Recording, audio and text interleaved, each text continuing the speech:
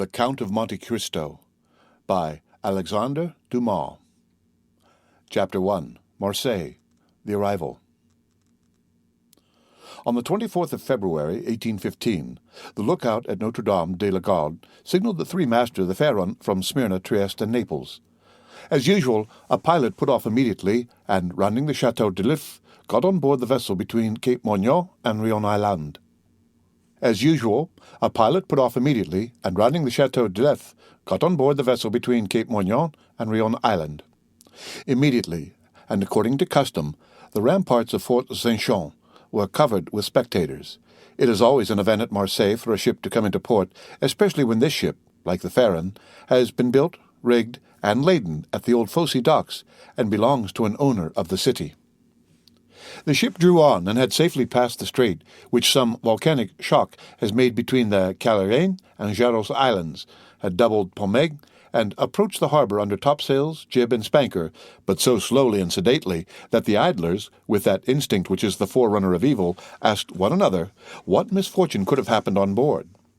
However, those experienced in navigation saw plainly that if any accident had occurred, it was not to the vessel herself, for she bore down with all the evidence of being skilfully handled, the anchor a cockbill, the jib-boom guys already eased off, and standing by the side of the pilot, who was steering the Pharaon towards the narrow entrance of the inner port, was a young man who, with activity and vigilant eye, watched every motion of the ship, and repeated each direction of the pilot.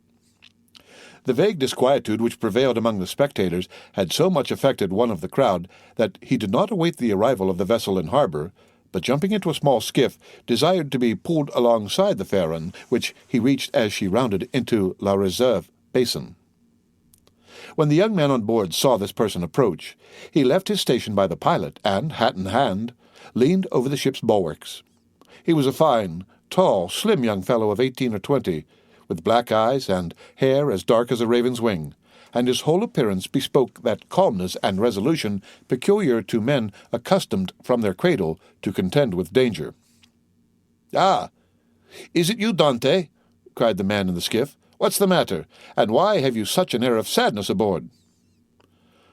"A great misfortune, Monsieur Morel," replied the young man. "A great misfortune for me especially. Off Civita Vecchia we lost our brave Captain Leclerc." "And the cargo?" inquired the owner eagerly.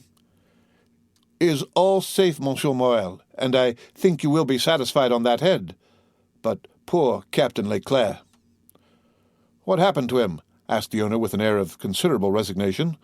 "What happened to the worthy captain?" "He died." "Fell into the sea?" "No, sir. He died of brain fever in dreadful agony." Then turning to the crew, he said, "Bear a hand there to take in sail." All hands obeyed, and at once the 8 or 10 seamen who composed the crew sprang to their respective stations at the spanker brails and outhaul, topsail sheets and halyards, the jib downhaul, and the topsail clewlines and buntlines. The young sailor gave a look to see that his orders were promptly and accurately obeyed, and then turned again to the owner. "And how did this misfortune occur?" inquired the latter, resuming the interrupted conversation. "Alas, sir, in the most unexpected manner. After a long talk with the harbour-master, Captain Leclerc left Naples greatly disturbed in mind. In 24 hours he was attacked by a fever and died 3 days afterwards. We performed the usual burial service, and he is at his rest, sewn up in his hammock, with a 36-pound shot at his head and his heels off El Giglio Island. We bring to his widow his sword and cross of honour. It was worth while, truly," added the young man with a melancholy smile, "to make war against the English for 10 years, and to die in his bed at last like everybody else."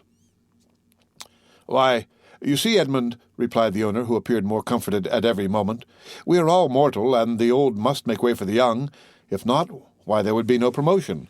And since you assure me that the cargo is all safe and sound, Monsieur Morel, take my word for it, and I advise you not to take 25,000 francs for the profits of the voyage." Then, as they were just passing the round tower, the young man shouted, "Stand by there to lower the topsails and jib. Brail up the spanker." The order was executed as promptly as it would have been on board a man-of-war. "Let go, and clew up." At this last command, all the sails were lowered, and the vessel moved almost imperceptibly onwards. "Now, if you will come on board, Monsieur Morel," said Dantès, observing the owner's impatience. "Here is your supercargo. Monsieur Danglars is coming out of his cabin, who will furnish you with every particular. As for me, I must look after the anchoring and dress the ship in mourning." The owner did not wait for a second invitation. He seized a rope which Dantès flung to him, and with an activity that would have done credit to a sailor, climbed up the side of the ship, while the young man, going to his task, left the conversation to Danglars, who now came toward the owner.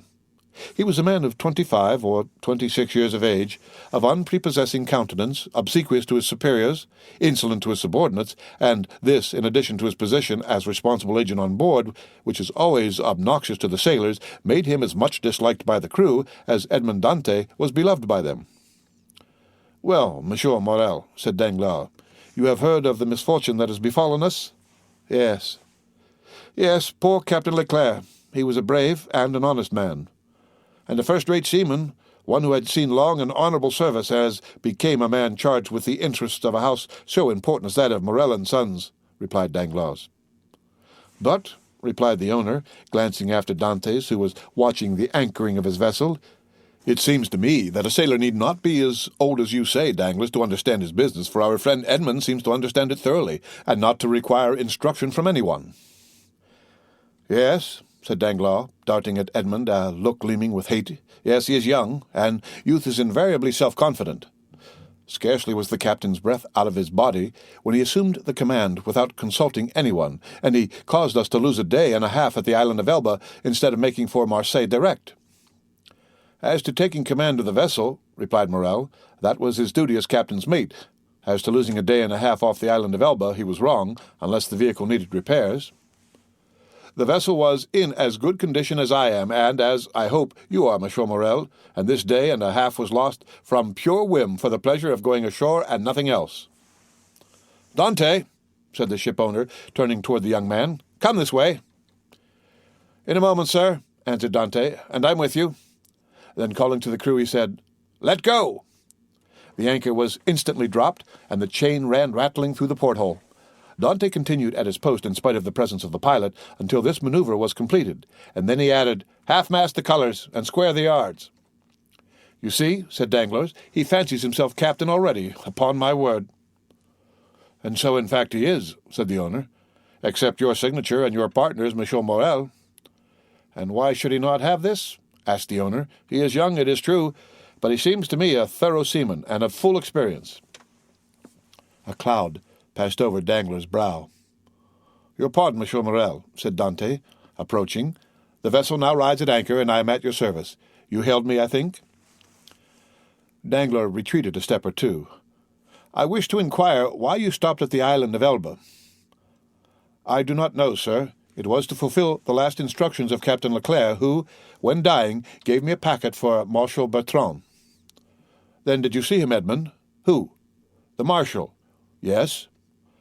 Morrel looked around him, and then, drawing Dantès on one side, he said suddenly, "And how is the Emperor?" "Very well, as far as I could judge from the sight of him." "You saw the Emperor, then?" "He entered the Marshal's apartment while I was there." "And you spoke to him?" "Why, it was he who spoke to me, sir," said Dantès with a smile. "And what did he say to you?" "Asked me questions about the vessel, the time she left Marseille, the course she had taken, and what was her cargo.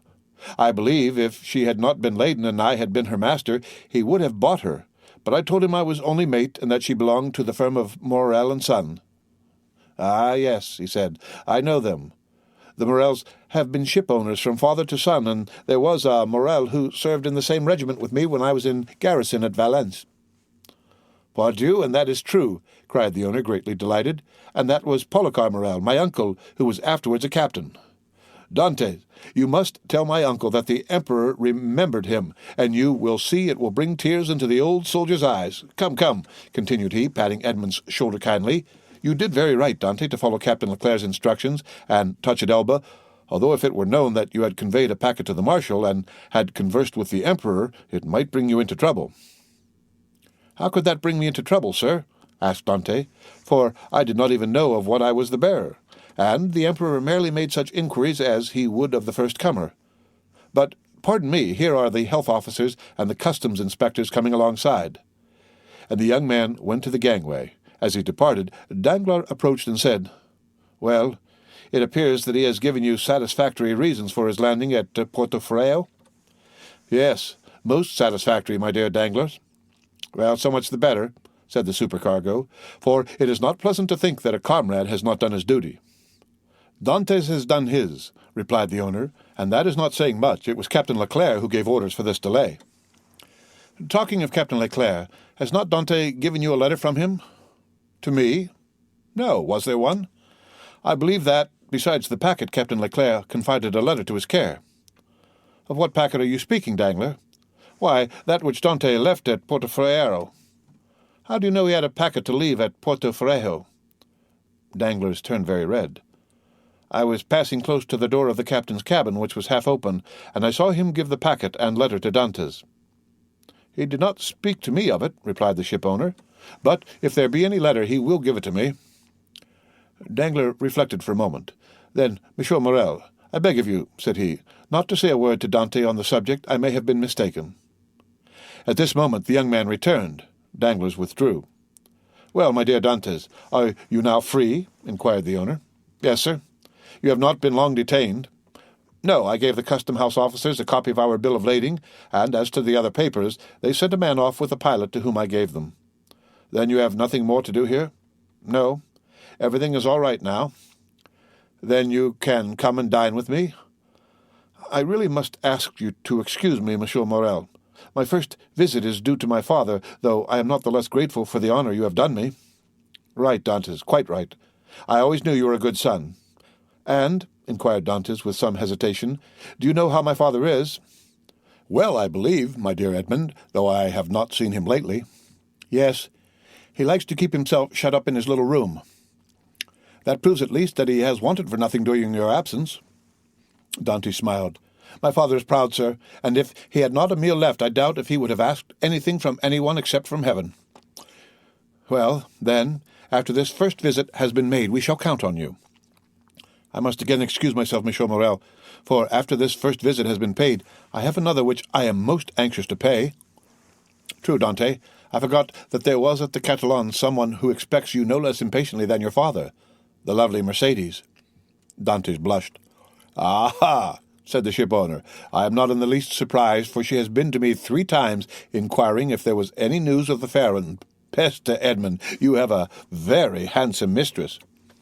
She is not my mistress, replied the young sailor gravely. She is my betrothed.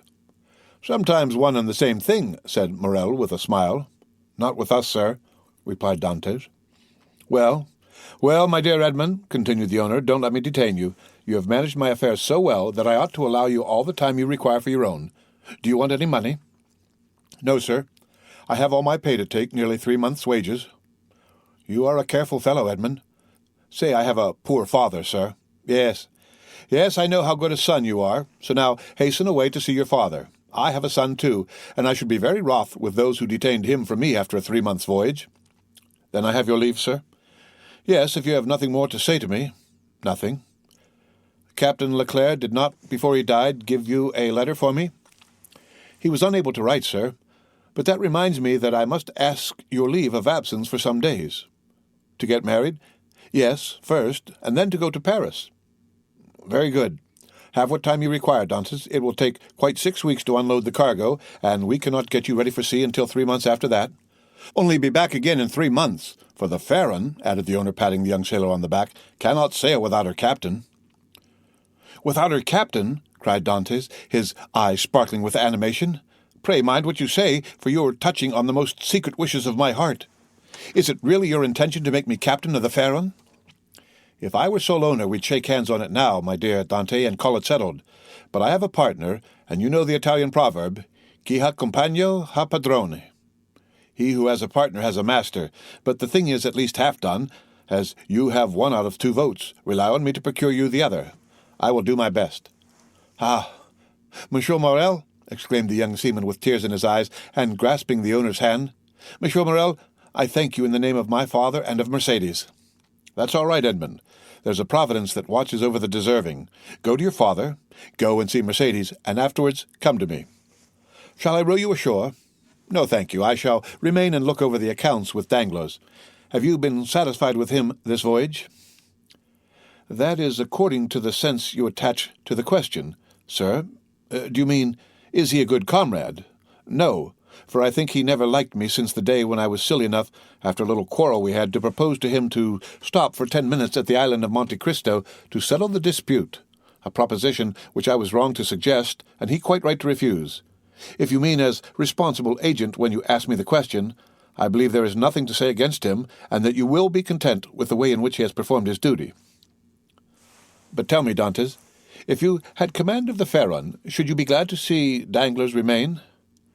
Captain or mate, Monsieur Morel, I shall always have the greatest respect for those who possess the owner's confidence. That's right. That's right, Dantès. I see you are a thoroughly good fellow, and will detain you no longer. Go, for I see how impatient you are. Then I have leave? Go, I tell you. May I have the use of your skiff? Certainly. Then, for the present, Monsieur Morel, farewell and 1,000 thanks. I hope soon to see you again, my dear Edmond. Good luck to you.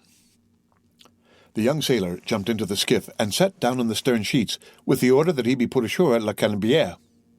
The two oarsmen bent to their work, and the little boat glided away as rapidly as possible in the midst of the 1,000 vessels which choke up the narrow way which leads between the 2 rows of ships from the mouth of the harbour to the Quai d'Orléans. The ship-owner, smiling, followed him with his eyes until he saw him spring out of the quay and disappear in the midst of the throng which from 5 o'clock in the morning until 9 o'clock at night swarms in the famous street of La Canebière, a street of which the modern Phocians are so proud that they say with all the gravity in the world and with that accent which gives so much character to what is said, if Paris had La Canebière, Paris would be a second Marseille. On turning round, the owner saw Danglars behind him, apparently awaiting orders, but in reality also watching the young sailor. But there was a great difference in the expression of the two men who thus followed the movements of Edmond Dantès. The end of Chapter 1 of the Count of Monte Cristo. Read by Rick Kistner for Lit to Go on the web at fcit.usf.edu. The Count of Monte Cristo by Alexandre Dumas. Chapter 2, Father and Son. We will leave Danglars struggling with the demon of hatred, and endeavouring to insinuate in the ear of the ship-owner some evil suspicions against his comrade, and follow Dantès, who, after having traversed La Canebière, took the Rue de Noailles, and, entering a small house on the left of the Allée des Melians, rapidly ascended 4 flights of a dark staircase, holding the baluster with one hand, while with the other he repressed the beatings of his heart, and paused before a half-open door from which he could see the whole of a small room. This room was occupied by Dantès' father. The news of the arrival of the Pharaon had not yet reached the old man, who, mounted on a chair, was amusing himself by training with trembling hand the nasturtiums and sprays of clematis that clambered over the trellis at his window. Suddenly he felt an arm thrown round his body, and a well-known voice behind him exclaimed, "Father! Dear father!" The old man uttered a cry and turned round. Then, seeing his son, he fell into his arms, pale and trembling. "Why, what ails you, my dearest father? Are you ill?" inquired the young man, much alarmed. No, my dear Edmond, my boy, my son, no. But I did not expect you, and enjoy the surprise of seeing you so suddenly. I feel as if I were going to die." Come, cheer up, my dear father. 'Tis I, really I. They say joy never hurts, and so I came to you without any warning. Come now, do smile, instead of looking at me so solemnly. Here I am back again, and we are going to be happy. Yes, my boy, so we will, replied the old man. But how shall we be happy? Shall you never leave me again? Come, tell me all the good fortune that has befallen you. God forgive me, said the young man, for rejoicing at happiness derived from the misery of others, but heaven knows I did not seek this good fortune. It has happened, and I really cannot pretend to lament it. The good Captain Leclerc is dead, father, and it is probable that, with the aid of Monsieur Morel, I shall have his place. Do you understand, father? Only imagine me a captain at 20, with 100 louis pay and a share in the profits. Is this not more than a poor sailor like me could have hoped for? Yes, my dear boy, replied the old man, it is very fortunate. Well then, with the first money I touch, I mean you to have a small house with a garden in which to plant clematis, nasturtiums, and honeysuckle. But what ails you, father? Are you not well? 'Tis nothing. It will soon pass away. And as he said so, the old man's strength failed him, and he fell backwards. "Come, come," said the young man. "A glass of wine, father, will revive you. Where do you keep your wine?" "No, thanks. You need not look for it. I do not want it," said the old man. Yes, father, tell me where it is." And he opened 2 or 3 cupboards. "It is no use," said the old man. "There is no wine." "What? No wine?" said Dantès, turning pale and looking alternately at the hollow cheeks of the old man and the empty cupboards. "What, no wine? Have you wanted money, father?" "I want nothing now that I have you," said the old man. "Yet," stammered Dantès, wiping the perspiration from his brow, "yet I gave you 200 francs when I left 3 months ago." Yes, Edmond, that is true, but you forgot at that time a little debt to our neighbor Cadru. He reminded me of it, telling me if I did not pay for you, he would be paid by Monsieur Morel, and so you see, lest he might do you an injury." "Well?" "Why, I paid him." "But," cried Dantès, "it was 140 francs I owed Cadru." "Yes," stammered the old man. "And you paid him out of the 200 francs I left you?" The old man nodded. "So that you have lived for 3 months on 60 francs?" muttered Edmond. "You know how little I require," said the old man. "Heaven pardon me," cried Edmond, falling on his knees before his father. "What are you doing? You have wounded me to the heart." "Never mind, for I see you once more," said the old man. "And now it's all over. Everything is all right again." "Yes, here I am," said the young man, "with a promising future and a little money. Here, father, here," he said. "Take this. Take it and send for something immediately." And he emptied his pockets on the table, the contents consisting of a dozen gold pieces, 5 or 6 5-franc pieces, and some smaller coin. The countenance of old Dantès brightened. "Whom does this belong to?" he inquired. "To me. To you. To us. Take it, buy some provisions, be happy, and tomorrow we shall have more." "Gently, gently," said the old man with a smile, "and by your leave, I will use your purse moderately, for they would say if they saw me buy too many things at a time that I had been obliged to await your return in order to be able to purchase them." "Do as you please, but first of all, pray have a servant, father. I will not have you left alone so long. I have some smuggled coffee and most capital tobacco in a small chest in the hold, which you shall have tomorrow, but hush, here comes somebody. 'Tis Cadru, who has heard of your arrival and no doubt comes to congratulate you on your fortunate return." "Ah, lips that say one thing while the heart thinks another," murmured Edmond. "But never mind, he is a neighbor who has done us a service on a time, so he's welcome." As Edmond paused, the black and bearded head of Cadru appeared at the door. He was a man of 25 or 6, and held a piece of cloth which, being a tailor, he was about to make into a coat-lining. "What? Is it you, Edmond, back again?" said he with a broad Marseille accent and a grin that displayed his ivory-white teeth. "Yes, as you see, neighbor Cadru, and ready to be agreeable to you in any and every way," replied Dantès, but ill concealing his coldness under this cloak of civility. Thanks, but fortunately I do not want for anything, and it chances that at time there are others who have need of me." Dantès made a gesture. "I do not allude to you, my boy. No. I lent you money, and you returned it. That's like good neighbors, and we are quits." "We are never quits with those who oblige us," was Dantès' reply, "for when we do not owe them money, we owe them gratitude." "What's the use of mentioning that? What is done is done. Let us talk of your happy return, my boy. I had gone on the quay to match a piece of mulberry cloth when I met friend Danglars. "You at Marseille?" "Yes," says he. "I thought you were at Smyrna."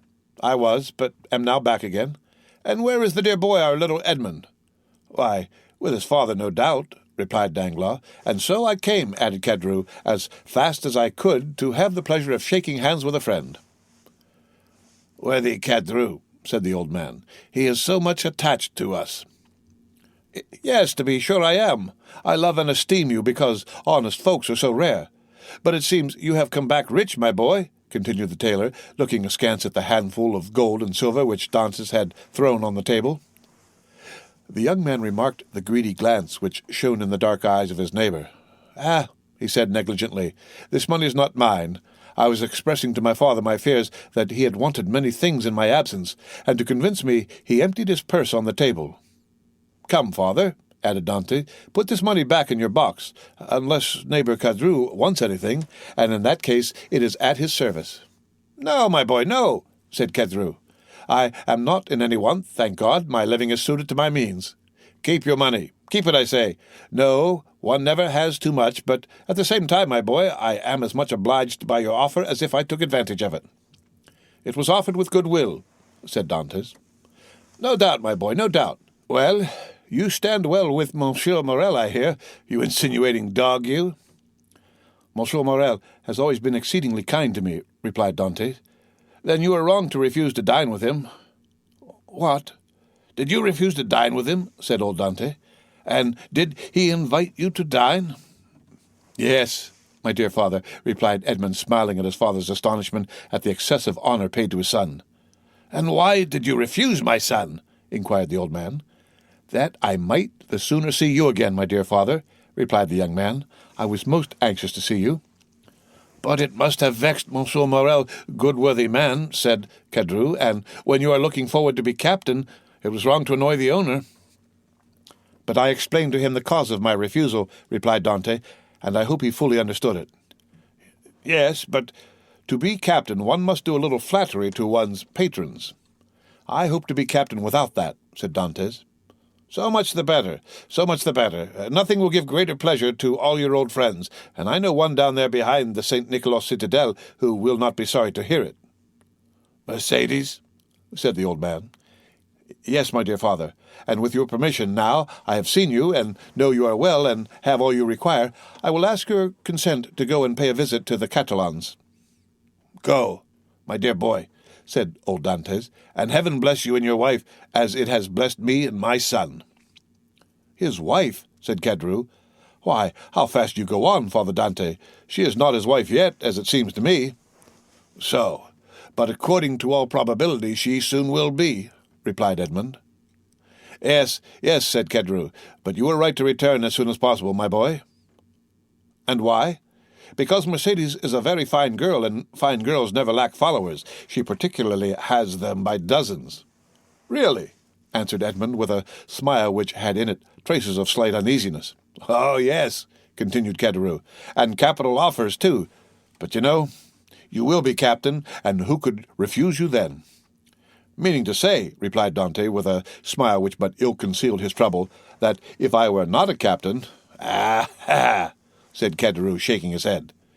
Come, come, said the sailor, I have a better opinion than you of women in general, and of Mercedes in particular, and I am certain that, captain or not, she will remain ever faithful to me. So much the better, so much the better, said Cadru. When one is going to be married, there is nothing like implicit confidence. But never mind that, my boy. Go and announce your arrival, and let her know all your hopes and prospects. I will go directly, was Edmond's reply, and embracing his father and nodding to Cadru, he left the apartment. Cadru lingered for a moment, then, taking leave of old Dantès, he went downstairs to rejoin Danglars, who awaited him at the corner of the Rue Senac. Well, said Danglars, did you see him? I have just left him, answered Cadru. Did he allude to his hope of being captain? He spoke of it as a thing already decided. Indeed, said Danglars. He is in too much hurry, it appears to me.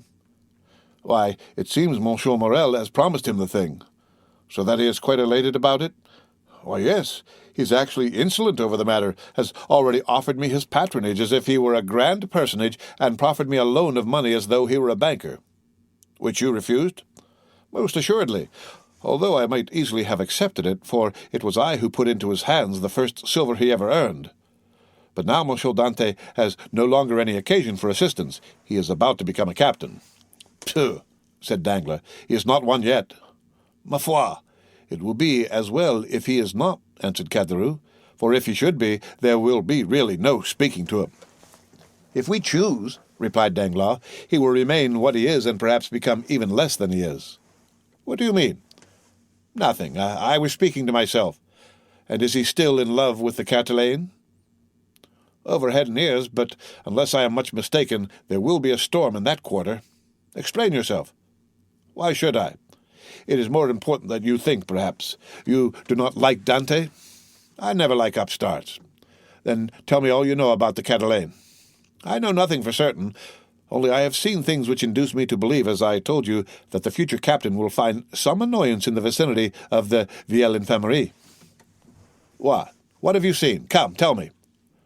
Well, every time I have seen Mercedes come into the city, she has been accompanied by a tall, strapping, black-eyed Catalan with a red complexion, brown skin, and fierce air, whom she calls a cousin.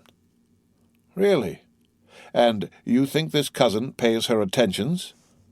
I only suppose so. What else can a strapping chap of 21 mean with a fine wench of 17? And you say that Dantès has gone to the Catalans. He went before I came down. Let us go the same way. We will stop at La Réserve, and we can drink a glass of La Margue whilst we wait for news. Come along, said Kedru, but you pay the score. Of course, replied Danglars, and going quickly to the designated place, they called for a bottle of wine and 2 glasses. Père Pamphile had seen Dantès pass not 10 minutes before, and assured that he was at the Catalans, they sat down under the budding foliage of the planes and sycamores, in the branches of which the birds were singing their welcome to one of the first days of spring. The end of Chapter 2 of the Count of Monte Cristo. Read by Rick Kishner for Lit to Go on the web at fcit.usf.edu. The Count of Monte Cristo by Alexandre Dumas. Chapter 3. The Catalans. Beyond a bare weather-worn wall, about 100 paces from the spot where the 2 friends sat looking and listening as they drank their wine, was the village of the Catalans. Long ago this mysterious colony quitted Spain and settled on the tongue of land on which it is to this day. Whence it came no one knew, and it spoke an unknown tongue. One of its chiefs, who understood Provençal, begged the commune of Marseille to give them this bare and barren promontory where, like the sailors of old, they had run their boats ashore. The request was granted, and 3 months afterwards, around the 12 or 15 small vessels which had brought these gypsies of the sea, a small village sprang up. This village, constructed in a singular and picturesque manner, half Moorish, half Spanish, still remains and is inhabited by descendants of the first comers who speak the language of their fathers. For 3 or 4 centuries they have remained upon this small promontory, on which they had settled like a flight of seabirds, without mixing with the Marseillais population, intermarrying and preserving their original customs and the costume of their mother country, as they have preserved its language. Our readers will follow us along the only street of this little village, and enter with us one of the houses, which is sunburned to the beautiful dead-leaf color peculiar to the buildings of the country, and within coated with whitewash, like a Spanish posada. A young and beautiful girl, with hair as black as jet, her eyes as velvety as the gazelle's, was leaning with her back against the wainscot, rubbing in her slender, delicately moulded fingers a bunch of heath blossoms, the flowers of which she was picking off and strewing on the floor. Her arms, bare to the elbow, brown, and modelled after those of the Arlesian Venus, moved with a kind of restless impatience, and she tapped the earth with her arched and supple foot, so as to display the pure and full shape of her well-turned leg in its red, cotton, grey, and blue clocked stocking. At 3 paces from her, seated in a chair which he balanced on 2 legs, leaning his elbow on an old worm-eaten table, was a tall young man of 20 or 22, who was looking at her with an air in which vexation and uneasiness were mingled. He questioned her with his eyes, but the firm and steady gaze of the young girl controlled his look. "You see, Mercedes," said the young man, "here is Easter come round again. Tell me, is this the moment for a wedding?" "I have answered you 100 times, Fernand, and really you must be very stupid to ask me again." "Well, repeat it, I beg of you, that I may at last believe it. Tell me for the 100th time that you refuse my love, which had your mother's sanction. Make me understand, once for all, that you are trifling with my happiness, that my life or death are nothing to you. Ah, to have dreamed for 10 years of being your husband, Mercedes, and to lose that hope which was the only stay of my existence." "At least it was not I who ever encouraged you in that hope, Fernand," replied Mercedes. "You cannot reproach me with the slightest coquetry. I have always said to you, I love you as a brother, but do not ask from me more than sisterly affection, for my heart is another's. Is not this true, Fernand?" "Yes, that is very true, Mercedes," replied the young man. "Yes, you have been cruelly frank with me, But do you forget that it is among the Catalans a sacred law to intermarry? You mistake, Fernand. It is not a law, but merely a custom, and I pray of you, do not cite this custom in your favor. You are included in the conscription, Fernand, and are only at liberty on sufferance, liable at any moment to be called upon to take up arms. Once a soldier, what would you do with me, a poor orphan, forlorn, without fortune, with nothing but a half-ruined hut and a few ragged nets, the miserable inheritance left by my father to my mother, and by my mother to me? She has been dead a year, and you know, Fernand, I have subsisted almost entirely on public charity. Sometimes you pretend I am useful to you, and that is an excuse to share with me the produce of your fishing, and I accept it, Fernand, because you are the son of my father's brother, because we were brought up together, and still more because it would give you so much pain if I refuse. But I feel very deeply that this fish which I go and sell, and with the produce of which I buy the flax I spin, I feel very keenly, Fernand, that this is charity. And if it were, Mercedes, poor and lone as you are, you suit me as well as the daughter of the first ship-owner, or the richest banker of Marseille. What do such as we desire but a good wife and careful housekeeper, and where can I look for these better than in you?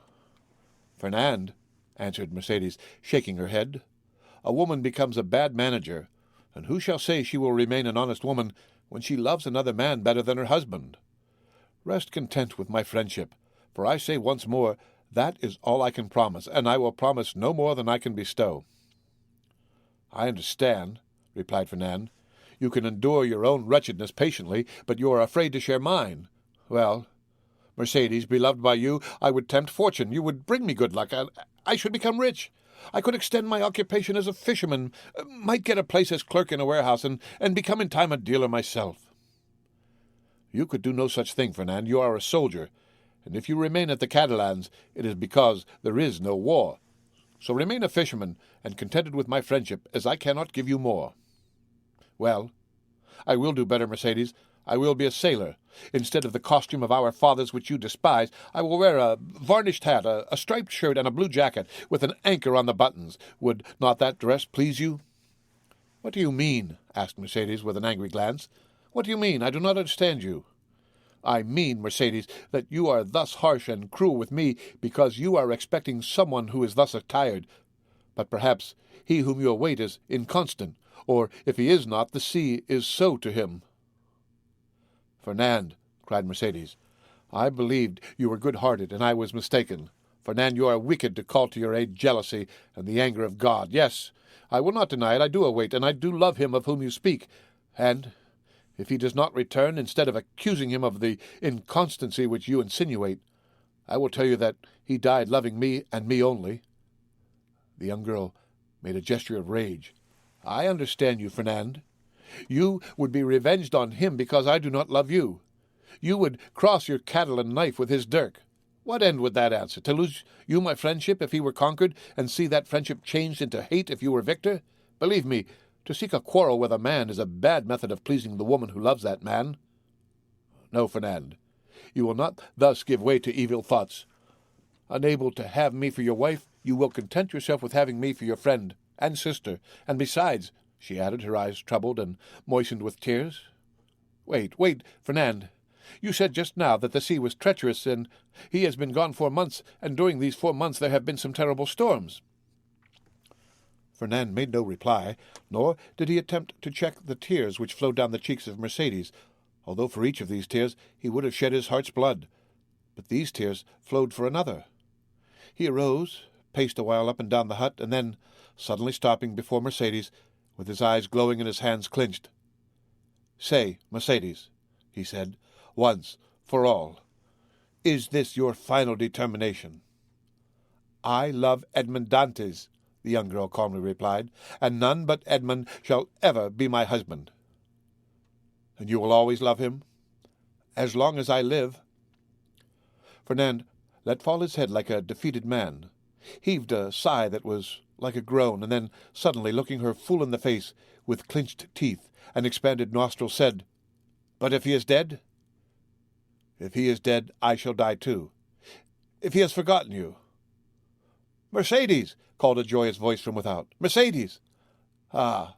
exclaimed the young girl, blushing with delight and fairly leaping in excess of love. "You see, he has not forgotten me, for here he is." and rushing towards the door, she opened it, saying, "Here, Edmond, here I am." Fernand, pale and trembling, drew back like a traveller at the sight of a serpent, and fell into a chair beside him. Edmond and Mercedes were clasped in each other's arms. The burning Marseille sun, which shot into the room through the open door, covered them with a flood of light. At first they saw nothing around them. Their intense happiness isolated them from all the rest of the world, and they only spoke in broken words, which are the tokens of a joy so extreme that they seem rather the expression of sorrow. Suddenly Edmond saw the gloomy, pale, and threatening countenance of Fernand, as it was defined in the shadow. By a movement for which he could scarcely account to himself, the young Catalan placed his hand on the knife at his belt. "Ah, your pardon," said Dantès, frowning in his turn. "I did not perceive that there were 3 of us." Then, turning to Mercedes, he inquired, "Who is this gentleman?" "One who will be your best friend, Dantès, for he is my friend, my cousin, my brother. It is Fernand, the man whom, after you, Edmond, I love the best in the world. Do you not remember him?" "Yes," said Dantès, and without relinquishing Mercedes' hand, clasped in one of his own, he extended the other to the Catalan with a cordial air. But Fernand, instead of responding to this amiable gesture, remained mute and trembling. Edmond then cast his eyes scrutinizingly at the agitated and embarrassed Mercedes, and then again on the gloomy and menacing Fernand. This look told him all, and his anger waxed hot. "I did not know when I came with such haste to you that I was to meet an enemy here." "An enemy?" cried Mercedes, with an angry look at her cousin. "An enemy in my house, do you say, Edmond? If I believed that, I would place my arm under yours and go with you to Marseille, leaving the house to return to it no more." Fernand's eye darted lightning. "And should any misfortune occur to you, dear Edmond," she continued with the same calmness which proved to Fernand that the young girl had read the very innermost depths of his sinister thought, "if misfortune should occur to you, I would ascend the highest point of the Cape de Morgion and cast myself headlong from it." Fernand became deadly pale. "But you are deceived, Edmond," she continued. "You have no enemy here. There is no one but Fernand, my brother, who will grasp your hand as a devoted friend." And at these words the young girl fixed her imperious look on the Catalan, who, as if fascinated by it, came slowly towards Edmond and offered him his hand. His hatred, like a powerless though furious wave, was broken against the strong ascendancy which Mercedes exercised over him. Scarcely, however, had he touched Edmond's hand, that he felt he had done all he could do, and rushed hastily out of the house. "Oh!" he exclaimed, running furiously and tearing his hair. "Oh! Who will deliver me from this man, wretched, wretched that I am?" "Hello, Catalan!" "Hello, Fernand! Where are you running to?" exclaimed a voice. The young man stopped suddenly, looking around him, and perceived Caderousse sitting at a table with Danglars under an arbor. "Well," said Caderousse, "why don't you come? Are you really in such a hurry that you have no time to pass the time of day with your friends?" "Particularly when they have still a full bottle before them," added Danglars. Fernand looked at them both with a stupefied air, but did not say a word. "He seems besotted," said Danglars, pushing Caderousse with his knee. "Are we mistaken, and is Dante triumphant in spite of all we have believed?" "Why, we must inquire into that," was Caderousse's reply, and, turning towards the young man, said, "Well, Catalan, can't you make up your mind?" Fernand wiped away the perspiration steaming from his brow, and slowly entered the arbor, whose shade seemed to restore somewhat of calmness to his senses, and whose coolness somewhat of refreshment to his exhausted body. "Good day," said he. "You called me, didn't you?" And he fell rather than sat down on one of the seats which surrounded the table. "I called you because you were running like a madman, and I was afraid you would throw yourself into the sea," said Caderousse, laughing. "Why, when a man has friends, they are not only to offer him a glass of wine, but, moreover, to prevent his swallowing 3 or 4 pints of water unnecessarily." Fernand gave a groan which resembled a sob, and dropped his head into his hands, his elbows leaning on the table. "Well, Fernand, I must say," said Caderousse, beginning the conversation with that brutality of the common people in which curiosity destroys all diplomacy, "you look uncommonly like a rejected lover." And he burst into a hoarse laugh. "Ah," said Danglars, "a lad of his make was not born to be unhappy in love. You are laughing at him, Caderousse." "No," he replied, "only hark how he sighs." "Come, come, Fernand," said Caderousse, "hold up your head and answer us. It's not polite not to reply to friends who ask news of your health." "My health is well enough," said Fernand, clenching his hands without raising his head. "Ah, you see, Danglars," said Caderousse, winking at his friend. "This is how it is. Fernand, whom you see here, is a good and brave Catalan, one of the best fishermen in Marseille, and he is in love with a very fine girl named Mercedes. But it appears, unfortunately, that the fine girl is in love with the mate of the Pharaon, and as the Pharaon arrived today, why, you understand." "No, I do not understand," said Danglars. "Poor Fernand has been dismissed," continued Caderousse. "Well, and what then?" said Fernand, lifting up his head, and looking at Caderousse like a man who looks for someone on whom to vent his anger. "Mercedes is not accountable to any person, is she? Is she not free to love whomsoever she will?" "Oh, if you take it in that sense," said Caderousse, "it is another thing. But I thought you were a Catalan, and they told me that Catalans were not men to allow themselves to be supplanted by a rival. It was even told me that Fernand especially was terrible in his vengeance." Fernand smiled piteously. "A lover is never terrible," he said. "Poor fellow," remarked Danglars, affecting to pity the young man from the bottom of his heart. "Why, you see, he did not expect to see Dantès return so suddenly. He thought he was dead, perhaps, or perchance faithless. These things always come on us more severely when they come suddenly." "Ah, ma foi! Under any circumstances," said Caderousse, who drank as he spoke, and on whom the fumes of the wine began to take effect, "under any circumstances Fernand is not the only person put out by the fortunate arrival of Dantès. Is he, Danglars?" "No, you are right, and I should say that would bring him ill luck." "Well, never mind," answered Caderousse, pouring out a glass of wine for Fernand, and filling his own for the 8th or 9th time, while Danglars had merely sipped his. "Never mind. In the meantime he marries Mercedes, the lovely Mercedes. At least he returns to do that." During this time Danglars fixed his piercing glance on the young man on whose heart Caderousse's words fell like molten lead. "And when is the wedding to be?" he asked. "Oh, it is not yet fixed," murmured Fernand. "No, but it will be," said Caderousse, "as surely as Dantès will be captain of the Pharaon. Eh, Danglars?"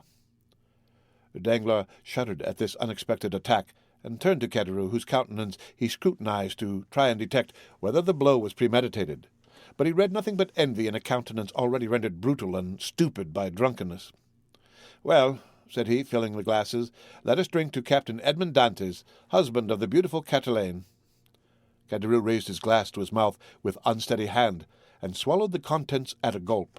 Fernand dashed his on the ground. "Ah, stammered Caderousse. "What do I see down there by the wall, in the direction of the Catalans? Look, Fernand, your eyes are better than mine. I believe I see double. You know wine is a deceiver, but I should say it was two lovers walking side by side and hand in hand. Heaven forgive me, they do not know we can see them, and that they are actually embracing." Danglars did not lose one pang that Fernand endured. "Do you know them, Fernand?" he said. "Yes," was the reply in a low voice. "It is Edmond and Mercedes." "Ah, see there now," said Caderousse, "and I did not recognize them. Hallo, Dantès! Hallo, lovely damsel, come this way, and let us know when the wedding is to be, for Fernand here is so obstinate he will not tell us." "Hold your tongue, will you?" said Danglars, pretending to restrain Caderousse, who, with the tenacity of drunkards, leaned out of the arbor. "Try to stand upright, and let the lovers make love without interruption. See, look at Fernand, and follow his example. He is well behaved." Fernand, probably excited beyond bearing, pricked by Danglars as the bull is by the bandilleros, was about to rush out, for he had risen from his seat and seemed to be collecting himself to dash headlong upon his rival, when Mercedes, smiling and graceful, lifted up her lovely head, and looked at them with her clear and bright eyes. At this Fernand recollected her threat of dying if Edmond died, and dropped again heavily on his seat. Danglars looked at the two men, one after the other, the one brutalized by liquor, the other overwhelmed with love. "I shall get nothing from these fools," he muttered, "and I am very much afraid of being here between a drunkard and a coward. Here's an envious fellow making himself boozy on wine when he ought to be nursing his wrath. And here is a fool who sees the woman he loves stolen from under his nose and takes on like a big baby. Yet this Catalan has eyes that glisten like those of the vengeful Spaniards, Sicilians, and Calabrians, and the other has fists big enough to crush an ox at one blow. Unquestionably, Edmond's star is in the ascendant, and he will marry the splendid girl. He will be captain, too, and laugh at us all. Unless—" a sinister smile passed over Danglars' lips. "Unless I take a hand in the affair," he added. "Hallo!" continued Caderousse, half rising and with his fist on the table. "Hallo, Edmond! Do you not see your friends, or are you too proud to speak to them?" "No, my dear fellow," replied Dantès, "I am not proud, but I am happy, and happiness blinds, I think, more than pride." "Ah, very well, that's an explanation," said Caderousse. "How do you do, Madame Dantès?" Mercédès courtesied gravely and said, "That is not my name, and in my country it bodes ill fortune, they say, to call a young girl by the name of her betrothed before he becomes her husband. So call me Mercédès, if you please." "We must excuse our worthy neighbor, Caderousse," said Dantès. "He is so easily mistaken." "So, then, the wedding is to take place immediately, Monsieur Dantès," said Danglars, bowing to the young couple. "As soon as possible, Monsieur Danglars. Today all preliminaries will be arranged at my father's, and tomorrow or next day at latest the wedding festival here at La Réserve. My friends will be there, I hope. That is to say, you are invited, Monsieur Danglars, and you, Caderousse." "And Fernand?" said Caderousse with a chuckle. "Fernand, too, is invited?" "My wife's brother is my brother," said Edmond, "and we, Mercédès and I, should be very sorry if he were absent at such a time." Fernand opened his mouth to reply, but his voice died on his lips, and he could not utter a word. "Today the preliminaries, tomorrow or next day the ceremony. You are in a hurry, Captain." "Danglars," said Edmond, smiling, "I will say to you as Mercédès said just now to Caderousse, do not give me a title which does not belong to me, that may bring me bad luck." "Your pardon," replied Danglars. "I merely said you seemed in a hurry, and we have lots of time. The Pharaon cannot be under way again in less than 3 months, and we are always in a hurry to be happy, Monsieur Danglars, for when we have suffered a long time we have great difficulty in believing in good fortune. But it is not selfishness alone that makes me thus in haste. I must go to Paris." "Ah, really? To Paris? And will it be the first time you have ever been there, Dantès?" "Yes." "Have you business there?" "Not of my own. The last commission of poor Captain Leclerc. You know to what I allude, Danglars. It is sacred. Besides, I shall only take the time to go and return." Yes, I understand," said Danglars, and then in a low tone he added, "To Paris, no doubt to deliver the letter which the Grand Marshal gave him." "Ah, this letter gives me an idea, a capital idea. Dantès, my friend, you are not yet registered number 1 on board the good ship Pharaon." Then turning towards Edmond, who was walking away, "A pleasant journey," he cried. "Thank you," said Edmond, with a friendly nod, and the two lovers continued on their way, as calm and joyous as if they were the very elect of heaven. The end of Chapter 3 of The Count of Monte Cristo, read by Rick Kishner, for Lit2Go on the web at fcit.usf.edu. The Count of Monte Cristo by Alexandre Dumas. Chapter 4, Conspiracy. Danglars followed Edmond and Mercédès with his eyes until the two lovers disappeared behind one of the angles of Fort St. Nicholas. Then, turning round, he perceived Fernand, who had fallen, pale and trembling, into his chair, while Caderousse stammered out the words of a drinking song. "Well, my dear sir," said Danglars to Fernand, "here is a marriage which does not appear to make everybody happy." "It drives me to despair," said Fernand. "Do you then love Mercédès?" "I adore her." "For long?" "For as long as I have known her, always." "And you sit there tearing your hair, instead of seeking to remedy your condition? I did not think that was the way of your people." "What would you have me do?" said Fernand. "How do I know? Is it my affair? I am not in love with Mademoiselle Mercédès. But for you, in the words of the Gospel, seek and you shall find. I have found already." "What?" "I would stab the man, but the woman told me that if any misfortune happened to her betrothed, she would kill herself." "Pooh! Women say those things, but never do them." "You do not know Mercédès. What she threatens, she will do." "Idiot!" muttered Danglars. "Whether she kill herself or not, what matter, provided Dantès is not a captain?" "Before Mercédès should die," replied Fernand, with the accents of unshaken resolution, "I would die myself." "That's what I call love," said Kedru with a voice more tipsy than ever. "That's love, or I don't know what love is." "Come," said Danglars. "You appear to me a good sort of fellow, and hang me, I should like to help you, but—" "Yes," said Kedru, "but how?" "My dear fellow," replied Danglars, "you are 3 parts drunk. Finish the bottle, and you will be completely so. Drink then, and do not meddle with what we are discussing, for that requires all one's wit and cool judgment." "I, drunk?" said Kedru. "Well, that's a good one. I could drink 4 such more bottles.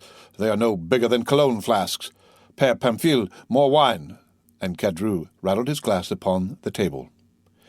"You were saying, sir," said Fernand, awaiting with great anxiety the end of this interrupted remark. "What was I saying? I forget. This drunken Kedru has made me lose the thread of my sentence. Drunk, if you like, so much the worse for those who fear wine, for it is because they have bad thoughts which they are afraid the liquor will extract from their hearts." And Kedru began to sing the 2 last lines of a song very popular at the time. "Tous les maçons sont boulevards, c'est bien prouvé par le déluge," which means, "The wicked are great drinkers of water, as the flood proved once for all." "You said, sir, you would like to help me, but—" "Yes, but I added, to help you, it would be sufficient that Dante did not marry her you love, and the marriage may easily be thwarted, methinks, and yet Dante need not die." "Death alone can separate them," remarked Fernand. "You talk like a noodle, my friend," said Kedru, "and here is Danglars, who is a wide-awake, clever, deep fellow, who will prove to you that you are wrong. Prove it, Danglars.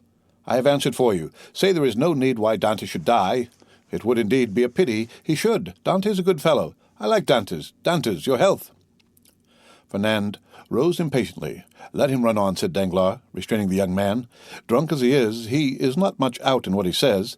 Absence severs as well as death, and if the walls of a prison were between Edmond and Mercédès, they would be as effectually separated as if he lay under a tombstone." "Yes, but one gets out of prison," said Kedru, who, with what sense was left him, listened eagerly to the conversation, "and when one gets out and one's name is Edmond Dantès, one seeks revenge." "What matters that?" muttered Fernand. "And why, I should like to know," persisted Kedru, "should they put Dantès in prison? He has not robbed or killed or murdered." "Hold your tongue," said Danglars. "I won't hold my tongue," replied Kedru. "I say I want to know why they should put Dantès in prison. I like Dantès. Dantès, your health," and he swallowed another glass of wine. Danglars saw in the muddled look of the tailor the progress of his intoxication, and turning towards Fernand, said, "Well, you understand there is no need to kill him." "Certainly not, if, as you said just now, you have the means of having Dantès arrested. Have you that means?" "It is to be found for the searching. But why should I meddle in the matter? It is no affair of mine." "I know not why you meddle," said Fernand, seizing his arm, "but this I know, you have some motive of personal hatred against Dantès, for he who himself hates is never mistaken in the sentiments of others." "I? Motives of hatred against Dantès? None, on my word. I saw you were unhappy, and your unhappiness interested me, that's all. But since you believe I act for my own account, adieu, my dear friend. Get out of the affair as best you may." And Danglars rose as if he meant to depart. "No, no," said Fernand, restraining him. "Stay. It is of very little consequence to me at the end of the matter whether you have any angry feeling or not against Dantès. I hate him. I confess it openly. Do you find the means? I will execute it, provided it is not to kill the man, for Mercédès has declared she will kill herself if Dantès is killed." Kedru, who had let his head drop on the table, now raised it, and looking at Fernand with his dull and fishy eyes, he said, "Kill Dantès? Who talks of killing Dantès?" "I won't have him killed, I won't. He's my friend, and this morning offered to share his money with me as I shared mine with him. I won't have Dantès killed, I won't." "And who has said a word about killing him, muddlehead?" replied Danglars. "We were merely joking. Drink to his health," he added, filling Kedru's glass, "and do not interfere with us. Yes, yes, Dantès' good health," said Kedru, emptying his glass. "Here's to his health. His health, hurrah!" "But the means, said Fernand. "Have you not hit upon any?" asked Danglars. "No, you undertook to do so." "True," replied Danglars. "The French have the superiority over the Spaniards, that the Spaniards ruminate while the French invent." "Do you invent, then?" said Fernand impatiently. "Waiter," said Danglars, "pen, ink, and paper." "Pen, ink, and paper," muttered Fernand. "Yes, I am a supercargo. Pen, ink, and paper are my tools, and without my tools I am fit for nothing." "Pen, ink, and paper, then," called Fernand loudly. "There's what you want on that table," said the waiter. "Bring them here." The waiter did as he was desired. "When one thinks," said Caderousse, letting his hand drop on the paper, "there is here wherewithal to kill a man more sure than if we waited at the corner of a wood to assassinate him. I have always had more dread of a pen, a bottle of ink, and a sheet of paper than of a sword or pistol." "The fellow is not so drunk as he appears to be," said Danglars. "Give him some more wine, Fernand." Fernand filled Caderousse's glass, who, like the confirmed toper he was, lifted his hand from the paper and seized the glass. The Catalan watched him until Caderousse, almost overcome by this fresh assault on his senses, rested, or rather dropped his glass upon the table. "Well," resumed the Catalan, as he saw the final glimmer of Caderousse's reason vanishing before the last glass of wine, "well, then, I should say, for instance," resumed Danglars, "that if after a voyage such as Dantès has just made, in which he touched at the Isle of Elba, some one were to denounce him to the king's procureur as a Bonapartist agent—" "I will denounce him!" exclaimed the young man hastily. "Yes, but they will make you then sign your declaration and confront you with him you have denounced. I will supply you with the means of supporting your accusation, for I know the fact well. But Dantès cannot remain forever in prison, and one day or other he will leave it, and the day when he comes out will betide him who was the cause of his incarceration. Oh, I should wish nothing better than that he would come and seek a quarrel with me. Yes, and Mercédès, who will detest you if you have only the misfortune to scratch the skin of her dearly beloved Edmond." "True," said Fernand. No, continued Danglars, "if we resolve on such a step, it would be much better to take, as I now do, this pen, dip it into this ink, and write with the left hand, that the writing may not be recognized, the denunciation we propose." And Danglars, uniting practice with theory, wrote with his left hand, and in a writing reversed from his usual style, and totally unlike it, the following lines which he handed to Fernand, and which Fernand read in an undertone. "The Honourable the King's Attorney is informed by a friend of the throne and religion that one Edmond Dantès, mate of the ship Pharaon, arrived this morning from Smyrna after having touched at Naples, and Porto Ferrajo has been entrusted by Murat with a letter for the usurper, and by the usurper with a letter for the Bonapartist Committee in Paris. Proof of this crime will be found on arresting him, for the letter will be found upon him or at his father's or in his cabin on board the Pharaon." "Very good," resumed Danglars. "Now your revenge looks like common sense, for in no way can it revert to yourself, and the matter will thus work its own way. There is nothing to do now but fold the letter as I am doing, and write upon it to the king's attorney, and that's all settled." And Danglars wrote the address as he spoke. "Yes, and that's all settled," exclaimed Caderousse, who by a last effort of intellect had followed the reading of the letter and instinctively comprehended all the misery which such a denunciation must entail. "Yes, and that's all settled, only it will be an infamous shame," and he stretched out his hand to reach the letter. "Yes," said Danglars, taking it from beyond his reach, "and as what I say and do is merely in jest, and I amongst the first and foremost should be sorry if anything happened to Dantès, the worthy Dantès, look here," and taking the letter, he squeezed it up in his hands and threw it into a corner of the arbor.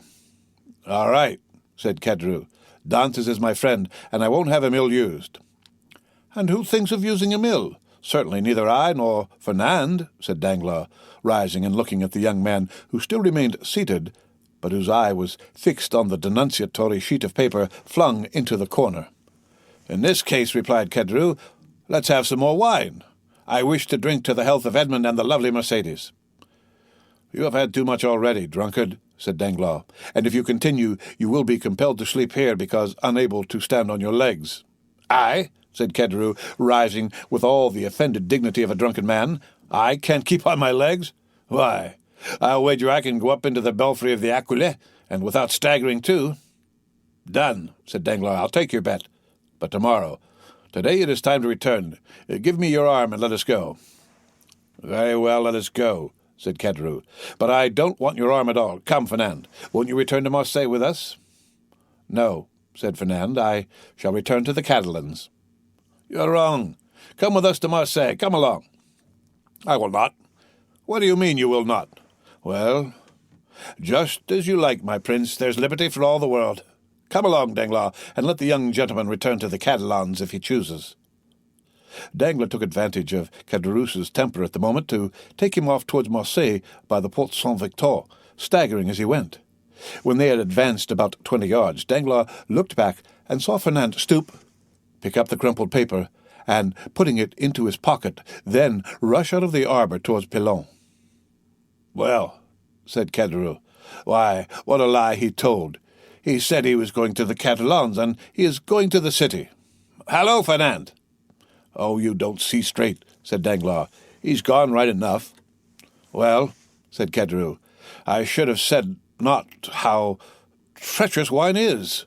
"Come, come," said Danglars to himself. "Now the thing is at work, and it will effect its purpose unassisted."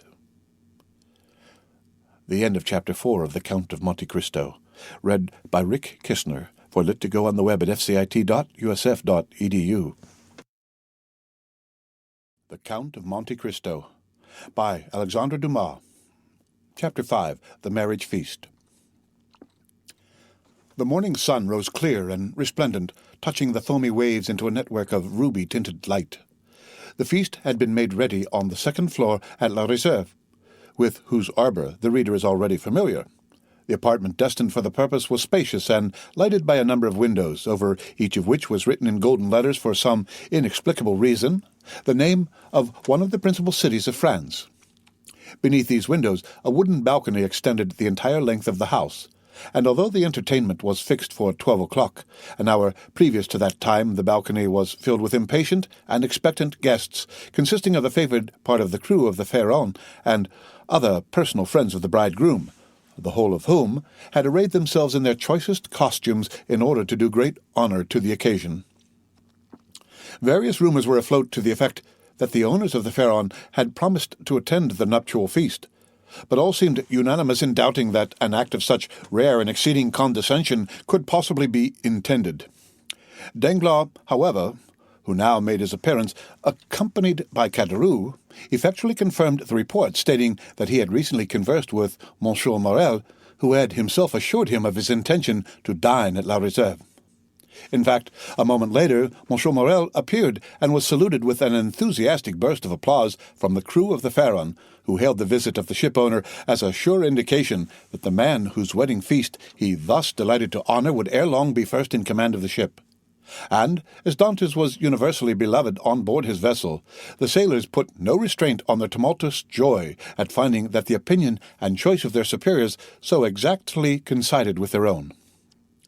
With the entrance of Monsieur Morel, Danglars and Caderousse were dispatched in search of the bridegroom to convey him to the intelligence of the arrival of the important personage whose coming had created such a lively sensation, and to beseech him to make haste. Danglars and Caderousse set off upon their errand at full speed, but ere they had gone many steps, they perceived a group advancing towards them, composed of the betrothed pair, a party of young girls in attendance on the bride, by whose side walked Dante's father, the whole brought up by Fernand, whose lips wore their usual sinister smile. Neither Mercédès nor Edmond observed the strange expression of his countenance. They were so happy that they were conscious only of the sunshine and the presence of each other. Having acquitted themselves of their errand, and exchanged a hearty shake of the hand with Edmond, Danglars and Caderousse took their places beside Fernand and old Dantès, the latter of whom attracted universal notice. The old man was attired in a suit of glistening watered silk, trimmed with steel buttons, beautifully cut and polished. His thin but wiry legs were arrayed in a pair of richly embroidered clocked stockings, evidently of English manufacture, while from his three-cornered hat depended a long, streaming knot of white and blue ribbons. Thus he came along, supporting himself on a curiously carved stick, his aged countenance lit up with happiness, looking for all the world like one of the aged dandies of 1796, parading the newly opened gardens of the Tuileries and Luxembourg. Beside him glided Caderousse, whose desire to partake of the good things provided for the wedding party had induced him to become reconciled to the Dantès, father and son, although there still lingered in his mind a faint and unperfect recollection of the events of the preceding night. Just as the brain retains on waking in the morning the dim and misty outline of a dream. As Danglars approached the disappointed lover, he cast on him a look of deep meaning, while Fernand, as he slowly paced behind the happy pair, who seemed in their own unmixed content to have entirely forgotten that such a being as himself existed, was pale and abstracted. Occasionally, however, a deep flush would overspread his countenance, and a nervous contraction distort his features, while, with an agitated and restless gaze, he would glance in the direction of Marseille like one who either anticipated or foresaw some great and important event. Dantès himself was simply but becomingly clad in the dress peculiar to the merchant service, a costume somewhat between a military and a civil garb, and with his fine countenance radiant with joy and happiness, a more perfect specimen of manly beauty could scarcely be imagined. Lovely as the Greek girls of Cyprus or Chios, Mercédès boasted the same bright flashing eyes of jet and ripe round coral lips.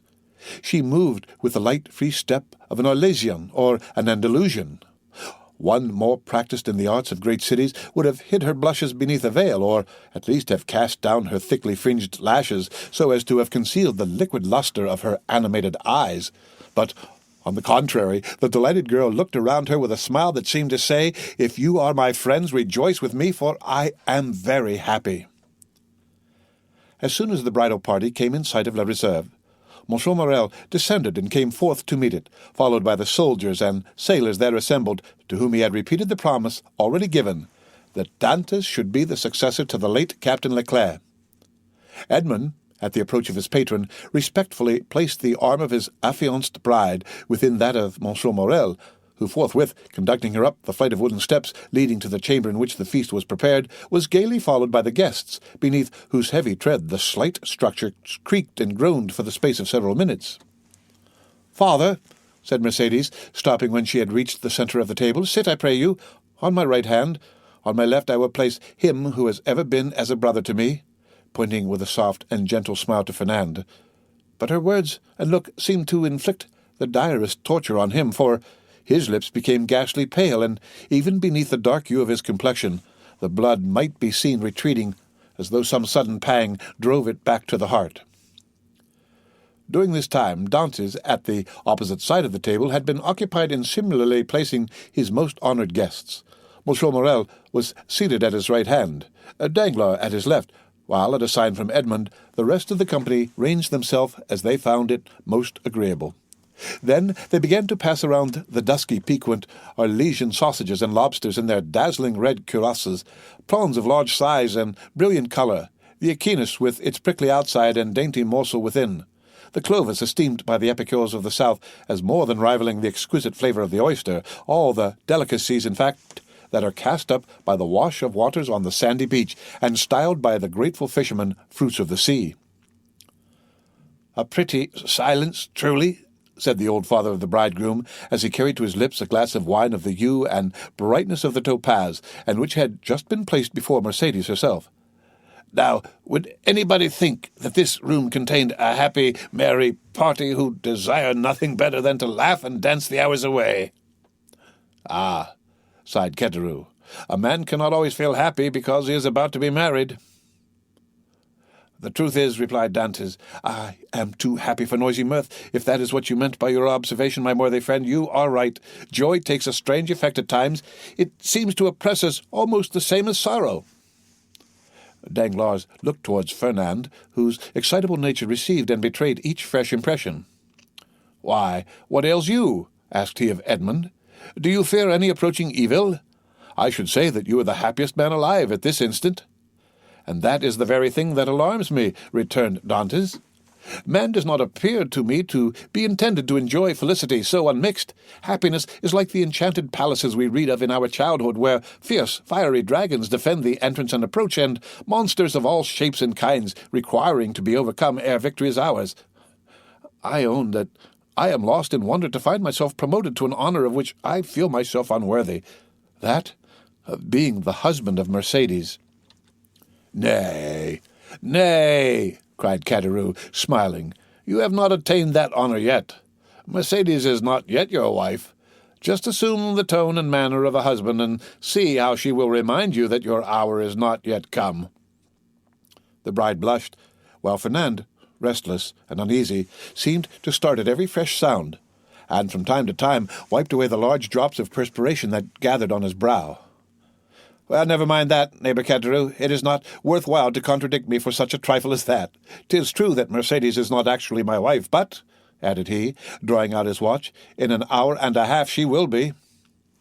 A general exclamation of surprise ran round the table, with the exception of the elder Dantès, whose laugh displayed the still perfect beauty of his large white teeth. Mercedes looked pleased and gratified, while Fernand grasped the handle of his knife with a convulsive clutch. "In an hour?" inquired Danglars, turning pale. "How is that, my friend?" "Why, thus it is," replied Dantès. "Thanks to the influence of Monsieur Morrel, to whom, next to my father, I owe every blessing I enjoy, every difficulty has been removed. We have purchased permission to waive the usual delay, and at 2:30 the mayor of Marseille will be waiting for us at the city hall. Now, as 1:15 has already struck, I do not consider I have asserted too much in saying that in another hour and 30 minutes Mercedes will have become Madame Dantès." Fernand closed his eyes. A burning sensation passed across his brow, and he was compelled to support himself by the table to prevent his falling from his chair. But in spite of all his efforts, he could not refrain from uttering a deep groan, which, however, was lost amid the noisy felicitations of the company. "Upon my word," cried the old man, "you make short work of this kind of affair. Arrived here only yesterday morning, and married today at 3:00. Commend me to a sailor for going the quick way to work."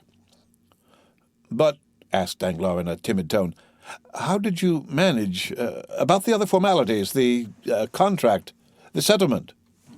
"The contract," answered Dantès laughingly. "It didn't take long to fix that. Mercedes has no fortune. I have none to settle on her. So you see our papers were quickly written out, and certainly do not come very expensive." This joke elicited a fresh burst of applause.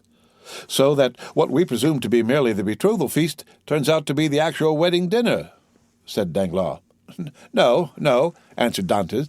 "Don't imagine I am going to put you off in that shabby manner. Tomorrow morning I start for Paris. 4 days to go, and the same to return, with 1 day to discharge the commission entrusted to me, is all the time I shall be absent. I shall be back here by the 1st of March, and on the 2nd I give my real marriage feast." This prospect of fresh festivity redoubled the hilarity of the guest to such a degree that the elder Dantès, who at the commencement of the repast had commented upon the silence that prevailed, now found it difficult amid the general din of voices to obtain a moment's tranquillity in which to drink to the health and prosperity of the bride and bridegroom. Dantès, perceiving the affectionate eagerness of his father, responded by a look of grateful pleasure, while Mercedes glanced at the clock and made an expressive gesture to Edmond. Around the table reigned that noisy hilarity which usually prevails at such a time among people sufficiently free from the demands of social position not to feel the trammels of etiquette. Such as at the commencement of the repast had not been able to seat themselves according to their inclination rose unceremoniously and sought out more agreeable companions. Everybody talked at once, without waiting for a reply, and each one seemed to be contented with expressing his or her own thoughts. Fernand's paleness appeared to have communicated itself to Danglars. As for Fernand himself, he seemed to be enduring the tortures of the damned. Unable to rest, he was among the first to quit the table, and, as though seeking to avoid the hilarious mirth that rose in such deafening sounds, he continued in utter silence to pace the farther end of the salon. Caderousse approached him just as Danglars, whom Fernand seemed most anxious to avoid, had joined him in a corner of the room. "Upon my word," said Caderousse, from whose mind the friendly treatment of Dantès, united with the effect of the excellent wine he had partaken of, had effaced every feeling of envy or jealousy at Dantès' good fortune. "Upon my word, Dantès is a downright good fellow, and when I see him sitting there beside his pretty wife, that is so soon to be, I cannot help thinking it would have been a great pity to have served him that trick you were planning yesterday." There was no harm meant," answered Danglars. "At first I certainly did feel somewhat uneasy as to what Fernand might be tempted to do, but when I saw how completely he had mastered his feelings, even so far as to become one of his rival's attendants, I knew there was no further cause for apprehension." Caderousse looked full at Fernand. He was ghastly pale. "Certainly," continued Danglars, "the sacrifice was no trifling one when the beauty of the bride is concerned. Upon my soul, that future captain of mine is a lucky dog. Gad, I only wish he would let me take his place." "Shall we not set forth?" asked the sweet, silvery voice of Mercedes. 2 o'clock has just struck, and you know we are expected in a quarter of an hour." "To be sure, to be sure," cried Dantès, eagerly quitting the table. "Let us go directly." His words were re-echoed by the whole party with vociferous cheers. At this moment Danglars, who had been incessantly observing every change in Fernand's look and manner, saw him stagger and fall back with an almost convulsive spasm against a seat placed near one of the open windows. At the same instant his ear caught a sort of indistinct sound on the stairs, followed by the measured tread of soldiery, with the clanking of swords and military accoutrements. Then came a hum and buzz as of many voices, so as to deaden even the noisy mirth of the bridal party, among whom a vague feeling of curiosity and apprehension quelled every disposition to talk, and almost instantaneously the most death-like stillness prevailed. The sounds drew nearer. 3 blows were struck upon the panel of the door. The company looked at each other in consternation. "I demand admittance," said a loud voice outside the room, "in the name of the law." As no attempt was made to prevent it, the door was opened, and the magistrate, wearing his official scarf, presented himself, followed by 4 soldiers and a corporal. Uneasiness now yielded to the most extreme dread on the part of those present. "May I venture to inquire the reason of this unexpected visit?" said Monsieur Morel, addressing the magistrate, whom he evidently knew. "There is doubtless some mistake easily explained." "If it be so," replied the magistrate, "rely upon every reparation being made. Meanwhile, I am the bearer of an order of arrest, and although I most reluctantly perform the task assigned me, it must nevertheless be fulfilled. Who among the persons here assembled answers to the name of Edmond Dantès?" Every eye was turned towards the young man, who, spite of the agitation, he could not but feel, advanced with dignity, and said in a firm voice, "I am he. What is your pleasure with me?" "Edmond Dantès," replied the magistrate, "I arrest you in the name of the law." "Me?" repeated Edmond, slightly changing colour. "And wherefore, I pray?" "I cannot inform you, but you will be duly acquainted with the reasons that have rendered such a step necessary at the preliminary examination." Monsieur Morel felt that further resistance or remonstrance was useless. He saw before him an officer delegated to enforce the law, and perfectly well knew that it would be as unavailing to seek pity from a magistrate decked with his official scarf as to address a petition to some cold marble effigy. Old Dantès, however, sprang forward. There are situations which the heart of a father or a mother cannot be made to understand. He prayed and supplicated in terms so moving that even the officer was touched, and, although firm in his duty, he said kindly, "My worthy friend, let me beg of you to calm your apprehensions. Your son has probably neglected some prescribed form or attention in registering his cargo, and it is more than probable he will be set at liberty directly he has given the information required, whether touching the health of his crew or the value of his freight." "What is the meaning of all this?" inquired Caderousse, frowningly of Danglars, who had assumed an air of utter surprise. "How can I tell you?" replied he. "I am like yourself, utterly bewildered at all that is going on, and cannot in the least make out what it is about." Caderousse then looked round for Fernand, but he had disappeared. The scene of the previous night now came back to his mind with startling clearness. The painful catastrophe he had just witnessed appeared effectually to have rent away the veil which the intoxication of the evening before had raised between himself and his memory.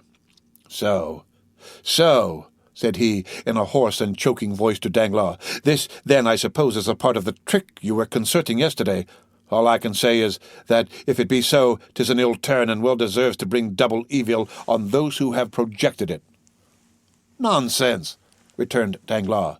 "I tell you again, I have nothing whatever to do with it. Besides, you know very well that I tore the paper to pieces." "No, you did not," answered Caderousse. "You merely threw it by. I saw it lying in a corner." "Hold your tongue, you fool! What should you know about it? Why, you were drunk." "Where is Fernand?" inquired Caderousse. "How do I know?" replied Danglars. "Gone, as every prudent man ought to be, to look after his own affairs, most likely. Never mind where he is. Let you and I go and see what is to be done for our poor friends."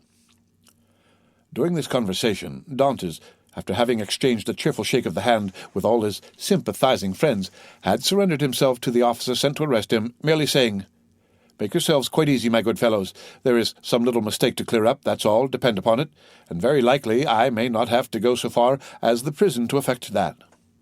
"Oh, to be sure," responded Danglars, who had now approached the group. "Nothing more than a mistake, I feel quite certain."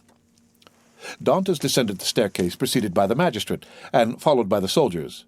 A carriage awaited him at the door. He got in, followed by 2 soldiers and the magistrate, and the vehicle drove off towards Marseilles. "Adieu, adieu, dearest Edmond," cried Mercédès, stretching out her arms to him from the balcony. The prisoner heard the cry, which sounded like the sob of a broken heart, and leaning from the coach he called out, "Goodbye, Mercédès. We shall soon meet again." Then the vehicle disappeared round one of the turnings of Fort Saint-Nicolas. "Wait for me here, all of you," cried Monsieur Morel. "I will take the first conveyance I find and hurry to Marseilles, whence I will bring you word how all is going on." "That's right," exclaimed a multitude of voices. "Go, and return as quickly as you can." This second departure was followed by a long and fearful state of terrified silence on the part of those who were left behind. The old father and Mercédès remained for some time apart, each absorbed in grief. But at length the 2 poor victims of the same blow raised their eyes and with a simultaneous burst of feeling rushed into each other's arms.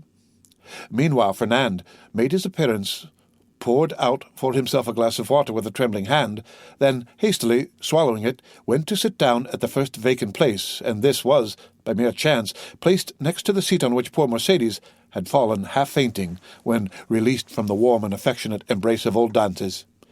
Instinctively Fernand drew back his chair. "He is the cause of all this misery, I am quite sure of it," whispered Caderousse, who had never taken his eyes off Fernand, to Danglars. "Oh, I don't think so," answered the other. "He's too stupid to imagine such a scheme. I only hope the mischief will fall upon the head of whoever wrought it." "You don't mention those who aided and abetted the deed," said Caderousse. "Surely," answered Danglars, "one cannot be held responsible for every chance arrow shot into the air." "You can indeed when the arrow lights point downward on somebody's head." Meantime the subject of the arrest was being canvassed in every different form. "What think you, Danglars?" said one of the party, turning towards him, "of this event?" "Why," replied he, "I think it just possible Dantès may have been detected with some trifling article on board ship considered here as contraband." "But how could he have done so without your knowledge, Danglars, since you are the ship's supercargo?" "Why, as for that, I could only know what I was told respecting the merchandise with which the vessel was laden. I know she was loaded with cotton, and that she took in her freight at Alexandria from Pastret's warehouse, and at Smyrna from Pascal's. That is all I was obliged to know, and I beg I may not be asked for any further particulars." "Now, I recollect," said the afflicted old man.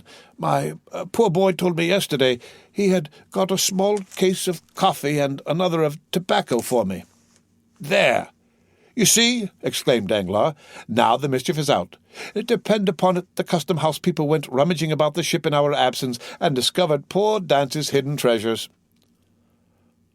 Mercédès, however, paid no heed to this explanation of her lover's arrest. Her grief, which she had hitherto tried to restrain, now burst out in a violent fit of hysterical sobbing. "Come, come," said the old man. "Be comforted, my poor child. There is still hope." "Hope," repeated Danglars. "Hope," faintly murmured Fernand. But the word seemed to die away on his pale, agitated lips, and a convulsive spasm passed over his countenance. "Good news! Good news!" shouted forth one of the party, stationed in the balcony on the lookout. "Here comes Monsieur Morel back. No doubt now we shall hear that our friend is released." Mercédès and the old man rushed to meet the ship-owner and greeted him at the door. He was very pale. "What news?" exclaimed a general burst of voices. "Alas, my friends," replied Monsieur Morel, with a mournful shake of his head, "the thing has assumed a more serious aspect than I suspected." "Oh, indeed, sir. He is innocent," sobbed forth Mercédès. "That I believe," answered Monsieur Morel, "but still he is charged." "With what?" inquired the elder Dantès. "With being an agent of the Bonapartist faction. Many of our readers may be able to recollect how formidable such an accusation became in the period at which our story is dated." A despairing cry escaped the pale lips of Mercédès. The old man sank into a chair. "Ah, Danglars," whispered Caderousse, "you have deceived me. The trick you spoke of last night has been played. But I cannot suffer a poor old man or an innocent girl to die of grief through your fault. I am determined to tell them all about it." "Be silent, you simpleton," cried Danglars, grasping him by the arm, "or I will not answer even for your own safety. Who can tell whether Dantès be innocent or guilty? The vessel did touch at Elba, where he quitted it, and passed the whole day in the island. Now, should any letters or other documents of a compromising character be found upon him, will it not be taken for granted that all who uphold him are his accomplices?" With the rapid instinct of selfishness, Caderousse readily perceived the solidity of this mode of reasoning. He gazed doubtfully, wistfully on Danglars, and then caution supplanted generosity. "Suppose we wait a while and see what comes of it," said he, casting a bewildered look on his companion. "To be sure," answered Danglars. "Let us wait by all means. If he be innocent, of course he will be set at liberty. If guilty, why, it is no use involving ourselves in a conspiracy." "Let us go, then. I cannot stay here any longer." "With all my heart," replied Danglars, pleased to find the other so tractable. "Let us take ourselves out of the way, and leave things for the present to take their course." After their departure, Fernand, who had now again become the friend and protector of Mercédès, led the girl to her home, while the friends of Dantès conducted the now half-fainting man back to his abode. The rumor of Edmond's arrest as a Bonapartist agent was not slow in circulating throughout the city. "Could you ever have credited such a thing, my dear Danglars?" asked M. Morrel, as, on his return to the port for the purpose of gleaning fresh tidings of Dantès from M. de Villefort, the assistant procureur, he overtook his supercargo and Caderousse. "Could you have believed such a thing possible?" "Why, I told you," replied Danglars, "that I considered the circumstance of his having anchored at the island of Elba as a very suspicious circumstance." "And did you mention those suspicions to any person beside myself?" "Certainly not," returned Danglars, then added in a low whisper, "You understand that on account of your uncle, Monsieur Polycarpe Morel, who served under the other government, and who does not altogether conceal what he thinks on the subject, you are strongly suspected of regretting the abdication of Napoleon. I should have feared to injure both Edmond and yourself had I divulged my own apprehensions to a soul. I am too well aware that though a subordinate, like myself, is bound to acquaint the ship-owner with everything that occurs, there are many things he ought most carefully to conceal from all else."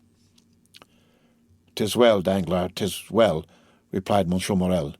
"You are a worthy fellow, and I had already thought of your interests in the event of poor Edmond having become captain of the Pharaon." "Is it possible you were so kind?" "Yes, indeed. I had previously inquired of Dantès what was his opinion of you, and if he should have any reluctance to continue in your post, for somehow I have perceived a sort of coolness between you."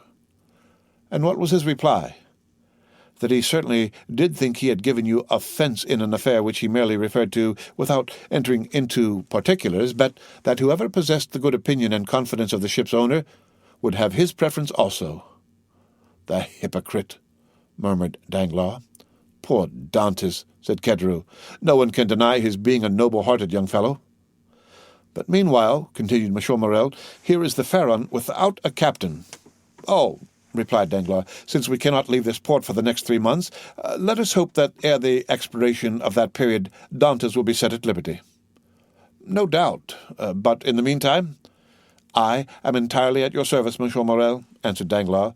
"You know that I am as capable of managing a ship as the most experienced captain in the service, and it will be so far advantageous to you to accept my services that, upon Edmond's release from prison, no further change will be requisite on board the Pharaon than for Dantès and myself each to resume our respective posts." "Thanks, Danglars. That will smooth over all difficulties. I fully authorize you at once to assume the command of the Pharaon and look carefully to the unloading of her freight. Private misfortunes must never be allowed to interfere with business." "Be easy on that score, M. Morrel. But do you think we shall be permitted to see our poor Edmond?" "I will let you know that directly. I have seen M. de Villefort, whom I shall endeavour to interest in Edmond's favour. I am aware he is a furious royalist, but in spite of that, and of his being king's attorney, he is a man like ourselves, and I fancy not a bad sort of one." "Perhaps not," replied Danglars, "but I hear that he is ambitious, and that's rather against him." "Well, well," returned Monsieur Morel. "We shall see. But now hasten on board. I will join you there ere long." So saying, the worthy shipowner acquitted the two allies and proceeded in the direction of the Palais de Justice. "You see," said Danglars, addressing Caderousse, "the turn things have taken. Do you still feel any desire to stand up in his defence?" "Not the slightest, but yet it seems to me a shocking thing that a mere joke should lead to such consequences." "But who perpetrated that joke? Let me ask. Neither you nor myself, but Fernand. You know very well that I threw the paper into a corner of the room. Indeed, I fancy I had destroyed it." "Oh, no," replied Caderousse. "That I can answer for. You did not. I only wish I could see it now as plainly as I saw it lying all crushed and crumpled in a corner of the arbor." "Well, then, if you did, depend on it, Fernand picked it up and either copied it or caused it to be copied. Perhaps even he did not take the trouble of recopying it, and now I think of it, by heavens, he may have sent the letter himself. Fortunately for me, the handwriting was disguised." "Then you were aware of Dantès being engaged in a conspiracy?" "Not I. As I before said, I thought the whole thing was a joke, nothing more. It seems, however, that I have unconsciously stumbled upon the truth." "Still," argued Caderousse, "I would give a great deal if nothing of the kind had happened, or at least that I had no hand in it. You will see, Danglars, that it will turn out an unlucky job for both of us." "Nonsense! If any harm come of it, it should fall on the guilty person, and that, you know, is Fernand. How can we be implicated in any way? All we have got to do is keep our own counsel and remain perfectly quiet, not breathing a word to any living soul, and you will see that the storm will pass away without in the least affecting us." "Amen," responded Caderousse, waving his hand in token of adieu to Danglars, and bending his steps toward the Allées des Melians, moving his head to and fro and muttering as he went, after the manner of one whose mind was overcharged with one absorbing idea. "So far, then," said Danglars mentally, "all has gone as I would have it. I am temporarily commander of the Pharaon, with the certainty of being permanently so if that fool of a Caderousse can be persuaded to hold his tongue. My only fear is the chance of Dantès being released. But there, he is in the hands of justice, and," added he with a smile, "she will take her own." So saying, he leaped into a boat, desiring to be rowed on board the Pharaon, where Monsieur Morel had agreed to meet him. The end of Chapter 5 of The Count of Monte Cristo. Read by Rick Kistner for Lit2Go on the web at fcit.usf.edu. The Count of Monte Cristo by Alexandre Dumas. Chapter 6. The Deputy Procureur de Roy. In one of the aristocratic mansions built by Puget in the Rue de Grand Cour, opposite the Medusa Fountain, a second marriage feast was being celebrated almost at the same hour with the nuptial repast given by Dantès. In this case, however, although the occasion of the entertainment was similar, the company was strikingly dissimilar. Instead of a rude mixture of sailors, soldiers, and those belonging to the humblest grade of life, the present assembly was composed of the very flower of Marseille society, magistrates who had resigned their office during the usurper's reign, officers who had deserted from the imperial army and joined forces with Conde, and younger members of families brought up to hate and execrate the man whom 5 years of exile would convert into a martyr, and 15 of restoration elevate to the rank of a god. The guests were still at table, and the heated and energetic conversation that prevailed betrayed the violent and vindictive passions that then agitated each dweller of the South, where unhappily for 5 centuries religious strife had long given increased bitterness to the violence of party feeling.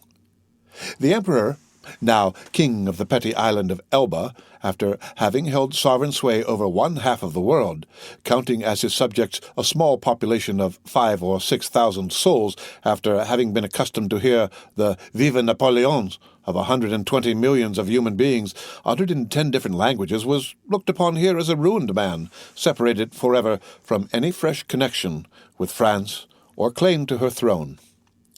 The magistrates freely discussed their political views. The military part of the company talked unreservedly of Moscow and Leipzig, while the women commented on the divorce of Josephine. It was not over the downfall of the man, but over the defeat of the Napoleonic idea that they rejoiced, and in this they foresaw for themselves the bright and cheering prospect of a revivified political existence. An old man decorated with the cross of St. Louis now rose and proposed the health of King Louis XVIII. It was the Marquis de Saint-Méran. This toast, recalling at once the patient exile of Hartwell and the peace-loving King of France, excited universal enthusiasm. Glasses were elevated in the air à l'anglaise, and the ladies, snatching their bouquets from their fair bosoms, strewed the table with their floral treasures. In a word, an almost poetical fervour prevailed. "Ah," said the Marquise de Saint-Méran, a woman with a stern, forbidding eye, though still noble and distinguished in appearance despite her 50 years. "Ah, these revolutionists who have driven us from those very possessions they afterwards purchased for a mere trifle during the Reign of Terror would be compelled to own, were they hear, that all true devotion was on our side, since we were content to follow the fortunes of a falling monarch, while they, on the contrary, made their fortune by worshipping the rising sun. Yes, they could not help admitting that the king for whom we sacrificed rank, wealth, and station was truly our Louis, the well-beloved, while their wretched usurper has been and never will be to them their evil genius, their Napoleon the accursed. Am I not right, Villefort?" "I beg your pardon, madame. I really must pray you to excuse me, but, in truth, I was not attending to the conversation." Marchese, interposed the old nobleman who had proposed the toast, "let the young people alone. Let me tell you, on one's wedding day there are more agreeable subjects of conversation than dry politics." "Never mind, dearest mothers," said a young and lovely girl with a profusion of light-brown hair and eyes that seemed to float in liquid crystal. "'Tis all my fault for seizing upon Monsieur de Villefort so as to prevent his listening to what you said. But there. Now, take him. He is your own for as long as you like. Monsieur Villefort, I beg to remind you my mother speaks to you." "If the Marquise will deign to repeat the words I but imperfectly caught, I shall be delighted to answer," said Monsieur de Villefort. "Never mind, Renée," replied the Marquise with a look of tenderness that seemed out of keeping with her harsh, dry features. "But however all other feelings may be withered in a woman's nature, there is always one bright, smiling spot in the desert of her heart, and that is the shrine of maternal love. I forgive you. What I was saying, Villefort, was that the Bonapartists had not our sincerity, enthusiasm, or devotion. They had, however, what supplied the place of those fine qualities," replied the young man, "and that was fanaticism. Napoleon is the Mahomet of the West, and is worshipped by his commonplace but ambitious followers, not only as leader and lawgiver, but also as the personification of equality." "He?" cried the Marchese. "Napoleon? The type of equality? For mercy's sake, then, what would you call Robespierre? Come, do not strip the latter of his just rights to bestow them on the Corsican who, to my mind, has usurped quite enough." "Nay, madam, I would place each of these heroes on his right pedestal, that of Robespierre on his scaffold in the Place Louis XV, that of Napoleon on the column of the Place Vendôme. The only difference consists in the opposite character of the equality advocated by these two men. One is the equality that elevates. The other is the equality that downgrades. One brings a king within reach of the guillotine. The other elevates the people to a level with the throne." "Observe," said Villefort, smiling, "I do not mean to deny that both these men were revolutionary scoundrels, and that the 9th Thermidor and the 4th of April in the year 1814 were lucky days for France, worthy of being gratefully remembered by every friend to monarchy and civil order, and that explains how it comes to pass that, fallen, as I trust he is forever, Napoleon has still retained a train of parasitical satellites. Still, Marchese, it has been so with other usurpers. Cromwell, for instance, who was not half so bad as Napoleon, had his partisans and advocates. Do you know, Villefort, that you are talking in a most dreadful revolutionary strain, but I excuse it. It is impossible to expect the son of a Girondin to be free from a small spice of the old leaven." A deep crimson suffused the countenance of Villefort. "'Tis true, madam," answered he, "that my father was a Girondin. But he was not among the number of those who voted for the king's death.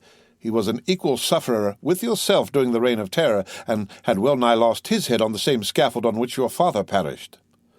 "True," replied the Marchese, without wincing in the slightest degree at the tragic remembrance thus called up. But bear in mind, if you please, that our respective parents underwent persecution and proscription from diametrically opposite principles, in proof of which I may remark that, while my family remained among the stanchest adherents of the exiled princes, your father lost no time in joining the new government, and that while the citizen Notier was a Girondin, the Count Notier became a senator." "Dear mother," interposed René, "you know very well it was agreed that all these disagreeable reminiscences should forever be laid aside." "Suffer me also, madam," replied Villefort, "to add my earnest request to Mademoiselle de Saint-Méran's that you will kindly allow the veil of oblivion to cover and conceal the past. What avails recrimination over matters wholly past recall?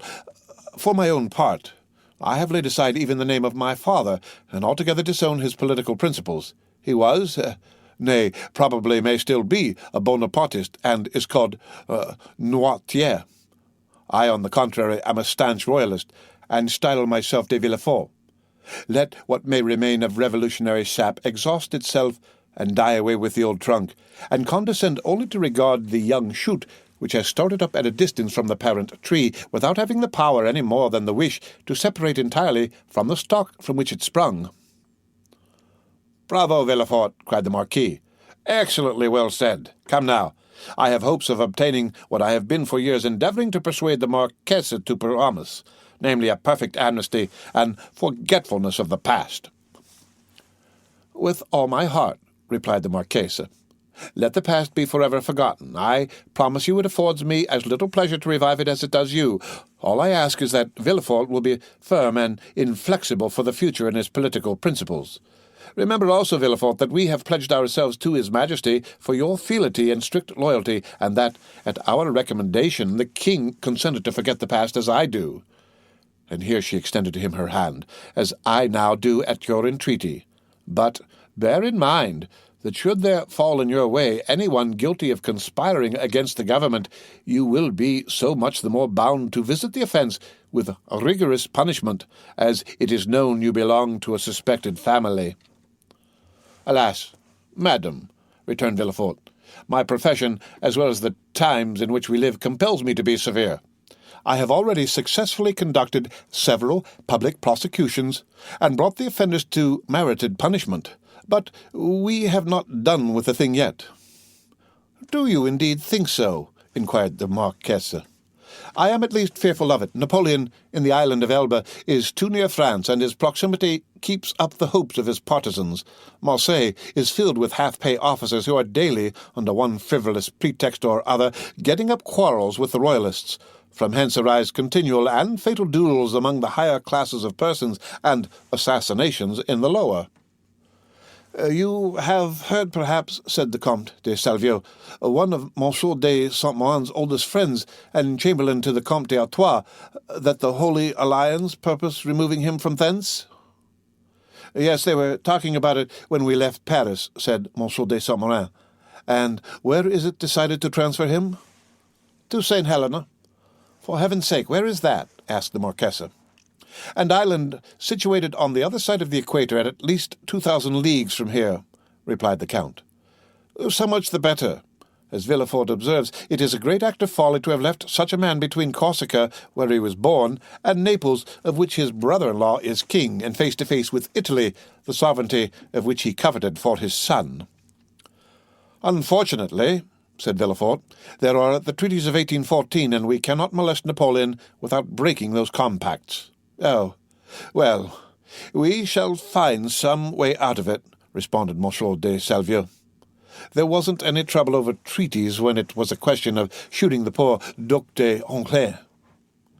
"Well," said the Marquise, "it seems probable that, by the aid of the Holy Alliance, we shall be rid of Napoleon, and we must trust to the vigilance of Monsieur de Villefort to purify Marseille of his partisans.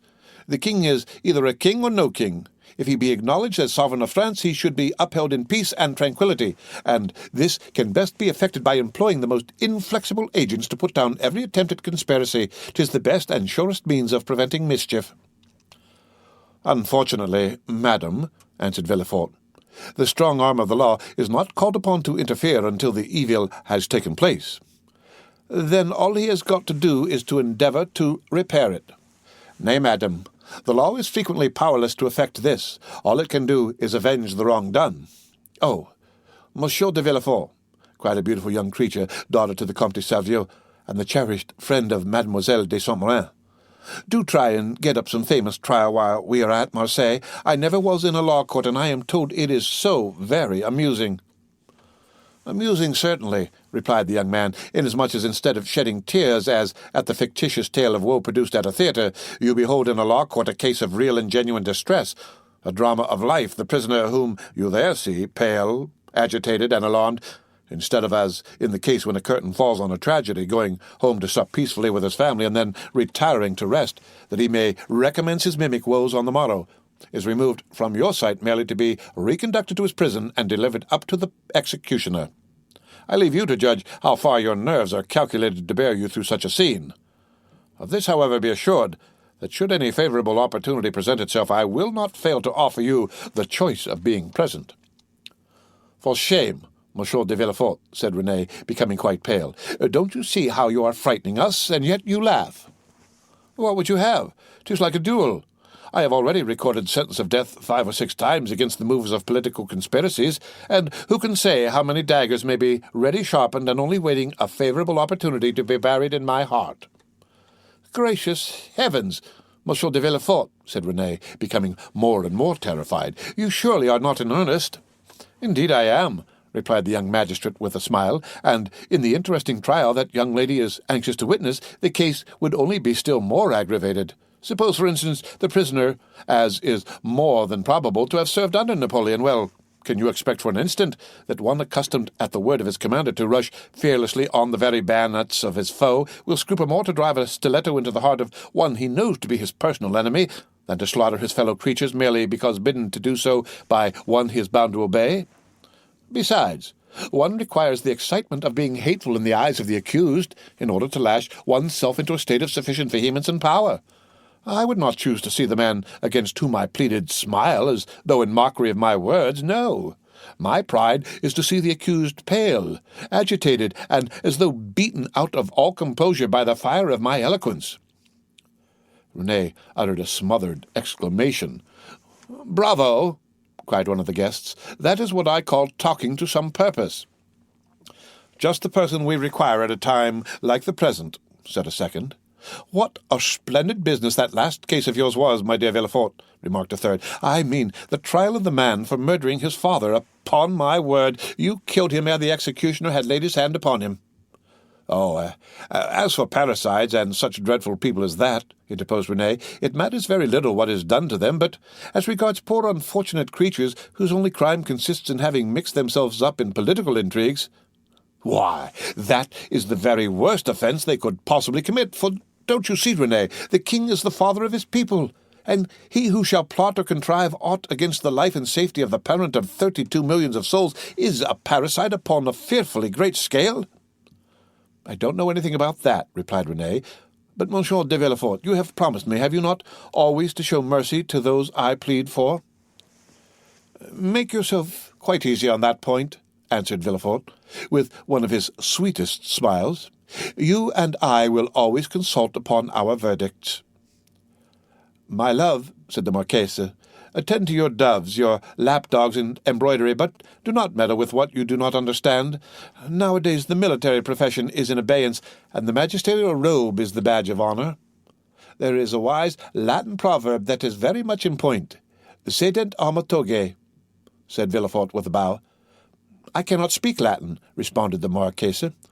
"Well," said René, "I cannot help regretting you had not chosen some other profession than your own, a physician, for instance. Do you know, I always felt a shudder at the idea of even a destroying angel?"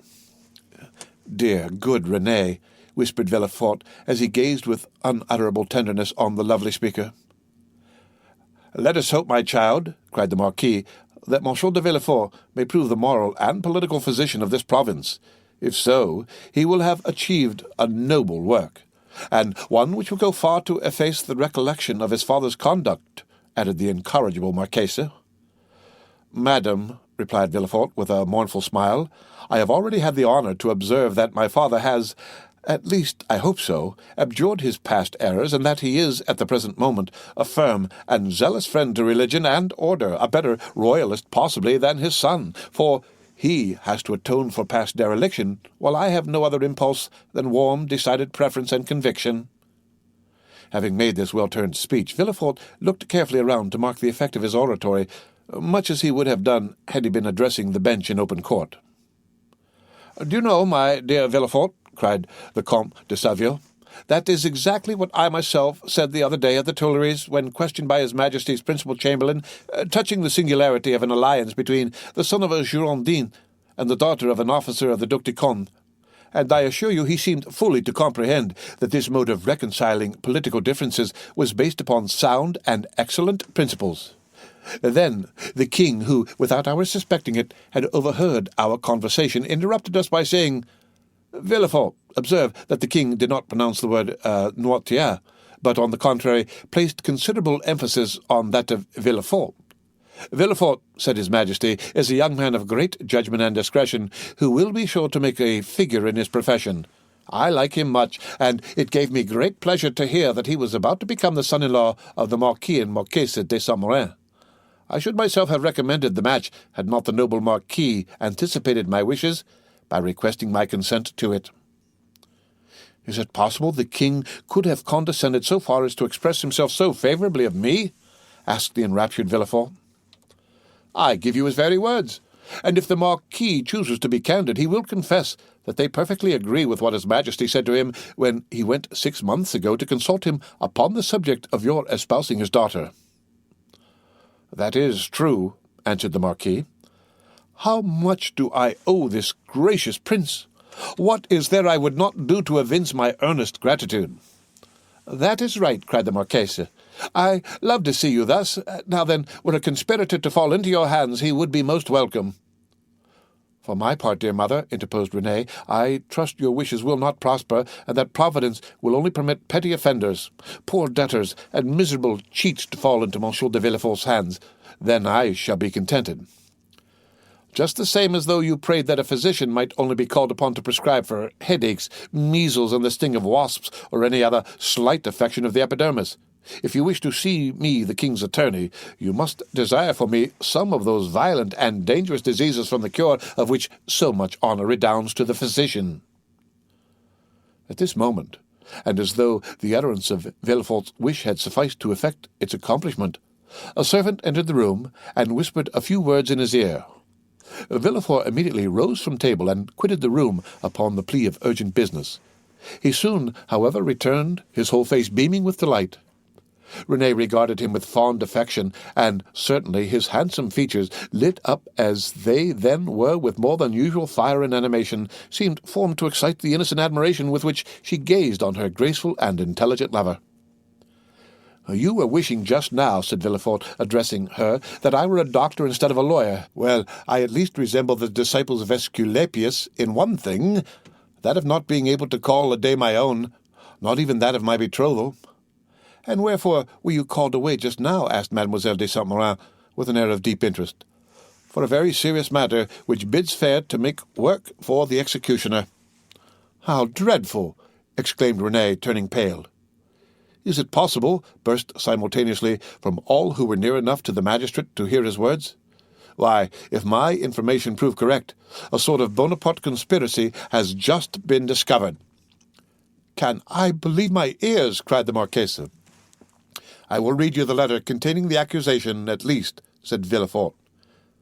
"The king's attorney is informed by a friend to the throne and the religious institutions of his country that one named Edmond Dantès, mate of the ship Pharaon, this day arrived from Smyrna, after having touched at Naples and Portofrajo, has been the bearer of a letter from Murat to the usurper, and again taken charge of another letter from the usurper to the Bonapartist Club in Paris.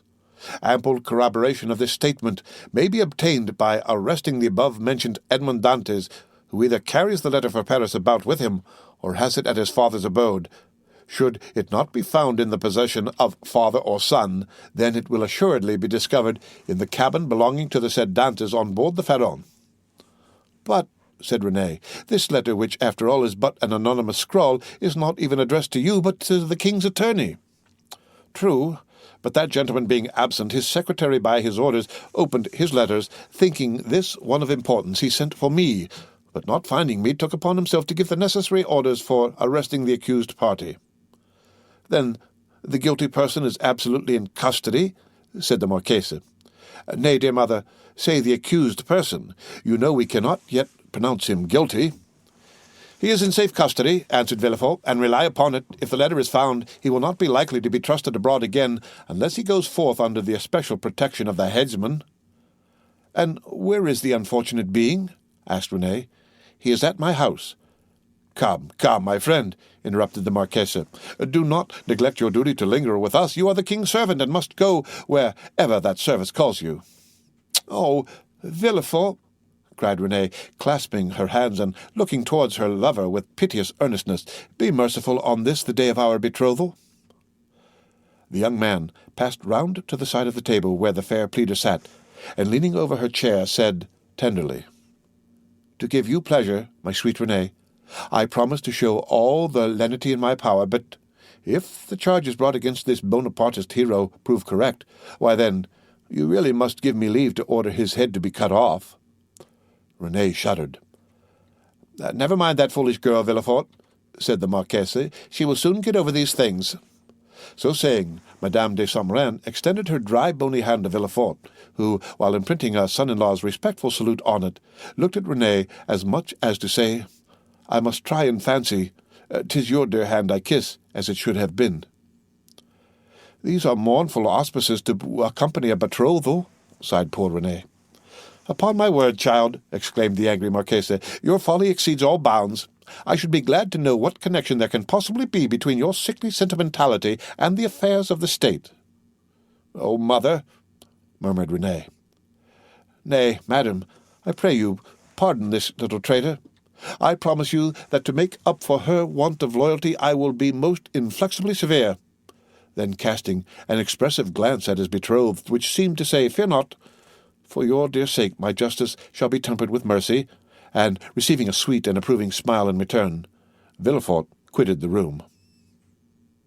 The end of Chapter 6 of The Count of Monte Cristo, read by Rick Kishner, for Lit2Go on the web at fcit.usf.edu. The Count of Monte Cristo, by Alexandre Dumas. Chapter 7, The Examination. No sooner had Villefort left the salon than he assumed the grave air of a man who holds the balance of life and death in his hands. Now, in spite of the mobility of his countenance, the command of which, like a finished actor, he had carefully studied before the glass, it was by no means easy for him to assume an air of judicial severity, except the recollection of the line of politics his father had adopted, and which might interfere unless he acted with the greatest prudence with his own career. Gerard de Villefort was as happy as a man could be. Already rich, he held a high official situation, though only 27. He was about to marry a young and charming woman whom he loved, not passionately, but reasonably, as become a deputy attorney of the king. And besides, her personal attractions, which were very great, Mademoiselle de Saint-Méran's family possessed considerable political influence, which they would, of course, exert in his favour. The dowry of his wife amounted to 50,000 crowns, and he had besides the prospect of seeing her fortune increased to 500,000 at her father's death. These considerations naturally gave Villefort a feeling of such complete felicity that his mind was fairly dazzled in its contemplation. At the door he met the commissary of police, who was waiting for him. The sight of this officer recalled Villefort from the third heaven to earth. He composed his face as we have before described, and said, "I have read the letter, sir, and you have acted rightly in arresting this man. Now, inform me what you have discovered concerning him and the conspiracy." "We know nothing as yet of the conspiracy, monsieur. All the papers found have been sealed up and placed on your desk. The prisoner himself is named Edmond Dantès, mate on board the three-master the Pharaon, trading in cotton with Alexandria and Smyrna, and belonging to Morel and son of Marseille. Before he entered the merchant service, had he ever served in the marines?" No, monsieur. He is very young." "How old?" 19 or 20 at the most." At this moment, and as Villefort had arrived at the corner of the Rue des Conseils, a man who seemed to have been waiting for him approached. It was Monsieur Morel. "Ah, Monsieur de Villefort," cried he, "I am delighted to see you. Some of your people have committed the strangest mistake. They have just arrested Edmond Dantès, mate of my vessel." "I know it, monsieur," replied Villefort, "and I am now going to examine him." "Oh," said Morrel, carried away by his friendship, "you do not know him, and I do. He is the most estimable, the most trustworthy creature in the world, and I will venture to say there is not a better seaman in all the merchant service. Oh, Monsieur de Villefort, I beseech your indulgence for him." Villefort, as we have seen, belonged to the aristocratic party at Marseille, Morrel to the plebeian. The first was a royalist, the other suspected of Bonapartism. Villefort looked disdainfully at Morrel, and replied, "You are aware, monsieur, that a man may be estimable and trustworthy in private life, and the best seaman in the merchant service, and yet be, politically speaking, a great criminal. Is it not true?" The magistrate laid emphasis on these words, as if he wished to apply them to the owner himself, while his eyes seemed to plunge into the heart of one who, interceding for another, had himself need of indulgence. Morrel reddened, for his own conscience was not quite clear on politics. Besides, what Dantès had told him of his interview with the Grand Marshal, and what the Emperor had said to him, embarrassed him. He replied, however, "I entreat you, Monsieur de Villefort, be, as you always are, kind and equitable, and give him back to us soon." This "give us" sounded revolutionary in the deputy's ears. "Ah, murmured he. "Is Dantès, then, a member of some Carbonieri society that his protector thus employs the collective form? He was, if I recollect, arrested in a tavern, in company with a great many others." Then he added, "Monsieur, you may rest assured I shall perform my duty impartially, and that, if he be innocent, you shall not have appealed to me in vain. Should he, however, be guilty in this present epoch, impunity would furnish a dangerous example, and I must do my duty." As he had now arrived at the door of his own house, which adjoined the Palais de Justice, he entered after having coldly saluted the shipowner, who stood, as if petrified, on the spot where Villefort had left him.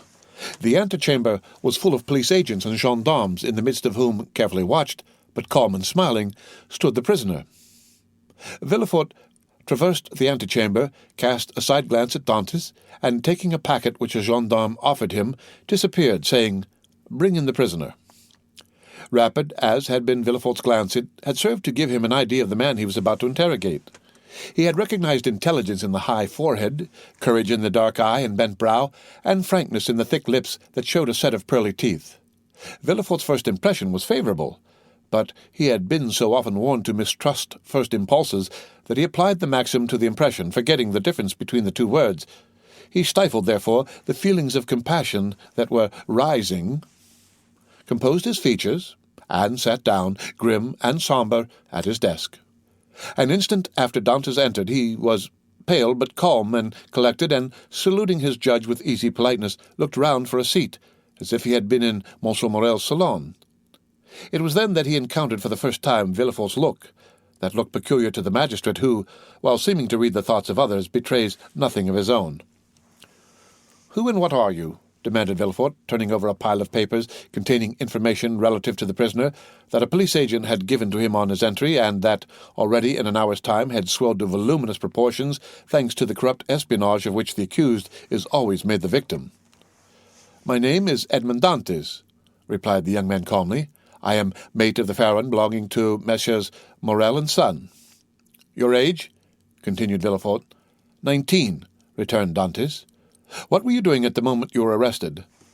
"I was at the festival of my marriage, monsieur," said the young man, his voice slightly tremulous, so great was the contrast between that happy moment and the painful ceremony he was now undergoing, so great was the contrast between the sombre aspect of Monsieur de Villefort and the radiant face of Mercédès. "You were at the festival of your marriage?" said the deputy, shuddering in spite of himself. "Yes, monsieur. I am on the point of marrying a young girl I have been attached to for 3 years. Villefort, impassive as he was struck with this coincidence, and the tremulous voice of Dantès, surprised in the midst of his happiness, struck a sympathetic chord in his own bosom. He also was on the point of being married, and he was summoned from his own happiness to destroy that of another. This philosophic reflection, thought he, will make a great sensation at Monsieur de Saint-Méran's, and he arranged mentally, while Dantès awaited further questions, the antithesis by which orators often create a reputation for eloquence. When this speech was arranged, Villefort turned to Dantès. "Go on, sir," said he. "What would you have me say?" "Give all the information in your power." "Well, tell me on which point you desire information, and I will tell all I know, only," added he with a smile, "I warn you I know very little." "Have you served under the usurper?"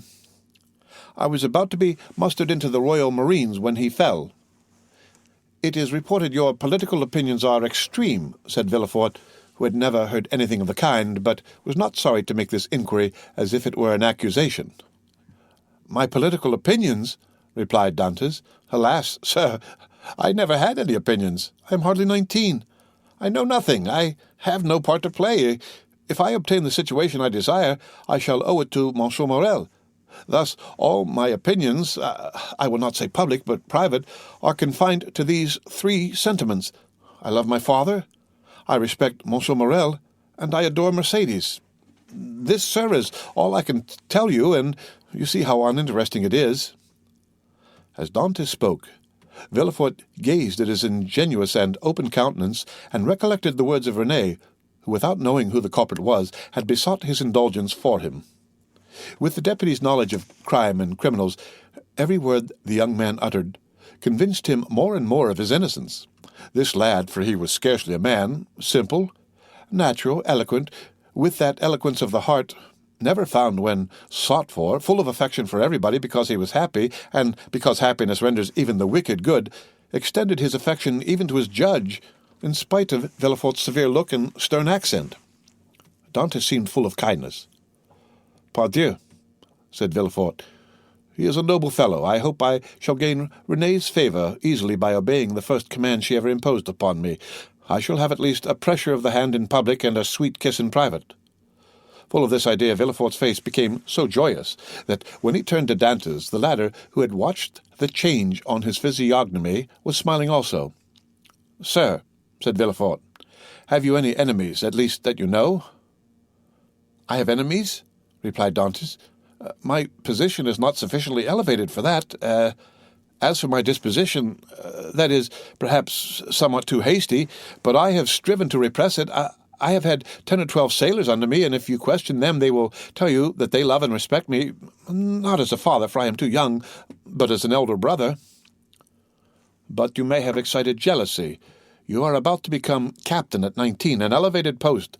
You are about to marry a pretty girl who loves you, and these 2 pieces of good fortune may have excited the envy of someone." "You are right.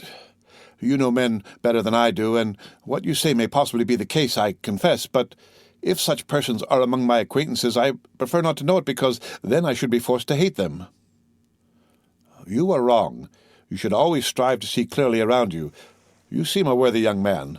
I will depart from the strict line of my duty to aid you in discovering the author of this accusation. Here is the paper. Do you know the writing?" As he spoke, Villefort drew the letter from his pocket and presented it to Dantès. Dantès read it. A cloud passed over his brow as he said, "No, monsieur, I do not know the writing, and yet it is tolerably plain. Whoever did it writes well. I am very fortunate," added he, looking gravely at Villefort, "to be examined by such a man as you, for this envious person is a real enemy." And by the rapid glance that the young man's eyes shot forth, Villefort saw how much energy lay hid beneath this mildness.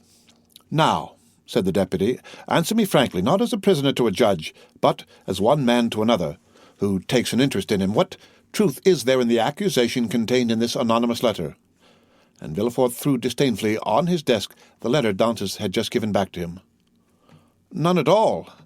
I will tell you the real facts. I swear by my honor as a sailor, by my love for Mercédès, by the life of my father." "Speak, monsieur," said Villefort. Then, internally, "If Renée could see me, I hope she would be satisfied, and would no longer call me a decapitator. Well, when we quitted Naples, Captain Leclerc was attacked with a brain fever. As we had no doctor on board, and he was so anxious to arrive at Elba that he would not touch at any other port, his disorder rose to such a height that, at the end of the 3rd day, feeling he was dying, he called me to him. 'My dear Dantès,' said he, 'swear to perform what I am going to tell you, for it is a matter of the deepest importance.' 'I swear, Captain,' replied I. 'Well, as after my death the command devolves on you as mate, assume the command, and bear up for the island of Elba. Disembark at Porto Ferrajo. Ask for the Grand Marshal, give him this letter, perhaps they will give you another letter, and charge you with a commission. You will accomplish what I was to have done, and derive all the honour and profit from it." "I will do it, Captain, but perhaps I shall not be admitted to the Grand Marshal's presence as easily as you expect." "Here is a ring that will obtain audience of him and remove every difficulty," said the captain. At these words he gave me a ring. It was time, 2 hours after he was delirious. The next day he died." "And what did you do then?" "What I ought to have done, and what everyone would have done in my place. Everywhere the last requests of a dying man are sacred, but with a sailor the last requests of his superior are commands. I sailed for the island of Elba, where I arrived the next day. I ordered everybody to remain on board, and went on shore alone. As I had expected, I found some difficulty in obtaining access to the Grand Marshal, but I sent the ring I had received from the captain to him, and was instantly admitted. He questioned me concerning Captain Leclerc's death, and, as the latter had told me, gave me a letter to carry on to a person in Paris. I undertook it because it was what my captain had bade me do. I landed here, regulated the affairs of the vessel, and hastened to visit my affianced bride, whom I found more lovely than ever, and thanks to Monsieur Morel, all the forms were got over. In a word, I was, as I told you, at my marriage feast, and I should have been married in an hour, and tomorrow I intended to start for Paris had I not been arrested on this charge, which you, well as I, now see to be unjust." "Ah," said Villefort, "this seems to me the truth. If you have been culpable, it was imprudence, and this imprudence was in obedience to the orders of your captain. Give up this letter you have brought from Elba, and pass your word you will appear, should you be required, and go and rejoin your friends." "I am free, then, sir?" cried Dantès joyfully. "Yes, but first give me this letter." "You have it already, for it was taken from me with some others which I see in that packet." "Stop a moment," said the deputy, as Dantès took his hat and gloves. "To whom is it addressed?" "To Monsieur Noirtier, Rue Coqueron, Paris." Had a thunderbolt fallen into the room, Villefort could not have been more stupefied. He sank into a seat, and hastily turning over the packet, drew forth the fatal letter, at which he glanced with an expression of terror. "Monsieur Noirtier, Rue Coqueron, number 13, murmured he, growing still paler. "Yes," said Dantès. "Do you know him?" "No," replied Villefort. "A faithful servant of the king does not know conspirators." "It is a conspiracy, then?" asked Dantès, who, after believing himself free, now began to feel a tenfold alarm. "I have, however, already told you, sir, I was entirely ignorant of the contents of the letter." "Yes, but you knew the name of the person to whom it was addressed," said Villefort. "I was forced to read the address to know to whom to give it." "Have you shown this letter to anyone?" asked Villefort, becoming still more pale. "To no one, on my honour." "Everybody is ignorant that you are the bearer of a letter from the island of Elba and addressed to Monsieur Noirtier?" "Everybody except the person who gave it to me." "And that was too much, far too much," murmured Villefort. Villefort's brow darkened more and more. His white lips and clenched teeth filled Dantès with apprehension. After reading the letter, Villefort covered his face with his hands. "Oh," said Dantès timidly. "What is the matter?" Villefort made no answer, but raised his head at the expiration of a few seconds, and again perused the letter. "And you say that you are ignorant of the contents of this letter?" "I give you my word of honour, sir," said Dantès, "but what is the matter? You are ill. Shall I ring for assistance? Shall I call?" "No," said Villefort, rising hastily. "Stay where you are. It is for me to give orders here, and not you." "Monsieur," replied Dantès proudly, "it was only to summon assistance for you." "I want none. It was a temporary indisposition. Attend to yourself. Answer me." Dantès waited, expecting a question, but in vain. Villefort fell back on his chair, passed his hand over his brow, moist with perspiration, and for the third time read the letter. "Oh, if he knows the contents of this," murmured he, "and that Noirtier is the father of Villefort, I am lost." And he fixed his eyes upon Edmond, as if he would have penetrated his thoughts. "Oh, it is impossible to doubt it," cried he suddenly. "In heaven's name," cried the unhappy young man, "if you doubt me, question me. I will answer you." Villefort made a violent effort, and in a tone he strove to render firm. "Sir," said he, I am no longer able, as I had hoped, to restore you immediately to liberty. Before doing so, I must consult the trial justice. What my own feeling is, you already know." "Oh, monsieur," cried Dante, "you have been rather a friend than a judge." "Well, I must detain you some time longer, but I will strive to make it as short as possible. The principal charge against you is this letter, and you see—" Villefort approached the fire, cast it in, and waited until it was entirely consumed. "You see, I destroy it." "Oh," exclaimed Dantès, "you are goodness itself." "Listen," continued Villefort, "you can now have confidence in me after what I have done." "Oh, command, and I will obey." "Listen, this is not a command, but advice I give you." "Speak, and I will follow your advice." "I shall detain you until this evening in the Palais de Justice. Should anyone else interrogate you, say to him what you have said to me, but do not breathe a word of this letter." "I promise." It was Villefort who seemed to entreat, and the prisoner who reassured him. "You see," continued he, glancing toward the grate, where fragments of burnt paper fluttered in the flames, "the letter is destroyed. You and I alone know of its existence. Therefore, should you be questioned, deny all knowledge of it. Deny it boldly, and you are saved." "Be satisfied. I will deny it."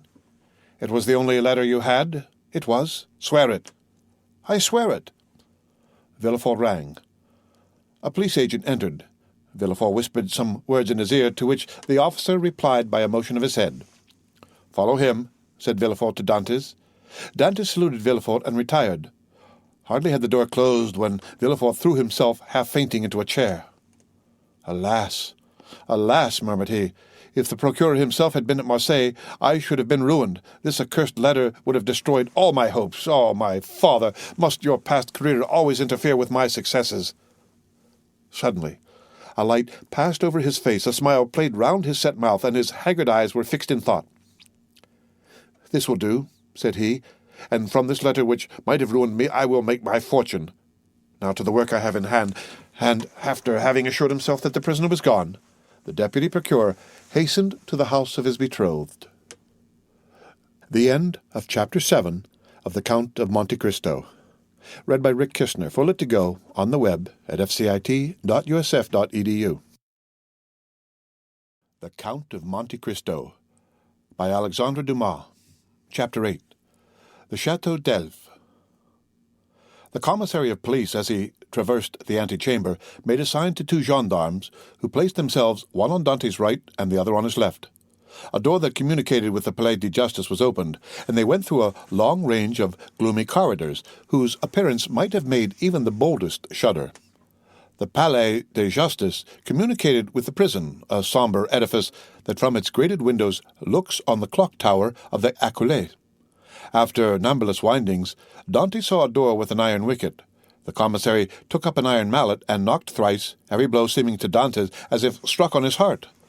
The door opened, the two gendarmes gently pushed him forward, and the door closed with a loud sound behind him. The air he inhaled was no longer pure, but thick and mephitic. He was in prison. He was conducted to a tolerably neat chamber, but grated and barred, and its appearance therefore did not greatly alarm him. Besides, the words of Villefort, who seemed to interest himself so much, resounded still in his ears like a promise of freedom. It was 4 o'clock when Dantès was placed in this chamber. It was, as we have said, the 1st of March, and the prisoner was soon buried in darkness. The obscurity augmented the acuteness of his hearing. At the slightest sound, he rose and hastened to the door, convinced they were about to liberate him. But the sound died away, and Dantès sank again into a seat. At last, about 10 o'clock, and just as Dantès began to despair, steps were heard in the corridor, a key turned in the lock, the bolts creaked, the massy oaken door flew open, and a flood of light from 2 torches pervaded the apartment. By the torchlight, Dantès saw the glittering sabres and carbines of 4 gendarmes. He had advanced at first, but stopped at the sight of this display of force. "Are you come to fetch me?" asked he. "Yes," replied a gendarme. "By the orders of the deputy procureur?" "I believe so." The conviction that they came from M. de Villefort relieved all Dante's apprehensions. He advanced calmly and placed himself in the centre of the escort. A carriage waited at the door. The coachman was on the box, and a police officer sat beside him. "Is this carriage for me?" said Dantès. "It is for you," replied a gendarme. Dantès was about to speak, but, feeling himself urged forward, and having neither the power nor the intention to resist, he mounted the steps and was in an instant seated inside between two gendarmes. The two others took their places opposite, and the carriage rolled heavily over the stones. The prisoner glanced at the windows. They were grated. He had changed his prison for another that was conveying him he knew not whither. Through the grating, however, Dantès saw they were passing through the Rue Cassier, and by the Rue Saint-Laurent and the Rue Taramis to the port. Soon he saw the lights of La Consigne. The carriage stopped, the officer descended, approached the guard-house. A dozen soldiers came out and formed themselves in order. Dantès saw the reflection of their muskets by the light of the lamps on the quay. "Can all this force be summoned on my account?" thought he. The officer opened the door, which was locked, and, without speaking a word, answered Dantès' question, for he saw between the ranks of the soldiers a passage formed from the carriage to the port. The two gendarmes who were opposite to him descended first. Then he was ordered to alight, and the gendarmes on each side of him followed his example. They advanced towards a boat, which a customs-house officer held by a chain near the quay. The soldiers looked at Dantès with an air of stupid curiosity. In an instant he was placed in the stern sheets of the boat between the gendarmes, while the officer stationed himself at the bow. A shove sent the boat adrift, and 4 sturdy oarsmen impelled it rapidly towards the Pilon. At a shout from the boat, the chain that closes the mouth of the port was lowered, and in a second they were, as Dantès knew, in the Fil and outside the inner harbour. The prisoner's first feeling was of joy and again breathing the pure air, for air is freedom, but he soon sighed, for he passed before La Reserve, where he had that morning been so happy, and now through the open windows came the laughter and revelry of a ball. Dantès folded his hands, raised his eyes to heaven, and prayed fervently. The boat continued her voyage. They had passed the Tête de Mort, were now off the Anse du Faro, and about to double the battery. This maneuver was incomprehensible to Dantès. "Whither are you taking me?" asked he. "You will soon know. But still, we are forbidden to give you any explanation." Dantès, trained in discipline, knew that nothing would be more absurd than to question subordinates who were forbidden to reply, and so he remained silent. The most vague and wild thoughts passed through his mind. The boat they were in could not make a long voyage. There was no vessel at anchor outside the harbour. He thought perhaps they were going to leave him on some distant point. He was not bound, nor had they made any attempt to handcuff him. This seemed a good augury. Besides, had not the deputy, who had been so kind to him, told him that, provided he did not pronounce the dreaded name of Noirtier, he had nothing to apprehend? Had not Villefort in his presence destroyed the fatal letter, the only proof against him? He waited silently, striving to pierce through the darkness. They had left the Isle Ratonneau, where the lighthouse stood, on the right, and were now opposite the Point des Catalans. It seemed to the prisoner that he could distinguish a feminine form on the beach, for it was there Mercédès dwelt. How was it that a presentiment did not warn Mercédès that her lover was within 300 yards of her? One light alone was visible, and Dantès saw that it came from Mercédès' chamber. Mercédès was the only one awake in the whole settlement. A loud cry could be heard by her, but pride restrained him, and he did not utter it. What would his guards think if they heard him shout like a madman? He remained silent, his eyes fixed upon the light. The boat went on, but the prisoner thought only of Mercédès. An intervening elevation of land hid the light. Dantès turned and perceived that they had got out to sea. While he had been absorbed in thought, they had shipped their oars and hoisted sail. The boat was now moving with the wind. In spite of his repugnance to address the guards, Dantès turned to the nearest gendarme, and taking his hand, "Comrade," said he, "I adjure you, as a Christian and a soldier, to tell me where we are going. I am Captain Dantès, a loyal Frenchman, thought accused of treason. Tell me where you are conducting me, and I promise you on my honor I will submit to my fate." The gendarme looked irresolutely at his companion, who returned for answer a sign that said, "I see no great harm in telling him now." And the gendarme replied, "You are a native of Marseille and a sailor, and yet you do not know where you are going?" "On my honor, I have no idea." "Have you no idea whatever?" "None at all." "That is impossible." "I swear to you it is true. Tell me, I entreat." "But my orders—" "Your orders do not forbid your telling me what I must know in 10 minutes, in half an hour, or an hour. You see, I cannot escape, even if I intended." Unless you are blind or have never been outside the harbor, you must know." "I do not." "Look round you, then." Dantès rose and looked forward, when he saw rise within 100 yards of him the black and frowning rock on which stands the Château d'Elf. This gloomy fortress, which has for more than 300 years furnished food for so many wild legends, seemed to Dantès like a scaffold to a malefactor. "The Château d'Elf?" cried he. "What are we going there for?" The gendarme smiled. I am not going there to be imprisoned," said Dantès. "It is only used for political prisoners. I have committed no crime. Are there any magistrates or judges at the Château d'Elf?" "There are only," said the gendarme, "a governor, a garrison, turnkeys, and good thick walls. Come, do not look so astonished, or you will make me think you are laughing at me in return for my good nature." Dantès pressed the gendarme's hand as though he would crush it. "You think, then," said he, "that I am taken to the Château d'Elf to be imprisoned there?" "It is probable, but there is no occasion to squeeze so hard. Without any inquiry, without any formality?" "All the formalities have been gone through. The inquiry is already made." "And so in spite of Monsieur de Villefort's promises?" "I do not know what Monsieur de Villefort promised you," said the gendarme, "but I know we are taking you to the Château d'Elf." "But what are you doing?" Help, comrades, help!" By a rapid movement, which the gendarme's practised eye had perceived, Dantès sprang forward to precipitate himself into the sea, but 4 vigorous arms seized him as his feet quitted the bottom of the boat. He fell back, cursing with rage. "Good," said the gendarme, placing his knee on his chest. "Believe soft-spoken gentleman again. Hark ye, my friend, I have disobeyed my first order, but I will not disobey the second, and if you move, I will blow your brains out." And he levelled his carbine at Dantès, who felt the muzzle against his temple. For a moment the idea of struggling crossed his mind, and of so ending the unexpected evil that had overtaken him. But he bethought him of Monsieur de Villefort's promise, and besides, death in a boat from the hand of a gendarme seemed too terrible. He remained motionless, but gnashing his teeth and wringing his hands with fury. At this moment the boat came to a landing with a violent shock. One of the sailors leaped on shore, a cord creaked as it ran through a pulley, and Dantès guessed they were at the end of the voyage, and that they were mooring the boat. His guards, taking him by the arms and coat-collar, forced him to rise and dragged him towards the steps that led to the gate of the fortress, while the police officer carried a musket with fixed bayonet followed behind. Dantès made no resistance. He was like a man in a dream. He saw soldiers drawn up on the embankment. He knew vaguely that he was ascending a flight of steps. He was conscious that he passed through a door and that the door closed behind him, but all this indistinctly, as through a mist.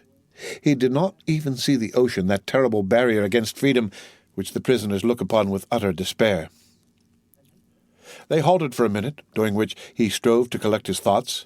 He looked around. He was in a court surrounded by high walls. He heard the measured tread of sentinels, and as they passed before the light, he saw the barrels of their muskets shine. They waited upwards of 10 minutes. Certain Dantès could not escape, the gendarmes released him. They seemed awaiting orders. The orders came. "Where is the prisoner?" said a voice. "Here," replied the gendarme. "Let him follow me. I will take him to his cell." "Go," said the gendarmes, thrusting Dantès forward. The prisoner followed his guide, who led him into a room almost underground, whose bare and reeking walls seemed as though impregnated with tears. A lamp placed on a stool illumined the apartment faintly, and showed Dantès the features of his conductor, an under-jailer, ill-clothed and of sullen appearance. "Here is your chamber for tonight," said he. "It is late and the governor is asleep. Tomorrow perhaps he may change you. In the meantime there is bread, water, and fresh straw, and that is all a prisoner can wish for. Good night." And before Dantès could open his mouth, before he had noticed where the jailer placed his bread or the water, before he had glanced towards the corner where the straw was, the jailer disappeared, taking with him the lamp and closing the door, leaving stamped upon the prisoner's mind the dim reflection of the dripping walls of his dungeon. Dantès was alone in darkness, and in silence, cold as the shadows that he felt breathe on his burning forehead. With the first dawn of day the jailer returned, with orders to leave Dantès where he was. He found the prisoner in the same position, as if fixed there, his eyes swollen with weeping. He had passed the night standing and without sleep. The jailer advanced. Dantès appeared not to perceive him. he touched him on the shoulder. Edmond started. "Have you not slept?" said the jailer. "I do not know," replied Dantès. The jailer stared. "Are you hungry?" continued he. I do not know." "Do you wish for anything?" "I wish to see the governor." The jailer shrugged his shoulders and left the chamber. Dantès followed him with his eyes, and stretched forth his hands toward the open door, but the door closed. All his emotion then burst forth. He cast himself on the ground, weeping bitterly, and asking himself what crime he had committed that he was thus punished. The day passed thus. He scarcely tasted food, but walked round and round the cell like a wild beast in its cage. One thought in particular tormented him, namely, that during his journey hither he had sat so still, whereas he might a dozen times have plunged into the sea, and, thanks to his powers of swimming, for which he was famous, have gained the shore, concealed himself until the arrival of a Genoese or Spanish vessel, escaped to Spain or Italy, where Mercedes and his father could have joined him. He had no fears as to how he should live. Good seamen are welcome everywhere. He spoke Italian like a Tuscan and Spanish like a Castilian. He would have been free and happy with Mercedes and his father, whereas he was now confined in the Château d'Elf, that impregnable fortress, ignorant of the future destiny of his father and Mercedes, and all this because he had trusted to Villefort's promise. The thought was maddening, and Dantès threw himself furiously down on his straw. The next morning at the same hour the jailer came again. "Well," said the jailer, "are you more reasonable today?" Dantès made no reply. "Come, cheer up. Is there anything that I can do for you?" "I wish to see the governor." "I have already told you it was impossible." "Why so?" "Because it is against prison rules, and prisoners must not even ask for it." "What is allowed, then?" "Better fare, if you pay for it, books, and leave to walk about."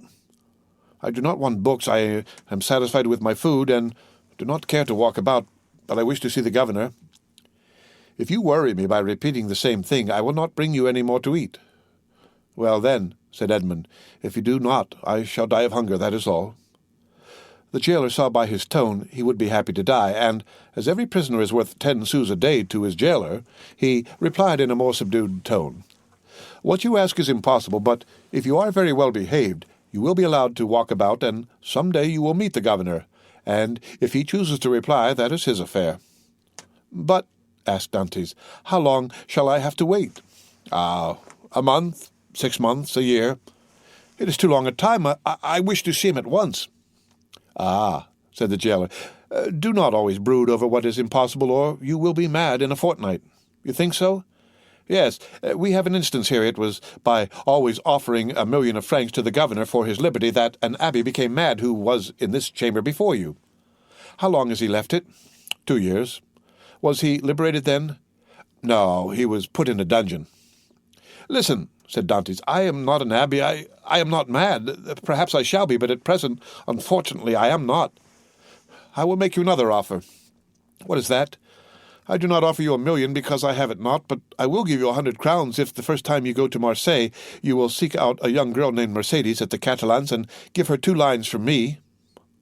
"If I took them and were detected, I should lose my place, which is worth 2,000 francs a year, so that I should be a great fool to run such a risk for 300. "Well," said Dantès, "mark this. If you refuse at least to tell Mercedes I am here, I will some day hide myself behind the door, and when you enter I will dash out your brains with this stool." "Threats!" cried the jailer, retreating and putting himself on the defensive.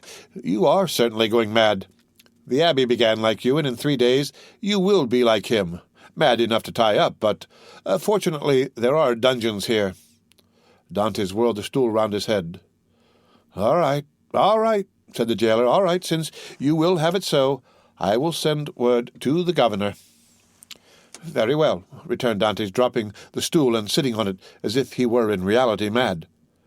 The jailer went out and returned in an instant with a corporal and 4 soldiers. "By the governor's orders," said he, "conduct the prisoner to the tier beneath."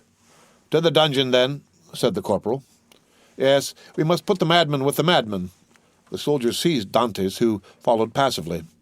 He descended 15 steps, and the door of a dungeon was opened, and he was thrust in.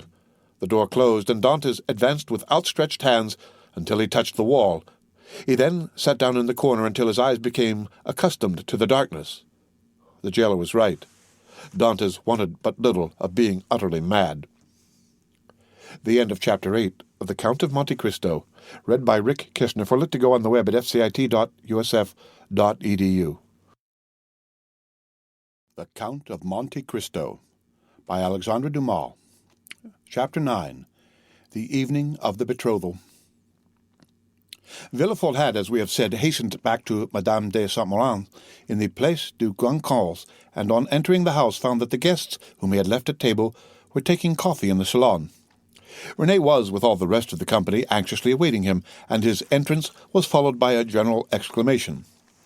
"Well, decapitator, guardian of the state, royalist, Brutus, what is the matter?" said one. "Speak out." "Are we threatened with a fresh reign of terror?" asked another. "Has the Corsican ogre broken loose?" cried a third. "Marchese," said Villefort, approaching his future mother-in-law, "I request your pardon for thus leaving you. Will the Marquis honor me by a few moments' private conversation?" "Ah, it is really a serious matter, then?" asked the Marquis, remarking the cloud on Villefort's brow. "So serious that I must take leave of you for a few days. So," added he, turning to René, "judge for yourself, if it be not important." "You're going to leave us?" cried René, unable to hide her emotion at this unexpected announcement. "Alas," returned Villefort, "I must." "Where then are you going?" asked the Marchese. "That, madam, is an official secret. But if you have any commissions for Paris, a friend of mine is going there tonight, and will with pleasure undertake them." The guests looked at each other. "You wish to speak to me alone?" said the Marquis. "Yes, let us go to the library, please." The Marquis took his arm and they left the salon. "Well?" asked he, as soon as they were by themselves. "Tell me what it is." "An affair of the greatest importance that demands my immediate presence in Paris. Now, excuse the indiscretion, Marquis, but have you any landed property?" "All my fortune is in the funds, 700,000 or 800,000 francs." "Then sell out. Sell out, Marquis, or you will lose it. All." "But how can I sell out here?" "You have a broker, have you not?" "Yes." "Then give me a letter to him, and tell him to sell out without an instant's delay. Perhaps even now I shall arrive too late." "The deuce you say," replied the Marquis. "Let us lose no time, then." And sitting down, he wrote a letter to his broker, ordering him to sell out at the market price. "Now then," said Villefort, placing the letter in his pocket-book, "I must have another." "To whom?" "To the king." "To the king?" "Yes." "I dare not write to his Majesty." "I do not ask you to write to his Majesty, but ask Monsieur de Salvieux to do so. I want a letter that will enable me to reach the king's presence without all the formalities of demanding an audience. That would occasion a loss of precious time." "But address yourself to the Keeper of the Seals. He has the right of entry at the Tuileries, and can procure you audience at any hour of the day or night." "Doubtless, but there is no occasion to divide the honours of my discovery with him. The keeper would leave me in the background, and take all the glory to himself. I tell you, Marquis, my fortune is made if I only reach the Tuileries the first, for the king will not forget the service I do him." "In that case, go and get ready. I will call Salvieux and make him write the letter. Be as quick as possible. I must be on the road in a quarter of an hour. Tell your coachman to stop at the door. You will present my excuses to the Marchese and Mademoiselle René, whom I leave on such a day with great regret. You will find them both here, and can make your farewells in person. 1,000 thanks, and now for the letter." The Marquis rang. A servant entered. "Say to the Comte de Salvieux that I would like to see him." "Now then, go," said the Marquis.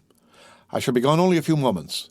Villefort hastily quitted the apartment, but reflecting that the sight of the deputy procureur running through the streets would be enough to throw the whole city into confusion, he resumed his ordinary pace. At his door he perceived a figure in the shadow that seemed to wait for him. It was Mercédès, who, hearing no news of her lover, had come unobserved to inquire after him. As Villefort drew near, she advanced and stood before him. Dantès had spoken of Mercédès, and Villefort instantly recognized her. Her beauty and high bearing surprised him, and when she inquired what had become of her lover, it seemed to him that she was the judge and he the accused. "The young man you speak of," said Villefort abruptly, "is a great criminal, and I can do nothing for him, mademoiselle." Mercédès burst into tears, and as Villefort strove to pass her, again addressed him. "But at least tell me where he is, that I may know whether he is alive or dead," said she. "I do not know. He is no longer in my hands," replied Villefort. and desirous of putting an end to the interview, he pushed by her and closed the door as if to exclude the pain he felt.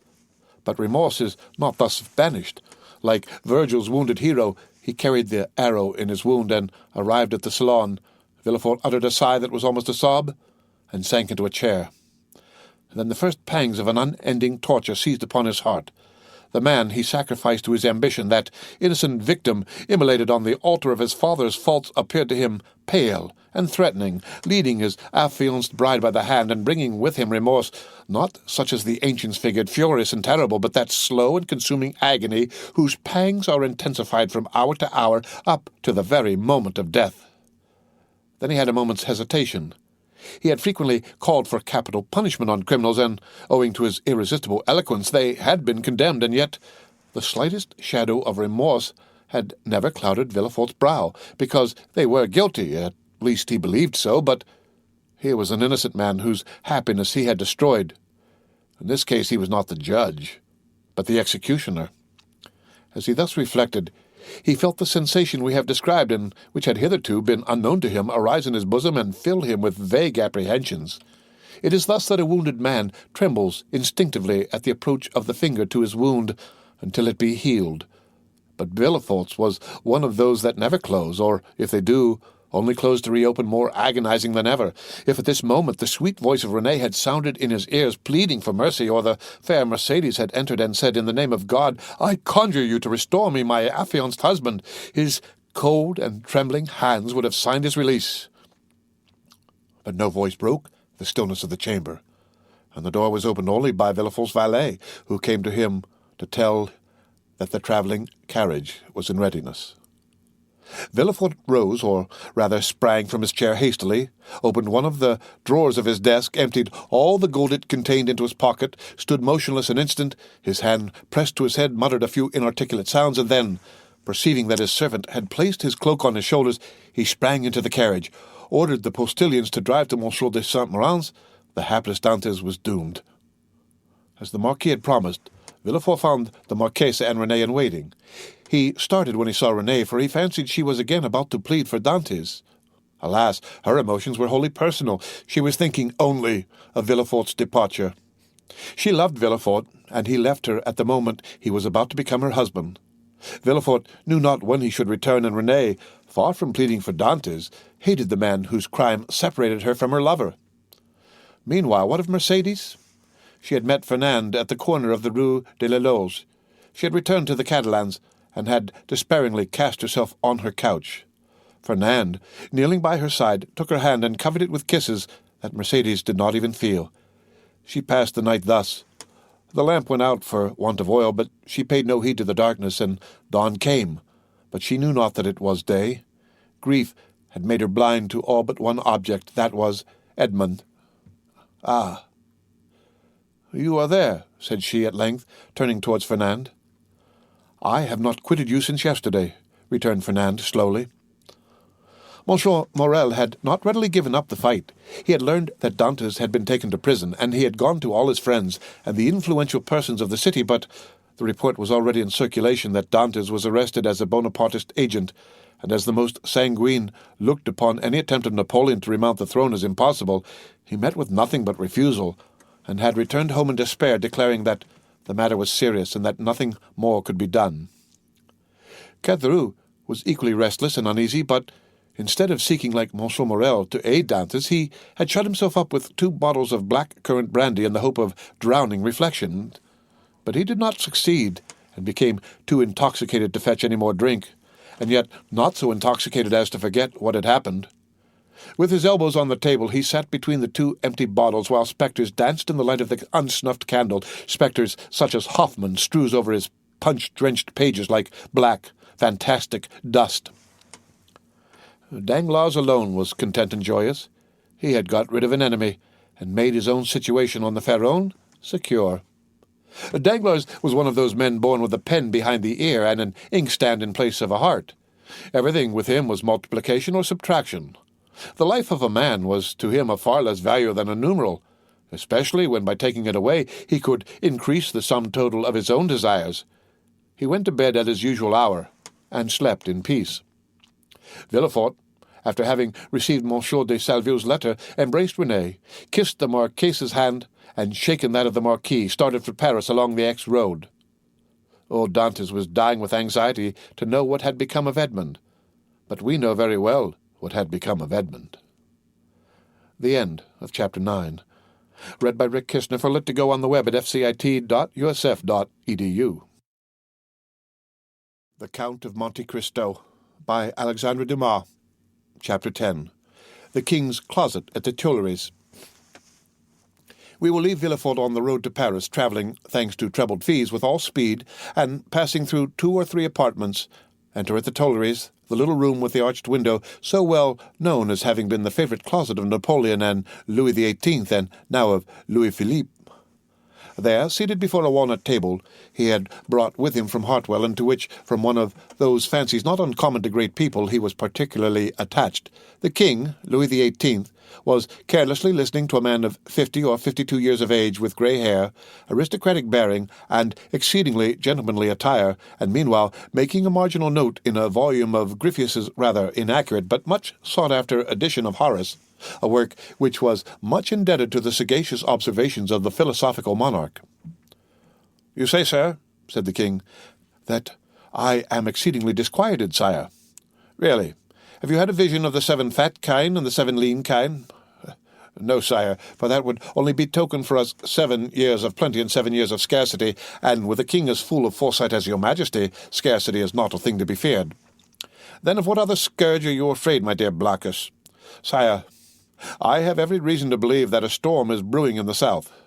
"Well, my dear Duke," replied Louis XVIII, "I think you are wrongly informed, and know positively that, on the contrary, it is very fine weather in that direction." Man of ability as he was, Louis XVIII liked a pleasant jest. "Sire," continued Monsieur de Blancard, "if it only be to reassure a faithful servant, will your majesty send into Languedoc, Provence, and Dauphine trusty men, who will bring you back a faithful report as to the feeling in these 3 provinces?" "Caninus Surdus," replied the King, continuing the annotations in his Horace. "Sire," replied the courtier, laughing in order that he might seem to comprehend the quotation, "your majesty may be perfectly right in relying on the good feeling of France, but I fear I am not altogether wrong in dreading some desperate attempt." "By whom?" "By Bonaparte, or at least by his adherents." "My dear Blackus," said the King, "you, with your alarms, prevent me from working." "And you, sire, prevent me from sleeping with your security." "Wait, my dear sir, wait a moment, for I have such a delightful note on the pastor quum traherit. Wait, and I will listen to you afterwards." There was a brief pause, during which Louis XVIII wrote, in a hand as small as possible, another note on the margin of his Horace, and then, looking at the Duke with the air of a man who thinks he has an idea of his own, while he is only commenting upon the idea of another, said, "Go on, my dear Duke, go on, I listen." "Sire," said Blackus, who had for a moment the hope of sacrificing Villefort to his own profit, "I am compelled to tell you that these are not mere rumours, destitute of foundation, which thus disquiet me, but a serious-minded man, deserving all my confidence, and charged by me to watch over the south." The Duke hesitated as he pronounced these words. "Has arrived by post to tell me that a great peril threatens the King, and so I hasten to you, sire." "Mala ducis ave domum," continued Louis XVIII, still annotating. "Does your majesty wish me to drop the subject?" "By no means, my dear Duke, but just stretch out your hand." "Which?" "Whichever you please. There, to the left. Here, sire." "I tell you to the left, and you are looking to the right. I mean on my left. Yes, there. You will find yesterday's report of the Minister of Police. But here is Monsieur Dandré himself." And Monsieur Dandré, announced by the chamberlain in waiting, entered. "Come in," said Louis XVIII, with repressed smile. "Come in, Baron, and tell the Duke all you know, the latest news of Monsieur de Bonaparte. Do not conceal anything, however serious. Let us see, the island of Elba is a volcano, and we may expect to have issuing thence flaming and bristling war, bella horrida bella." Monsieur Dandré leaned very respectfully on the back of a chair with his 2 hands, and said, "Has your majesty perused yesterday's report?" Yes, but tell the Duke himself, who cannot find anything what the report contains. Give him the particulars of what the usurper is doing in his islet." "Monsieur," said the Baron to the Duke, All the servants of His Majesty must approve of the latest intelligence which we have from the island of Elba. Bonaparte—" Monsieur d'André looked at Louis XVIII, who, employed in writing a note, did not even raise his head. "Bonaparte," continued the Baron, "is mortally wearied, and passes whole days in watching his miners at work at Porto-Longuyon." "And scratches himself for amusement," added the king. "Scratches himself?" inquired the Duke. "What does your Majesty mean?" "Yes, indeed, my dear Duke. Did you forget that this great man, this hero, this demigod, is attacked with a malady of the skin which worries him to death? Prurigo? And moreover, my dear Duke," continued the Minister of Police, "we are almost assured that in a very short time the usurper will be insane." "Insane?" "Raving mad. His head becomes weaker. Sometimes he weeps bitterly. Sometimes laughs boisterously. At other times he passes hours on the seashore, flinging stones in the water, and when the flint makes duck and drake 5 or 6 times, he appears as delighted as if he had gained another Marengo or Austerlitz. Now, you must agree that these are indubitable symptoms of insanity." "Or of wisdom, my dear Baron, or of wisdom," said Louis XVIII, laughing. "The greatest captains of antiquity amused themselves by casting pebbles into the ocean. See Plutarch's Life of Scipio Africanus." Monsieur de Blacas pondered deeply between the confident monarch and the truthful minister. Villefort, who did not choose to reveal the whole secret lest another should reap all the benefit of the disclosure, had yet communicated enough to cause him the great uneasiness. "Well, D'André," said Louis XVIII, "Blacas is not yet convinced. Let us proceed, therefore, to the usurper's conversion." The Minister of Police bowed. "The usurper's conversion?" muttered the Duke, looking at the king and d'André, who spoke alternately like Virgil's shepherds. "The usurper converted?" "Decidedly, my dear Duke." "In what way converted?" "To good principles. Tell him all about it, Baron." "Why, this is the way of it," said the minister with the gravest air in the world. "Napoleon lately had a review, and as 2 or 3 of his old veterans expressed a desire to return to France, he gave them their dismissal and exhorted them to serve the good king. These were his own words, of that I am certain." "Well, Blacas, what do you think of this?" inquired the king, triumphantly, and pausing for a moment from the voluminous scholiast before him. "I say, sire, that the Minister of Police is greatly deceived, or I am, and, as it is impossible it can be the Minister of Police, as he has the guardianship of the safety and honour of your Majesty, it is probable that I am in error. However, sire, if I might advise, your Majesty will interrogate the person of whom I spoke to you, and I will urge your Majesty to do him this honour." "Most willingly, Duke. Under your auspices I will receive any person you please, but you must not expect me to be too confiding. Baron, have you any report more recent than this, dated the 20th February? This is the 4th of March." "No, sire, but I am hourly expecting one. It may have arrived since I left my office." "Go thither, and if there be none, well, continued Louis XVIII, make one. That is the usual way, is it not?" And the king laughed facetiously. "Oh, sire," replied the minister, "we have no occasion to invent any. Every day our desks are loaded with most circumstantial denunciations, coming from hosts of people who hope for some return for services which they seek to render but cannot. They trust to fortune, and rely upon some unexpected event in some way to justify their predictions." "Well, sir, go," said Louis XVIII, "and remember that I am waiting for you." "I will but go and return, sire. I shall be back in 10 minutes. "And I, sire," said Monsieur de Blancas, "will go and find my messenger." "Wait, sir, wait," said Louis XVIII. "Really, Monsieur de Blancas, I must change your armorial bearings. I will give you an eagle with outstretched wings, holding in its claws a prey which tries in vain to escape, and bearing this device, Tenax." "Sire, I listen," said de Blancas, biting his nails with impatience. "I wish to consult you on this passage. Molly Fugien's Angelitu? Or, you know, it refers to a stag flying from a wolf. Are you not a sportsman and a great wolf hunter? Well, then, what do you think of the Molly Angelitu?" "Admirable, sire, but my messenger is like the stag you refer to, for he has posted 220 leagues in scarcely 3 days." "Which is undergoing great fatigue and anxiety, my dear Duke, when we have a telegraph which transmits messages in 3 or 4 hours, and that without getting in the least out of breath." "Ah, Sire, you recompense but badly this poor young man who has come so far and with so much ardour to give your Majesty useful information, if only for the sake of Monsieur de Salvieux, who recommends him to me. I entreat your Majesty to receive him graciously." "Monsieur de Salvieux, my brother's chamberlain?" "Yes, sire."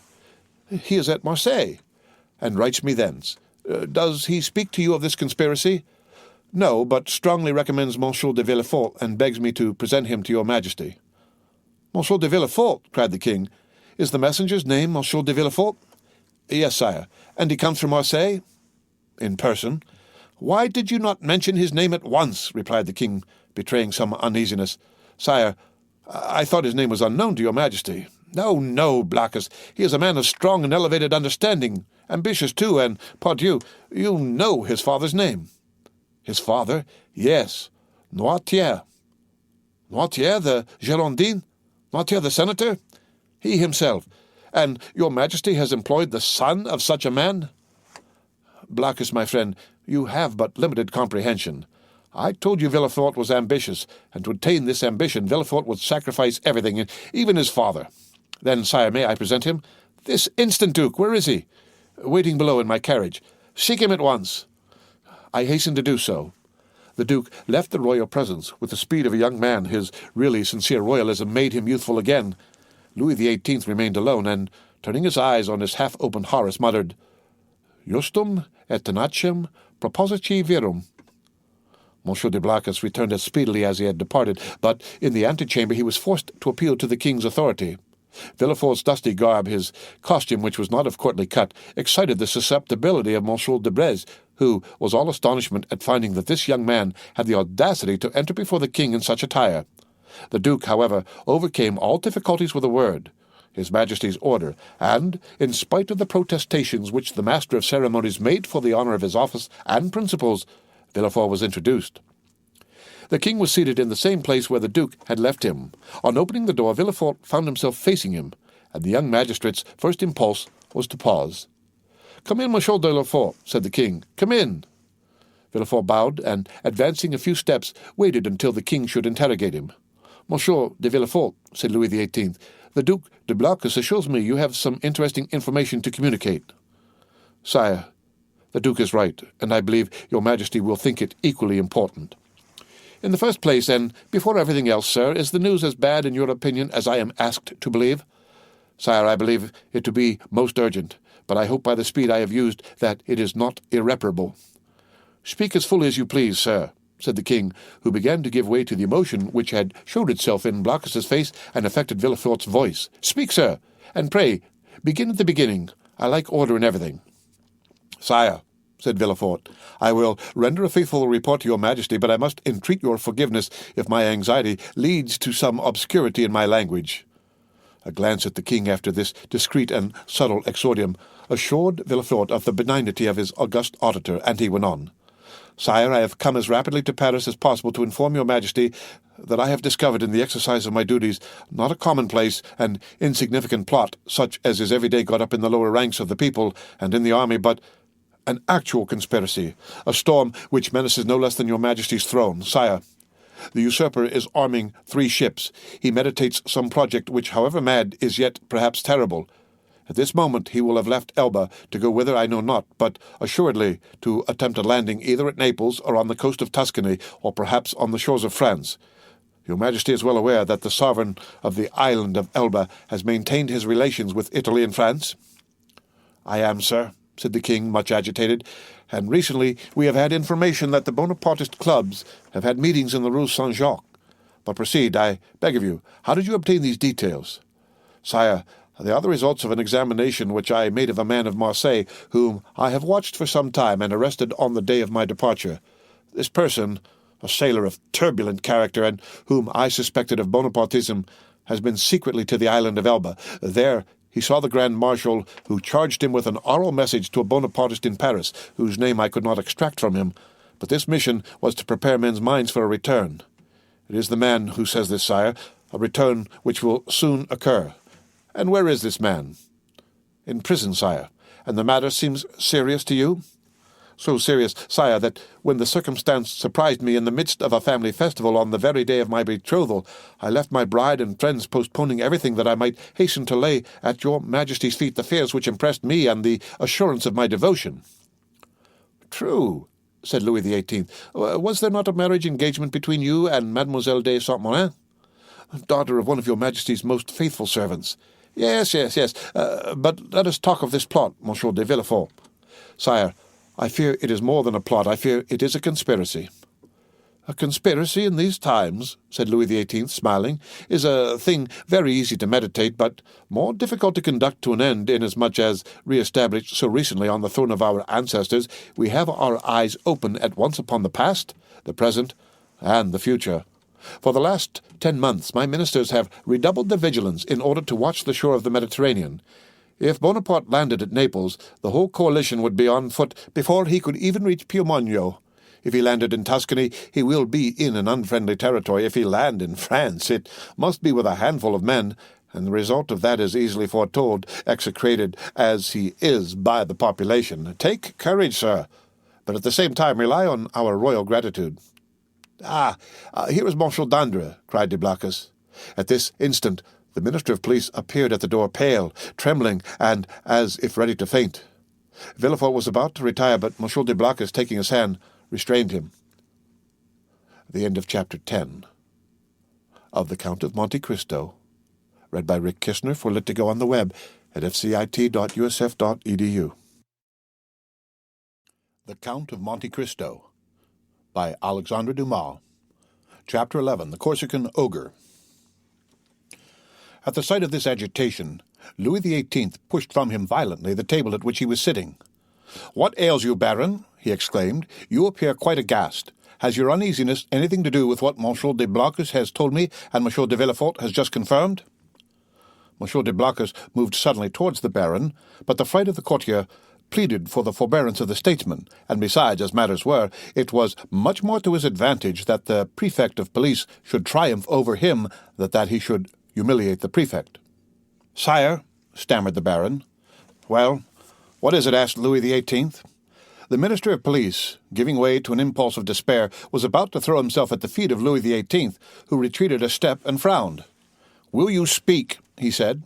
"Oh, sire, what a dreadful misfortune! I am indeed to be pitied. I can never forgive myself." "Monsieur," said Louis XVIII, "I command you to speak." "Well, sire, the usurper left Elba on the 26th February and landed on the 1st of March. "And where? In Italy?" asked the king eagerly. "In France, sire, at a small port near Antibes in the Gulf of Juan." "The usurper landed in France near Antibes in the Gulf of Juan, 250 leagues from Paris on the 1st of March, and you only acquired this information today, the 4th of March? Well, sir, what you tell me is impossible. You must have received a false report, or you have gone mad." "Alas, sire, it is but too true." Louis made a gesture of indescribable anger and alarm, and then drew himself up as if this sudden blow had struck him at the same moment in heart and countenance. "In France!" he cried. "The usurper in France! Then they did not watch over this man. Who knows, they were perhaps in league with him." "Oh, sire," exclaimed the Duc de Blacas, "Monsieur d'Andre is not a man to be accused of treason. Sire, we have all been blind, and the Minister of Police has shared the general blindness, that is all." "But," said Villefort, and then, suddenly checking himself, he was silent. Then he continued. "Your pardon, sire," he said, bowing. "My zeal carried me away. Will your Majesty deign to excuse me?" "Speak, sir. Speak boldly," replied Louis. "You alone forewarned us of the evil. Now try and aid us with the remedy." "Sire," said Villefort, "the usurper is detested in the south, and it seems to me that if he ventured into the south, it would be easy to raise Languedoc and Provence against him."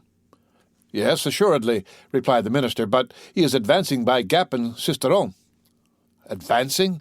He is advancing?" said Louis XVIII. "Is he then advancing on Paris?" The Minister of Police maintained a silence which was equivalent to a complete avowal. "And Dauphine, sir?" inquired the king of Villefort. "Do you think it possible to rouse that as well as Provence?" "Sire, I am sorry to tell your Majesty a cruel fact, but the feeling in Dauphine is quite the reverse of that in Provence or Languedoc. The mountaineers are Bonapartists, sire." "Then," murmured Louis, "he was well informed. And how many men had he with him?" "I do not know, sire," answered the Minister of Police. "What? You do not know? Have you neglected to obtain information on that point? Of course it is of no consequence," he added with a withering smile. "Sire, it was impossible to learn.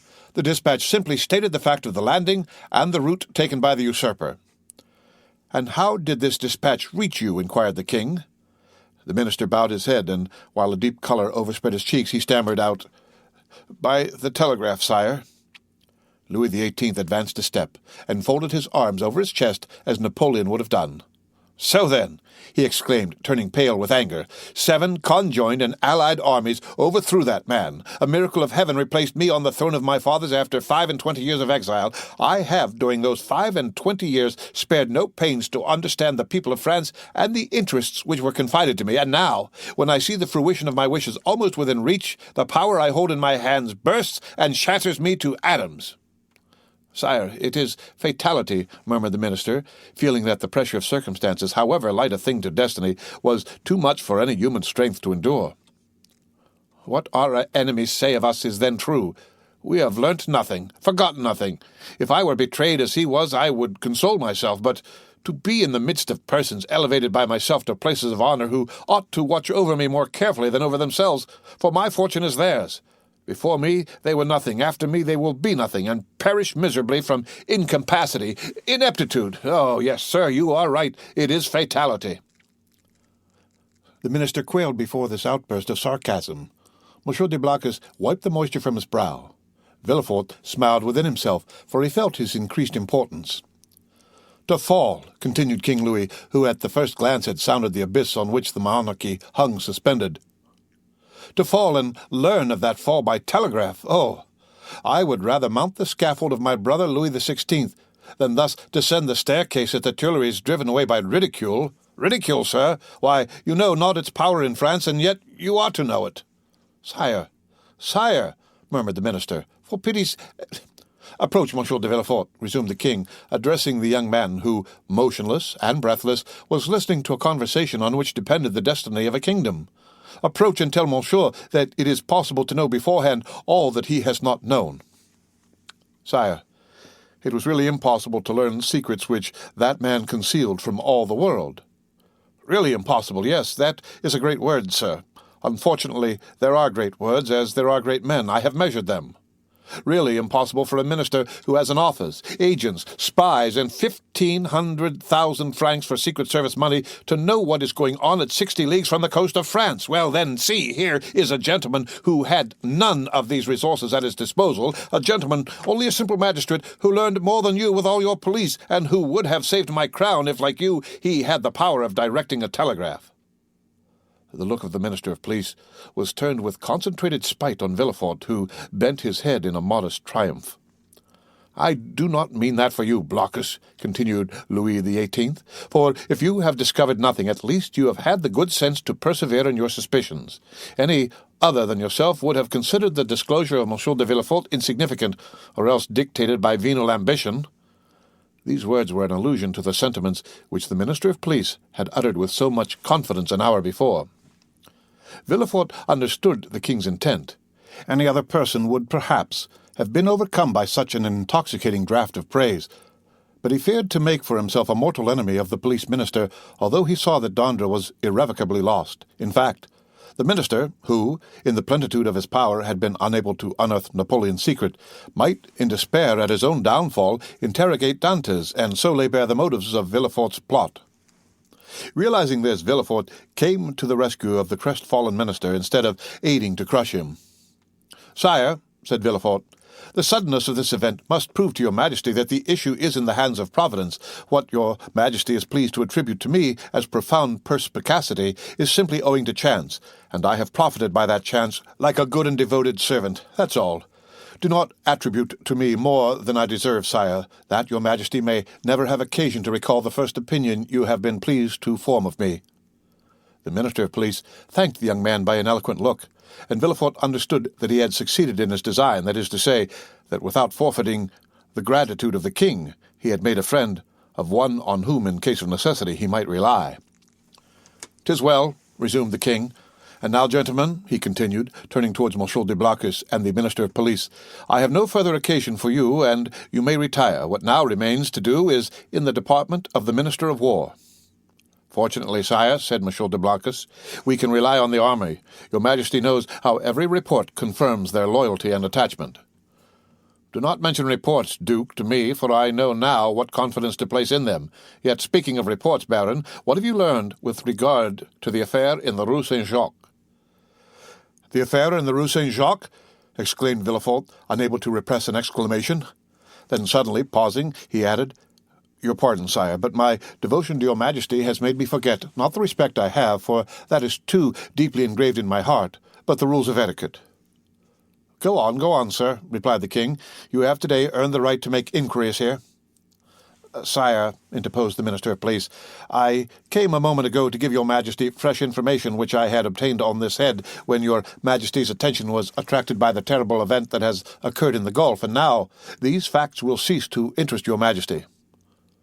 "On the contrary, sir, on the contrary," said Louis XVIII. "This affair seems to me to have a decided connection with that which occupies our attention, and the death of General Quesnel will perhaps put us on the direct track of a great internal conspiracy." At the name of General Quesnel, Villefort trembled. "Everything points to the conclusion, sire," said the Minister of Police, "that death was not the result of suicide, as we first believed, but of assassination. General Quesnel, it appears, had just left a Bonapartist club when he disappeared. An unknown person had been with him that morning and made an appointment with him in the Rue Saint-Jacques. Unfortunately, the general's valet, who was dressing his hair at the moment when the stranger entered, heard the street mentioned but did not catch the number." As the police minister related this to the king, Villefort, who looked as if his very life hung on the speaker's lips, turned alternately red and pale. The king looked towards him. "Do you not think with me, Monsieur de Villefort, that General Quesnel, whom they believed attached to the usurper, but who was really entirely devoted to me, has perished the victim of a Bonapartist ambush?" "It is probable, sire," replied Villefort, "but is this all that is known?" "They are on the track of the man who appointed the meeting with him." "On his track?" said Villefort. "Yes. The servant has given his description. He is a man of from 50 to 52 years of age, dark, with black eyes, covered with shaggy eyebrows and a thick moustache. He was dressed in a blue frock coat, buttoned up to the chin, and wore at his buttonhole the rosette of an officer of the Legion of Honor. Yesterday, a person exactly corresponding with this description was followed, but he was lost sight of at the corner of the Rue de la Josienne and the Rue Coqueron." Villefort leaned on the back of an armchair, for as the Minister of Police went on speaking he felt his legs bend under him. But when he learned that the unknown had escaped the vigilance of the agent who followed him, he breathed again. "Continue to seek for this man, sir," said the king to the Minister of Police, "for if, as I am all but convinced, General Quesnel, who would have been so useful to us at this moment, has been murdered, his assassins, Bonapartists or not, shall be cruelly punished." It required all Villefort's coolness not to betray the terror with which this declaration of the king inspired him. "How strange," continued the king with some asperity. "The police think that they have disposed of the whole matter when they say a murder has been committed, and especially so when they can add, 'and we are on the track of the guilty persons.' Sire, your Majesty will, I trust, be amply satisfied on this point at least." "We shall see. I will no longer detain you, Monsieur de Villefort, for you must be fatigued after so long a journey. Go and rest. Of course, you stopped at your father's?" A feeling of faintness came over Villefort. "No, sire," he replied. "I alighted at the Hôtel de Madrid in the Rue des Tournois." "But you have seen him?" "Sire, I went straight to the Duc de Blacas." "But you will see him, then?" "I think not, sire." "Ah, I forgot," said Louis, smiling in a manner which proved that all these questions were not made without a motive. "I forgot you and Monsieur Noirtier are not on the best terms possible, and that is another sacrifice made to the royal cause, and for which you should be recompensed." "Sire, the kindness your Majesty deigns to evince towards me is a recompense which so far surpasses my utmost ambition that I have nothing more to ask for." "Never mind, sir. We will not forget you. Make your mind easy. In the meanwhile," the king here detached the cross of the Legion of Honor which he usually wore over his blue coat near the cross of Saint-Louis above the order of Notre-Dame du Mont-Carmel and Saint-Lazare, and gave it to Villefort. "In the meanwhile, take this cross." "Sire," said Villefort, "your Majesty mistakes. This is an officer's cross." "Ma foi," said Louis XVIII, "take it, such as it is, for I have not the time to procure you another. Blockus, let it be your care to see that the brevet is made out and sent to Monsieur de Villefort." Villefort's eyes were filled with tears of joy and pride. He took the cross and kissed it. "And now," he said, "may I inquire what are the orders with which your Majesty deigns to honor me?" "Take what rest you require, and remember that if you are not able to serve me here in Paris, you may be of the greatest service to me at Marseilles." "Sire," replied Villefort, bowing, "in an hour I shall have quitted Paris." "Go, sir," said the king, "and should I forget you, kings' memories are short, do not be afraid to bring yourself to my recollection. Baron, send for the Minister of War. Blockus, remain." "Ah, sir," said the Minister of Police to Villefort as they left the Tuileries, "you entered by luck's door. Your fortune is made." "Will it be long first?" muttered Villefort, saluting the minister, whose career was ended, and looking about him for a hackney coach. One passed at the moment which he hailed. He gave his address to the driver, and springing in, threw himself on the seat and gave loose to dreams of ambition. 10 minutes afterwards, Villefort reached his hotel, ordered horses to be ready in 2 hours, and asked to have his breakfast brought to him. He was about to begin his repast when the sound of the bell rang sharp and loud. The valet opened the door, and Villefort heard someone speak his name. "Who could know that I was here already?" said the young man. The valet entered. "Well," said Villefort, "what is it? Who rang? Who asked for me?" "A stranger who will not send in his name." "A stranger who will not send in his name? What can he want with me?" "He wishes to speak to you." "To me?" "Yes." "Did he mention my name?" "Yes." "What sort of person is he?" "Why, sir, a man of about 50. "Short or tall?" "About your own height, sir." "Dark or fair?" "Dark, very dark, with black eyes, black hair, black eyebrows." "And how dressed?" asked Villefort quickly. "In a blue frock coat, buttoned up close, decorated with the Legion of Honor." "It is he," said Villefort, turning pale. "Pardieu," said the individual whose description we have twice given entering the door. "What a great deal of ceremony! Is it the custom in Marseilles for sons to keep their fathers waiting in their anteroom?" "Father!" cried Villefort. "Then I was not deceived. I felt sure it must be you." "Well, then, if you felt so sure," replied the newcomer, putting his cane in a corner and his hat on a chair, "allow me to say, my dear Girard, that it was not very filial of you to keep me waiting at the door." "Leave us, Germain," said Villefort. The servant quitted the apartment with evident signs of astonishment. The end of Chapter 11 of The Count of Monte Cristo, read by Rick Kistner, for Lit to Go on the web at fcit.usf.edu. The Count of Monte Cristo, by Alexandre Dumas, Chapter 12, Father and Son.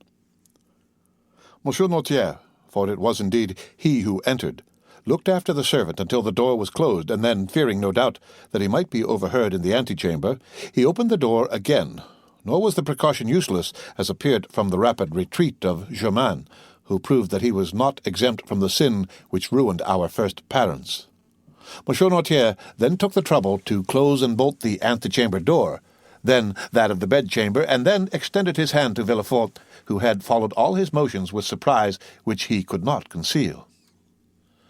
"Well, now, my dear Girard," said he to the young man, with a very significant look, "do you know, you seem as if you were not very glad to see me." "My dear father," said Villefort, "I am on the contrary delighted, but I so little expected your visit that it has somewhat overcome me." "But, my dear fellow," replied Monsieur Noirtier, seating himself, "I might say the same thing to you when you announced to me your wedding for the 28th of February, and on the 3rd of March you turn up here in Paris." "And if I have come, my dear father," said Girard, drawing closer to Monsieur Noirtier, "do not complain, for it is for you that I came, and my journey will be your salvation."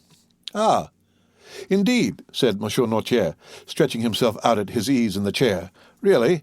Pray tell me all about it, for it must be interesting." "Father, you have heard speak of a certain Bonapartist club in the Rue Saint-Jacques?" "Number 53, yes. I am vice-president." "Father, your coolness makes me shudder." "Why, My dear boy, when a man has been proscribed by the mountaineers, has escaped from Paris in a hay cart, been hunted over the plains of Bordeaux by Robespierre's bloodhounds, he becomes accustomed to most things. But go on, what about the club in the Rue Saint-Jacques? Why, they induced General Quesnel to go there, and General Quesnel, who quitted his own house at 9 o'clock in the evening, was found the next day in the Seine. And who told you this fine story? The king himself. Well, then, in return for your story, continued Noirtier, I will tell you another. My dear father, I think I already know what you are about to tell me. Ah, you have heard of the landing of the Emperor? Not so loud, father, I entreat of you, for your own sake as well as mine. Yes, I heard this news, and knew it even before you could, for 3 days ago I posted from Marseille to Paris with all possible speed, half desperate at the enforced delay. 3 days ago? You are crazy. Why, 3 days ago the Emperor had not landed. No matter. I was aware of his intention. How did you know about it? By a letter addressed to you from the island of Elba. To me? To you, and which I discovered in the pocket-book of the messenger. Had that letter fallen into the hands of another, you, my dear father, would probably ere this have been shot. Villefort's father laughed. Come, come, said he. Will the Restoration adopt imperial methods so promptly? Shot, my dear boy? What an idea! Where is the letter you speak of? I know you too well to suppose you would allow such a thing to pass you. I burnt it for fear that even a fragment should remain, for that letter must have led to your condemnation. And the destruction of your future prospects, replied Noirtier. Yes, I can easily comprehend that. But I have nothing to fear while I have you to protect me. I do better than that, sir. I save you. You do? Why, really, the thing becomes more and more dramatic. Explain yourself. I must refer again to the club in the Rue Saint-Jacques. It appears that this club is rather a bore to the police. Why didn't they search more vigilantly? They would have found— They have not found, but they are on the track. Yes, that's the usual phrase. I am quite familiar with it. When the police is at fault, it declares that it is on the track, and the government patiently awaits the day when it comes to say with a sneaking air that the track is lost. Yes, but they have found a corpse. The general has been killed, and in all countries they call that a murder. A murder, do you call it? Why, there is nothing to prove that the general was murdered. People are found every day in the Seine, having thrown themselves in, or having been drowned from not knowing how to swim. Father, you know very well that the general was not a man to drown himself in despair, and people do not bathe in the Seine in the month of January. No, no. Do not be deceived. This was murder in every sense of the word. And who thus designated it? The king himself. The king? I thought he was a philosopher enough to allow that there was no murder in politics. In politics, my dear fellow, you know, as well as I do, there are no men but ideas, no feelings but interests. In politics, we do not kill a man, we only remove an obstacle. That is all. Would you like to know how matters have progressed? Well, I will tell you. It was thought reliance might be placed in General Quesnel. He was recommended to us from the island of Elba. One of us went to him and invited him to the Rue Saint-Jacques, where he would find some friends. He came there, and the plan was unfolded to him for leaving Elba, the projected landing, etc. When he had heard and comprehended all to the fullest extent, he replied that he was a royalist. Then all looked at each other. He was made to take an oath, and did so, but with such an ill grace that it was really tempting Providence to swear him, and yet in spite of that, the general was allowed to depart free, perfectly free. Yet he did not return home. What could that mean? Why, my dear fellow, that on leaving us, he lost his way, that's all. A murder? Really, Villefort, you surprise me. You, a deputy procurer, to found an accusation on such bad premises? Did I ever say to you, when you were fulfilling your character as a royalist, and cut off the head of one of my party, my son, you have committed a murder? No, I said. Very well, sir. You have gained the victory. Tomorrow, perchance, it will be our turn. But, father, take care. When our turn comes, our revenge will be sweeping. I do not understand you. You rely on the usurper's return? We do. You are mistaken. He will not advance 2 leagues into the interior of France without being followed, tracked, and caught like a wild beast. My dear fellow, the Emperor is at this moment on the way to Grenoble. On the 10th or 12th, he will be at Lyons, and on the 20th or 25th at Paris. The people will rise, yes, to go and meet him. He has but a handful of men with him, and armies will be dispatched against him. Yes, to escort him into the capital. Really, my dear Gerard, you are but a child. You think yourself well informed because the telegraph has told you 3 days after the landing the usurper has landed at Caen with several men. He is pursued. But where is he? What is he doing? You do not know at all, and in this way they will chase him to Paris without drawing a trigger. Grenoble and Lyon are faithful cities, and will oppose to him an impassable barrier. Grenoble will open her gates to him with enthusiasm. All Lyon will hasten to welcome him. Believe me, we are as well informed as you, and our police are as good as your own. Would you like a proof of it? Well, you wished to conceal your journey from me, and yet I knew of your arrival half an hour after you had passed the barrier. You gave your direction to no one but your postilion. Yet I have your address, and in proof I am here the very instant you are going to sit at table. Ring then, if you please, for a second knife, fork, and plate, and we will dine together. Indeed, replied Villefort, looking at his father with astonishment, you really do seem very well informed.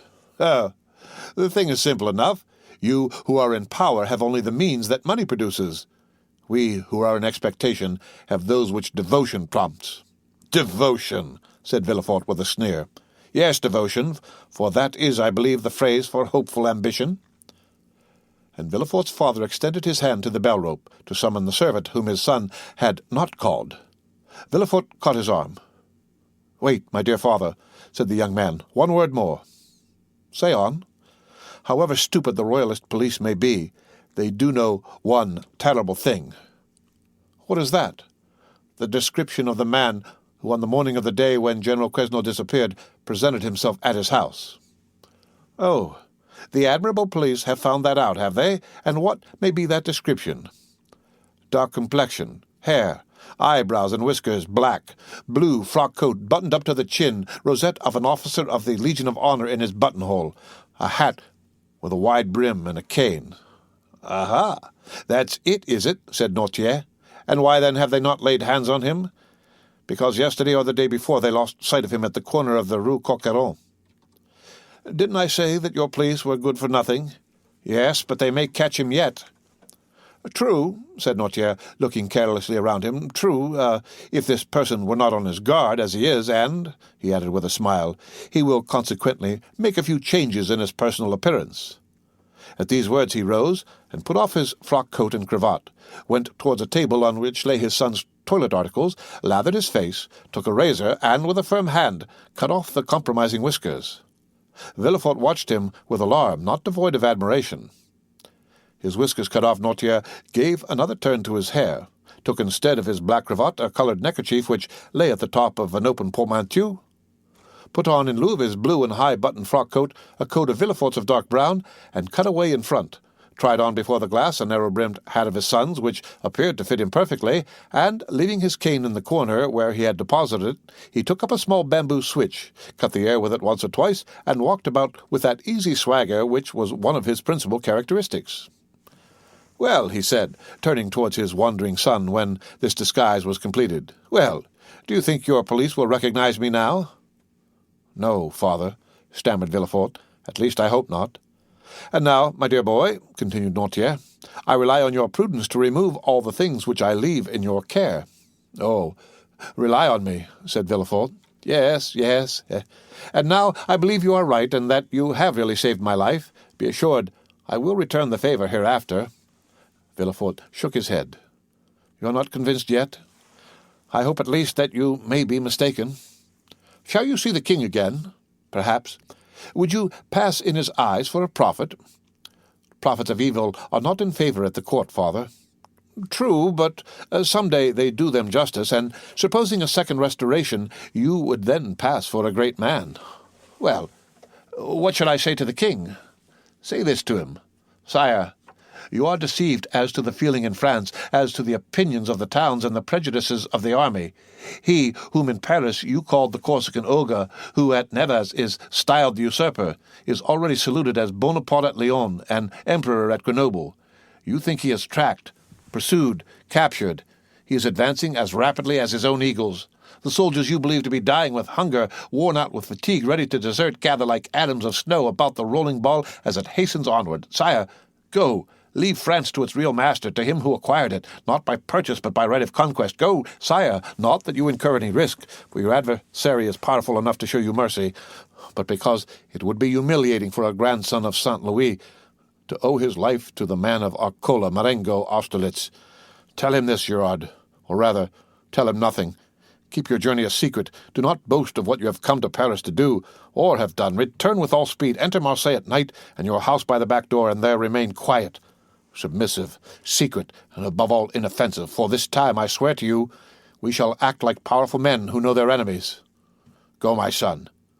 Go, my dear Gerard, and by your obedience to my paternal orders, or if you prefer it, friendly counsels, we will keep you in your place.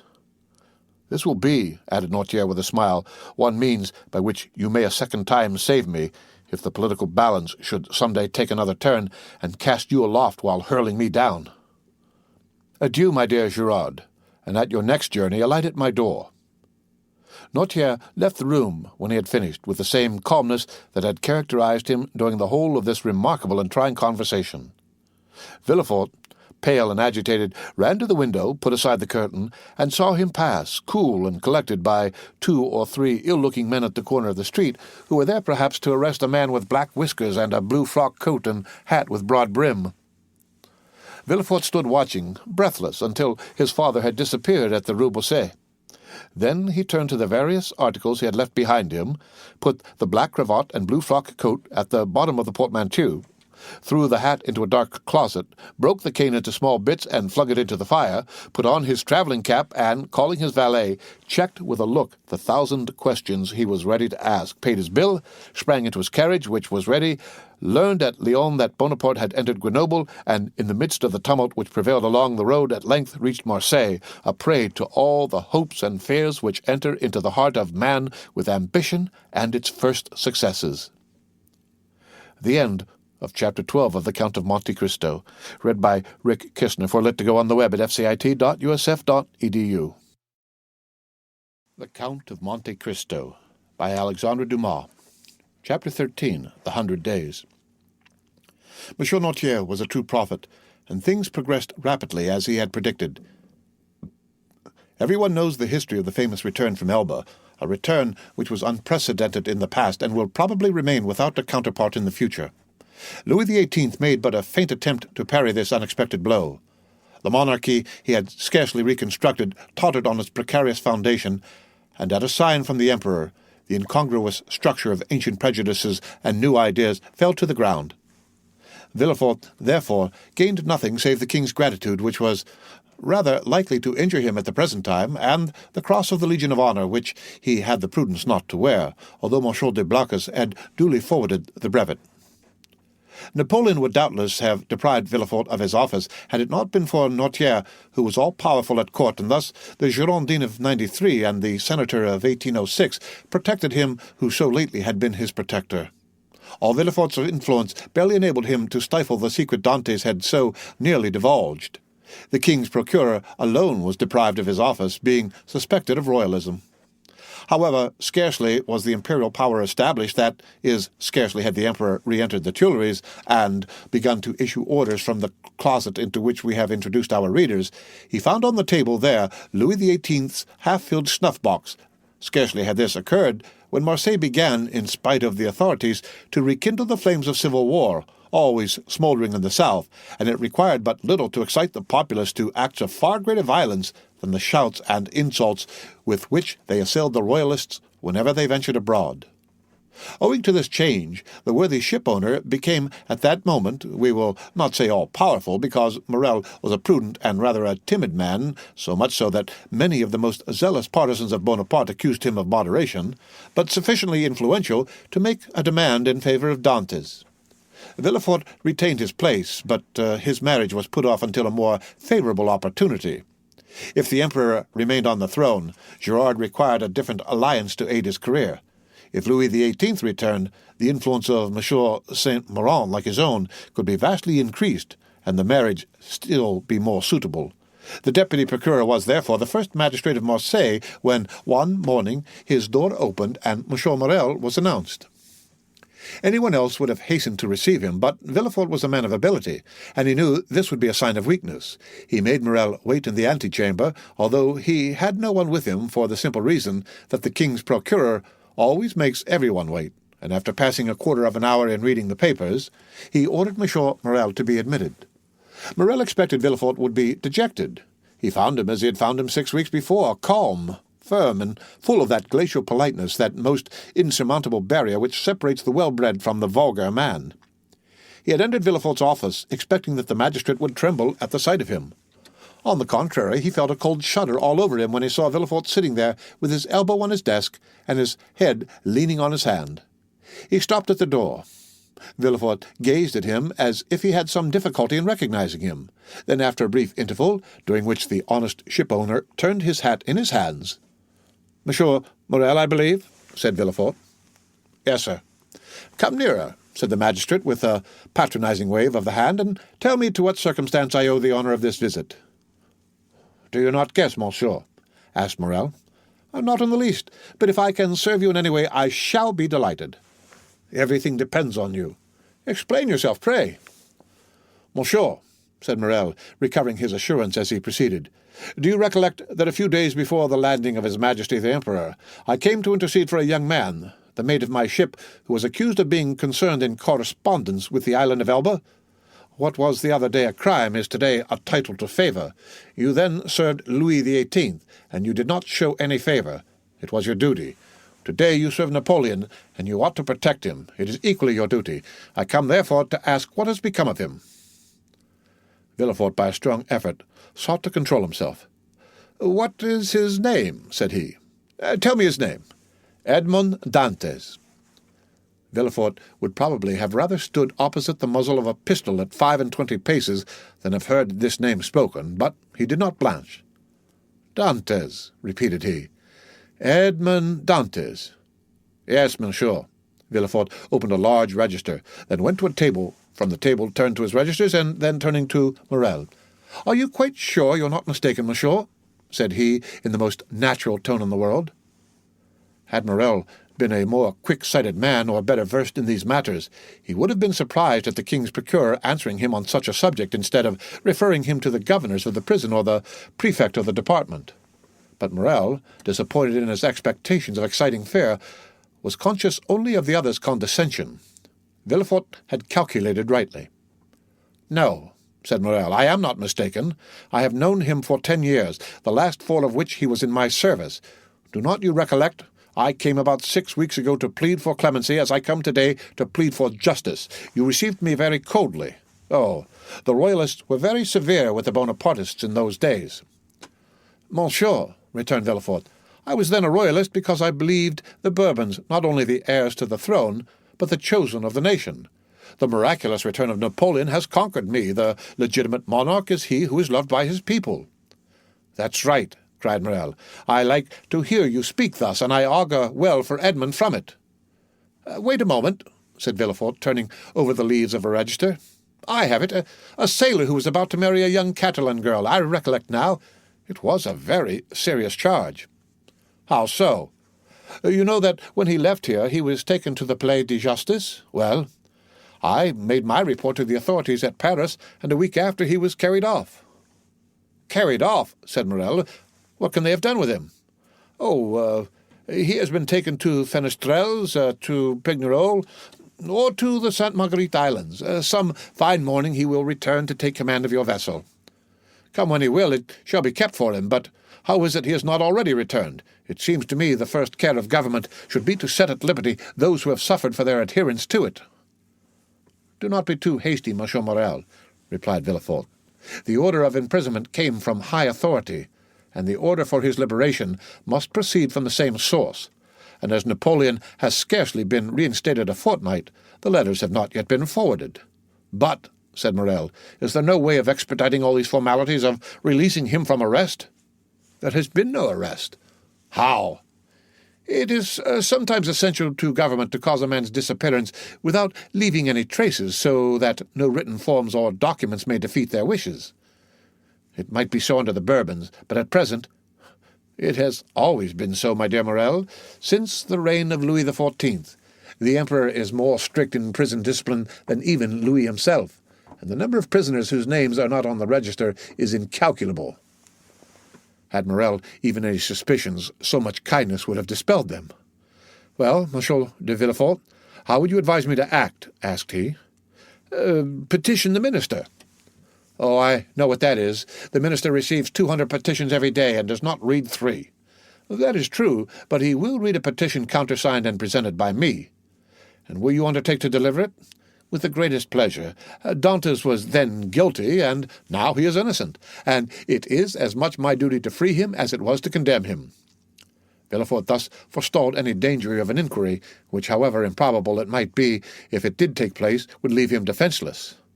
"But how shall I address the minister?"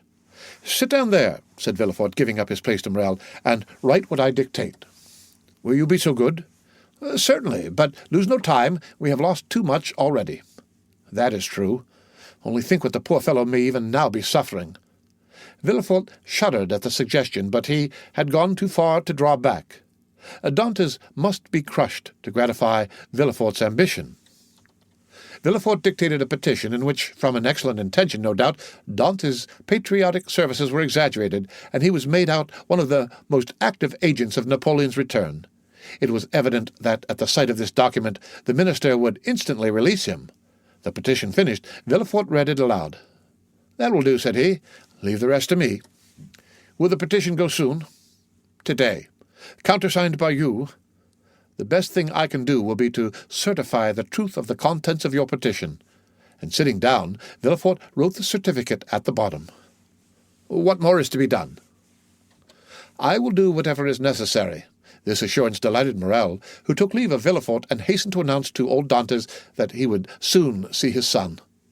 As for Villefort, instead of sending to Paris, he carefully preserved the petition that so fearfully compromised Dantès in the hopes of an event that seemed not unlikely, that is, a second restoration. Dantès remained a prisoner and heard not the noise of the fall of Louis XVIII's throne, or the still more tragic destruction of the empire. Twice during the 100 days had Morel renewed his demand, and twice had Villefort soothed him with promises. At last there was Waterloo, and Morel came no more. He had done all that was in his power, and any fresh attempt would only compromise himself uselessly. Louis XVIII remounted the throne.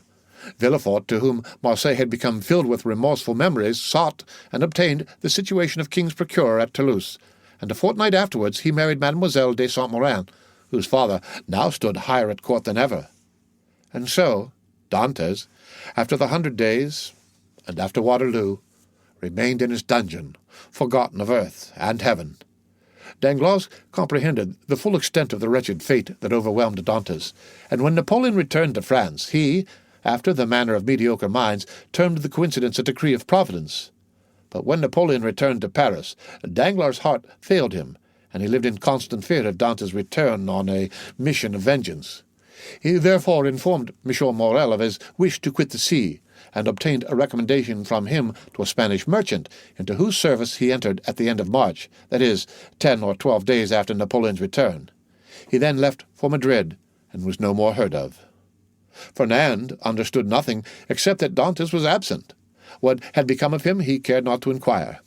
Only during the respite the absence of his rival afforded him, he reflected partly on the means of deceiving Mercédès as to the cause of his absence, partly on plans of emigration and abduction, as from time to time he sat, sad and motionless, on the summit of Cape Pharaoh, at the spot from whence Marseille and the Catalans are visible, watching for the apparition of a young and handsome man, who was for him also the messenger of vengeance. Fernand's mind was made up. He would shoot Dantès and then kill himself. But Fernand was mistaken. A man of his disposition never kills himself, for he constantly hopes. During this time the Empire made its last conscription, and every man in France capable of bearing arms rushed to obey the summons of the Emperor. Fernand departed with the rest, bearing with him the terrible thought that while he was away, his rival would perhaps return and marry Mercédès. Had Fernand really meant to kill himself, he would have done so when he parted from Mercédès.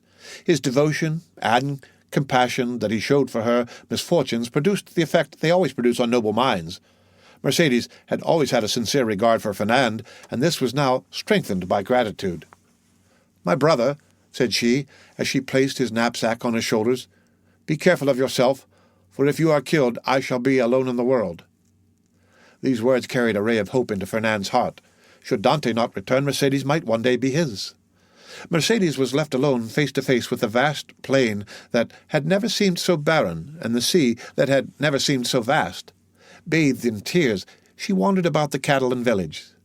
Sometimes she stood mute and motionless as a statue, looking towards Marseille, at other times gazing on the sea and debating as to whether it were not better to cast herself into the abyss of the ocean and thus end her woes. It was not want of courage that prevented her putting this resolution into execution, but her religious feelings came to her aid and saved her. Caderousse was like Fernand enrolled in the army, but, being married and 8 years older, he was merely sent to the frontier. Old Dantès, who was only sustained by hope, lost all hope at Napoleon's downfall. 5 months after he had been separated from his son, and almost at the hour of his arrest, he breathed his last in Mercedes' arms. Monsieur Morel paid the expenses of his funeral, and a few small debts the poor old man had contracted. There was more than benevolence in this action, there was courage. The South was aflame, and to assist, even on his deathbed, the father of so dangerous a Bonapartist as Dantès was stigmatized as a crime. The end of Chapter 13. Read by Rick Kishner for Lit to Go on the web at fcit.usf.edu. The Count of Monte Cristo by Alexandre Dumas. Chapter 14. The Two Prisoners. A year after Louis XVIII's restoration, a visit was made by the Inspector General of Prisons. Dantès, in his cell, heard the noise of preparation, sounds that, at the depth where he lay, would have been inaudible to any but the ear of a prisoner who could hear the splash of the drop of water that every hour fell from the roof of his dungeon. He guessed something uncommon was passing among the living, but he had so long ceased to have any intercourse with the world that he looked upon himself as dead. The inspector visited, one after another, the cells and dungeons of several of the prisoners, whose good behavior or stupidity recommended them to the clemency of the government. He inquired how they were fed, and if they had any request to make. The universal response was that the fare was detestable, and that they wanted to be set free. The inspector asked if they had anything else to ask for. They shook their heads. What could they desire beyond their liberty? The inspector turned smilingly to the governor. "I do not know what reason government can assign for these useless visits. When you see one prisoner, you see all. Always the same thing, ill-fed and innocent. Are there any others?" "Yes. The dangerous and mad prisoners are in the dungeons." "Let us visit them," said the inspector with an air of fatigue. "We must play the farce to the end. Let us see the dungeons." "Let us first send for 2 soldiers," said the governor. "The prisoners sometimes, through mere uneasiness of life, and in order to be sentenced to death, commit acts of useless violence, and you might fall a victim." "Take all needful precautions," replied the inspector. 2 soldiers were accordingly sent for, and the inspector descended a stairway so foul, so humid, so dark, as to be loathsome to sight, smell, and respiration. "Oh!" cried the inspector, "who can live here?" "A most dangerous conspirator, a man we are ordered to keep the most strict watch over, as he is daring and resolute." "He is alone?" "Certainly." "How long has he been there?" "Nearly a year." "Was he placed here when he first arrived?" "No, not until he attempted to kill the turnkey who took his food to him." "To kill the turnkey?" "Yes, the very one who is lighting us. Is it not true, Antoine?" asked the governor. "True enough. He wanted to kill me," returned the turnkey. "He must be mad," said the inspector.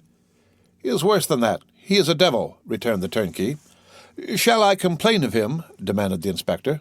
"Oh, no. It is useless. Besides, he is almost mad now, and in another year he will be quite so."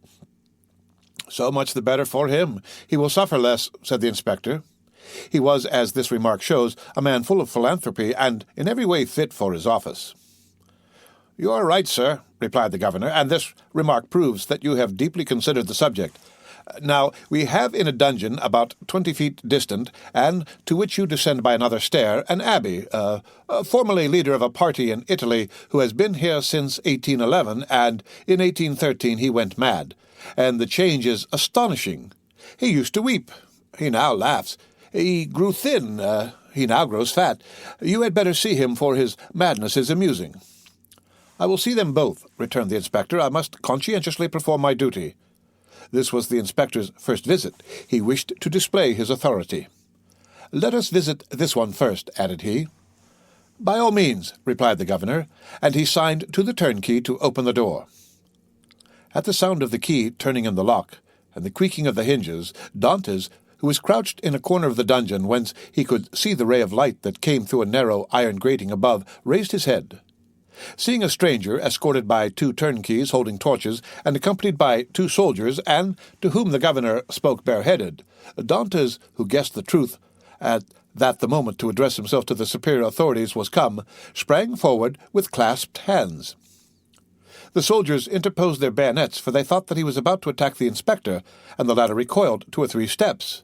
Dantès saw that he was looked upon as dangerous. Then, infusing all the humility he possessed into his eyes and voice, he addressed the inspector and sought to inspire him with pity. The inspector listened attentively, then, turning to the governor, observed, "He will become religious. He is already more gentle. He is afraid, and retreated before the bayonets. Madmen are not afraid of anything. I made some curious observations on this at Charenton." Then, turning to the prisoner, "What is it you want?" said he.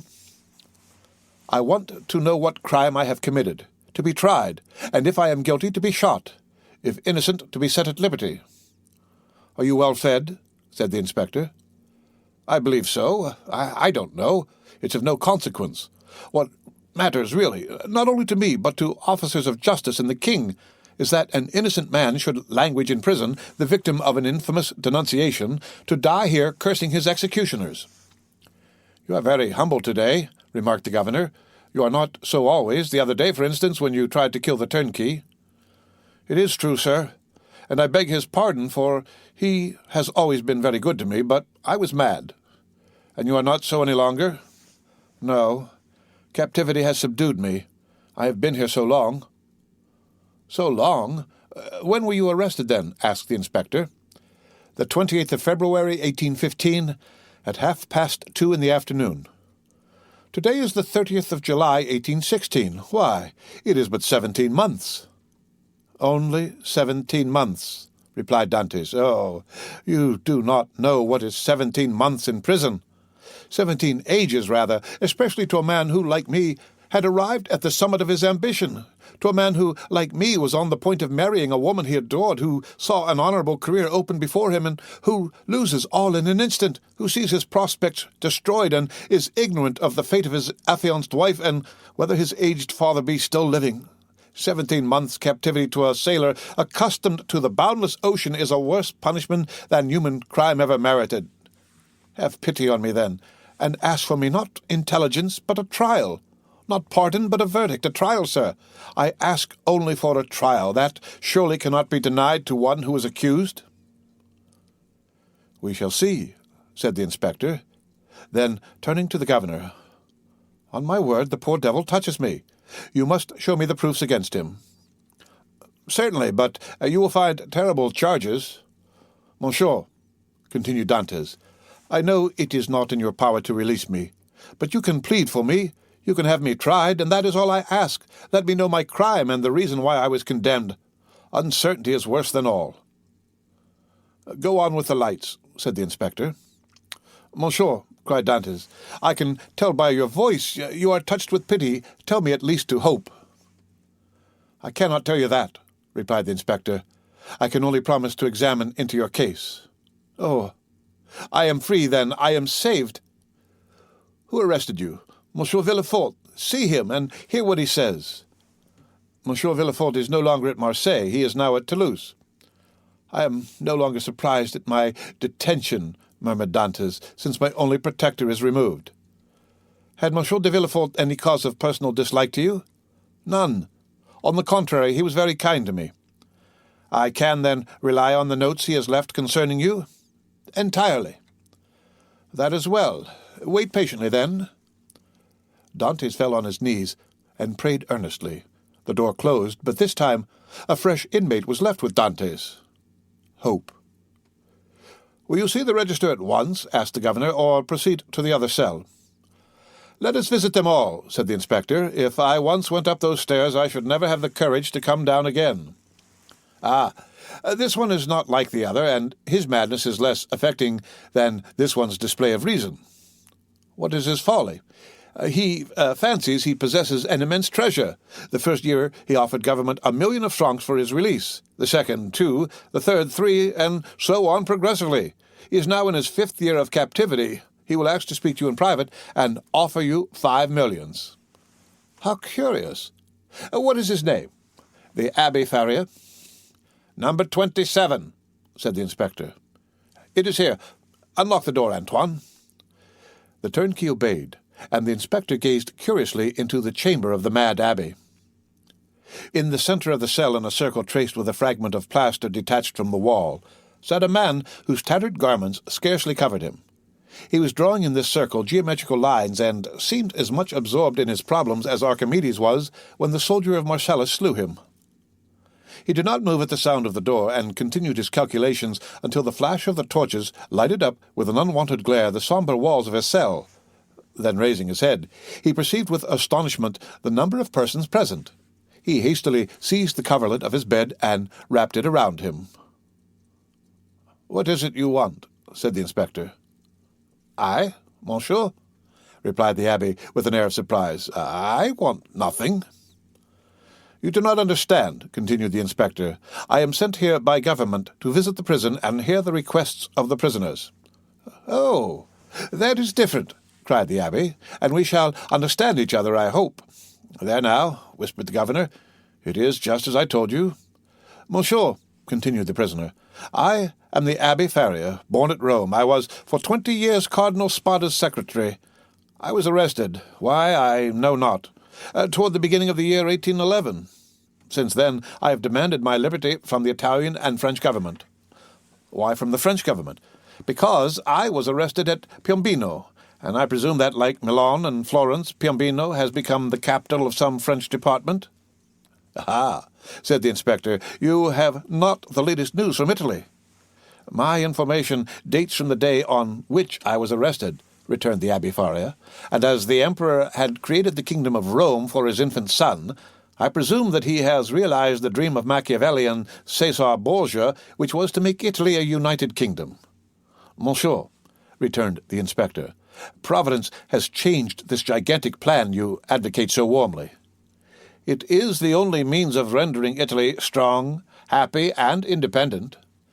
"Very possibly, only I am not come to discuss politics, but to inquire if you have anything to ask or to complain of."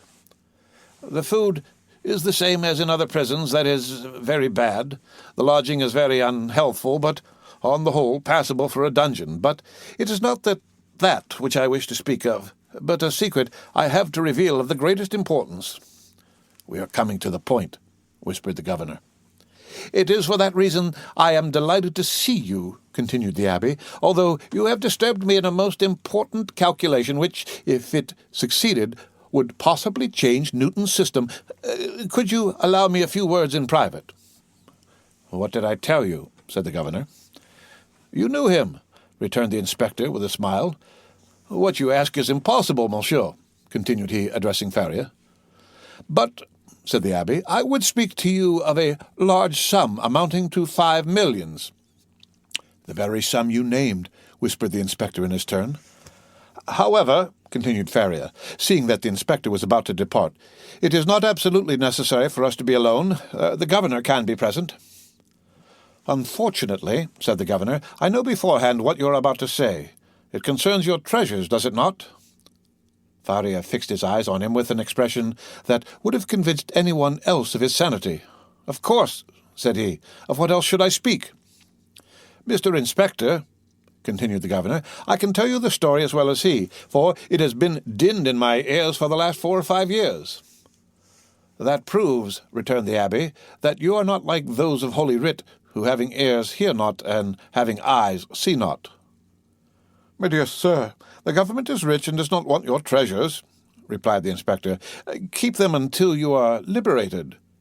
The abbé's eyes glistened. He seized the inspector's hand. "But what if I am not liberated?" cried he, "and am detained here until my death? This treasure will be lost. Had not government better profit by it? I will offer 6 millions, and I will content myself with the rest, if they will only give me my liberty." "On my word," said the inspector in a low tone, "had I not been told beforehand that this man was mad, I should believe what he says." "I am not mad," replied Faria, with that acuteness of hearing peculiar to prisoners. "The treasure I speak of really exists, and I offer to sign an agreement with you in which I promise to lead you to the spot where you shall dig, and if I deceive, bring me here again. I ask no more." The governor laughed. "Is the spot far from here?" 100 leagues. "It is not ill-planned," said the governor. "If all the prisoners took it into their heads to travel 100 leagues and their guardians consented to accompany them, they would have a capital chance of escaping." "The scheme is well known," said the inspector, "and the abbé's plan has not even the merit of originality." Then turning to Faria, "I inquired if you are well fed," said he. "Swear to me," replied Faria, "to free me if what I tell you prove true, and I will stay here while you go to the spot." "Are you well fed?" repeated the inspector. "Monsieur, you run no risk, for, as I told you, I will stay here, so there is no chance of my escaping." "You do not reply to my question," replied the inspector impatiently. "Nor you to mine," cried the abbé. "You will not accept my gold. I will keep it for myself. You refuse me my liberty. God will give it to me." And the abbé, casting away his coverlet, resumed his place and continued his calculations. "What is he doing there?" said the inspector. "Counting his treasures," replied the governor. Faria replied to this sarcasm with a glance of profound contempt. They went out. The turnkey closed the door behind them. "He was wealthy once, perhaps," said the inspector. "Or dreamed he was, and awoke mad." "After all," said the inspector, "if he had been rich, he would not have been here." So the matter ended for the Abbé Faria. He remained in his cell, and this visit only increased the belief in his insanity. Caligula, or Nero, those treasure-seekers, those desirers of the impossible, would have accorded to the poor wretch, in exchange for his wealth, the liberty he so earnestly prayed for. But the kings of modern times, restrained by the limits of mere probability, have neither courage nor desire. They fear the ear that hears their orders and the eye that scrutinizes their actions. Formerly, they believed themselves sprung from Jupiter and shielded by their birth. But nowadays they are not inviolable. It has always been against the policy of despotic governments to suffer the victims of their persecutions to reappear. As the Inquisition rarely allowed its victims to be seen with their limbs distorted and their flesh lacerated by torture, so madness is always concealed in its cell, from whence, should it depart, it is conveyed to some gloomy hospital, where the doctor has no thought for man or mind in the mutilated being the jailer delivers to him. The very madness of the Abbé Faria, gone mad in prison, condemned him to perpetual captivity. The inspector kept his word with Dantès. He examined the register, and found the following note concerning him. Edmond Dantès, violent Bonapartist, took an active part in the return from Elba. The greatest watchfulness and care to be exercised. This note was in a different hand from the rest, which showed that it had been added since his confinement. The inspector could not contend against this accusation. He simply wrote, "Nothing to be done." This visit had infused new vigor into Dantès. He had, till then, forgotten the date, but now, with a fragment of plaster, he wrote the date, 30th July 1816, and made a mark every day in order not to lose his reckoning again. Days and weeks passed away, then months. Dantès still waited. He at first expected to be freed in a fortnight. This fortnight expired. He decided that the inspector would do nothing until his return to Paris, and that he would not reach there until his circuit was finished. He therefore fixed 3 months. 3 months passed away, then 6 more. Finally, 10 months and a half had gone by, and no favorable change had taken place, and Dantès began to fancy the inspector's visit but a dream, an illusion of the brain. At the expiration of a year, the governor was transferred. He had obtained charge of the fortress at Ham. He took with him several of the subordinates, and amongst them Dantès' jailer. A new governor arrived. It would have been too tedious to acquire the names of the prisoners. He learned their numbers instead. This horrible place contained 50 cells. Their inhabitants were designated by the numbers of their cell, and the unhappy young man was no longer called Edmond Dantès. He was now number 34. The end of Chapter 14 of the Count of Monte Cristo. Read by Rick Kistner. For lit to go on the web at fcit.usf.edu. The Count of Monte Cristo by Alexandre Dumas. Chapter 15. Number 34 and number 27. Dantès passed through all the stages of torture natural to prisoners in suspense. He was sustained at first by that pride of conscious innocence which is the sequence to hope. Then he began to doubt his own innocence, which justified in some measure the governor's belief in his mental alienation. And then, relaxing his sentiment of pride, he addressed his supplications not to God, but to man. God is always the last resource. Unfortunates who ought to begin with God do not have any hope in him till they have exhausted all other means of deliverance. Dantès asked to be removed from his present dungeon into another, for a change, however disadvantageous, was still a change, and would afford him some amusement. He entreated to be allowed to walk about, to have fresh air, books, and writing materials. His requests were not granted, but he went on asking all the same. He accustomed himself to speaking to the new jailer, although the latter was, if possible, more taciturn than the old one. But still, to speak to a man, even though mute, was something. Dantès spoke for the sake of hearing his own voice. He had tried to speak when alone, but the sound of his voice terrified him. Often, before his captivity, Dantès' mind had revolted at the idea of assemblages of prisoners made up of thieves, vagabonds, and murderers. He now wished to be amongst them, in order to see some other face besides that of his jailer. He sighed for the galleys, with the infamous costume, the chain, and the brand on the shoulder. The galley slaves breathed the fresh air of heaven, and saw each other. They were very happy. He besought the jailer one day to let him have a companion, were it even the mad abbé. The jailer, though rough and hardened by the constant sight of so much suffering, was yet a man. At the bottom of his heart he had often had a feeling of pity for this unhappy young man who suffered so, and he laid the request of number 34 before the governor. But the latter sapiently imagined that Dantès wished to conspire or attempt an escape, and refused his request.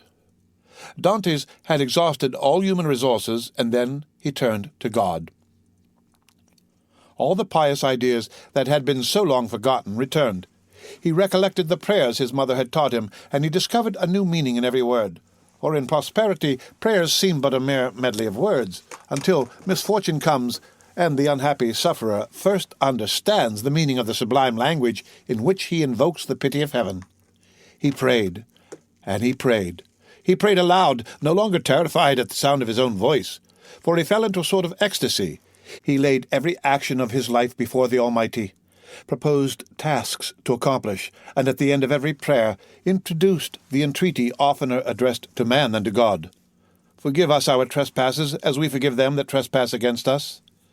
Yet in spite of his earnest prayers, Dantès remained a prisoner. Then gloom settled heavily upon him. Dantès was a man of great simplicity of thought, and without education.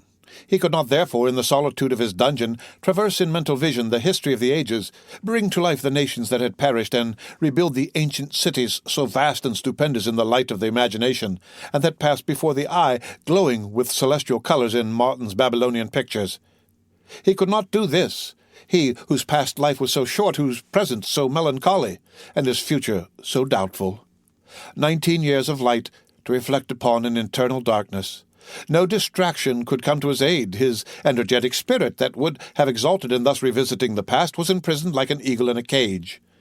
He clung to one idea, that of his happiness destroyed without apparent cause by an unheard-of fatality. He considered and reconsidered this idea, devoured it, so to speak, as the implacable Ugolino devours the skull of Archbishop Roger in the Inferno of Dante. Rage supplanted religious fervor. Dantès uttered blasphemies that made his jailer recoil with horror, dashed himself furiously against the walls of his prison, wreaked his anger upon everything and chiefly upon himself, so that the least thing, a grain of sand, a straw, or a breath of air that annoyed him, led to paroxysms of fury. Then the letter that Villefort had showed to him recurred to his mind, and every line gleamed forth in fiery letters on the wall, like the many tekel of Belshazzar. He told himself that it was the enmity of man, and not the vengeance of heaven, that had thus plunged him into the deepest misery. He consigned his unknown persecutors to the most horrible tortures he could imagine, and found them all insufficient, because after torture came death, and after death, if not repose, at least the boon of unconsciousness. By dint of constantly dwelling on the idea that tranquillity was death, and if punishment were the end in view, other tortures than death must be invented, he began to reflect on suicide. Unhappy he who, on the brink of misfortune, broods over ideas like these. Before him is a dead sea that stretches in azure calm before the eye, but he who unwarily ventures within its embrace finds himself struggling with a monster that would drag him down to perdition. Once thus ensnared, unless the protecting hand of God snatch him thence, all is over, and his struggles but tend to hasten his destruction. This state of mental anguish is, however, less terrible than the sufferings that precede or the punishment that possibly will follow. There is a sort of consolation at the contemplation of the yawning abyss at the bottom of which lie darkness and obscurity. Edmond found some solace in these ideas. All his sorrows, all his sufferings with their train of gloomy spectres fled from his cell when the angel of death seemed about to enter.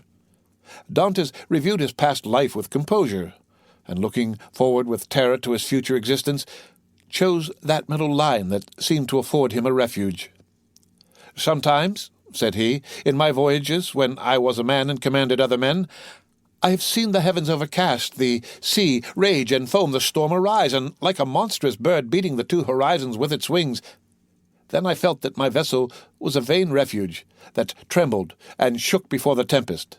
Soon the fury of the waves and the sight of the sharp rocks announced the approach of death, and death then terrified me, and I used all my skill and intelligence as a man and a sailor to struggle against the wrath of God. But I did so because I was happy, because I had not courted death, because to be cast upon a bed of rocks and seaweed seemed terrible, because I was unwilling that I, a creature made for the service of God, should serve for food to the gulls and ravens. But now it is different. I have lost all that bound me to life. Death smiles and invites me to repose. I die after my own manner. I die exhausted and broken-spirited as I fall asleep when I have paced 3,000 times round my cell." No sooner had this idea taken possession of him than he became more composed, arranged his couch to the best of his power, ate little and slept less, and found existence almost supportable because he felt that he could throw it off at pleasure, like a worn-out garment. Two methods of self-destruction were at his disposal. He could hang himself with his handkerchief to the window bars, or refuse food and die of starvation. But the first was repugnant to him. Dantès had always entertained the greatest horror of pirates who are hung up to the yardarm. He would not die by what seemed an infamous death. He resolved to adopt the second, and began that day to carry out his resolve. Nearly 4 years had passed away. At the end of the second, he had ceased to mark the lapse of time. Dantès said, "I wish to die," and had chosen the manner of his death, and, fearful of changing his mind, he had taken an oath to die. "When my morning and evening meals are brought," thought he, "I will cast them out of the window, and they will think that I have eaten them." He kept his word. Twice a day he cast out through the barred aperture the provisions his jailer brought him, at first gaily, and then with deliberation, and at last with regret.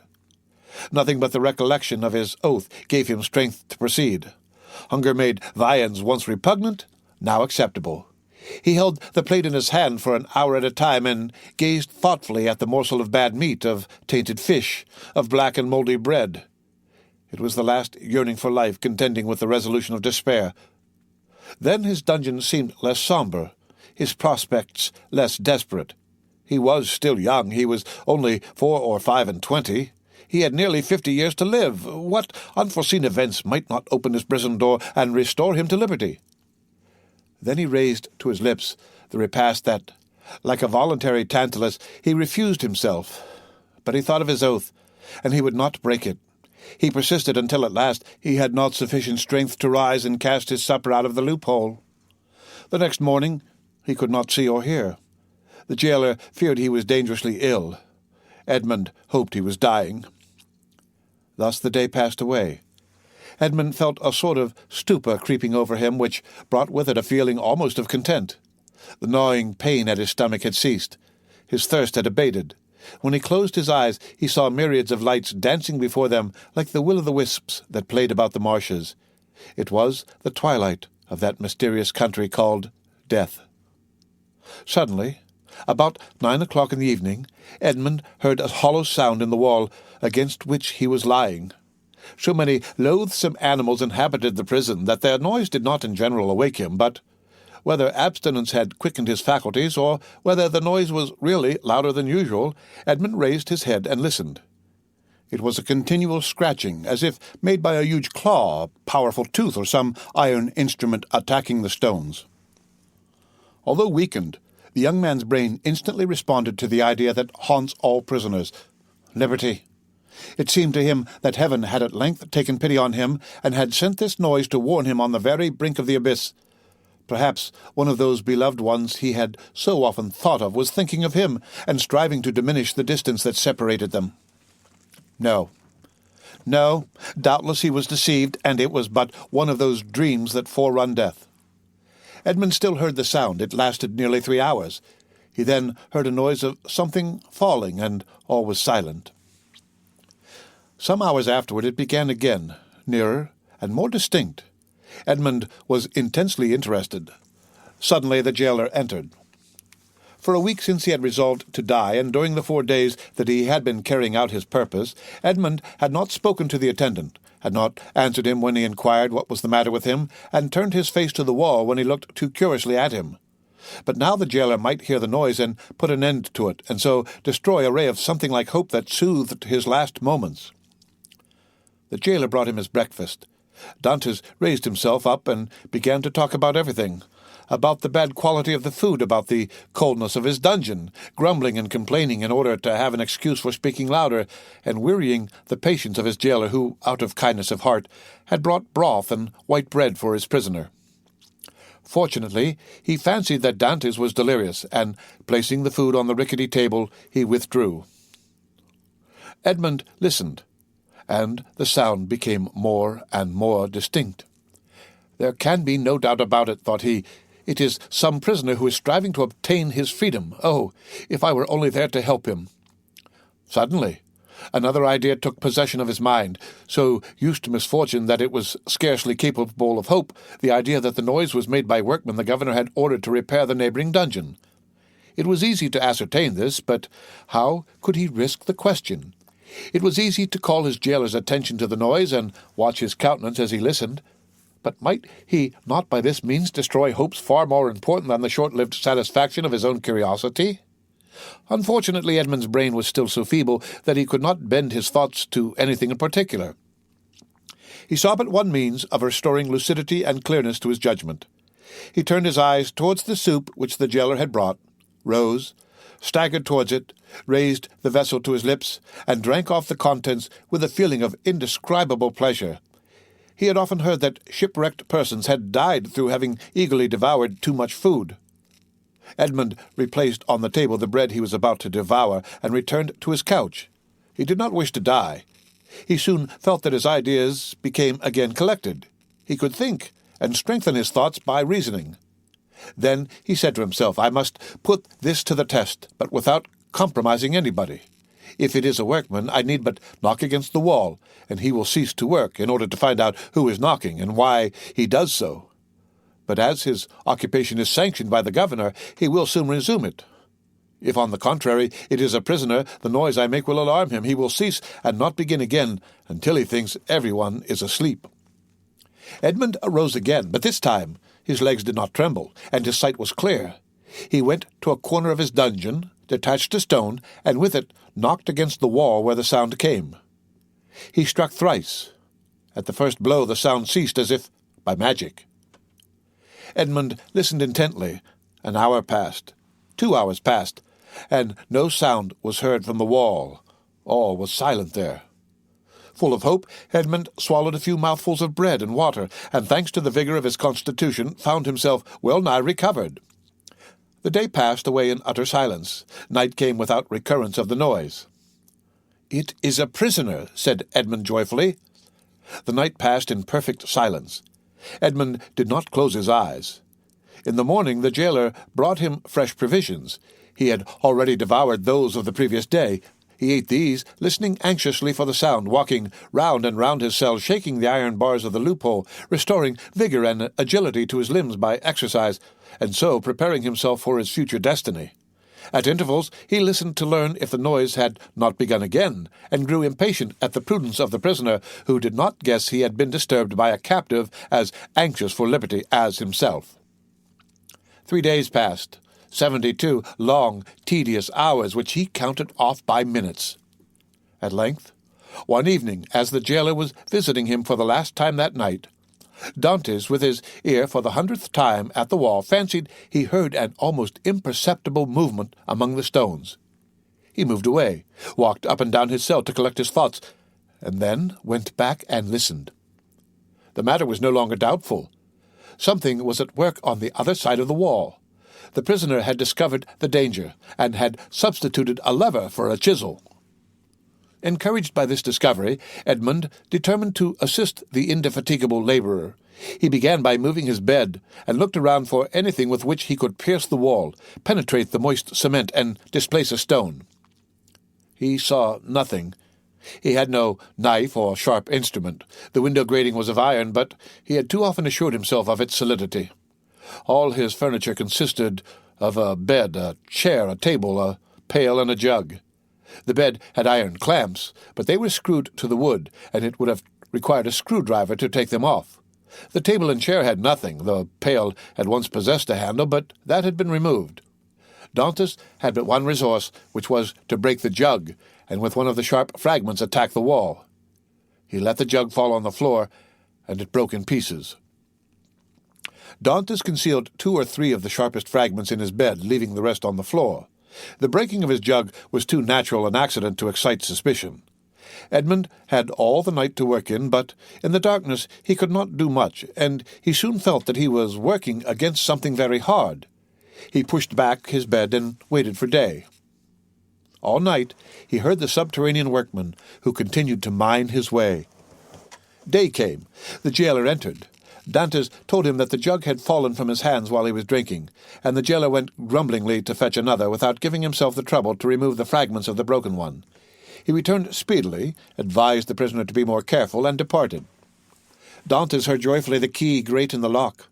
He listened until the sound of steps died away, and then, hastily displacing his bed, saw by the faint light that penetrated into his cell that he had labored uselessly the previous evening in attacking the stone instead of removing the plaster that surrounded it.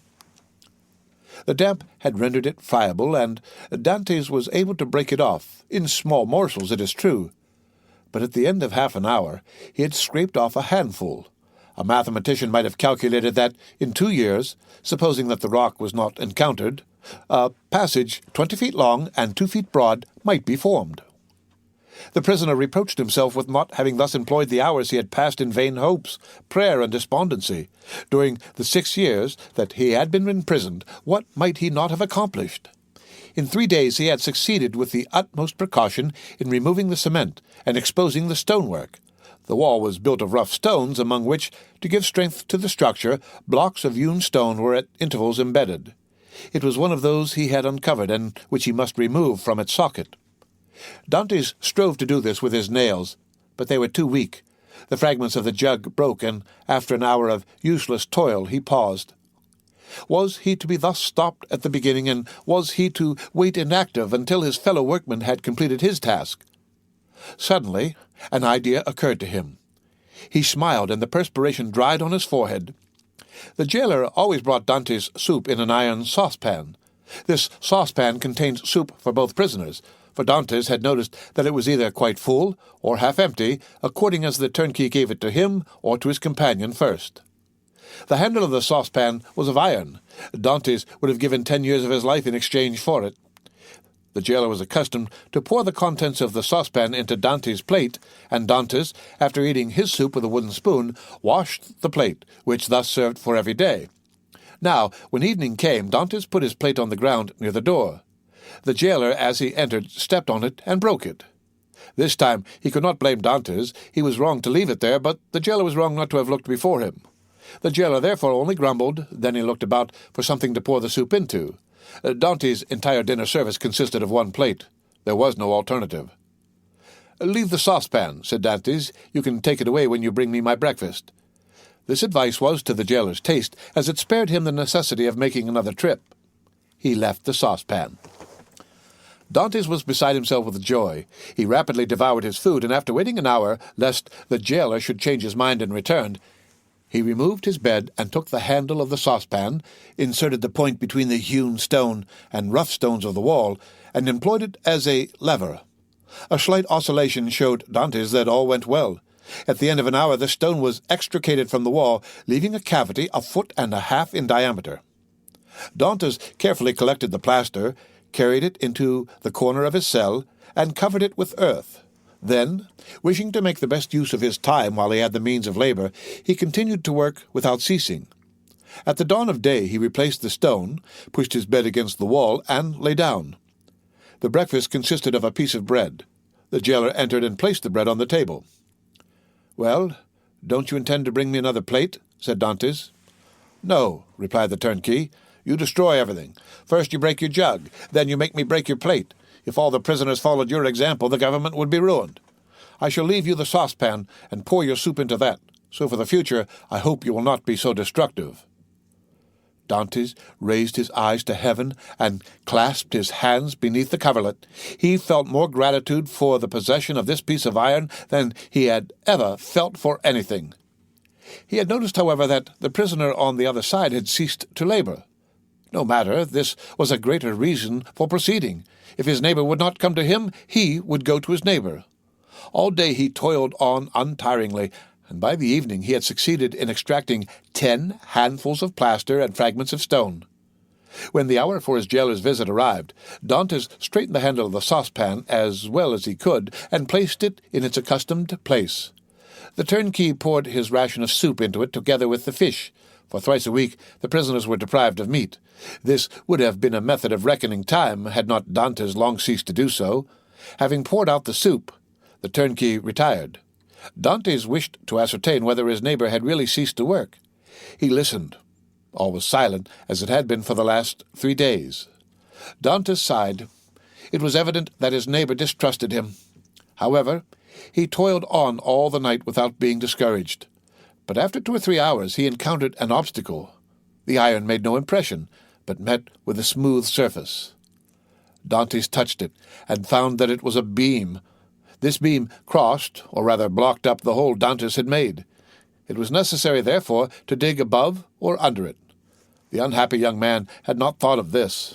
"Oh, my God, muttered he, "I have so earnestly prayed to you that I hoped my prayers had been heard. After having deprived me of my liberty, after having deprived me of death, after having recalled me to existence, my God, have pity on me, and do not let me die in despair." "Who talks of God and despair at the same time?" said a voice that seemed to come from beneath the earth, and, deadened by the distance, sounded hollow and sepulchral in the young man's ears. Edmond's hair stood on end, and he rose to his knees. "Ah," said he, "I hear a human voice." Edmond had not heard any one speak save his jailer for 4 or 5 years. And a jailer is no man to a prisoner. He is a living door, a barrier of flesh and blood, adding strength to restraints of oak and iron. "In the name of heaven," cried Dantès, "speak again, though the sound of your voice terrifies me. Who are you?" "Who are you?" said the voice. "An unhappy prisoner," replied Dantès, who made no hesitation in answering. "Of what country?" "A Frenchman." "Your name?" "Edmond Dantès." "Your profession?" "A sailor." "How long have you been here?" "Since the 28th of February, 1815. "Your crime?" "I am innocent." "But of what are you accused?" "Of having conspired to aid the Emperor's return." "What? For the Emperor's return? The Emperor is no longer on the throne, then?" "He abdicated at Fontainebleau in 1814 and was sent to the island of Elba. But how long have you been here that you are ignorant of all this?" "Since 1811. Dantès shuddered. This man had been 4 years longer than himself in prison. "Do not dig any more," said the voice. "Only tell me, how high up is your excavation? On a level with the floor? How is it concealed? Behind my bed? Has your bed been moved since you have been a prisoner? No? What does your chamber open on? A corridor. And the corridor? On a court. Alas," murmured the voice. "Oh, what is the matter?" cried Dantès. "I have made a mistake owing to an error in my plans. I took the wrong angle and have come out 15 feet from where I intended. I took the wall you are mining for the outer wall of the fortress. But then you would be close to the sea. That is what I hoped. And supposing you had succeeded, I should have thrown myself into the sea, gained one of the islands near here, the Isle des Doms, or the Isle de Tiboulen, and then I should have been safe. Could you have swum so far? Heaven would have given me strength, but now all is lost." "All?" "Yes." "Stop up your excavation carefully. Do not work any more, and wait until you hear from me. Tell me at least who you are." I am number 27. "You mistrust me, then," said Dantès. Edmond fancied he heard a bitter laugh resounding from the depths. "Oh, I am a Christian," cried Dantès, guessing instinctively that this man meant to abandon him. "I swear to you by him who died for us that naught shall induce me to breathe one syllable to my jailers, but I conjure you, do not abandon me. If you do, I swear to you, for I have got to the end of my strength, that I will dash my brains out against the wall, and you will have my death to reproach yourself with." "How old are you? Your voice is that of a young man." "I do not know my age, for I have not counted the years I have been here.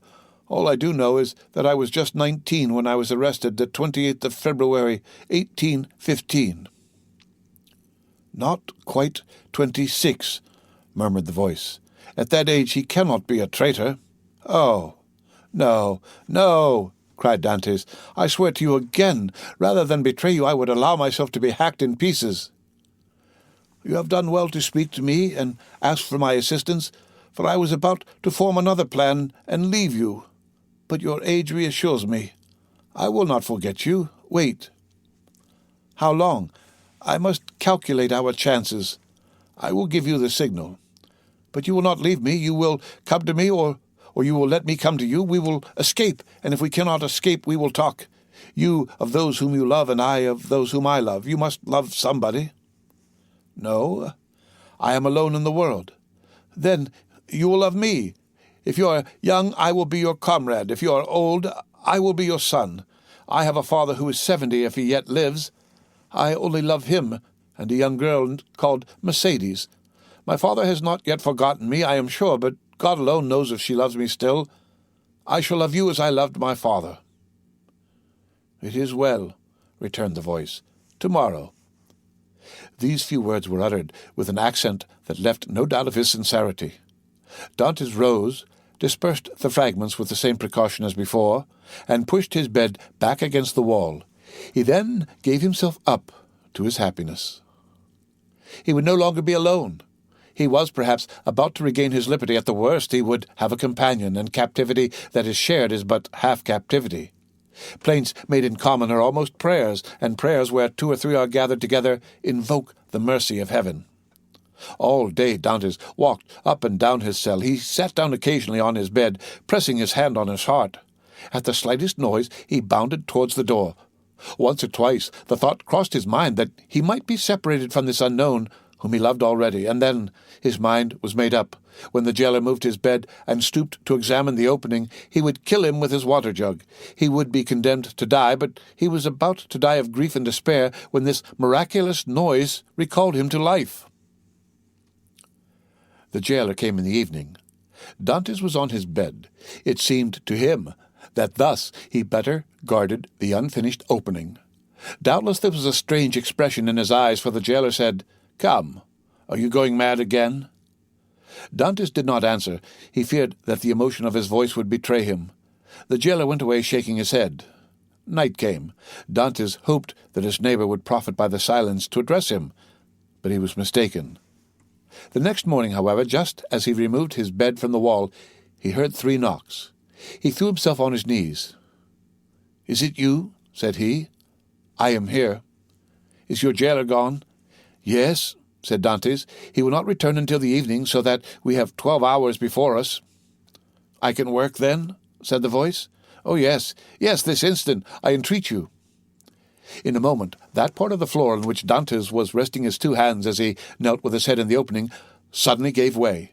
He drew back smartly, while a mass of stones and earth disappeared in a hole that opened beneath the aperture he himself had formed.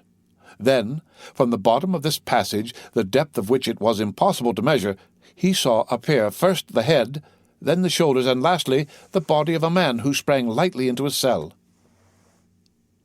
The end of Chapter 15 of The Count of Monte Cristo, read by Rick Kistner, for Lit to Go on the web at fcit.usf.edu. The Count of Monte Cristo, by Alexandre Dumas. Chapter 16, A Learned Italian. Seizing in his arms the friend so long and ardently desired, Dantès almost carried him towards the window in order to obtain a better view of his features by the aid of the imperfect light that struggled through the grating.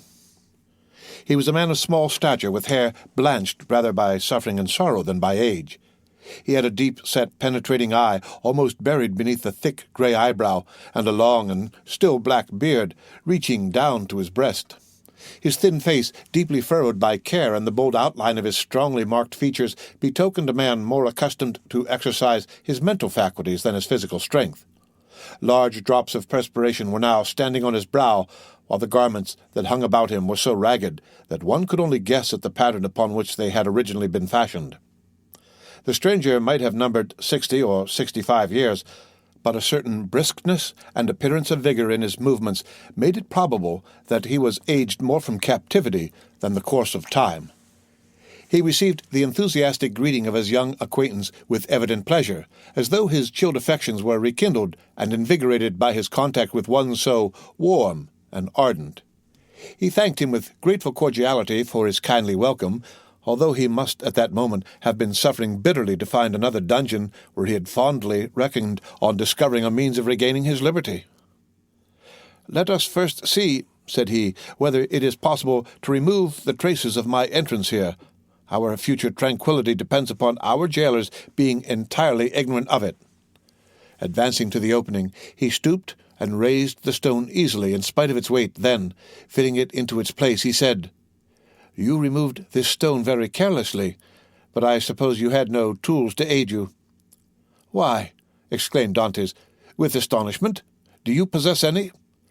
"I made myself some, and, with the exception of a file, I have all that are necessary, a chisel, pincers, and a lever." "Oh, how I should like to see these products of your industry and patience." "Well, in the first place, here is my chisel." So saying, he displayed a sharp, strong blade with a handle made of beechwood.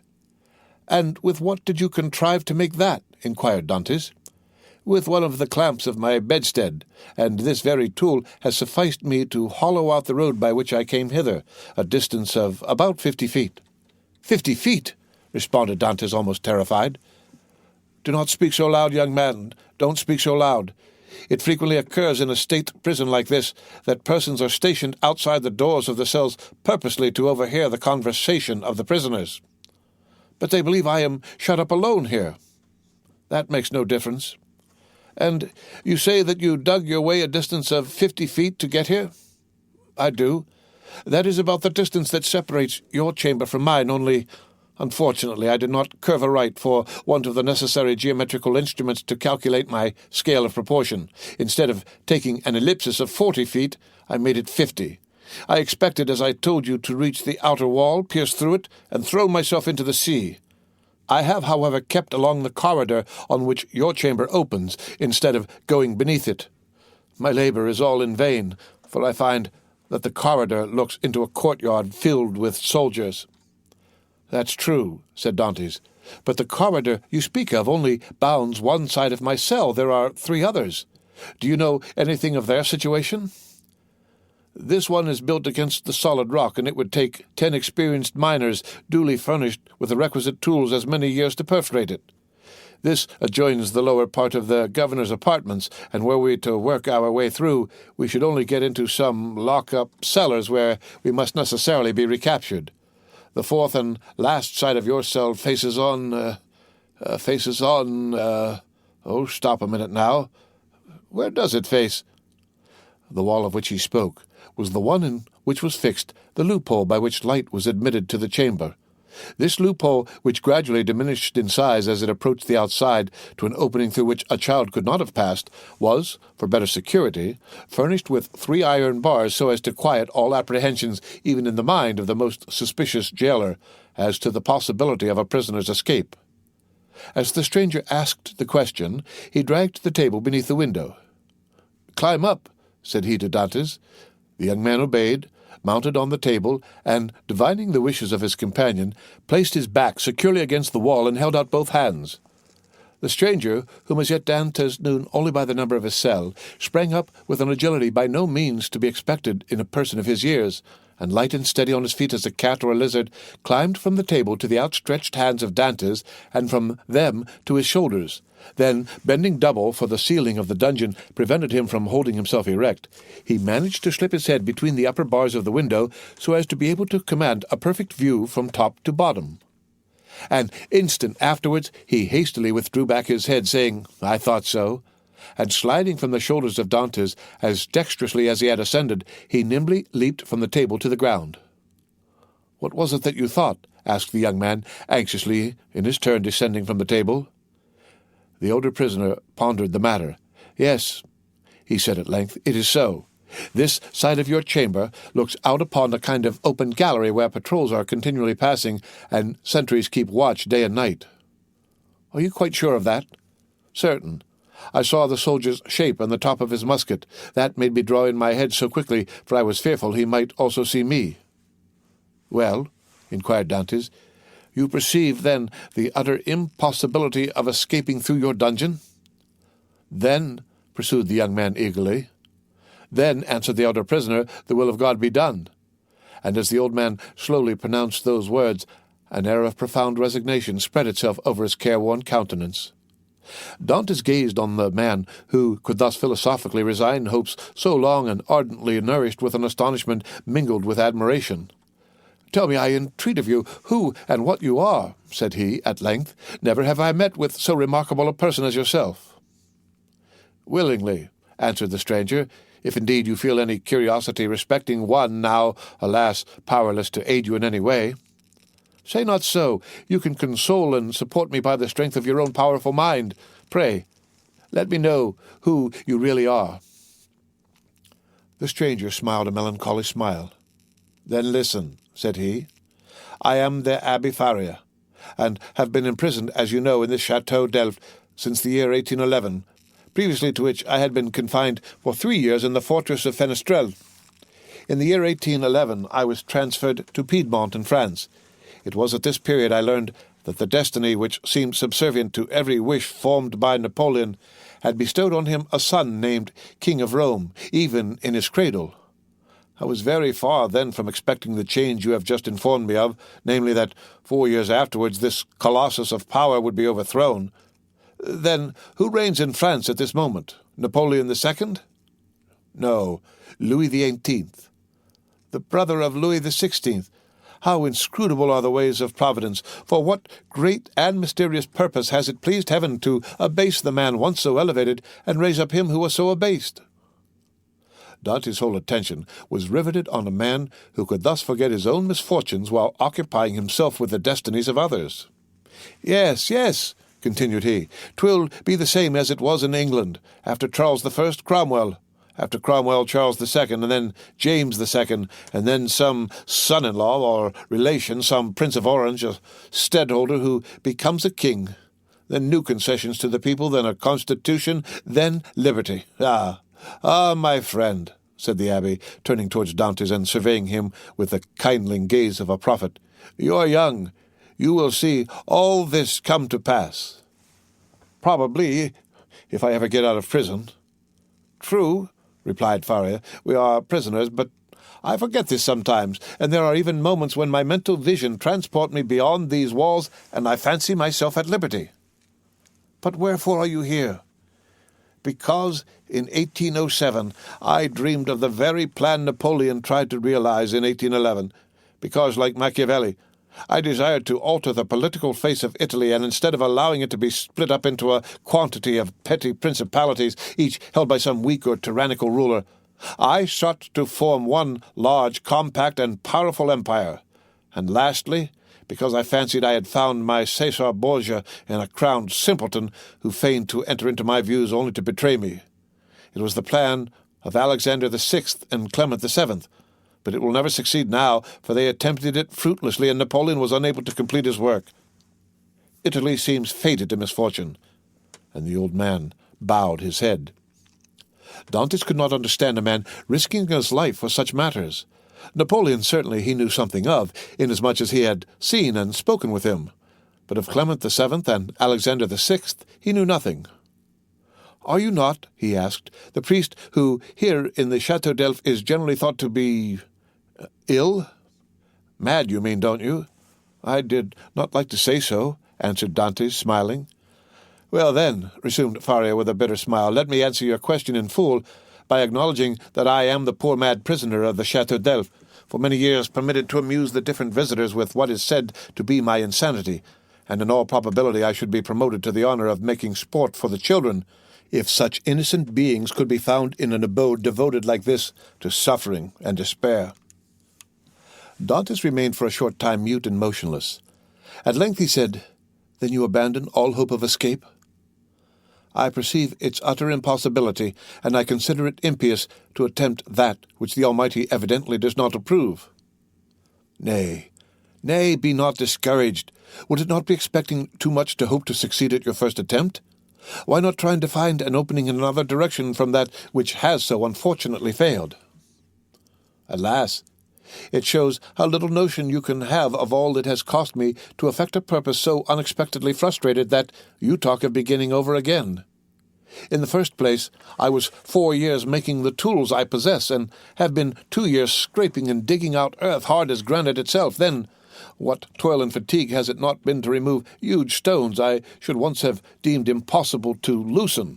Whole days have I passed in these titanic efforts, considering my labor well repaid if, by night-time, I had contrived to carry away a square inch of this hard-bound cement, changed by ages into a substance unyielding as the stones themselves. Then, to conceal the mass of earth and rubbish I dug up, I was compelled to break through a staircase and throw the fruits of my labor into the hollow part of it.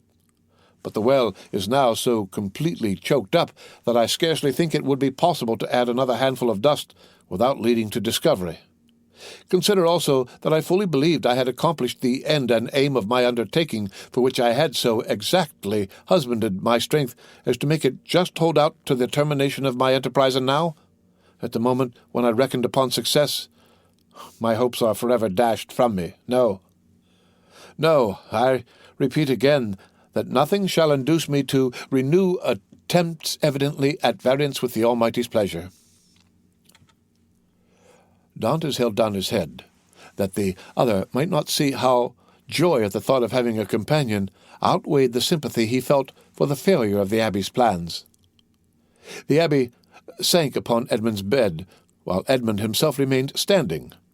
Escape had never once occurred to him. There are indeed some things which appear so impossible that the mind does not dwell on them for an instant. To undermine the ground for 50 feet, to devote 3 years to a labor which, if successful, would conduct you to a precipice overhanging the sea, to plunge into the waves from the height of 50, 60, perhaps 100 feet at the risk of being dashed to pieces against the rocks, should you have been fortunate enough to have escaped the fire of the sentinels, and even, supposing all these perils past, then to have to swim for your life a distance of at least 3 miles ere you could reach the shore, were difficulties so startling and formidable that Dantès had never even dreamed of such a scheme, resigning himself rather to death. But the sight of an old man clinging to life with so desperate a courage gave a fresh turn to his ideas, and inspired him with new courage. Another, older and less strong than he, had attempted what he had not had sufficient resolution to undertake, and had failed only because of an error in calculation. This same person, with almost incredible patience and perseverance, had contrived to provide himself with tools requisite for so unparalleled an attempt. Another had done all this. Why, then, was it impossible to Dantès? Faria had dug his way through 50 feet. Dantès would dig 100. Faria, at the age of 50, had devoted 3 years to the task. He, who was but half as old, would sacrifice 6. Faria, a priest and savant, had not shrunk from the idea of risking his life by trying to swim a distance of 3 miles to one of the islands, Domé, Ratonneau, or Le Maire. Should a hardy sailor, an experienced diver like himself, shrink from a similar task? Should he, who had so often, for mere amusement's sake, plunged to the bottom of the sea to fetch up the bright coral branch, hesitate to entertain the same project? He could do it in an hour, and how many times had he, for pure pastime, continued in the water for more than twice as long? At once Dantès resolved to follow the brave example of his energetic companion, and to remember that what has once been done may be done again. After continuing some time in profound meditation, the young man suddenly exclaimed, "I have found what you were in search of." Faria started. "Have you indeed?" cried he, raising his head with quick anxiety. "Pray, let me know what it is you have discovered." "The corridor through which you have bored your way from the cell you occupy here extends in the same direction as the outer gallery, does it not?" "It does." "And is not above 15 feet from it?" "About that." "Well, then, I must tell you what we must do. We must pierce through the corridor by forming a side opening about the middle, as it were the top part of a cross. This time you will lay your plans more accurately. We shall get out into the gallery you have described, kill the sentinel who guards it, and make our escape. All we require to ensure success is courage, and that you possess, and strength, which I am not deficient in. As for patience, you have abundantly proved yours. You shall see me prove mine now." "One instant, my dear friend," replied the abbé. "It is clear you do not understand the nature of the courage with which I am endowed, and what use I intend making of my strength. As for patience, I consider that I have abundantly exercised that in beginning every morning the task of the night before, and every night renewing the task of the day. But then, young man, and I pray of you to give me your full attention, then I thought I could not be doing anything displeasing to the Almighty in trying to set an innocent being at liberty, one who had committed no offense and merited not condemnation." "And have your notions changed?" asked Dantès with much surprise. "Do you think yourself more guilty in making the attempt since you have encountered me?" "No. Neither do I wish to incur guilt. Hitherto I have fancied myself merely waging war against circumstances, not men. I have thought it no sin to bore through a wall or destroy a staircase, but I cannot so easily persuade myself to pierce a heart or take away a life." A slight movement of surprise escaped Dantès.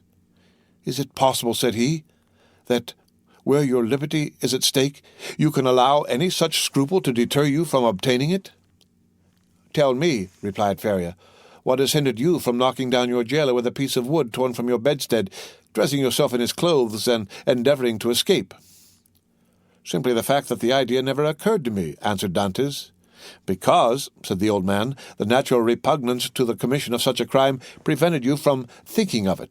And so it ever is, because in simple and allowable things our natural instincts keep us from deviating from the strict line of duty. The tiger whose nature teaches him to delight in shedding blood needs but the sense of smell to show him when his prey is within his reach, and by following this instinct he is able to measure the leap necessary to permit him to spring on his victim. But man, on the contrary, loathes the idea of blood. It is not alone that the laws of social life inspire him with a shrinking dread of taking life. His natural construction and physiological formation—" Dante was confused and silent at this explanation of the thoughts which had unconsciously been working in his mind, or rather soul, for there are two distinct sorts of ideas, those that proceed from the head and those that emanate from the heart. "Since my imprisonment," said Faria, "I have thought over all the most celebrated cases of escape on record. They have rarely been successful. Those that have been crowned with full success have been long meditated upon and carefully arranged, such, for instance, as the escape of the Duc de Beaufort from the Château de Vincennes, that of the Abbé Dubuquois from for l'Évêque, or of Latude from the Bastille. Then there are those for which chance sometimes affords opportunity, and those are the best of all. Let us therefore wait patiently for some favorable moment, and when it presents itself, profit by it." "Ah," said Dantès, "you might well endure the tedious delay. You were constantly employed in the task you set yourself, and when weary with toil, you had your hopes to refresh and encourage you." "I assure you," replied the old man, "I did not turn to that source for recreation or support." "What did you do then?" "I wrote or studied." "Were you then permitted the use of pens, ink, and paper?" "Oh, no," answered the abbé.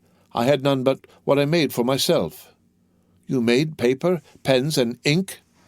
"Yes." Dantès gazed with admiration, but he had some difficulty in believing. Faria saw this. "When you pay me a visit in my cell, my young friend," said he, "I will show you an entire work, the fruits of the thoughts and reflections of my whole life, many of them meditated over in the shades of the Colosseum at Rome, at the foot of St. Mark's Column at Venice, and on the borders of the Arno at Florence, little imagining at the time that they would be arranged in order within the walls of the Château d'Elft. The work I speak of is called A Treatise on the Possibility of a General Monarchy in Italy, and will make one large quarto volume." "And on what have you written all this?" "On 2 of my shirts. I invented a preparation that makes linen as smooth and as easy to write on as parchment." "You are then a chemist?" "Somewhat. I know Lavoisier, and was the intimate friend of Cabanis." "But for such a work you must have needed books. Had you any?" "I had nearly 5,000 volumes in my library at Rome, but after reading them over many times, I found out that with 150 well-chosen books a man possesses, if not a complete summary of all human knowledge, at least all that a man need really know. I devoted 3 years of my life to reading and studying these 150 volumes, till I knew them nearly by heart, so that, since I have been in prison, a very slight effort of memory has enabled me to recall their contents as readily as though the pages were open before me. I could recite you the whole of Thucydides, Xenophon, Plutarch, Titus, Livius, Tacitus, Strada, Jornandes, Dante, Montaigne, Shakespeare, Spinoza, Machiavelli, Bossuet. I name only the most important." "You are doubtless acquainted with a variety of languages, so as to have been able to read all these?" "Yes. I speak 5 of the modern tongues, that is to say, German, French, Italian, English, and Spanish. By the aid of ancient Greek I learned modern Greek. I don't speak it so well as I could wish, but I am still trying to improve myself." "Improve yourself?" repeated Dantès. "Why, how can you manage to do so?" "Well, I made a vocabulary of the words I knew, turned, returned, and arranged them so as to enable me to express my thoughts through their medium. I know nearly 1,000 words, which is all that is absolutely necessary, although I believe there are nearly 100,000 in the dictionaries. I cannot hope to be very fluent, but I certainly should have no difficulty in expressing my wants and wishes, and that would be quite as much as I should ever require." Stronger grew the wonder of Dantès, who almost fancied he had to do with one gifted with supernatural powers. Still, hoping to find some imperfection which might bring him down to a level with human beings, he added, "Then, if you were not furnished with pens, how did you manage to write the work you speak of?" "I made myself some excellent ones, which would be universally preferred to all others if once known.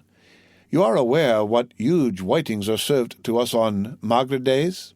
Well, I selected the cartilages of the heads of these fishes, and you can scarcely imagine the delight with which I welcomed the arrival of each Wednesday, Friday, and Saturday, as affording me the means of increasing my stock of pens, for I will freely confess that my historical labours have been my greatest solace and relief. While retracing the past, I forget the present, and traversing at will the path of history, I cease to remember that I am myself a prisoner." "But the ink," said Dantès. "Of what did you make your ink?" "There was formerly a fireplace in my dungeon," replied Faria, "but it was closed up long ere I became an occupant of this prison. Still, it must have been many years in use, for it was thickly covered with a coating of soot. This soot I dissolved in a portion of the wine brought to me every Sunday, and I assure you a better ink cannot be desired. For very important notes for which closer attention is required, I pricked one of my own fingers and wrote with my own blood." "And when?" asked Dantès. "May I see all this?" "Whenever you please," replied the abbé. "Oh, then let it be directly," exclaimed the young men. "Follow me, then," said the abbé, as he re-entered the subterranean passage, in which he soon disappeared, followed by Dantès. The end of Chapter 16 of the Count of Monte Cristo. Read by Rick Kistner for Lit to Go on the web at fcit.usf.edu. The Count of Monte Cristo by Alexandre Dumas, Chapter 17. The Abbey's Chamber. After having passed with tolerable ease through the subterranean passage, which, however, did not admit of their holding themselves erect, the two friends reached the further end of the corridor into which the Abbey's cell opened. From that point the passage became much narrower, and barely permitted one to creep through on hands and knees. The floor of the Abbey's cell was paved, and it had been by raising one of the stones in the most obscure corner that Faria had been able to commence the laborious task of which Dantès had witnessed the completion. As he entered the chamber of his friend, Dantès cast round one eager and searching glance in quest of the expected marvels, but nothing more than common met his view. "It is well," said the abbé. "We have some hours before us. It is now just 12:15 o'clock." Instinctively, Dantès turned round to observe by what watch or clock the abbé had been able so accurately to specify the hour. "Look at this ray of light which enters by my window," said the abbé, "and then observe the lines traced on the wall. Well, by means of these lines, which are in accordance with the double motion of the earth, and the ellipse it describes round the sun, I am enabled to ascertain the precise hour with more minuteness than if I possessed a watch, for that might be broken or deranged in its movements, while the sun and earth never vary in their appointed paths." This last explanation was wholly lost upon Dantès, who had always imagined from seeing the sun rise from behind the mountains and set in the Mediterranean that it moved and not the earth. A double movement of the globe he inhabited, and of which he could feel nothing, appeared to him perfectly impossible.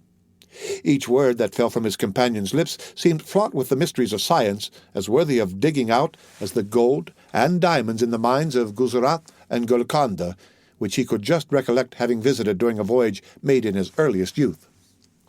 "Come," said he to the abbé, "I am anxious to see your treasures." The abbé smiled, and proceeding to the disused fireplace, raised, by the help of his chisel, a long stone, which had doubtless been the hearth, beneath which was a cavity of considerable depth, serving as a safe deposit of the articles mentioned to Dantès. "What do you wish to see first?" asked the abbé. "Oh, your great work on the monarchy of Italy."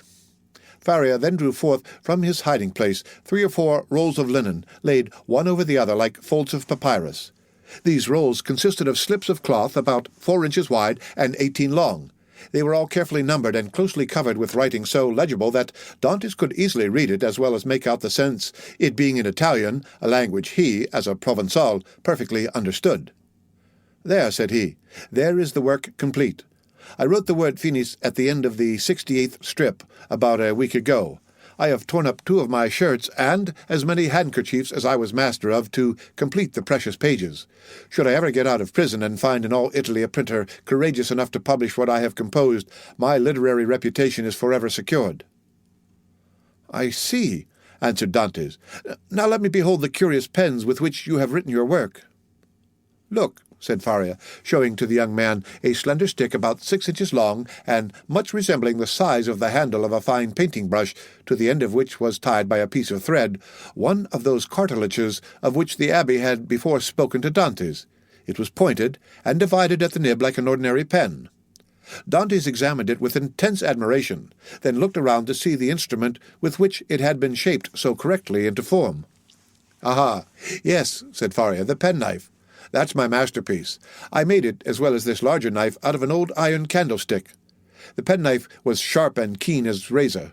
As for the other knife, it would serve a double purpose, and with it one could cut and thrust."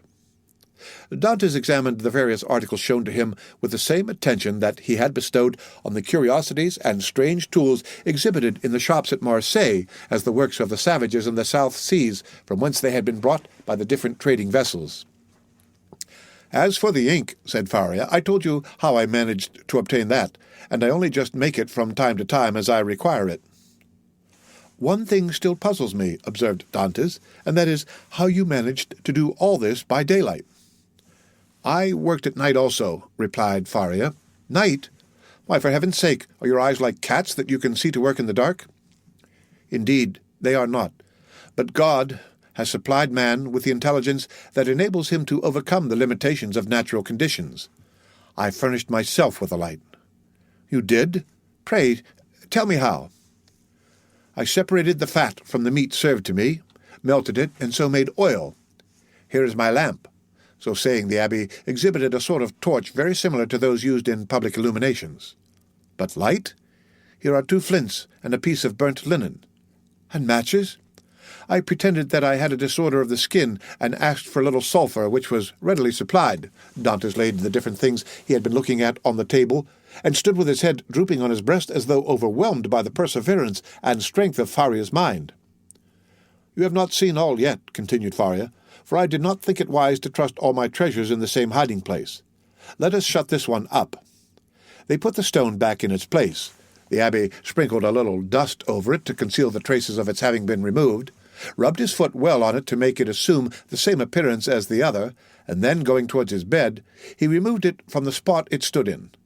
Behind the head of the bed, and concealed by a stone fitting in so closely as to defy all suspicion, was a hollow space, and in this space a ladder of cords between 25 and 30 feet in length.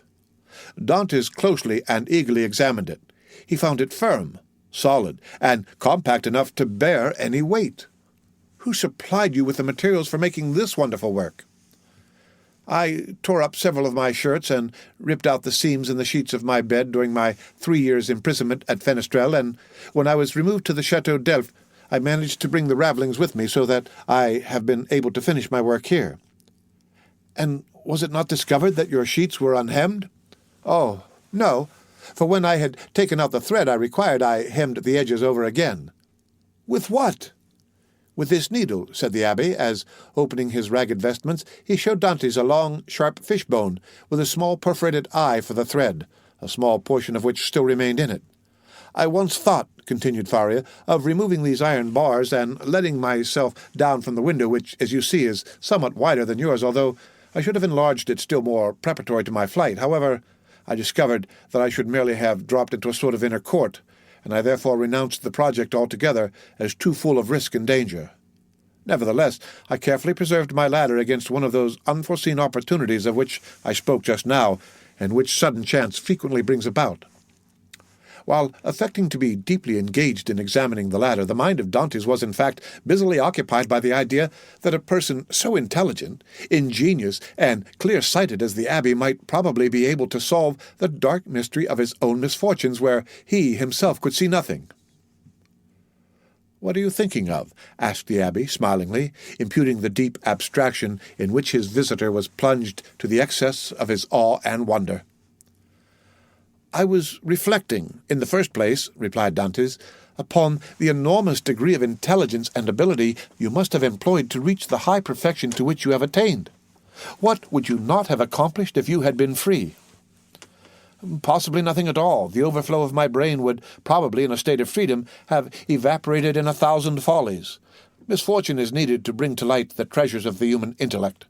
Compression is needed to explode gunpowder. Captivity has brought my mental faculties to a focus, and you are well aware that from the collision of clouds electricity is produced, from electricity lightning, from lightning illumination." "No," replied Dantès, "I know nothing. Some of your words are to me quite empty of meaning. You must be blessed indeed to possess the knowledge you have." The abbé smiled. "Well," said he, "but you had another subject for your thoughts, did you not say so just now?" "I did." "You have told me as yet but one of them. Let me hear the other." "It was this, that while you had related to me all the particulars of your past life, you were perfectly unacquainted with mine. Your life, my young friend, has not been of sufficient length to admit of your having passed through any very important events. It has been long enough to inflict on me a great and undeserved misfortune. I would fain fix the source of it on man, that I may no longer vent reproaches upon heaven." "Then you profess ignorance of the crime with which you are charged?" "I do indeed, and this I swear by the 2 beings most dear to me upon earth, my father and Mercédès." "Come," said the abbé, closing his hiding-place, and pushing the bed back to its original situation. "Let me hear your story."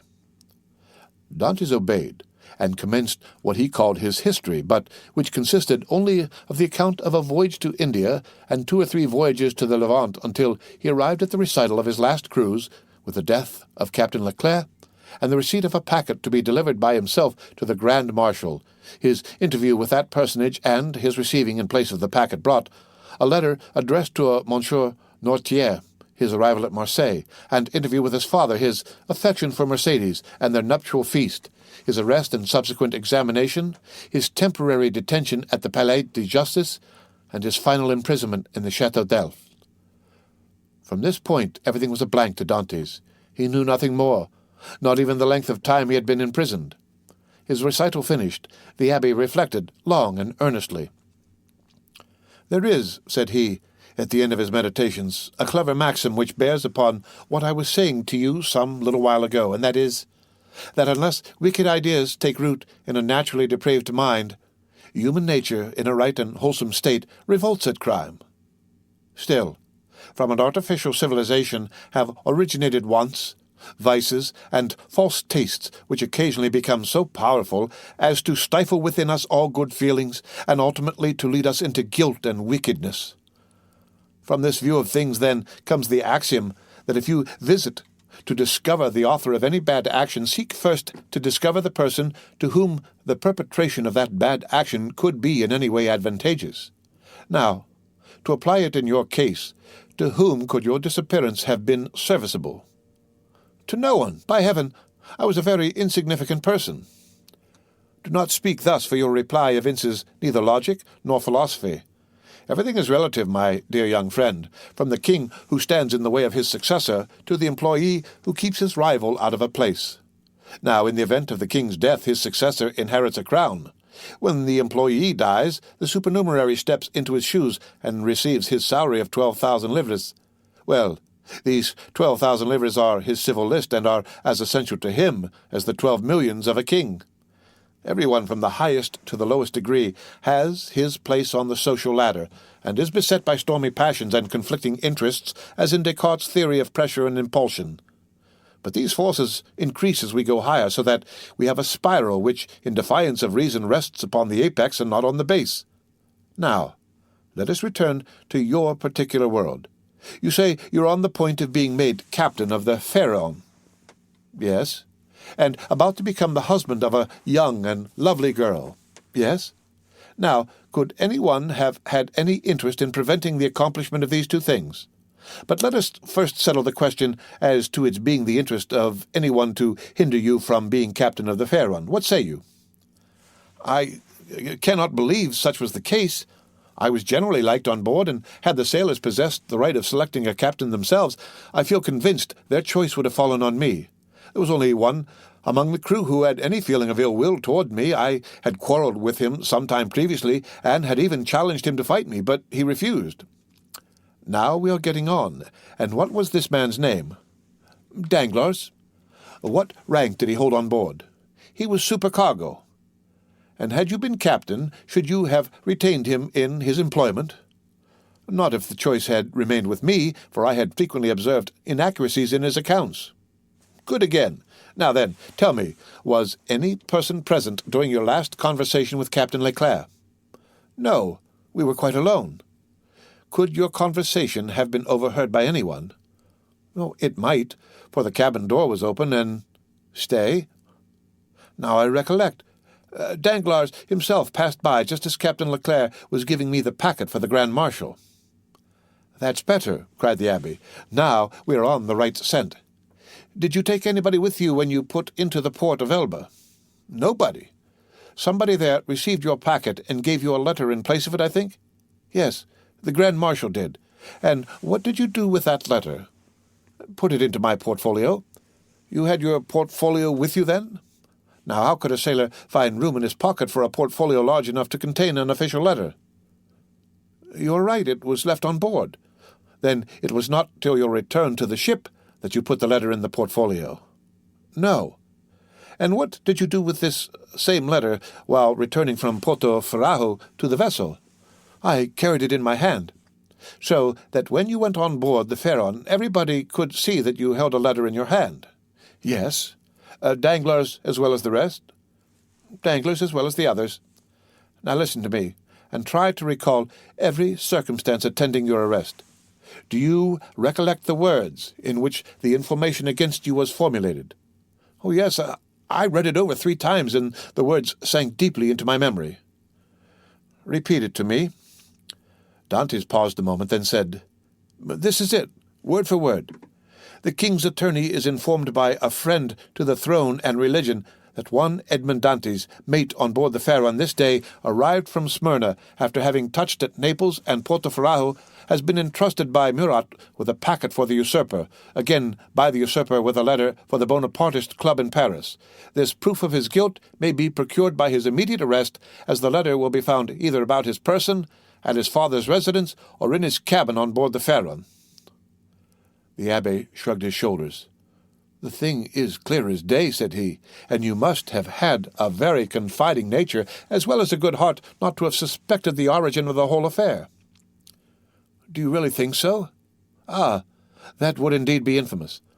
How did Danglars usually write?" "In a handsome running hand." "And how was the anonymous letter written?" "Backhanded."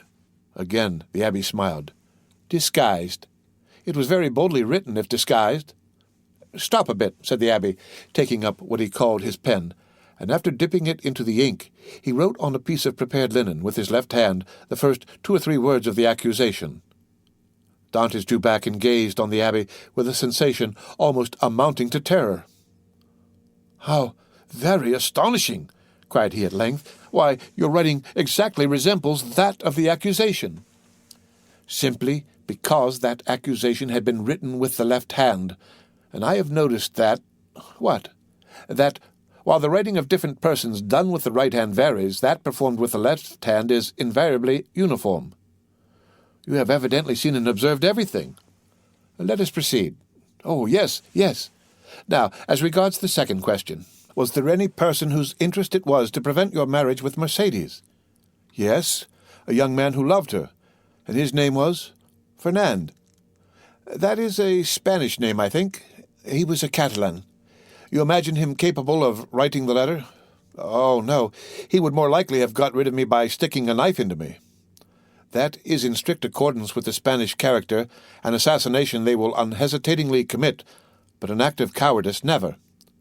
"Besides," said Dantès, "the various circumstances mentioned in the letter were wholly unknown to him." "You had never spoken of them yourself to anyone?" "To no one." "Not even to your mistress?" "No, not even to my betrothed." "Then it is Danglars." "I feel quite sure of it now." "Wait a little. Pray, was Danglars acquainted with Fernand?" "No. Yes, he was." "Now I recollect." "What?" To have seen them both sitting at table together under an arbour at Pamphil's the evening before the day fixed for my wedding. They were in earnest conversation. Danglars was joking in a friendly way, but Fernand looked pale and agitated." "Were they alone?" "Well, there was a third person with them whom I knew perfectly well, and who had in all probability made their acquaintance. He was a tailor named Caderousse, but he was very drunk." "Stay. How strange that it should not have occurred to me before. Now I remember quite well that on the table round which they were sitting were pens, inks, and paper." "Oh, the heartless, treacherous scoundrels!" exclaimed Dantès, pressing his hand to his throbbing brows. "Is there anything else I can assist you in discovering besides the villainy of your friends?" inquired the abbé with a laugh. "Yes, yes," replied Dantès eagerly. "I would beg of you, who see so completely to the depths of things, and to whom the greatest mystery seems but an easy riddle, to explain to me how it was that I underwent no second examination, was never brought to trial, and above all was condemned without ever having had sentence passed on me." "That is altogether a different and more serious matter," responded the abbé. "The ways of justice are frequently too dark and mysterious to be easily penetrated. All we have hitherto done in the matter has been child's play. If you wish me to enter upon the more difficult part of the business, you must assist me by the most minute information on every point. Pray, ask me whatever questions you please, for in good truth you see more clearly into my life than I do myself." "In the first place, then, who examined you, the king's attorney, his deputy, or a magistrate?" "The deputy. Was he young or old?"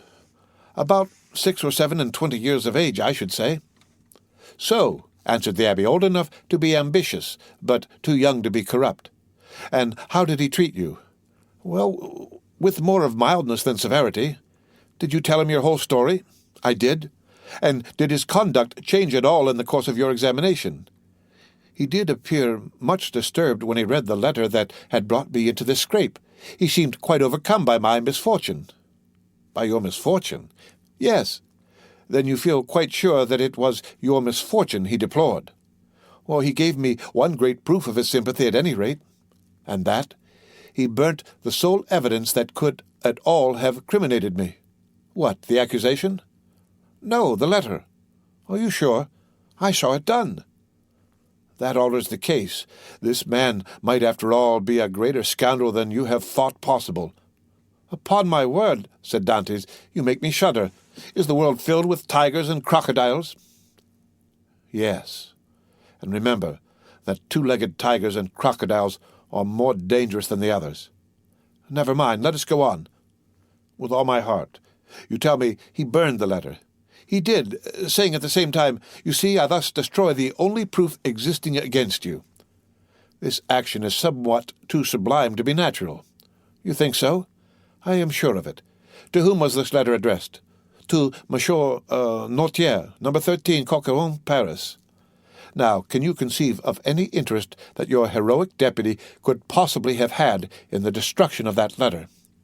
"Why, it is not altogether impossible he might have had, for he made me promise several times never to speak of that letter to anyone, assuring me he so advised me for my own interest, and, more than his, he insisted on my taking a solemn oath never to utter the name mentioned in the address." "Noirtier," repeated the abbé. "Noirtier. I knew a person of that name at the court of the Queen of Etruria, a Noirtier who had been a Girondin during the Revolution." "What was your deputy called?" "De Villefort." The abbé burst into a fit of laughter while Dantès gazed on him in utter astonishment. "What ails you?" said he at length. "Do you see that ray of sunlight?" "I do." "Well, the whole thing is more clear to me than that sunbeam is to you. Poor fellow! Poor young man! And you tell me this magistrate expressed great sympathy and commiseration for you." "He did. And the worthy man destroyed your compromising letter." "Yes." "And then made you swear never to utter the name of Noirtier." "Yes." "Why, you poor, short-sighted simpleton, can you not guess who this Noirtier was, whose very name he was so careful to keep concealed? Noirtier was his father." Had a thunderbolt fallen at the feet of Dantès, or hell opened its yawning gulf before him, he could not have been more completely transfixed with horror than he was at the sound of these unexpected words. Starting up, he clasped his hands around his head as though to prevent his very brain from bursting, and exclaimed, "His father? His father!" "Yes, his father," replied the abbé. "His right name was Noirtier de Villefort." At this instant a bright light shot through the mind of Dantès, and cleared up all that had been dark and obscure before. The change that had come over Villefort during the examination, the destruction of the letter, the exacted promise, the almost supplicating tones of the magistrate, who seemed rather to implore mercy than to pronounce punishment, all returned with a stunning force to his memory. He cried out and staggered against the wall like a drunken man.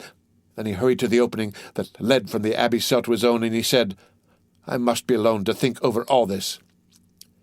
When he regained his dungeon, he threw himself on his bed, where the turnkey found him in the evening visit, sitting with fixed gaze and contracted features, dumb and motionless as a statue. During these hours of profound meditation, which to him had seemed only minutes, he had formed a fearful resolution, and bound himself to its fulfillment by a solemn oath. Dantès was at length roused from his reverie by the voice of Faria, who, having also been visited by his jailer, had come to invite his fellow-sufferer to share his supper. The reputation of being out of his mind, though harmlessly and even amusingly so, had procured for the abbé unusual privileges. He was supplied with bread of a finer, whiter quality than usual prison fare, and even regaled each Sunday with a small quantity of wine. Now, this was a Sunday, and the abbé had come to ask his young companion to share the luxuries with him.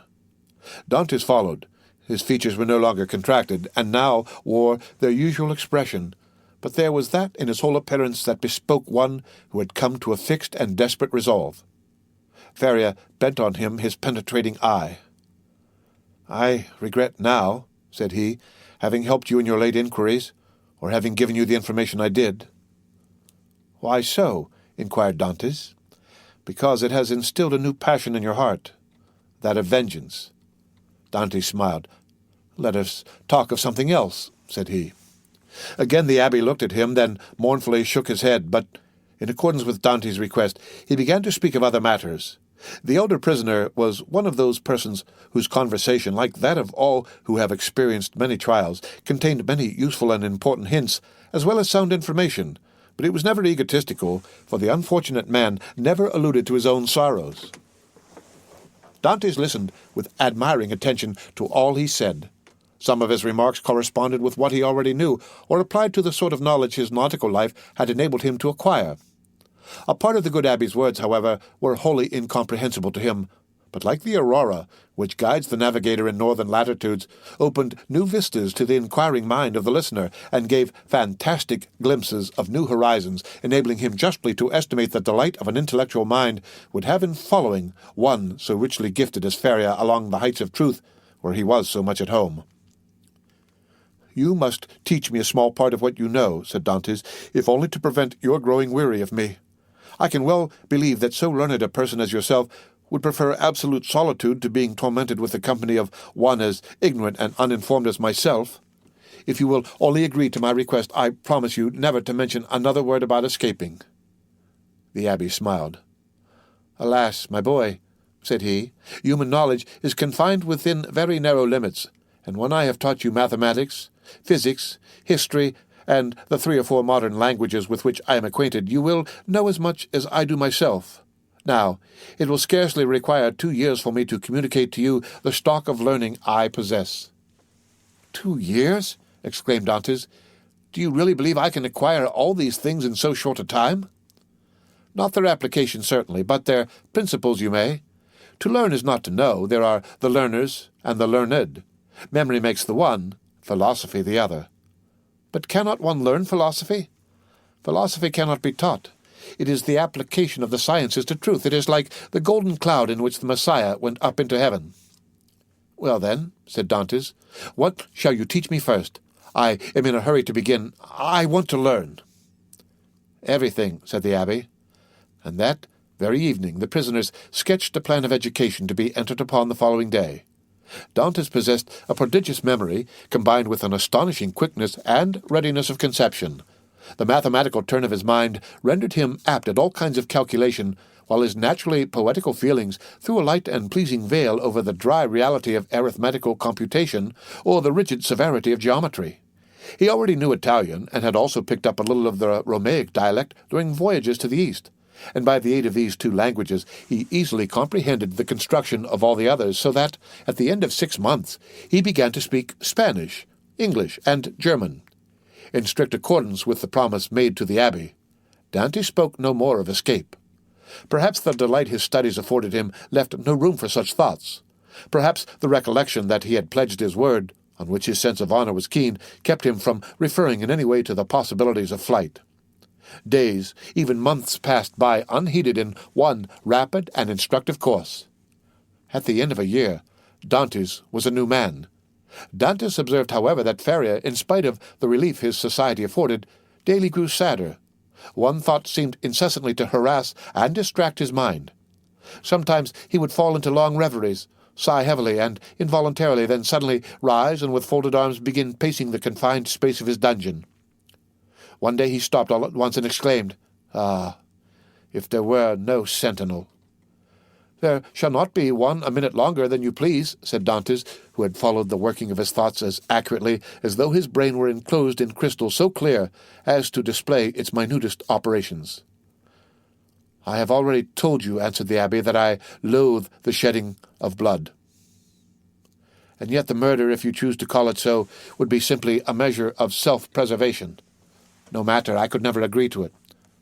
Still, you have thought of it." "Incessantly, alas," cried the abbé. "And you have discovered a means of regaining our freedom, have you not?" asked Dantès eagerly. "I have, if it were only possible to place a deaf and blind sentinel in the gallery behind us." "He shall be both blind and deaf," replied the young man, with the air of determination that made his companion shudder. "No, no," cried the abbé. "Impossible." Dantès endeavored to renew the subject. The abbé shook his head in token of disapproval, and refused to make any further response. 3 months passed away. "Are you strong?" the abbé asked one day of Dantès. The young man in reply took up the chisel, bent it into the form of a horseshoe, and then, as readily, straightened it. "And were you engaged not to do any harm to the sentry except as a last resort?" "I promise on my honor." "Then," said the abbé, "we may hope to put our design into execution." "And how long shall we be in accomplishing the necessary work?" "At least a year." "And shall we begin at once?" "At once." "We have lost a year to no purpose," cried Dantès. "Do you consider the last 12 months to have been wasted?" asked the abbé. "Forgive me," cried Edmond, blushing deeply. "Oh, tut-tut," answered the abbé. "Man is but man after all, and you are about the best specimen of the genus I have ever known. Come, let me show you my plan." The abbé then showed Dantès the sketch he had made for their escape. It consisted of a plan of his own cell and that of Dantès, with the passage which united them. In this passage he proposed to drive a level, as they do in mines. This level would bring the two prisoners immediately beneath the gallery, where the sentry kept watch. Once there, a huge excavation would be made, and one of the flagstones with which the gallery was paved be so completely loosened that, at the desired moment, it would give way beneath the feet of the soldier, who, stunned by his fall, would be immediately bound and gagged by Dantès before he had power to offer any resistance. The prisoners were then to make their way through one of the gallery windows, and to let themselves down from the outer walls by means of the abbé's ladder of cords. Dante's eyes sparkled with joy, and he rubbed his hands with delight at the idea of a plan so simple, yet apparently so certain to succeed. That very day the miners began their labors with a vigor and alacrity proportionate to their long rest from fatigue and their hopes of ultimate success. Nothing interrupted the progress of work except the necessity that each was under of returning to his cell in anticipation of the turnkey's visits. They had learned to distinguish the almost imperceptible sounds of his footsteps as he descended towards their dungeons, and happily never failed of being prepared for his coming. The fresh earth excavated during their present work, and which would have entirely blocked up the old passage, was thrown by degrees and with the utmost precaution out of the window in either Faria's or Dante's cell, the rubbish being first pulverized so finely that the night wind carried it far away without permitting the smallest trace to remain.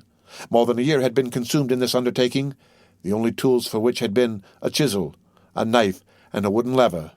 Faria still continuing to instruct Dantès by conversing with him, sometimes in one language, sometimes in another, at others relating to him the history of nations and great men who from time to time have risen to fame and trodden the path of glory. The abbé was a man of the world, and had, moreover, mixed in the first society of the day. He wore an air of melancholy dignity, which Dantès, thanks to the imitative powers bestowed on him by nature, easily acquired, as well as that outward polish and politeness he had before been wanting in, and which is seldom possessed except by those who have been placed in constant intercourse with persons of high birth and breeding. At the end of 15 months, the level was finished, and the excavation completed beneath the gallery, and the two workmen could distinctly hear the measured tread of the sentinel as he paced to and fro over their heads. Compelled as they were to await a night sufficiently dark to favor their flight, they were obliged to defer their final attempt till that auspicious moment should arrive. Their greatest dread now was lest the stone through which the sentry was doomed to fall should give way before its right time, and this they had in some measure provided against by propping it up with a small beam which they had discovered in the walls through which they had worked their way. Dantès was occupied in arranging this piece of wood when he heard Faria, who had remained in Edmond's cell for the purpose of cutting a peg to secure their rope ladder, call to him in a tone indicative of great suffering. Dantès hastened to his dungeon, where he found him standing in the middle of the room, pale as death, his forehead streaming with perspiration, and his hands clinched tightly together. "Gracious heavens!" exclaimed Dantès. "What is the matter? What has happened?" "Quick! Quick!" returned the abbé. "Listen to what I have to say." Dantès looked in fear and wonder at the livid countenance of Faria, whose eyes, already dull and sunken, were surrounded by purple circles, while his lips were white as those of a corpse, and his very hair seemed to stand on end. "Tell me, I beseech you, what ails you?" cried Dantès, letting his chisel fall to the floor. "Alas," faltered out the abbé, "all is over with me. I am seized with a terrible, perhaps mortal illness. I can feel that the paroxysm is fast approaching. I had a similar attack the year previous to my imprisonment. This malady admits but of one remedy. I will tell you what that is. Go into my cell as quickly as you can. Draw out one of the feet that support the bed. You will find it has been hollowed out for the purpose of containing a small vial you will see there half filled with a red-looking fluid. Bring it to me, or rather, No, no, I may be found here. Therefore, help me back to my room while I have the strength to drag myself along. Who knows what may happen or how long the attack may last?" In spite of the magnitude of the misfortune which thus suddenly frustrated his hopes, Dantès did not lose his presence of mind, but descended into the passage, dragging his unfortunate companion with him. Then, half carrying, half supporting him, he managed to reach the abbé's chamber, where he immediately laid the sufferer on his bed. "Thank you," said the poor abbé, shivering as though his veins were filled with ice. "I am about to be seized with a fit of catalepsy. When it comes to its height, I shall probably lie still and motionless as though dead, uttering neither sigh nor groan. On the other hand, the symptoms may be much more violent, and cause me to fall into fearful convulsions, foam at the mouth, and cry out loudly. Take care my cries are not heard, for if they are, it is more than probable I should be removed to another part of the prison, and we be separated forever. When I become quite motionless, cold, and rigid as a corpse, then, and not before, be careful about this, force open my teeth with the knife, pour from 8 to 10 drops of the liquor contained in the vial down my throat, and I may perhaps revive." "Perhaps!" exclaimed Dantès in grief-stricken tones. "Help! Help!" cried the abbé. I die! I—" So sudden and violent was the fit that the unfortunate prisoner was unable to complete the sentence. A violent convulsion shook his whole frame. His eyes started from their sockets, his mouth was drawn on one side, his cheeks became purple, he struggled, foamed, dashed himself about, and uttered the most dreadful cries, which, however, Dantès prevented from being heard by covering his head with the blanket. This fit lasted 2 hours. Then, more helpless than an infant, and colder and paler than marble, more crushed and broken than a reed trampled underfoot, he fell back, doubled up in one last convulsion, and became as rigid as a corpse. Edmond waited till life seemed extinct in the body of his friend. Then, taking up the knife, he with difficulty forced open the closely fixed jaws, carefully administered the appointed number of drops, and anxiously awaited the result. An hour passed away, and the old man gave no sign of returning animation. Dantès began to fear he had delayed too long ere he administered the remedy, and thrusting his hands into his hair, continued gazing on the lifeless features of his friend. At length, a slight colour tinged the livid cheeks. Consciousness returned to the dull, open eyeballs. A faint sigh issued from the lips, and the sufferer made a feeble effort to move. "He is saved! He is saved!" cried Dantès in a paroxysm of delight. The sick man was not yet able to speak, but he pointed with evident anxiety towards the door. Dantès listened and plainly distinguished the approaching steps of the jailer. It was therefore near 7 o'clock, but Edmond's anxiety had put all thoughts of time out of his head. The young man sprang to the entrance, darted through it, carefully drawing the stone over the opening, and hurried to his cell. He had scarcely done so before the door opened, and the jailer saw the prisoner seated as usual on the side of his bed. Almost before the key had turned in the lock, and before the departing steps of the jailer had died away in the long corridor he had to traverse, Dantès, whose restless anxiety concerning his friend left him no desire to touch the food brought him, hurried back to the abbé's chamber, and raising the stone by pressing his head against it, was soon beside the sick man's couch. Faria had now fully regained his consciousness, but he still lay helpless and exhausted. "I did not expect to see you again," said he, feebly, to Dantès. "And why not?" asked the young man. "Did you fancy yourself dying?" "No. I had no such idea, but knowing that all was ready for flight, I thought you might have made your escape." The deep glow of indignation suffused the cheeks of Dantès. "Without you? Did you really think me capable of that?" "At least," said the abbé, "I now see how wrong such an opinion would have been. Alas! Alas, I am fearfully exhausted and debilitated by this attack." "Be of good cheer," replied Dantès. "Your strength will return." And as he spoke, he seated himself near the bed beside Faria, and took his hands. The abbé shook his head. "The last attack I had," said he, "lasted but half an hour, and after it I was hungry, and got up without help. Now I can move neither my right arm nor leg, and my head seems uncomfortable, which shows that there has been a suffusion of blood on the brain.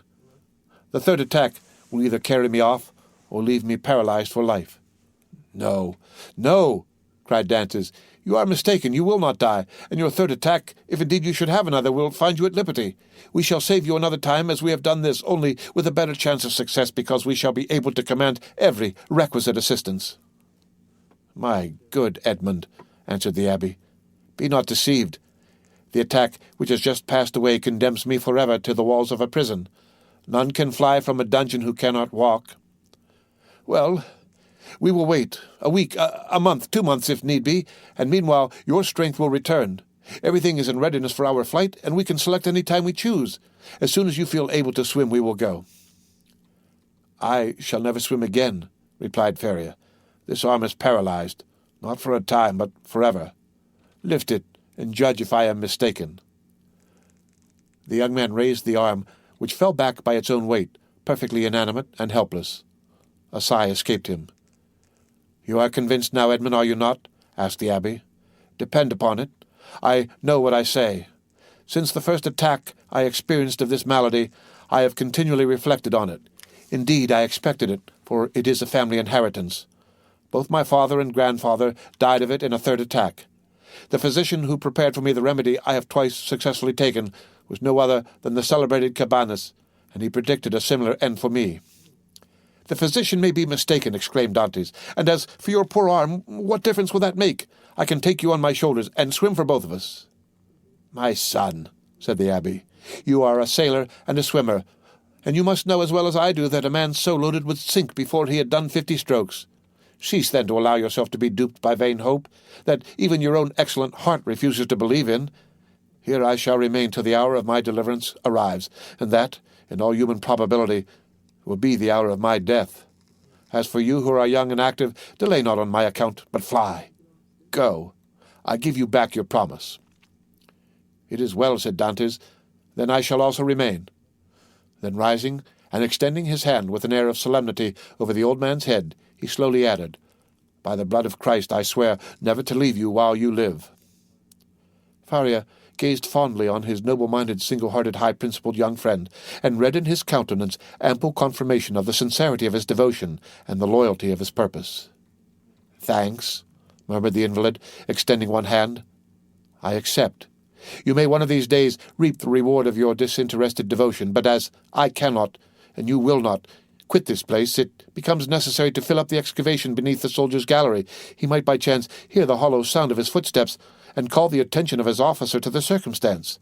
That would bring about a discovery which would inevitably lead to our being separated. Go, then, and set about this work in which unhappily I can offer you no assistance. Keep at it all night if necessary, and do not return here tomorrow till after the jailer has visited me. I shall have something of the greatest importance to communicate to you." Dantès took the hand of the abbé in his, and affectionately pressed it. Faria smiled encouragingly on him, and the young man retired to his task in the spirit of obedience and respect which he had sworn to show towards his aged friend. The end of Chapter 17 of The Count of Monte Cristo, read by Rick Kistner, for Lit to Go on the web at fcit.usf.edu. The Count of Monte Cristo, by Alexandre Dumas, Chapter 18, The Treasure.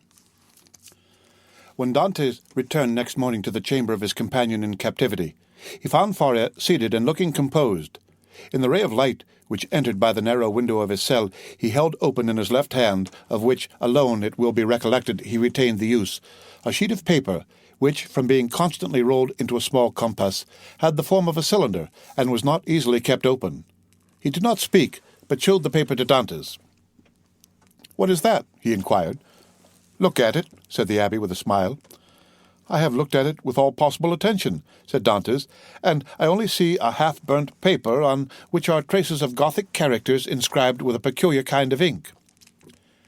"This paper, my friend," said Faria, "I may now avow to you, since I have the proof of your fidelity, this paper is my treasure, of which from this day forth 1/2 belongs to you."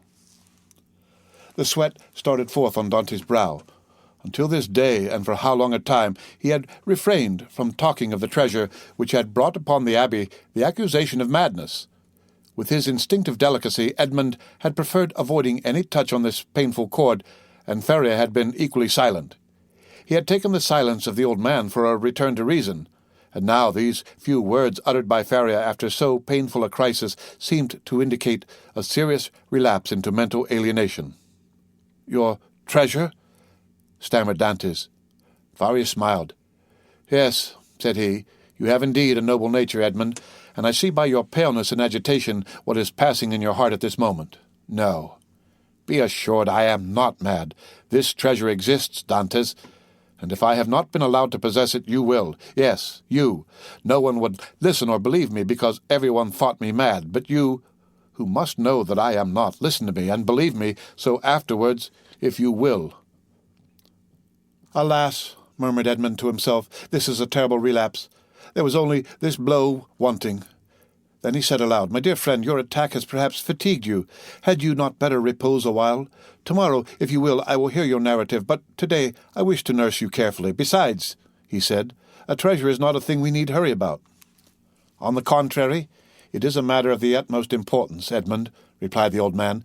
"Who knows if tomorrow, or the next day after the third attack, may not come, and then must not all be over? Yes.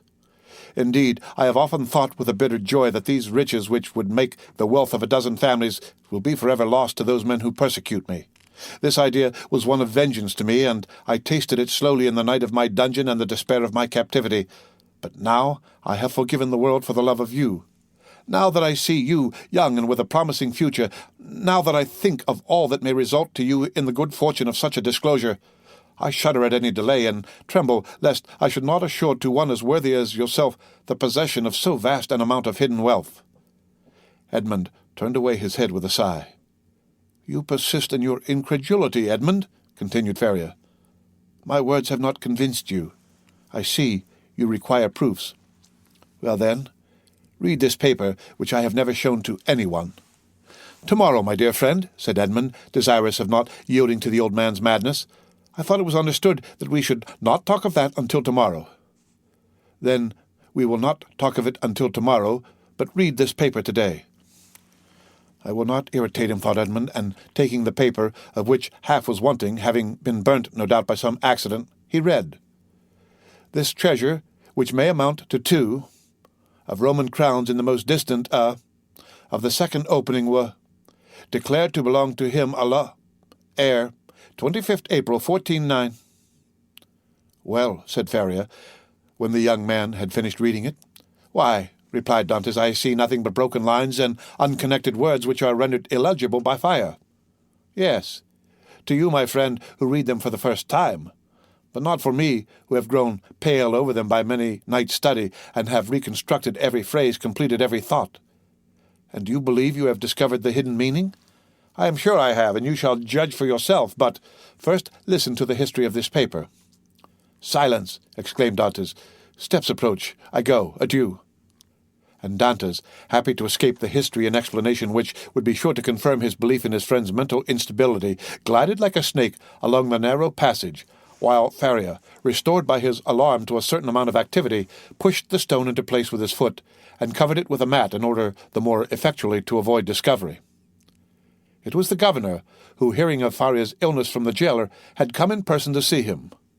Faria sat up to receive him, avoiding all gestures, in order that he might conceal from the governor the paralysis that had already half-stricken him with death.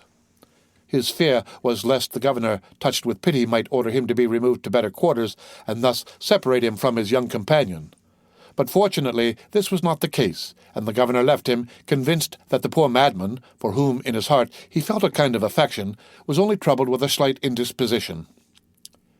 During this time Edmond, seated on his bed with his head in his hands, tried to collect his scattered thoughts. Faria, since their first acquaintance, had been on all points so rational and logical, so wonderfully sagacious, in fact, that he could not understand how so much wisdom on all points could be allied with madness. Was Faria deceived as to his treasure, or was all the world deceived as to Faria? Dantès remained in his cell all day, not daring to return to his friend, thinking thus to defer the moment when he should be convinced once for all that the abbé was mad. Such a conviction would be so terrible. But towards the evening, after the hour for the customary visit had gone by, Faria, not seeing the young man appear, tried to move and get over the distance which separated them. Edmond shuddered when he heard the painful efforts which the old man made to drag himself along. His leg was inert, and he could no longer make use of one arm. Edmond was obliged to assist him, for otherwise he would not have been able to enter by the small aperture which led to Dantès' chamber. "Here I am, pursuing you remorselessly," he said with a benignant smile. "You thought to escape my munificence, but it is in vain. Listen to me." Edmond saw there was no escape, and placing the old man on his bed, he seated himself on the stool beside him. "You know," said the abbé, "that I was the secretary and intimate friend of Cardinal Spada, the last of the princes of that name.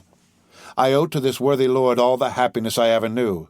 He was not rich, although the wealth of his family had passed into a proverb, and I heard the phrase very often, as rich as a Spada. But he, like public rumour, lived on this reputation for wealth. His palace was my paradise.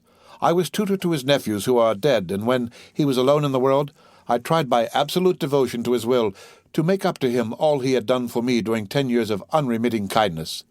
The cardinal's house had no secrets for me. I had often seen my noble patron annotating ancient volumes and eagerly searching amongst dusty family manuscripts.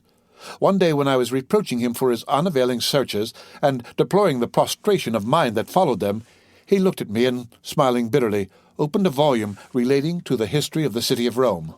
There, in the 20th chapter of the life of Pope Alexander VI, were the following lines which I can never forget. The great wars of Romana had ended. Caesar Borgia, who had completed his conquest, had need of money to purchase all Italy. The Pope had also need of money to bring matters to an end with Louis XII, King of France, who was formidable still in spite of his recent reverses, and it was necessary, therefore, to have recourse to some profitable scheme which was a matter of great difficulty in the impoverished condition of exhausted Italy. His Holiness had an idea. He determined to make 2 cardinals. By choosing 2 of the greatest personages of Rome, especially rich men, this was the return the Holy Father looked for. In the first place, he could sell the great appointments and splendid offices which the cardinals already held, and then he had the 2 hats to sell besides. There was a third point in view, which will appear hereafter. The Pope and Caesar Borgia first found the 2 future cardinals. They were Giovanni Rospigliosi, who held 4 of the highest dignities of the Holy See, and Caesar Spada, one of the noblest and richest of the Roman nobility. Both felt the high honor of such a favor from the Pope. They were ambitious, and Caesar Borgia soon found purchasers for their appointments. The result was that Rospigliosi and Spada paid for being cardinals, and 8 other persons paid for the offices the cardinals held before their elevation, and thus 800,000 crowns entered into the coffers of the speculators. It is time now to proceed to the last part of the speculation. The Pope heaped attentions upon Rospigliosi and Spada, conferred upon them the insignia of the cardinalate, and induced them to arrange their affairs and take up their residence at Rome. Then the Pope and Caesar Borgia invited the 2 cardinals to dinner. This was a matter of dispute between the Holy Father and his son. Caesar thought they could make use of one of the means which he always had ready for his friends, that is to say, in the first place, the famous key which was given to certain persons with the request that they go and open a designated cupboard. This key was furnished with a small iron point, a negligence on the part of the locksmith. When this was pressed to effect the opening of the cupboard, of which the lock was difficult, the person was pricked by the small point, and died next day. Then there was the ring with the lion's head, which Caesar wore when he wanted to greet his friends with a clasp of the hand. The lion bit the hand thus favored, and at the end of 24 hours the bite was mortal. Caesar proposed to his father that they should either ask the cardinals to open the cupboard, or shake hands with them, but Alexander VI replied, "Now, as to the worthy Cardinals Spada and Rospigliosi, let us ask both of them to dinner. Something tells me that we shall get that money back. Besides, you forget, Caesar, an indigestion declares itself immediately, while a prick or a bite occasions a delay of a day or 2. Caesar gave way before such cogent reasoning, and the cardinals were consequently invited to dinner. The table was laid in a vineyard belonging to the Pope near San Pierdarena, a charming retreat which the cardinals knew very well by report. Rospigliosi, quite set up with his new dignities, went with a good appetite and his most ingratiating manner. Spada, a prudent man and greatly attached to his only nephew, a young captain of the highest promise, took paper and pen and made his will. He then sent word to his nephew to wait for him near the vineyard, but appeared that the servant did not find him. Spada knew what these invitations meant. Since Christianity, so eminently civilizing, had made progress in Rome, it was no longer a centurion who came from the tyrant with a message, "Caesar wills that you die." But it was a legate à latere who came with a smile on his lips to say from the Pope, "His Holiness requests you to dine with him." Spada set out about 2 o'clock to San Pierdarena. The Pope awaited him. The first sight that attracted the eyes of Spada was that of his nephew in full costume, and Caesar Borgia paying him most marked attentions. Spada turned pale, as Caesar looked at him with an ironical air which proved that he had anticipated all, and that the snare was well spread. They began dinner, and Spada was only able to inquire of his nephew if he had received his message. The nephew replied no, perfectly comprehending the meaning of the question. It was too late, for he had already drunk a glass of excellent wine placed for him expressly by the Pope's butler. Spada at the same moment saw another bottle approach him, which he was pressed to taste. An hour afterward, a physician declared they were both poisoned through eating mushrooms. Spada died on the threshold of the vineyard. The nephew expired at his own door, making signs which his wife could not comprehend. Then Caesar and the Pope hastened to lay hands on the heritage under presence of seeking for the papers of the dead man. But the inheritance consisted in this only, a scrap of paper on which Spada had written, "I bequeath to my beloved nephew my coffers, my books, and amongst others my breviary with the gold corners, which I beg he will preserve in remembrance of his affectionate uncle." The heirs sought everywhere, admired the breviary, laid hands on the furniture, and were greatly astonished that Spada the rich man was really the most miserable of uncles. No treasures, unless they were those of science contained in the library and laboratories. That was all. Caesar and his father searched, examined, scrutinized, but found nothing, or at least very little, not exceeding a few 1,000 crowns in plate and about the same in ready money. But the nephew had time to say to his wife before he expired, "Look well among my uncle's papers. There is a will." They sought even more thoroughly than the august heirs had done, but it was fruitless. There were 2 palaces and a vineyard behind the Palatine Hill, but in these days landed property had not much value, and the 2 palaces and the vineyard remained to the family, since they were beneath the rapacity of the Pope and his son. Months and years rolled on. Alexander VI died, poisoned, by what mistake? Caesar, poisoned at the same time, escaped by shedding his skin like a snake, but the new skin was spotted by the poison till it looked like a tiger's.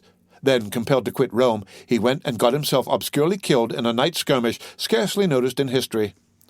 After the Pope's death and his son's exile, it was supposed that the Spada family would resume the splendid position they had held before the cardinal's time. But this was not the case. The Spadas remained in doubtful ease.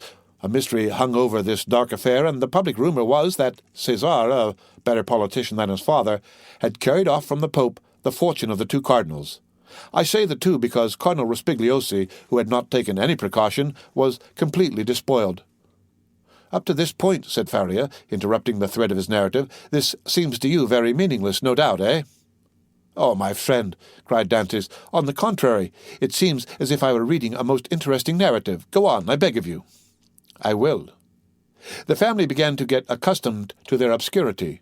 Years rolled on, and amongst the descendants some were soldiers, some diplomatists, some churchmen, some bankers, some grew rich and some were ruined. I come now to the last of the family, whose secretary I was, the Count of Spada. I had often heard him complain of the disproportion of his rank with his fortune, and I advised him to invest all he had in an annuity. He did so, and thus doubled his income. The celebrated breviary remained in the family, and was in the Count's possession. It had been handed down from father to son, for the singular clause of the only will that had been found had caused it to be regarded as a genuine relic, preserved in the family with superstitious veneration. It was an illuminated book, with beautiful Gothic characters, and so weighty with gold that a servant always carried it before the cardinal on days of great solemnity. At the sight of papers of all sorts, titles, contracts, parchments, which were kept in the archives of the family, all descending from the poisoned cardinal, I in my turn examined the immense bundles of documents like 20 servitors, stewards, secretaries before me. But in spite of the most exhaustive researches, I found nothing. Yet I had even written a precise history of the Borgia family for the sole purpose of assuring myself whether any increase of fortune had occurred to them on the death of the Cardinal Caesar Spada, but could only traced the acquisition of the property of the Cardinal Rospigliosi, his companion in misfortune. I was then almost assured that the inheritance had neither profited the Borgias nor the family, but had remained unpossessed like the treasures of the Arabian Nights, which slept in the bosom of the earth under the eyes of the genie. I searched, ransacked, counted, calculated 1,000 times the income and expenditure of the family for 300 years. It was useless. I remained in my ignorance, and the Count of Spada in his poverty. My patron died. He had reserved from his annuity, his family papers, his library, composed of 5,000 volumes, and his famous breviary. All these he bequeathed to me, with 1,000 Roman crowns, which he had in ready money, on condition that I would have anniversary masses said for the repose of his soul, and that I would draw up a genealogical tree and history of his house. All this I did scrupulously. Be easy, my dear Edmond, we are near the conclusion. In 1807, a month before I was arrested, and a fortnight after the death of the Count of Spada, on the 25th of December, you will see presently how the date became fixed in my memory, I was reading for the 1,000th time the papers I was arranging, for the palace was sold to a stranger, and I was going to leave Rome and settle at Florence, intending to take with me 12,000 francs I possessed, my library, and the famous breviary, when, tired with my constant labor at the same thing, and overcome by a heavy dinner I had eaten, my head dropped on my hands, and I fell asleep about 3 o'clock in the afternoon. I awoke as the clock was striking 6. I raised my head. I was in utter darkness. I rang for a light, but as no one came, I determined to find one for myself. It was indeed but anticipating the simple manners which I should soon be under the necessity of adopting. I took a wax candle in one hand, and with the other groped about for a piece of paper, my matchbox being empty, with which I proposed to get a light from the small flame still playing on the embers. Fearing, however, to make use of any valuable piece of paper, I hesitated for a moment, then recollected that I had seen in the famous breviary, which was on the table beside me, an old paper, quite yellow with age, and which had served as a marker for centuries, kept there by the request of the heirs. I felt for it, found it, twisted it up together, and, putting it into the expiring flame, set light to it. But beneath my fingers, as if by magic, in proportion as the fire ascended, I saw yellowish characters appear on the paper. I grasped it in my hand, put out the flame as quickly as I could, lighted my taper in the fire itself, and opened the crumpled paper with inexpressible emotion, recognizing when I had done so that these characters had been traced in mysterious and sympathetic ink, only appearing when exposed to the fire. Nearly 1/3 of the paper had been consumed by the flame. It was that paper you read this morning. Read it again, Dantès, and then I will complete for you the incomplete words and unconnected sense. Faria, with an air of triumph, offered the paper to Dantès, who this time read the following words, traced with an ink of a reddish colour resembling rust. This 25th day of April, 1498, be Alexander the 6th, and fearing that not he may desire to become my heir, and Bentivoglio,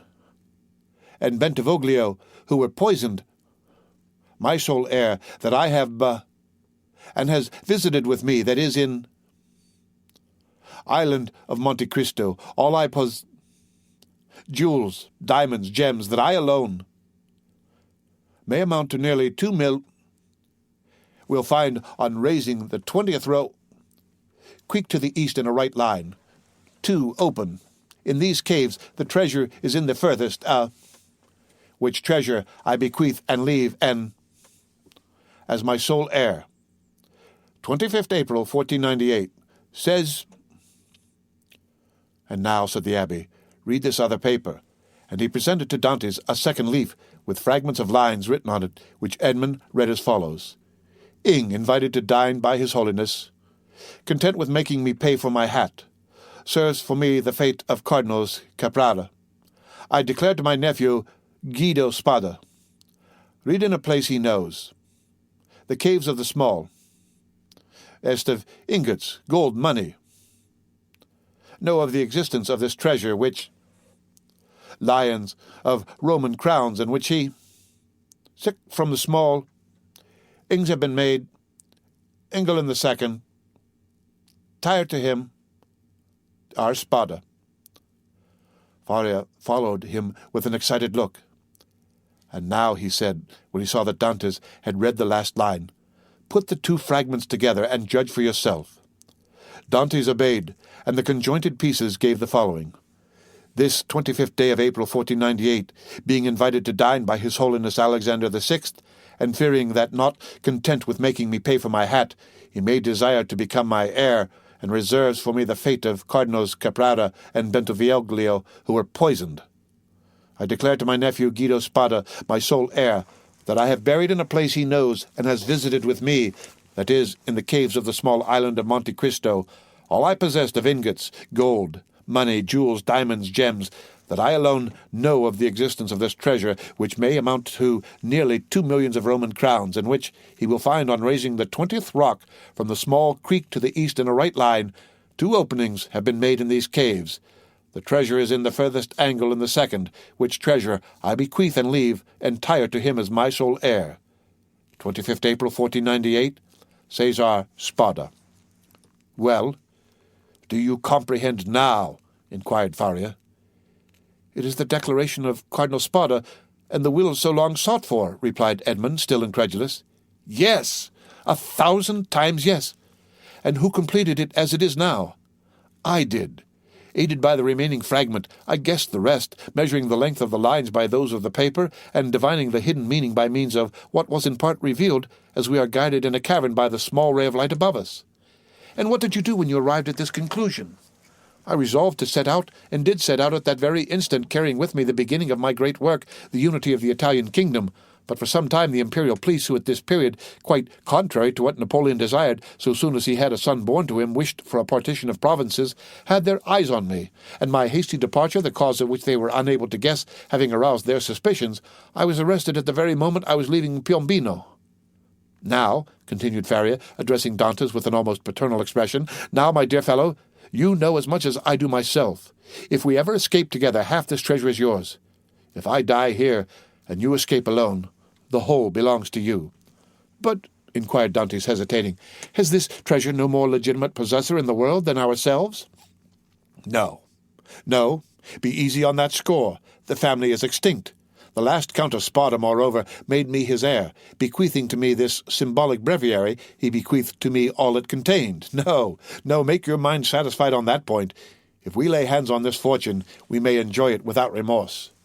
"And you say this treasure amounts to—" 2 millions of Roman crowns, nearly 13 millions of our money. Footnote. This would amount to $2,600,000 in the year that this novel was written, 1894. "Impossible," said Dantès, staggered at the enormous amount. "Impossible, and why?" asked the old man. "The Spada family was one of the oldest and most powerful families of the 15th century, and in those times when other opportunities for investment were wanting, such accumulations of gold and jewels were by no means rare. There are at this day Roman families perishing of hunger, though possessed of nearly 1 million in diamonds and jewels handed down by entail, and which they cannot touch." Edmond thought he was in a dream. He wavered between incredulity and joy. "I have only kept this secret so long from you," continued Faria, "that I might test your character and then surprise you. Had we escaped before my attack of catalepsy, I should have conducted you to Monte Cristo. Now," he added with a sigh, "it is you who will conduct me thither. Well, Dantès, you do not thank me?" "This treasure belongs to you, my dear friend," replied Dantès, "and to you only. I have no right to it. I am no relation of yours." "You are my son, Dantès," exclaimed the old man. "You are the child of my captivity. My profession condemns me to celibacy. God has sent you to me to console at one and the same time the man who could not be a father and the prisoner who could not get free." And Faria extended the arm of which alone the use remained to him to the young man, who threw himself upon his neck and wept. The end of Chapter 18 of The Count of Monte Cristo, read by Rick Kistner. For Lit to go on the web at fcit.usf.edu. The Count of Monte Cristo, by Alexandre Dumas. Chapter 19, The Third Attack. Now that this treasure, which had so long been the object of the abbé's meditations, could ensure the future happiness of him who Faria really loved as a son, it had doubled its value in his eyes, and every day he expatiated on the amount, explaining to Dantès all the good which, with 13 or 14 million of francs, a man could do in these days to his friends. And then Dantès' countenance became gloomy, for the oath of vengeance he had taken recurred to his memory, and he reflected how much ill in these times a man with 13 or 14 millions could do to his enemies. The abbey did not know the island of Monte Cristo, but Dantès knew it, and had often passed it, situated 25 miles from Pianosa, between Corsica and the island of Elba, and had once touched there. This island was, always had been, and still is, completely deserted. It is a rock of almost conical form, which looks as though it had been thrust up by volcanic force from the depth to the surface of the ocean. Dantès drew a plan of the island for Faria, and Faria gave Dantès advice as to the means he should employ to recover the treasure. But Dantès was far from being as enthusiastic and confident as the old man. It was past a question now that Faria was not a lunatic, and the way in which he had achieved the discovery, which had given rise to the suspicion of his madness, increased Edmond's admiration of him. But at the same time Dantès could not believe that the deposit, supposing it had ever existed, still existed, and though he considered the treasure as by no means chimerical, he yet believed it was no longer there. However, as if fate resolved on depriving the prisoners of their last chance and making them understand that they were condemned to perpetual imprisonment, a new misfortune befell them. The gallery on the seaside, which had long been in ruins, was rebuilt. They had repaired it completely, and stopped up with vast masses of stone the hole Dantès had partly filled in. But for this precaution, which, it will be remembered, the abbé had made to Edmond, the misfortune would have been still greater, for their attempt to escape would have been detected, and they would undoubtedly have been separated. Thus, a new, a stronger, and more inexorable barrier was interposed to cut off the realization of their hopes. "You see," said the young man, with an air of sorrowful resignation to Faria, "that God deems it right to take from me any claim to merit for what you call my devotion to you. I have promised to remain forever with you, and now I could not break my promise if I would. The treasure will be no more mine than yours, and neither of us will quit this prison. But my real treasure is not that, my dear friend, which awaits me beneath the sombre rocks of Monte Cristo. It is your presence, our living together 5 or 6 hours a day in spite of our jailers. It is the rays of intelligence you have elicited from my brain, the languages you have implanted in my memory, and which have taken root there with all their philological ramifications. These different sciences that you have made so easy to me by the depth of the knowledge you possess of them, and the clearness of the principles to which you have reduced them, this is my treasure, my beloved friend, and with this you have made me rich and happy, believe me, and take comfort. This is better for me than tons of gold and cases of diamonds, even were they not as problematical as the clouds we see in the morning floating over the sea, which we take for terra firma, and which evaporate and vanish as we draw near to them. To have you as long as possible near me, to hear your eloquent speech, which embellishes my mind, strengthens my soul, and makes my whole frame capable of great and terrible things if I should ever be free, so fills my whole existence that the despair to which I was just on the point of yielding when I knew you has no longer any hold over me. And this is my fortune, not chimerical, but actual. I owe you my real good, my present happiness, and all the sovereigns of the earth, even Cæsar Borgia himself, could not deprive me of this. Thus, if not actually happy, yet the days these two unfortunates passed together went quickly. Faria, who for so long a time had kept silence as to the treasure, now perpetually talked of it. As he had prophesied would be the case, he remained paralyzed in the right arm and the left leg, and had given up all hope of ever enjoying it himself. But he was continually thinking over some means of escape for his young companion, and anticipating the pleasure he would enjoy. For fear the letter might be some day lost or stolen, he compelled Dantès to learn it by heart, and Dantès knew it from the first to the last word. Then he destroyed the second portion, assured that if the first were seized, no one would be able to discover its real meaning. Whole hours sometimes passed while Faria was giving instructions to Dantès, instructions which were to serve him when he was at liberty. Then, once free from the day and hour and moment when he was so, he could have but one only thought, which was to gain Monte Cristo by some means, and remain there alone under some pretext which would arouse no suspicions, and once there, to endeavor to find the wonderful caverns and search in the appointed spot, be it remembered, being the farthest angle in the second opening. In the meanwhile the hours passed, if not rapidly, at least tolerably. Faria, as we have said, without having recovered the use of his hand and foot, had regained all the clearness of his understanding, and had gradually, besides the moral instructions we have detailed, taught his youthful companion the patient and sublime duty of a prisoner who learns to make something from nothing. They were thus perpetually employed, Faria, that he might not see himself grow old, Dantès for fear of recalling the almost extinct past, which now only floated in his memory like a distant light wandering in the night. So, life went on for them, as it does for those who are not victims of misfortune, and whose activities glide along mechanically and tranquilly beneath the eye of Providence. But beneath this superficial calm, there were in the heart of the young man, and perhaps in that of the old man, many repressed desires, many stifled sighs, which found vent when Faria was left alone and when Edmond returned to his cell. One night Edmond awoke suddenly, believing that he had heard someone calling him. He opened his eyes upon utter darkness. His name, or rather a plaintive voice which essayed to pronounce his name, reached him. He sat up in bed, and a cold sweat broke out upon his brow. Undoubtedly the call came from Faria's dungeon. "Alas," murmured Edmond, "can it be?" He moved his bed, drew up the stone, rushed into the passage, and reached the opposite extremity. The secret entrance was open. By the light of the wretched and wavering lamp of which we have spoken, Dantès saw the old man, pale, but yet erect, clinging to the bedstead. His features were writhing with those horrible symptoms which he already knew, and which had so seriously alarmed him when he saw them for the first time.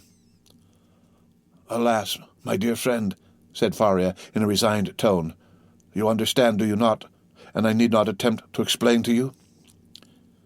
Edmond uttered a cry of agony, and quite out of his senses, rushed towards the door, exclaiming, "Help! Help!" Faria had just sufficient strength to restrain him. "Silence," he said, "or you are lost. We must now only think of you, my dear friend, and so act as to render your captivity supportable or your flight possible. It would require years to do again what I have done here, and the results would be instantly destroyed if our jailers knew we had communicated with each other. Besides, be assured, my dear Edmond, the dungeon I am about to leave will not long remain empty. Some other unfortunate being will soon take my place, and to him you will appear like an angel of salvation. Perhaps he will be young, strong, and enduring like yourself, and will aid you in your escape, while I have been but a hindrance. You will no longer have half a dead body tied to you as a drag to all your movements. At length, Providence has done something for you. He restores to you more than he takes away, and it was time I should die." Edmond could only clasp his hands and exclaimed, "Oh, my friend, speak not thus." And then, resuming all his presence of mind, which had for a moment staggered under this blow, and his strength, which had failed at the words of the old man, he said, "Oh, I have saved you once, and I will save you a second time." And raising the foot of the bed, he drew out the vial, still a third filled with the red liquor. "See," he exclaimed, "there remains still some of the magic draught. Quick, quick, tell me what I must do this time. Are there any fresh instructions? Speak, my friend, I listen." "There is not a hope," replied Faria, shaking his head, "but no matter. God wills it that man, whom he has created, and in whose heart he has so profoundly rooted the love of life, should do all in his power to preserve that existence which, however painful it may be, is yet always so dear." "Oh, yes, yes," exclaimed Dantès, "and I tell you that I will save you yet." "Well, then, try. The cold gains upon me. I feel the blood flowing towards my brain. These horrible chills which make my teeth chatter and seem to dislocate my bones begin to pervade my whole frame. In 5 minutes the malady will reach its height, and in a quarter of an hour there will be nothing left of me but a corpse." "Oh," exclaimed Dantès, his heart wrung with anguish. "Do as you did before, only do not wait so long. All the springs of life are now exhausted in me, and death," he continued, looking at his paralyzed arm and leg, "has but half its work to do. If, after having made me swallow 12 drops instead of 10, you see that I do not recover, then pour the rest down my throat.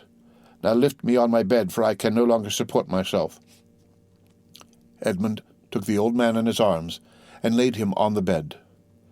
"And now, my dear friend," said Faria, "sole consolation of my wretched existence, you whom heaven gave me, somewhat late, but still gave me, a priceless gift, and for which I am most grateful, at the moment of separating from you forever, I wish you all the happiness and all the prosperity you so well deserve. My son, I bless thee." The young man cast himself on his knees. leaning his head against the old man's bed. "Listen now to what I say in this my dying moment. The treasure of the Spadas exists. God grants me the boon of vision unrestricted by time or space. I see it in the depths of the inner cavern. My eyes pierce the inmost recesses of the earth and are dazzled at the sight of so much riches. If you do escape, remember that the poor abbé whom all the world called mad was not so. Hasten to Monte Cristo, avail yourself of the fortune, for you have indeed suffered long enough." A violent convulsion attacked the old man. Dantès raised his head and saw Faria's eyes injected with blood. It seemed as if a flow of blood had descended from the chest to the head. "Adieu, adieu," murmured the old man, clasping Edmond's hand convulsively. "Adieu." "Oh, no, no, not yet," he cried. "Do not forsake me. Oh, succor him! Help, help, help!" "Hush, hush," murmured the dying man, "that they may not separate us if you save me." "You are right. Oh, yes, yes, be assured I shall save you. Besides, although you suffer much, you do not seem to be in such agony as you were before." "Do not mistake. I suffer less because there is in me less strength to endure. At your age we have faith in life. It is the privilege of youth to believe and hope, but old men see death more clearly. Oh, 'tis here. 'Tis here. 'Tis over. My sight is gone. My senses fail. Your hand, Dantès. Adieu. Adieu."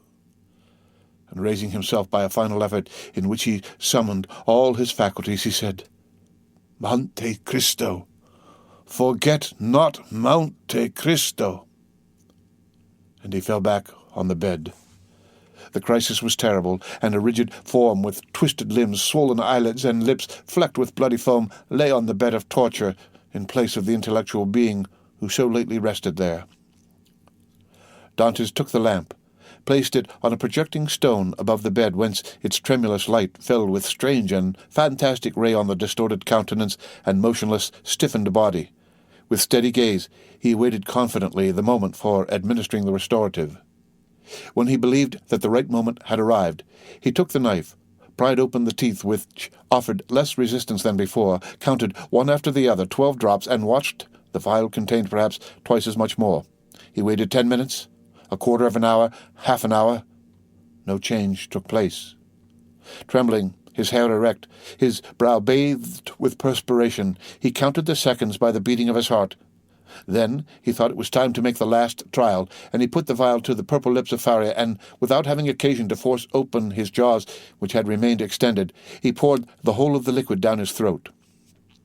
The draught produced a galvanic effect. A violent trembling pervaded the old man's limbs. His eyes opened until it was fearful to gaze upon them. He heaved a sigh which resembled a shriek, and then his convulsed body returned gradually to its former immobility, the eyes remaining open.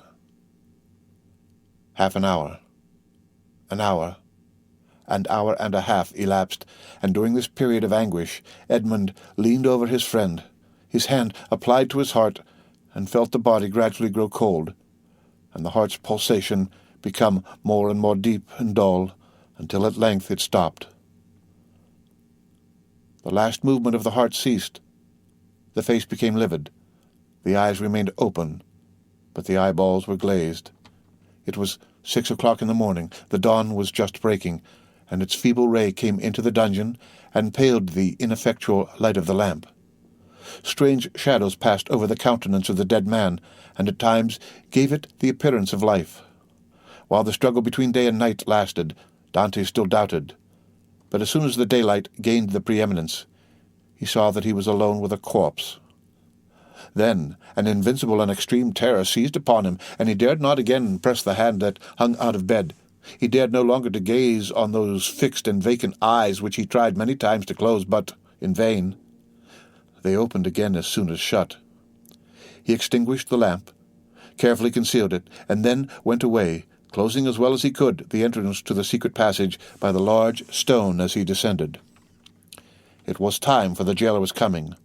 On this occasion he began his rounds at Dantès' cell, and on leaving him he went on to Faria's dungeon, taking thither breakfast and some linen. Nothing betokened that the man knew anything of what had occurred. He went on his way. Dantès was then seized with an indescribable desire to know what was going on in the dungeon of his unfortunate friend. He therefore returned by the subterraneous gallery, and arrived in time to hear the exclamations of the turnkey, who called out for help.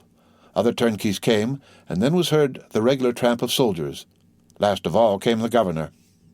Edmond heard the creaking of the bed as they moved the corpse, heard the voice of the governor, who asked them to throw water on the dead man's face, and seeing that, in spite of this application, the prisoner did not recover, they sent for the doctor.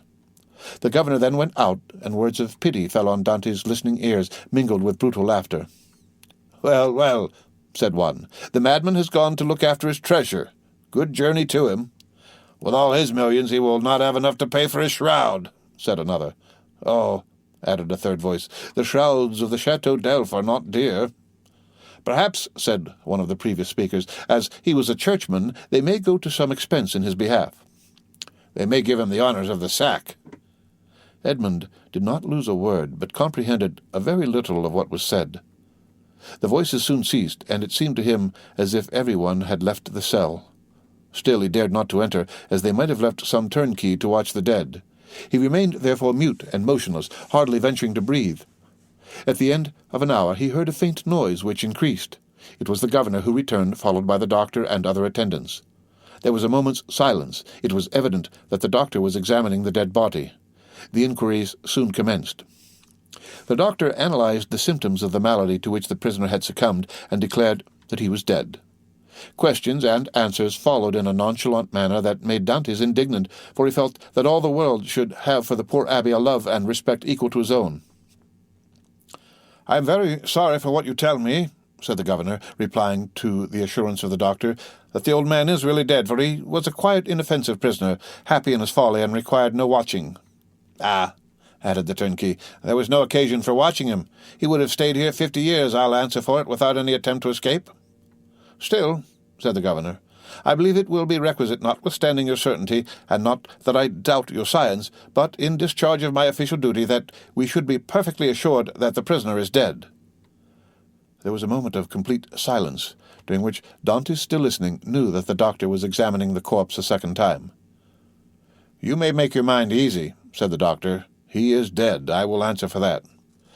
"You know, sir," said the governor, persisting, "that we are not content in such cases as this with such a simple examination, in spite of all appearances. Be so kind, therefore, as to finish your duty by fulfilling the formalities described by law." "Let the irons be heated," said the doctor, "but really it is a useless precaution." This order to heat the irons made Dantès shudder. He heard hasty steps, the creaking of a door, people coming and going, and some minutes afterwards a turnkey entered, saying, "Here is the brazier, lighted." There was a moment's silence, and then was heard the crackling of burning flesh, of which the peculiar and nauseous smell penetrated even behind the wall where Dantès was listening in horror. The perspiration poured forth upon the young man's brow, and he felt as if he should faint. "You see, sir, he is really dead," said the doctor. "This burn in the heel is decisive. The poor fool is cured of his folly and delivered from his captivity." "Wasn't his name Faria?" inquired one of the officers who accompanied the governor. "Yes, sir, and, as he said, it was an ancient name. He was, too, very learned, and rational enough on all points which did not relate to his treasure, but on that, indeed, he was intractable." "It is the sort of malady which we call monomania," said the doctor.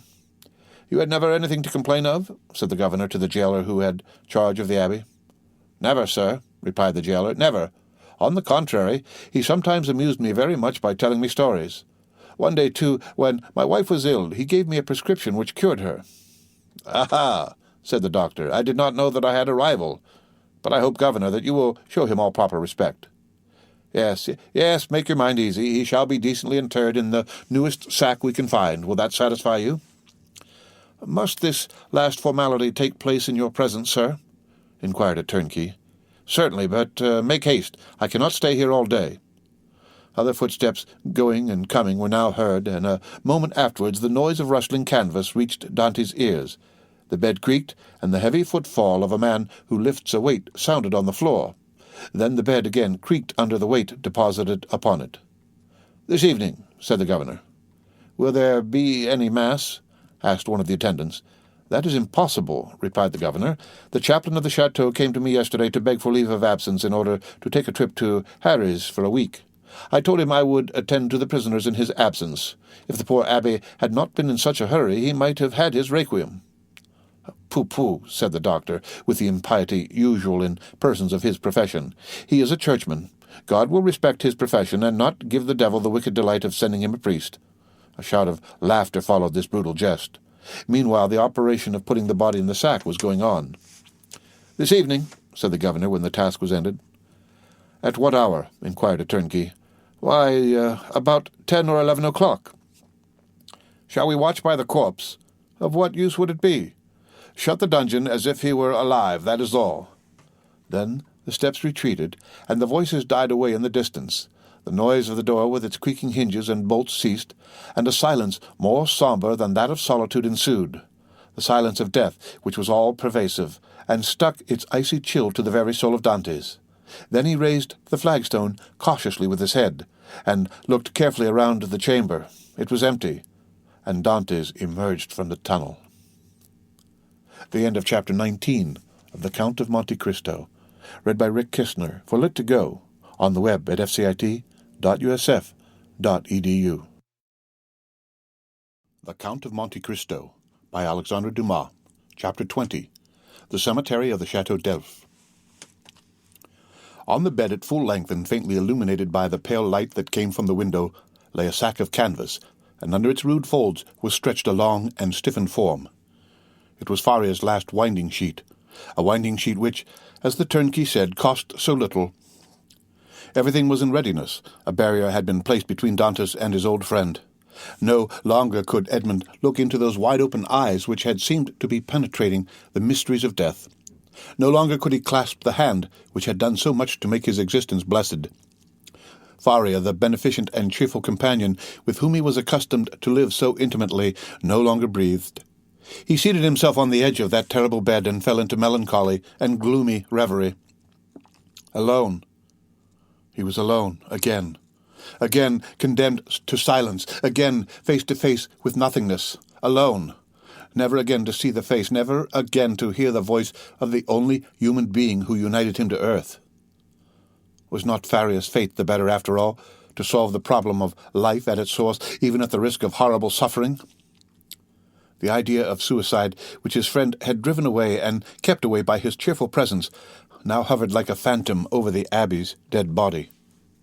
"If I could die," he said, "I should go where he goes and should assuredly find him again, but how to die?"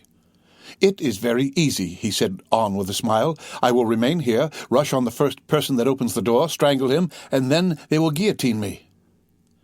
But excessive grief is like a storm at sea, where the frail bark is tossed from the depths to the top of the wave.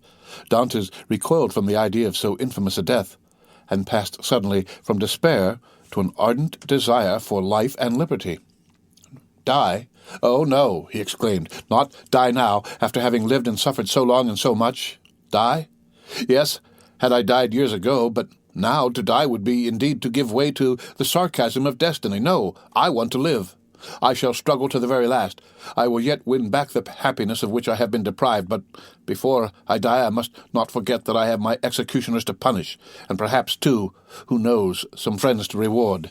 Yet they will forget me here, and I shall die in my dungeon like Faria." As he said this, he became silent, and gazed straight before him like one overwhelmed with a strange and amazing thought.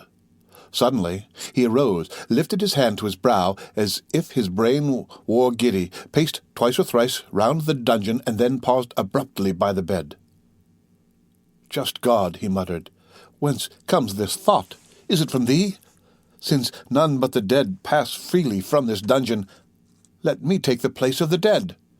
Without giving himself time to reconsider his decision, and indeed that he might not allow his thoughts to be distracted from his desperate resolution, he bent over the appalling shroud, opened it with the knife which Faria had made, drew the corpse from the sack, and bore it along the tunnel to his own chamber, laid it on his couch, tied around its head the rag he wore at night around his own, covered it with his counterpane, once again kissed the ice-cold brow, and tried vainly to close the resisting eyes which glared horribly, turned the head towards the wall so that the jailer might, when he brought the evening meal, believe that he was asleep, as was his frequent custom, entered the tunnel again, drew the bed against the wall, returned to the other cell, took from the hiding-place the needle and thread, flung off his rags that they might feel only naked flesh beneath the coarse canvas, and getting inside the sack, placed himself in the posture in which the dead body had been laid, and sewed up the mouth of the sack from the inside.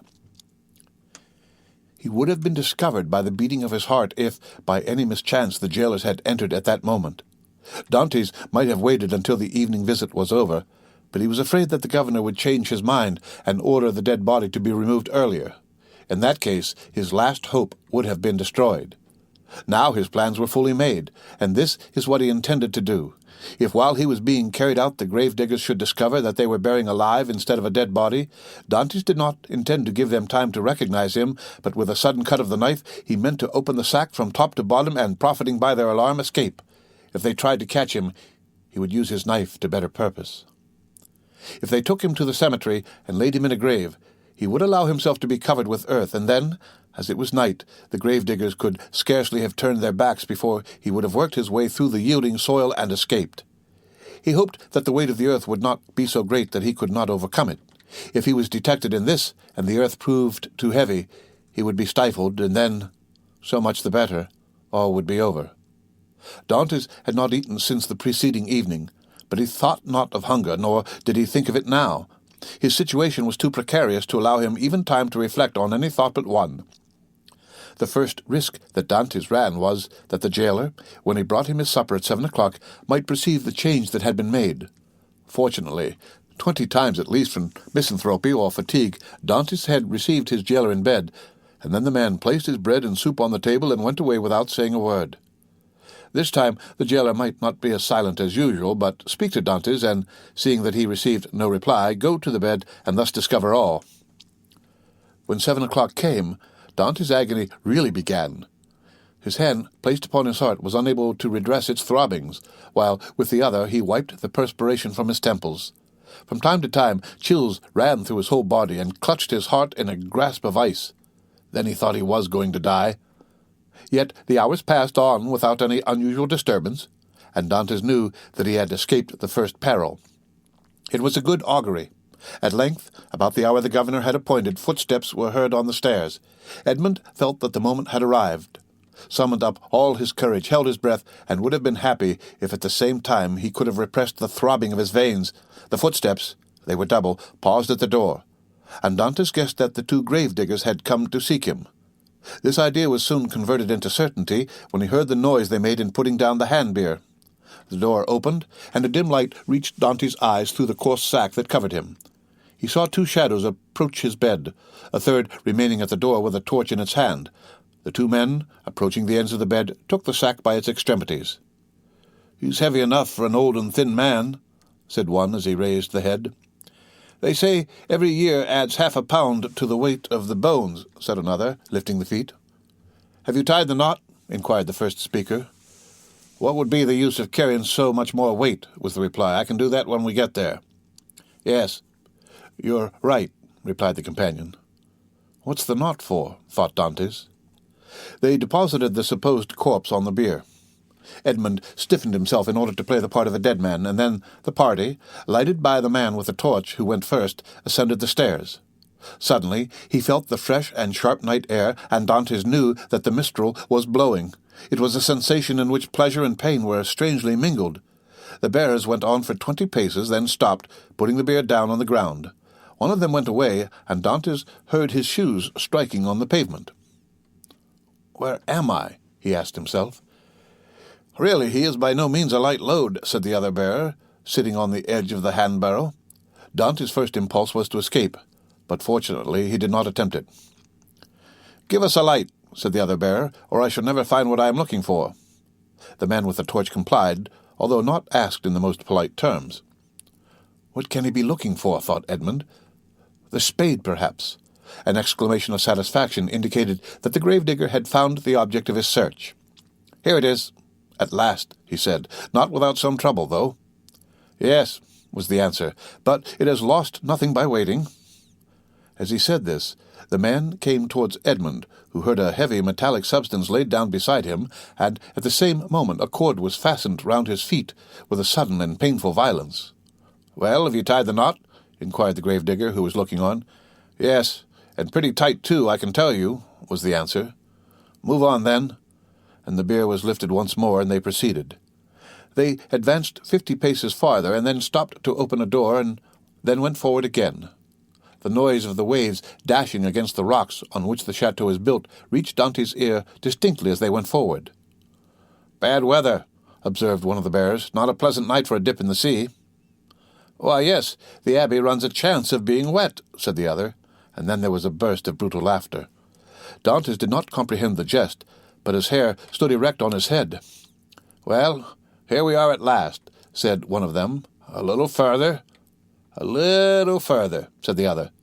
"You know very well that the last was stopped on his way, dashed on the rocks, and the governor told us next day that we were careless fellows."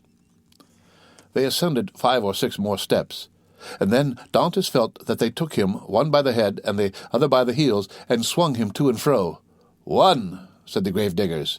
"2, 3, and at the same instant Dantès felt himself flung into the air like a wounded bird, falling with a rapidity that made his blood curdle.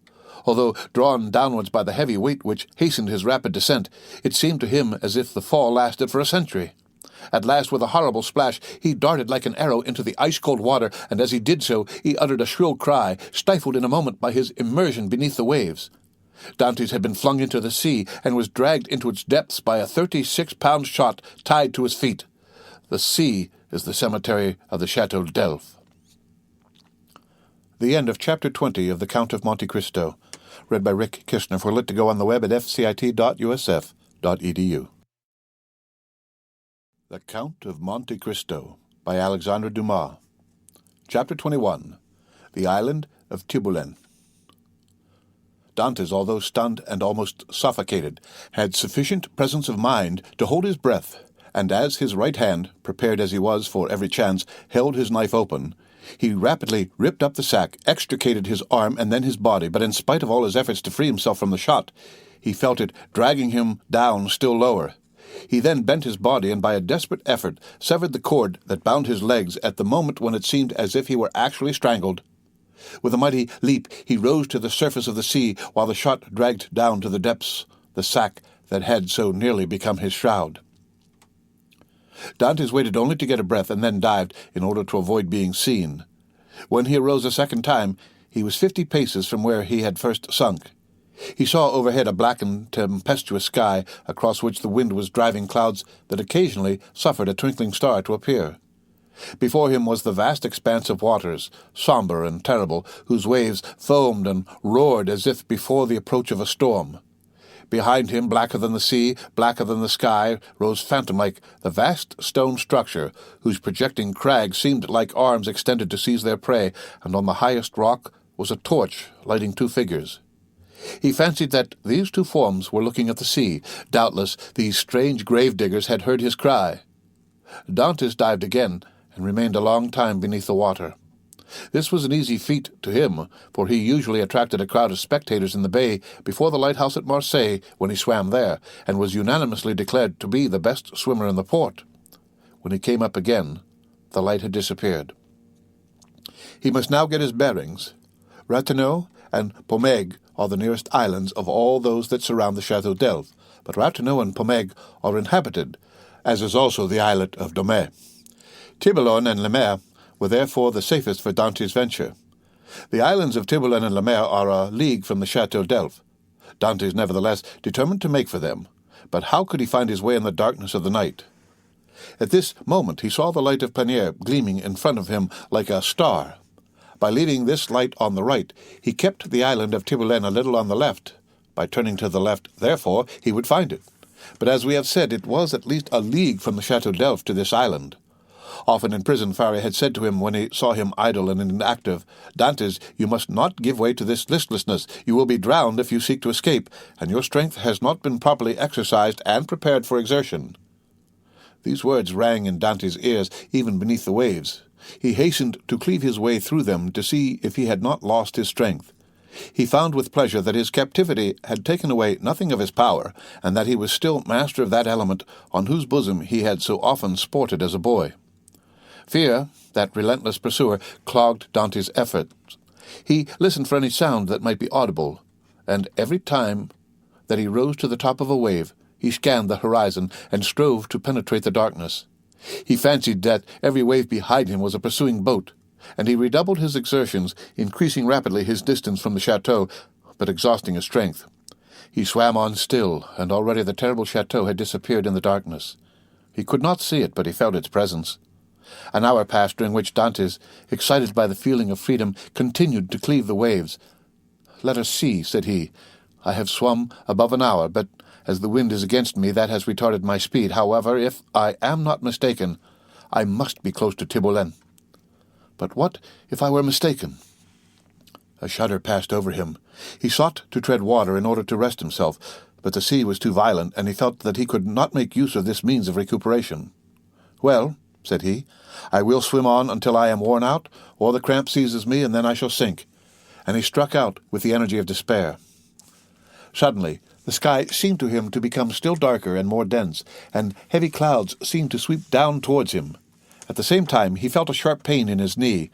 He fancied for a moment that he had been shot, and listened for the report, but he heard nothing.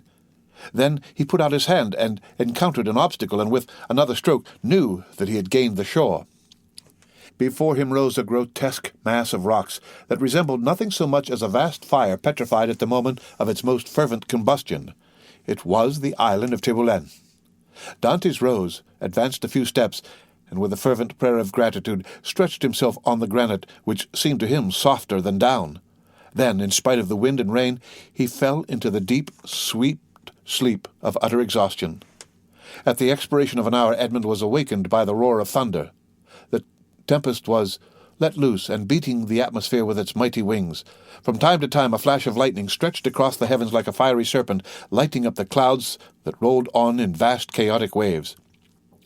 Dantès had not been deceived. He had reached the first of the two islands, which was in fact Tiboulen. He knew that it was barren and without shelter, but when the sea became more calm, he resolved to plunge into its waves again and swim to Le Maire, equally arid but larger and consequently better adapted for concealment. An overhanging rock offered him a temporary shelter, and scarcely had he availed himself of it when the tempest burst forth in all its fury.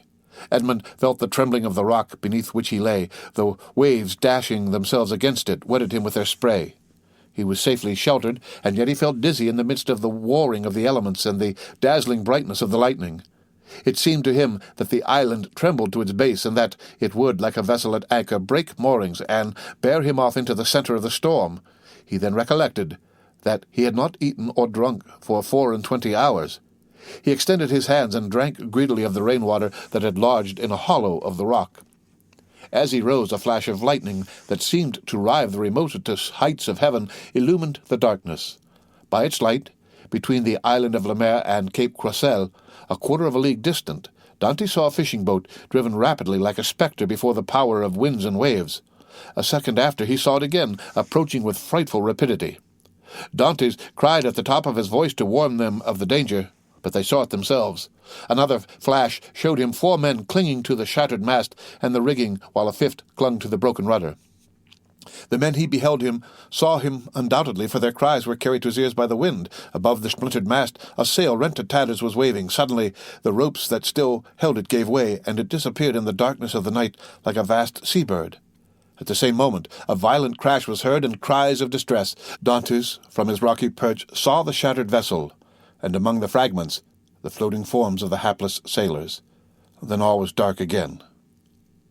Dantès ran down the rocks at the risk of being himself dashed to pieces. He listened. He groped about, but he heard and saw nothing. The cries had ceased, and the tempest continued to rage. By degrees the wind abated. Vast grey clouds rolled towards the west, and the blue firmament appeared studded with bright stars. Soon a red streak became visible in the horizon. The waves whitened, a light played over them, and gilded their foaming crests with gold. It was day. Dante stood mute and motionless before this majestic spectacle, as if he now beheld it for the first time, and indeed since his captivity in the Chateau d'Elf he had forgotten that such scenes were ever to be witnessed. He turned towards the fortress and looked at both sea and land. The gloomy building rose from the bosom of the ocean with imposing majesty and seemed to dominate the scene. It was about 5 o'clock. The sea continued to get calmer. In 2 or 3 hours, thought Dantès, the turnkey will enter my chamber, find the body of my poor friend, recognize it, seek for me in vain, and give the alarm. Then the tunnel will be discovered. The men who cast me into the sea, and who must have heard the cry I uttered, will be questioned. Then boats filled with armed soldiers will pursue the wretched fugitive. The cannon will warn everyone to refuse shelter to a man wandering about naked and famished. The police of Marseille will be on the alert by land, whilst the governor pursues me by sea. I am cold. I am hungry. I have lost even the knife that saved me. Oh, God, I have suffered enough. Surely have pity on me, and do for me what I am unable to do for myself. As Dantès, his eyes turned in the direction of the Chateau d'Elf, uttered this prayer, he saw off the farther point of the island of Pomègue a small vessel with lateen sail skimming the sea like a gull in search of prey, and with his sailor's eye he knew it to be a Genoese tartan. She was coming out of Marseille harbour, and was standing out to sea rapidly, her sharp prow cleaving through the waves. "Oh," cried Edmond, "to think that in half an hour I could join her, did I not fear being questioned, detected, and conveyed back to Marseille. What can I do? What story can I invent?" Under pretext of trading along the coast, these men, who are in reality smugglers, will prefer selling me to doing a good action. I must wait, but I cannot. I am starving. In a few hours my strength will be utterly exhausted. Besides, perhaps I have not been missed at the fortress. I can pass as one of the sailors wrecked last night. My story will be accepted, for there is no one left to contradict me. As he spoke, Dantès looked toward the spot where the fishing vessel had been wrecked, and started. The red cap of one of the sailors hung to a point of the rock, and some timbers that had formed part of the vessel's keel floated at the foot of the crag. In an instant Dantès' plan was formed. He swam to the cap, placed it on his head, seized one of the timbers, and struck out so as to cut across the course the vessel was taking. "I am saved," murmured he, and this conviction restored his strength. He soon saw that the vessel, with the wind dead ahead, was tacking between the Chateau d'Elf and the tower of Planier. For an instant he feared lest, instead of keeping in shore, she should stand out to sea, but he soon saw that she would pass, like most vessels bound for Italy, between the islands of Jaros and Glaceñer. However, the vessel and the swimmer insensibly neared one another, and in one of its tacks the tartan bore down within a quarter of a mile of him. He rose on the waves, making signs of distress, but no one on board saw him, and the vessel stood on another tack. Dantès would have shouted, but he knew that the wind would drown his voice. It was then he rejoiced at his precaution in taking the timber, for without it he would have been unable perhaps to reach the vessel, certainly to return to shore should he be unsuccessful in attracting attention. Dantès, though almost sure as to what course the vessel would take, had yet watched it anxiously until it tacked and stood towards him. Then he advanced, but before they could meet, the vessel again changed her course. By a violent effort he rose half out of the water, waving his cap and uttering a loud shout peculiar to sailors. This time he was both seen and heard, and the tartan instantly steered towards him. At the same time he saw they were about to lower the boat. An instant after, the boat, rowed by 2 men, advanced rapidly towards him. Dantès let go of the timber, which he now thought to be useless, and swam vigorously to meet them. But he had reckoned too much upon his strength, and then he realized how serviceable the timber had been to him. His arms became stiff, his legs lost their flexibility, and he was almost breathless. He shouted again. The 2 sailors redoubled their efforts, and one of them cried in Italian, "Courage!" The word reached his ear as a wave, which he no longer had the strength to surmount, passed over his head. He rose again to the surface, struggled with the last desperate effort of a drowning man, uttered a third cry, and felt himself sinking, as if the fatal cannon shot were again tied to his feet. The water passed over his head, and the sky turned grey. A convulsive movement again brought him to the surface. He felt himself seized by the hair. Then he saw and heard nothing. He had fainted. When he opened his eyes, Dantès found himself on the deck of the tartan. His first care was to see what course they were taking. They were rapidly leaving the Chateau d'Elf behind. Dantès was so exhausted that the exclamation of joy he uttered was mistaken for a sigh. As we have said, he was lying on the deck. A sailor was rubbing his limbs with a woolen cloth. Another, whom he recognized as the one who had cried out courage, held a gourd full of rum to his mouth, while the third, an old sailor, at once the pilot and captain, looked on with that egotistical pity men feel for a misfortune that they have escaped yesterday and which may overtake them tomorrow. A few drops of the rum restored suspended animation, while the friction of his limbs restored their elasticity. "Who are you?" said the pilot in bad French.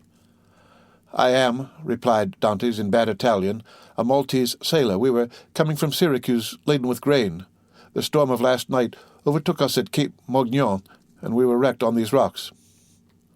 "Where do you come from?"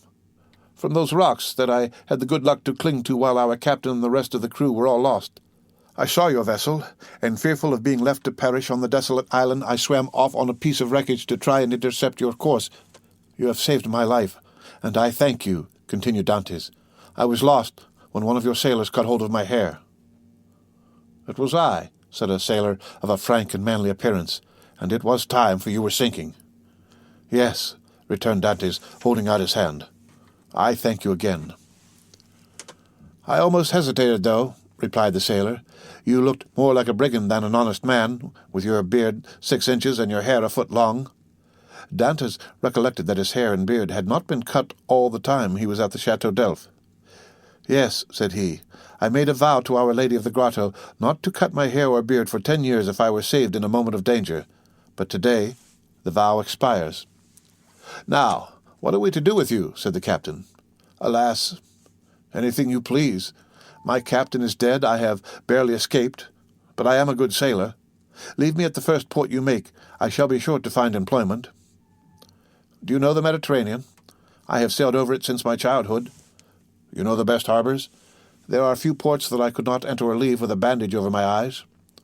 "I say, captain," said the sailor who had cried courage to Dantès, "if what he says is true, what hinders his staying with us?" "If he says true," said the captain doubtingly, "but in his present condition he will promise anything and take his chance of keeping it afterwards." "I will do more than I promise," said Dantès. "We shall see," returned the other, smiling. "Where are you going?" asked Dantès. "To Leghorn." "Then why, instead of tacking so frequently, do you not sail nearer the wind?" "Because we should run straight on to the island of Rion. You shall pass it by 20 fathoms. Take the helm, and let us see what you know." The young man took the helm, felt to see if the vessel answered the rudder promptly, and seeing that, without being a first-rate sailor, she yet was tolerably obedient. "To the sheets," said he. The 4 seamen who composed the crew obeyed while the pilot looked on. "Haul taut." They obeyed. "Belay." This order was also executed, and the vessel passed, as Dantès had predicted, 20 fathoms to windward. "Bravo!" said the captain. "Bravo!" repeated the sailors, and they all looked with astonishment at this man, whose eye now disclosed an intelligence and his body a vigor they had not thought him capable of showing. "You see," said Dantès, quitting the helm, "I shall be of some use to you, at least during the voyage. If you do not want me at Leghorn, you can leave me there, and I will pay you out of the first wages I get for my food and the clothes you lend me." "Ah," said the captain, "we can agree very well if you are reasonable." "Give me what you give the others, and it will be all right," returned Dantès. "That's not fair," said the seaman who had saved Dantès, "for you know more than we do." "What is that to you, Jacopo?" returned the captain. "Every one is free to ask what he pleases." "That's true," replied Jacopo. "I only make a remark." "Well, you would do much better to find him a jacket and a pair of trousers, if you have them." "No," said Jacopo, "but I have a shirt and a pair of trousers." "That is all I want," interrupted Dantès. Jacopo dived into the hold and soon returned with what Edmond wanted. "Now then, do you wish for anything else?" said the patron. "A piece of bread and another glass of the capital rum," I tasted, "for I have not eaten or drunk for a long time." He had not tasted food for 40 hours. A piece of bread was brought, and Jacopo offered him the gourd. "Larboard your helm!" cried the captain to the steersman. Dantès glanced that way as he lifted the gourd to his mouth, then paused with hand in mid-air. "Hollo! What's the matter at the Château d'Elf?" said the captain. A small white cloud, which had attracted Dantès' attention, crowned the summit of the bastion of the Château d'Elf. At the same moment, the faint report of a gun was heard. The sailors looked at one another. "What is this?" asked the captain. "A prisoner has escaped from the Château d'Elf, and they are firing the alarm gun," replied Dantès. The captain glanced at him, but he had lifted the rum to his lips and was drinking it with so much composure that suspicions, if the captain had any, died away. "At any rate," murmured he, "if it be, so much the better, for I have made a rare acquisition." Under pretense of being fatigued, Dantès asked to take the helm. The steersman, glad to be relieved, looked at the captain, and the latter, by a sign, indicated that he might abandon it to his new comrade. Dantès could thus keep his eyes on Marseille. "What is the day of the month?" asked he of Jacopo, who sat down beside him. "The 28th of February. In what year?" "In what year? You ask me in what year?" "Yes," replied the young man, "I ask you in what year." "You have forgotten, then?" "I got such a fright last night," replied Dantès, smiling, "that I have almost lost my memory. I ask you, what year is it?" "The year 1829, returned Jacopo. It was 14 years, day for day, since Dante's arrest. He was 19 when he entered the Château d'Elf. He was 33 when he escaped. A sorrowful smile passed over his face. He asked himself what had become of Mercedes, who must have believed him dead. Then his eyes lighted up with hatred as he thought of the 3 men who had caused him so long and wretched a captivity. He renewed against Danglars, Fernand, and Villefort the oath of implacable vengeance he had made in his dungeon. This oath was no longer a vain menace, for the fastest sailor in the Mediterranean would have been unable to overtake the little tartan that, with every stitch of canvas set, was flying before the wind to Leghorn. The end of Chapter 1 of The Count of Monte Cristo, read by Rick Kistner for Lit2Go on the web at fcit.usf.edu. The Count of Monte Cristo, by Alexandre Dumas. Chapter 22, The Smugglers. Dantès had not been a day on board before he had a very clear idea of the men with whom his lot had been cast. Without having been in the school of the Abbé Faria, the worthy master of the young Emilia, the name of the Genoese tartan, knew a smattering of all the tongues spoken on the shores of that large lake called the Mediterranean, from the Arabic to the Provençal, and this, while it spared him interpreters, persons always troublesome and frequently indiscreet, gave him great facilities of communication either with the vessels he met at sea, with the small boats sailing along the coast, or with the people without name, country, or occupation, who were always seen on the quays of seaports, and who live by hidden and mysterious means, which we must suppose to be a direct gift of Providence, as they have no visible means of support. It is fair to assume that Dantès was on board a smuggler. At first the captain had received Dantès on board with a certain degree of distrust. He was very well known to the customs officers of the coast, and as there was between these worthies and himself a perpetual battle of wits, he had at first thought that Dantès might be an emissary of these industrious guardians of rights and duties, who perhaps employed this ingenious means of learning some of the secrets of his trade. But the skilful manner in which Dantès had handled the lugger had entirely reassured him, and then, when he saw the light plume of smoke floating above the bastion of the Château d'Elf, and heard the distant report, he was instantly struck with the idea that he had on board his vessel one whose coming and going, like that of kings, was accompanied with salutes of artillery. This made him less uneasy, it must be owned, than if the newcomer had proved to be a customs officer. But this supposition also disappeared like the first, when he beheld the perfect tranquillity of his recruit. Edmond thus had the advantage of knowing what the owner was, without the owner knowing who he was, and however the old sailor and his crew tried to pump him, they extracted nothing more from him. He gave accurate descriptions of Naples and Malta, which he knew as well as Marseille, and held stoutly to his first story.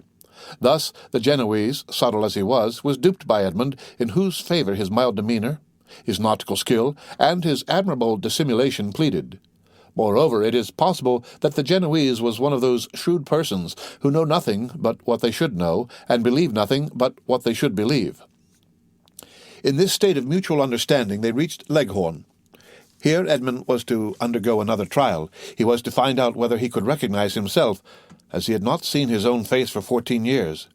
He had preserved a tolerably good remembrance of what the youth had been, and was now to find out what the man had become. His comrades believed that his vow was fulfilled.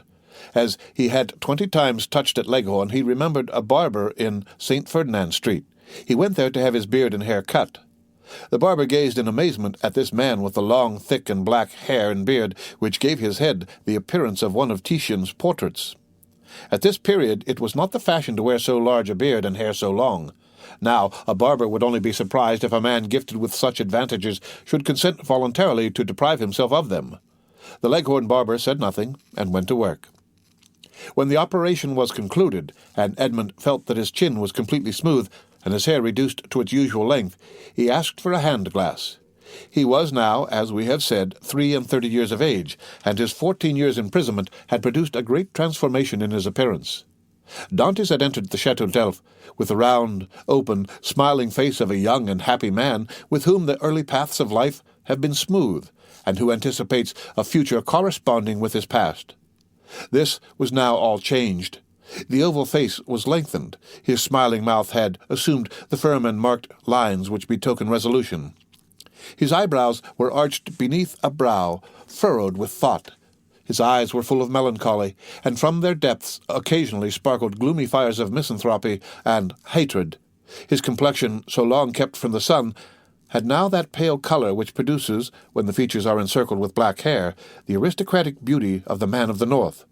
The profound learning he had acquired had besides diffused over his features a refined intellectual expression, and he had also acquired, being naturally of a goodly stature, that vigour which a frame possesses which has so long concentrated all its force within itself. To the elegance of a nervous and slight form had succeeded the solidity of a rounded and muscular figure. As to his voice, prayers, sobs, and imprecations had changed it so that at times it was of a singularly penetrating sweetness, and at others rough and almost hoarse. Moreover, from being so long in twilight or darkness, his eyes had acquired the faculty of distinguishing objects in the night, common to the hyena and the wolf. Edmond smiled when he beheld himself. It was impossible that his best friend, if indeed he had any friend left, could recognize him. He could not recognize himself. The master of the young Amelia, who was very desirous of retaining amongst his crew a man of Edmund's value, had offered to advance him funds out of his future profits, which Edmund had accepted. His next care on leaving the barber's, who had achieved his first metamorphosis, was to enter a shop and buy a complete sailor's suit, a garb, as we all know, very simple, and consisting of white trousers, a striped shirt, and a cap. It was in this costume, and bringing back to Jacopo the shirt and trousers he had lent him, that Edmund reappeared before the captain of the lugger, who had made him tell his story over and over again before he could believe him or recognize in the neat and trim sailor the man with thick and matted beard, hair tangled with seaweed, and body soaking in sea brine, whom he had picked up naked and nearly drowned. Attracted by his prepossessing appearance, he renewed his offers of an engagement to Dantès. But Dantès, who had his own projects, would not agree for a longer time than 3 months.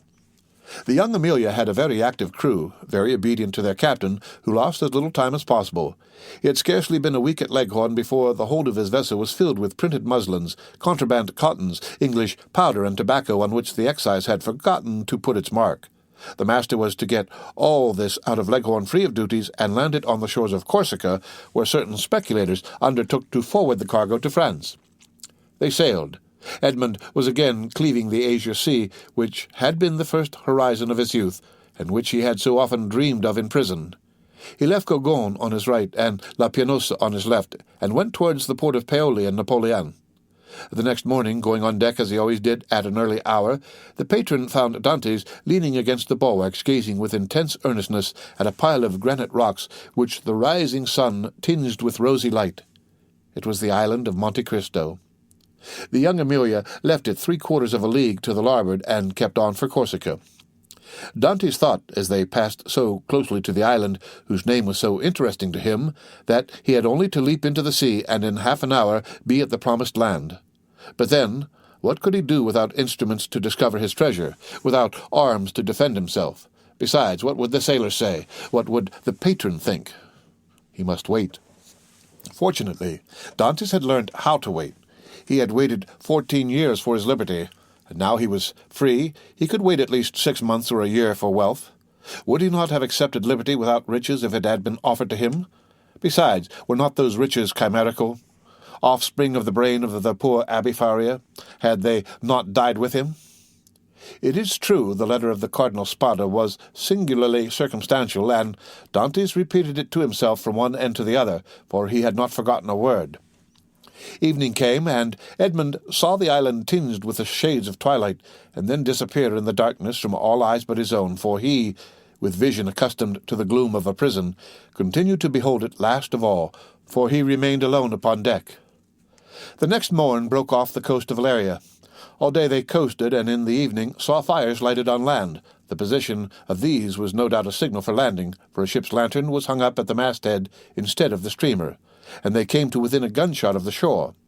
Dantès noticed that the captain of the Young Amelia had, as he neared the land, mounted 2 small culverins, which, without making much noise, can throw a 4-ounce ball 1,000 paces or so.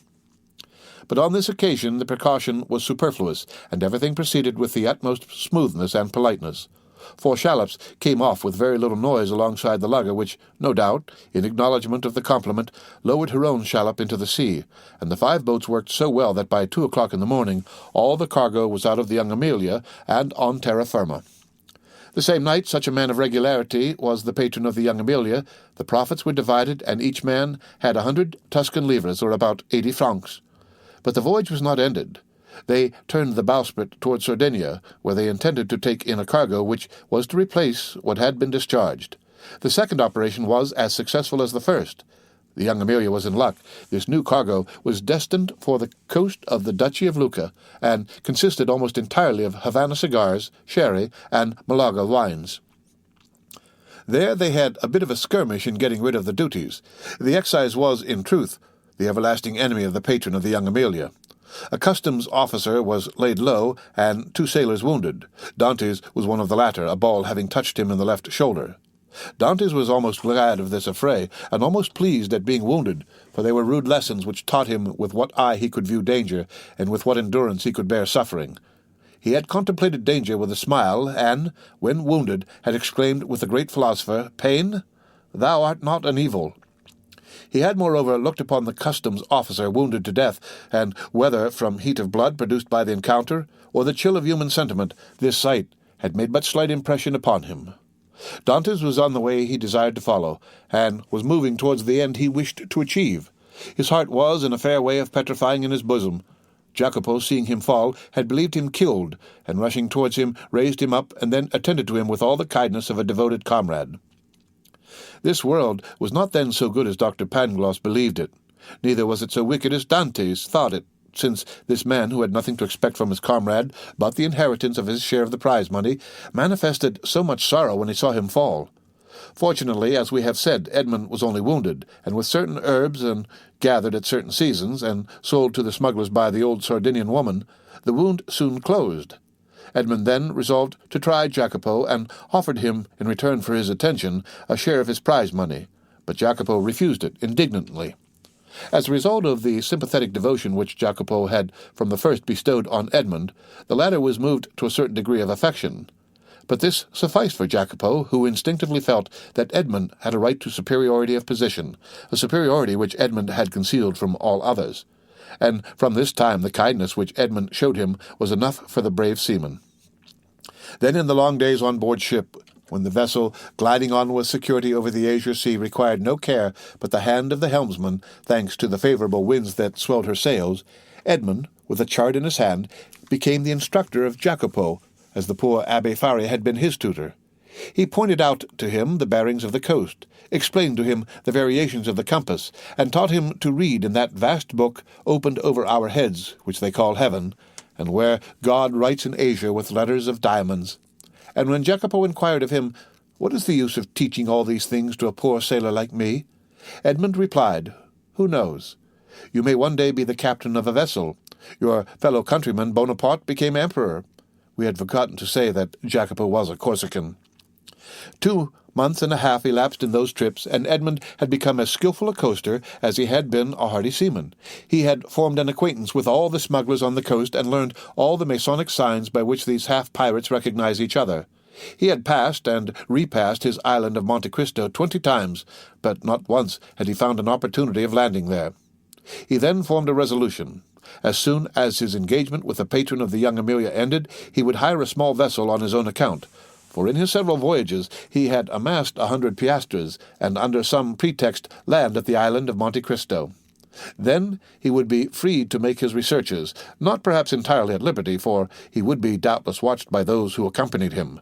But in this world we must risk something. Prison had made Edmond prudent, and he was desirous of running no risk whatever. But in vain did he rack his imagination. Fertile as it was, he could not devise any plan for reaching the island without companionship. Dantès was tossed about on these doubts and wishes, when the patron, who had great confidence in him, and was very desirous of retaining him in his service, took him by the arm one evening, and led him to a tavern on the Via del Oglio, where the leading smugglers of Leghorn used to congregate and discuss affairs connected with their trade. Already Dantès had visited this maritime bourse 2 or 3 times, and seeing all these hardy free traders who supplied the whole coast for nearly 200 leagues in extent, he had asked himself what power might not that man attain who should give the impulse of his will to all these contrary and diverging minds. This time it was a great matter that was under discussion, connected with a vessel laden with Turkey carpets, stuffs of the Levant, and cashmeres. It was necessary to find some neutral ground on which an exchange could be made, and then to try and land these goods on the coast of France. If the venture was successful, the profit would be enormous. There would be a gain of 50 or 60 piastres each for the crew. The patron of the young Amelia proposed as a place of landing the island of Monte Cristo, which, being completely deserted, and having neither soldiers nor revenue officers, seemed to have been placed in the midst of the ocean since the time of the heathen Olympus by Mercury, the god of merchants and robbers, classes of mankind which we in modern times have separated, if not made distinct, but which antiquity appears to have included in the same category. At the mention of Monte Cristo, Dantès started with joy. He rose to conceal his emotion, and took a turn around the smoky tavern where all the languages of the known world were jumbled in a lingua franca. When he again joined the 2 persons who had been discussing the matter, it had been decided that they should touch at Monte Cristo and set out on the following night. Edmond, being consulted, was of opinion that the island afforded every possible security, and that great enterprises to be well done should be done quickly. Nothing then was altered in the plan, and orders were given to get under way next night, and, wind and weather permitting, to make the neutral island by the following day. The end of Chapter 22 of The Count of Monte Cristo, read by Rick Kistner for Lit2Go on the web at fcit.usf.edu. The Count of Monte Cristo, by Alexandre Dumas, Chapter 23, The Island of Monte Cristo. Thus, at length, by one of the unexpected strokes of fortune which sometimes befall those who have for a long time been the victims of an evil destiny, Dantès was about to secure the opportunity he wished for by simple and natural means, and land on the island without incurring any suspicion. One night more, and he would be on his way. The night was one of feverish distraction, and in its progress visions good and evil passed through Dantès' mind. If he closed his eyes, he saw Cardinal Sparta's letter written on the wall in characters of flame. If he slept for a moment, the wildest dreams haunted his brain. He ascended into grottos paved with emeralds, with panels of rubies, and the roof glowing with diamond stalactites. Pearls fell drop by drop, as subterranean waters filter in their caves. Edmond, amazed, wonderstruck, filled his pockets with the radiant gems, and then returned to daylight, when he discovered that his prizes had all changed into common pebbles. He then endeavored to re-enter the marvelous grottos, but they had suddenly receded, and now the path became a labyrinth, and then the entrance vanished, and in vain did he tax his memory for the magic and mysterious word which opened the splendid caverns of Ali Baba to the Arabian fisherman. All was useless. The treasure disappeared, and had again reverted to the genie from whom for a moment he had hoped to carry it off. The day came at length, and was almost as feverish as the night had been, but it brought reason to the aid of imagination, and Dantès was then enabled to arrange a plan which had hitherto been vague and unsettled in his brain. Night came, and with it the preparation for departure, and these preparations served to conceal Dantès' agitation. He had by degrees assumed such authority over his companions that he was almost like a commander on board, and, as his orders were always clear, distinct, and easy of execution, his comrades obeyed him with celerity and pleasure. The old patron did not interfere, for he too had recognized the superiority of Dantès over the crew and himself. He saw in the young man his natural successor, and regretted that he had not a daughter, that he might have bound Edmond to him by a more secure alliance. At 7 o'clock in the evening all was ready, and at 10 minutes past 7 they doubled the lighthouse just as the beacon was kindled. The sea was calm, and, with a fresh breeze from the southeast, they sailed beneath a bright blue sky, in which God also lighted up in turn his beacon lights, each of which is a world. Dantès told them that all hands might turn in, and he would take the helm. When the Maltese, for so they called Dantès, had said this, it was sufficient, and all went to their bunks contentedly. This frequently happened. Dantès, cast from solitude into the world, frequently experienced an imperious desire for solitude. And what solitude is more complete or more poetical than that of a ship floating in isolation on the sea during the obscurity of the night, in the silence of immensity, and under the eye of heaven? Now this solitude was peopled with his thoughts, the night lighted up by his illusions, and the silence animated by his anticipations. When the patron awoke, the vessel was hurrying on with every sail set, and every sail full with the breeze. They were making nearly 10 knots an hour. The island of Monte Cristo loomed large in the horizon. Edmond resigned the lugger to the master's care, and went and lay down in his hammock. But, in spite of a sleepless night, he could not close his eyes for a moment. 2 hours afterwards he came on deck, as the boat was about to double the island of Elba. They were just abreast of Marciana, and beyond the flat but burdened island of La Pianosa. The peak of Monte Cristo, reddened by the burning sun, was seen against the azure sky. Dantès ordered the helmsman to put down his helm, in order to leave La Pianosa to starboard, as he knew that he should shorten his course by 2 or 3 knots. About 5 o'clock in the evening the island was distinct, and everything on it was plainly perceptible, owing to that clearness of the atmosphere peculiar to the light which the rays of the sun cast at its setting. Edmond gazed very earnestly at the mass of rocks which gave out all the variety of twilight colors from the brightest pink to the deepest blue, and from time to time his cheeks flushed, his brow darkened, and a mist passed over his eyes. Never did gamester, whose whole fortune is staked on one cast of the die, experience the anguish which Edmond felt in his paroxysms of hope. Night came, and at 10 o'clock they anchored. The young Amelia was first at the rendezvous. In spite of his usual command over himself, Dantès could not restrain his impetuosity. He was the first to jump on shore, and had he dared, he would, like Lucius Brutus, have kissed his mother earth. It was dark, but at 11 o'clock the moon rose in the midst of the ocean, whose every wave she silvered, and then, ascending high, played in floods of pale light on the rocky hills of this second Pelion. The island was familiar to the crew of the young Amelia. It was one of her regular haunts. As to Dantès, he had passed it on his voyage to and from the Levant, but never touched at it. He questioned Jacopo. "Where shall we pass the night?" he inquired. "Why, on board the tartan," replied the sailor. "Should we not do better in the grottos?" "What grottos?" "Why, the grottos, caves of the island." "I do not know of any grottos," replied Jacopo. The cold sweat sprang forth on Dante's brow. "What? Are there no grottos at Monte Cristo?" he asked. "None." For a moment Dantès was speechless. Then he remembered that these caves might have been filled up by some accident, or even stopped up for the sake of greater security by Cardinal Spada. The point was, then, to discover the hidden entrance. It was useless to search at night, and Dantès therefore delayed all investigation until the morning.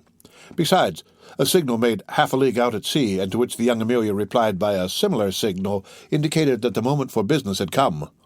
The boat that now arrived, assured by the answering signal that all was well, soon came in sight, white and silent as a phantom, and cast anchor within a cable's length of shore. Then the landing began. Dantès reflected as he worked on the shout of joy which, with a single word, he could evoke from all these men if he gave utterance to the one unchanging thought that pervaded his heart. But, far from disclosing this precious secret, he almost feared that he had already said too much, and by his restlessness and continual questions, his minute observations and evident preoccupation, aroused suspicions. Fortunately, as regarded this circumstance at least, his painful past gave to his countenance an indelible sadness, and the glimmerings of gaiety seen beneath this cloud were indeed but transitory. No one had the slightest suspicion, and when next day, taking a fowling piece, powder and shot, Dantès declared his intention to go and kill some of the wild goats that were seen springing from rock to rock, his wish was construed into a love of sport, or a desire for solitude. However, Jacopo insisted on following him, and Dantès did not oppose this, fearing if he did so that he might incur distrust. Scarcely, however, had they gone a quarter of a league when, having killed a kid, he begged Jacopo to take it to his comrades and request them to cook it, and when ready to let him know by firing a gun. This, and some dried fruits and a flask of Montepulciano, was the bill of fare. Dantès went on, looking from time to time behind and around about him. Having reached the summit of a rock, he saw 1,000 feet beneath him his companions whom Jacopo had rejoined, and who were all busy preparing the repast which Edmund's skill as a marksman had augmented with a capital dish.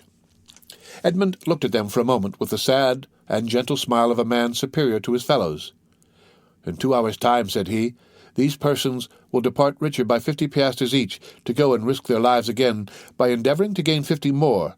Then they will return with a fortune of 600 francs and waste this treasure in some city with the pride of sultans and the insolence of nabobs. At this moment, hope makes me despise their riches, which seem to me contemptible.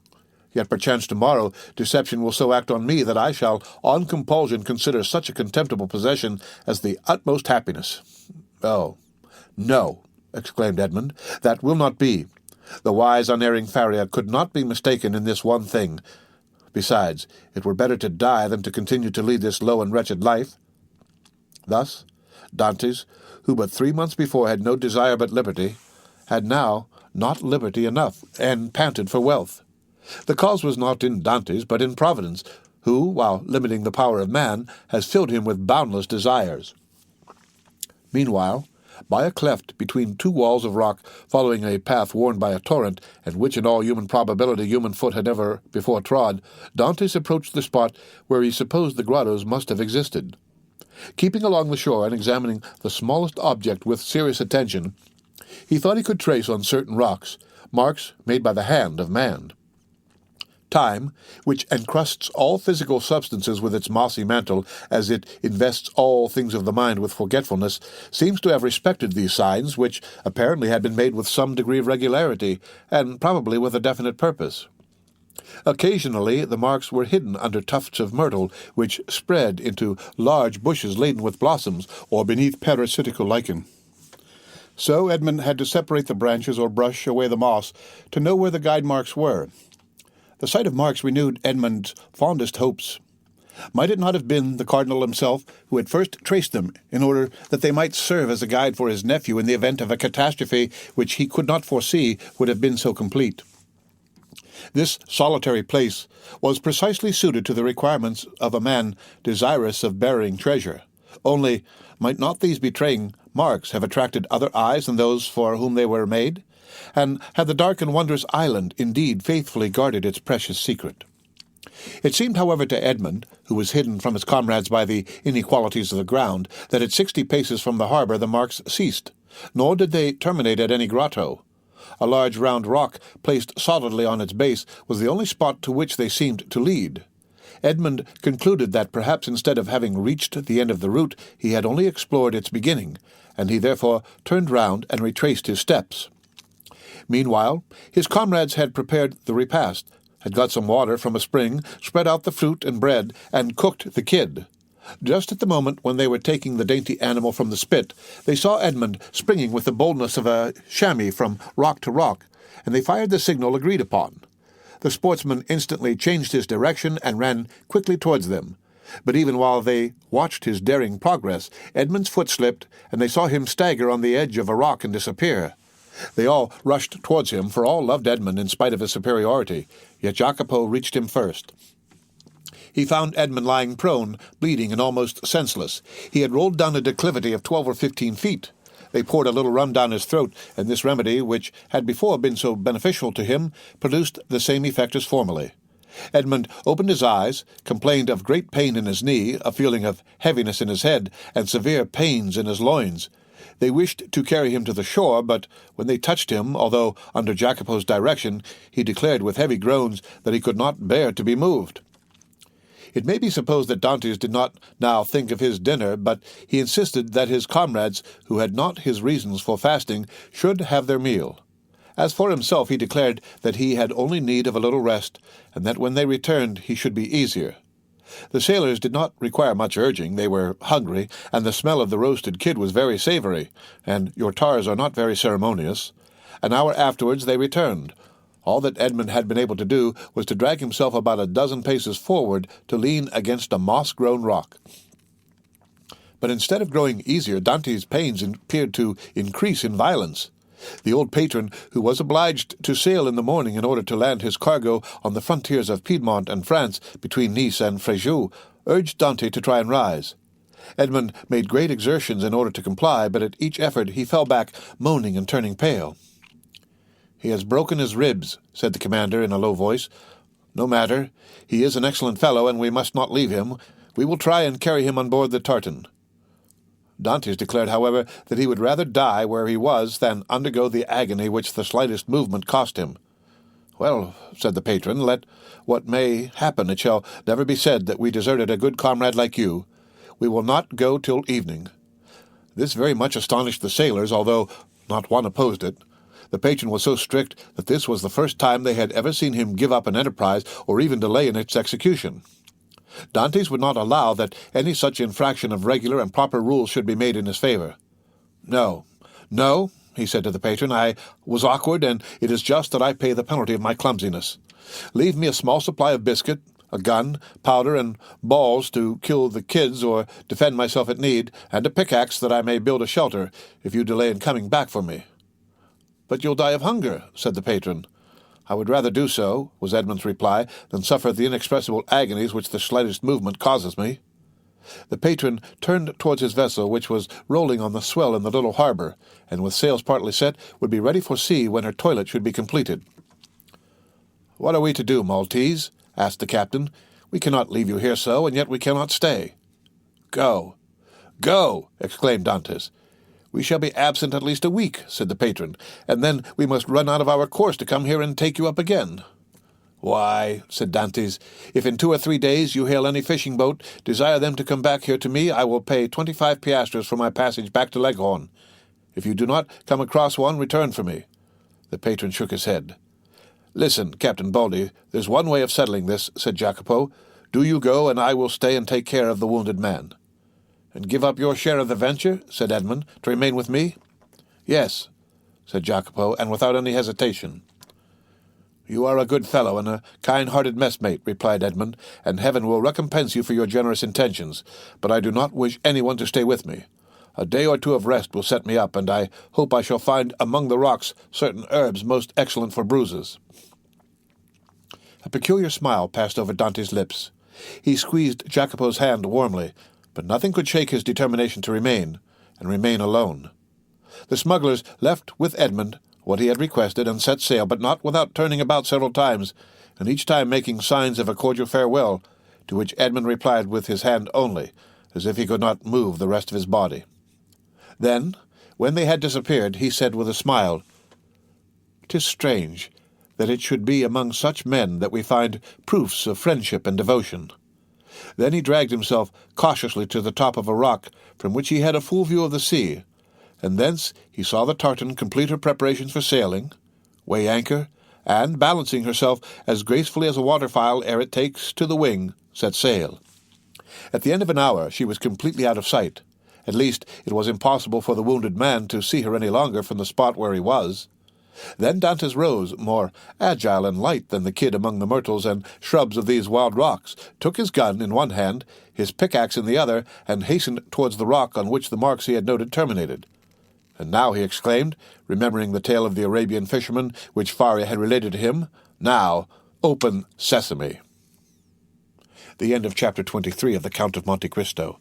Read by Rick Kistner for Lit2Go on the web at fcit.usf.edu. Count of Monte Cristo by Alexandre Dumas. Chapter 24. The Secret Cave. The sun had nearly reached the meridian, and his scorching rays fell full on the rocks, which seemed themselves sensible of the heat. Thousands of grasshoppers hidden in the bushes chirped with a monotonous and dull note. The leaves of the myrtle and olive trees waved and rustled in the wind. At every step that Edmond took, he disturbed the lizards glittering with the hues of the emerald. Afar off he saw the wild goats bounding from crag to crag. In a word, the island was inhabited, yet Edmond felt himself alone, guided by the hand of God. He felt an indescribable sensation, somewhat akin to dread, that dread of the daylight which even in the desert makes us fear we are watched and observed. This feeling was so strong that at the moment when Edmond was about to begin his labor, he stopped, laid down his pickaxe, seized his gun, mounted to the highest summit of the highest rock, and from thence gazed round in every direction. But It was not upon Corsica, the very houses of which he could distinguish, or on Sardinia, or on the island of Elba, with its historical associations, or upon the almost imperceptible line that, to the experienced eye of a sailor, alone revealed the coast of Genoa, the proud, and Leghorn, the commercial, that he gazed. It was at the brigantine that had left in the morning, and the tartan that had just set sail, that Edmund fixed his eyes. The first was just disappearing in the Straits of Bonifacio. The other, following an opposite direction, was about to round the island of Corsica. This sight reassured him. He then looked at the objects near him. He saw that he was on the highest point of the island, a statue on this vast pedestal of granite, nothing human appearing in sight, while the blue ocean beat against the base of the island and covered it with a fringe of foam. Then he descended with cautious and slow step, for he dreaded lest an accident similar to that he had so adroitly feigned should happen in reality. Dantès, as we have said, had traced the marks along the rocks, and he had noticed that they led to a small creek, which was hidden like the bath of some ancient nymph. This creek was sufficiently wide at its mouth and deep in the center to admit of the entrance of a small vessel of the lager class, which would be perfectly concealed from observation. Then, following the clue that, in the hands of the Abbé Faria, had been so skilfully used to guide him through the Daedalian labyrinth of probabilities, he thought that the Cardinal Spada, anxious not to be watched, had entered the creek, concealed his little bark, followed the line marked by the notches in the rock, and at the end of it had buried his treasure. It was this idea that had brought Dantès back to the circular rock. One thing only perplexed Edmund and destroyed his theory.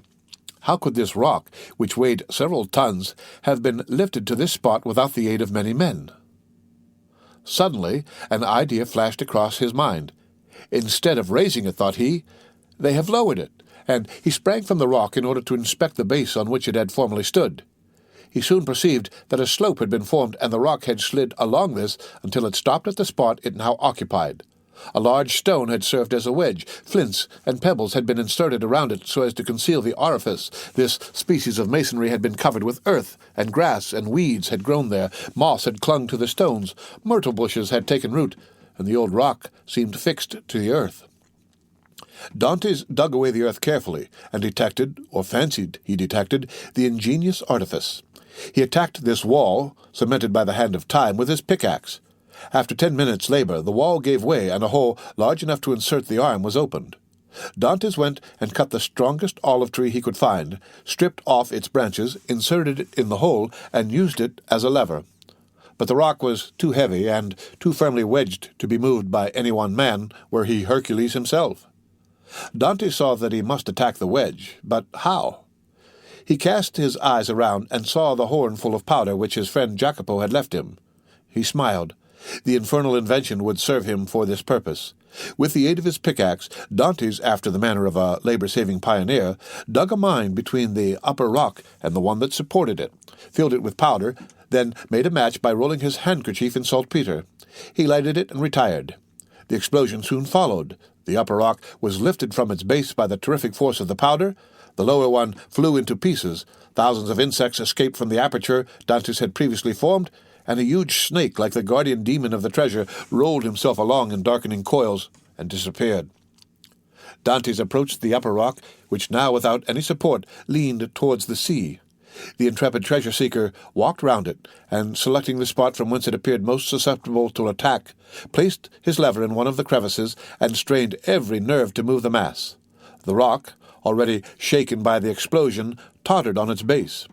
Dantès redoubled his efforts. He seemed like one of the ancient Titans who uprooted the mountains to hurl against the father of the gods. The rock yielded, rolled over, bounded from point to point, and finally disappeared in the ocean.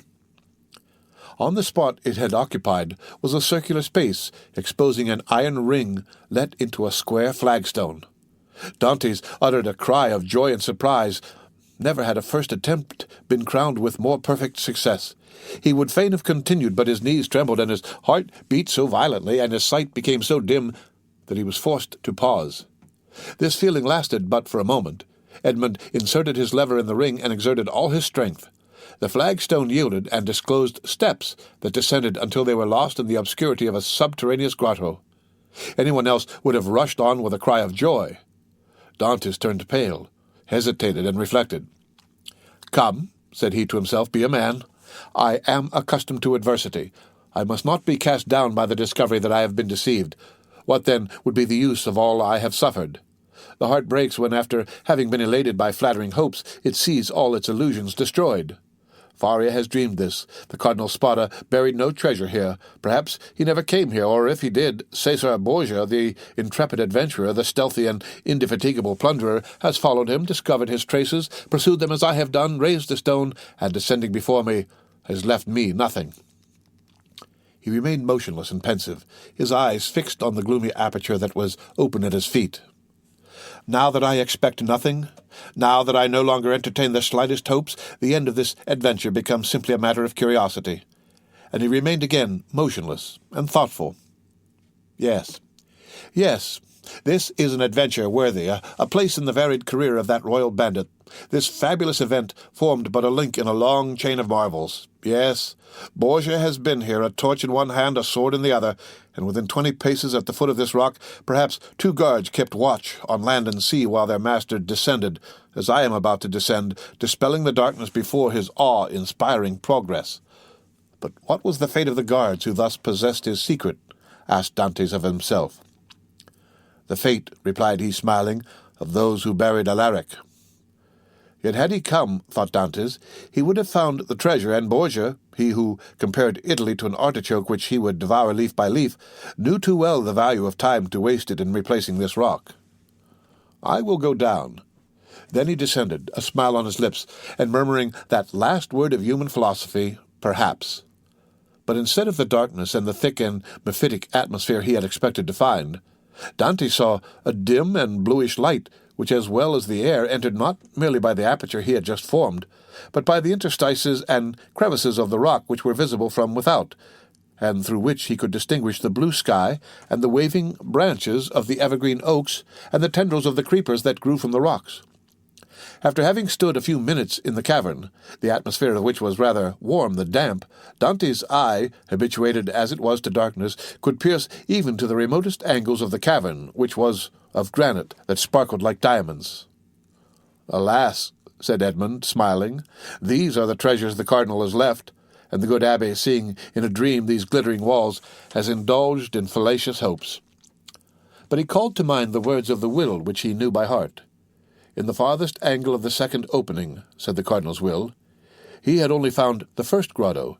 He had now to seek the second. Dantès continued his search. He reflected that this second grotto must penetrate deeper into the island. He examined the stones and sounded one part of the wall where he fancied the opening existed, masked for precaution's sake. The pickaxe struck for a moment with a dull sound that drew out of Dante's forehead large drops of perspiration. At last it seemed to him that one part of the wall gave forth a more hollow and deeper echo. He eagerly advanced, and, with the quickness of perception that no one but a prisoner possesses, saw that there, in all probability, the opening must be. However, he, like Cesar Borgia, knew the value of time, and, in order to avoid fruitless toil, he sounded all the other walls with his pickaxe, struck the earth with the butt of his gun, and, finding nothing that appeared suspicious, returned to that part of the wall whence issued the consoling sound he had before heard. He again struck it, and with greater force. Then a singular thing occurred. As he struck the wall, pieces of stucco, similar to that used in the groundwork of arabesques, broke off and fell to the ground in flakes, exposing a large white stone. The aperture of the rock had been closed with stones, then this stucco had been applied and painted to imitate granite.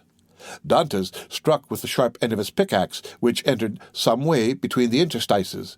It was there he must dig.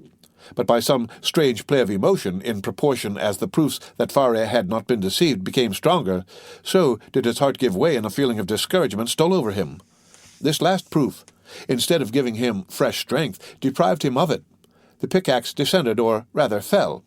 He placed it on the ground, passed his hand over his brow, and remounted the stairs, alleging to himself as an excuse a desire to be assured that no one was watching him. But in reality because he felt that he was about to faint.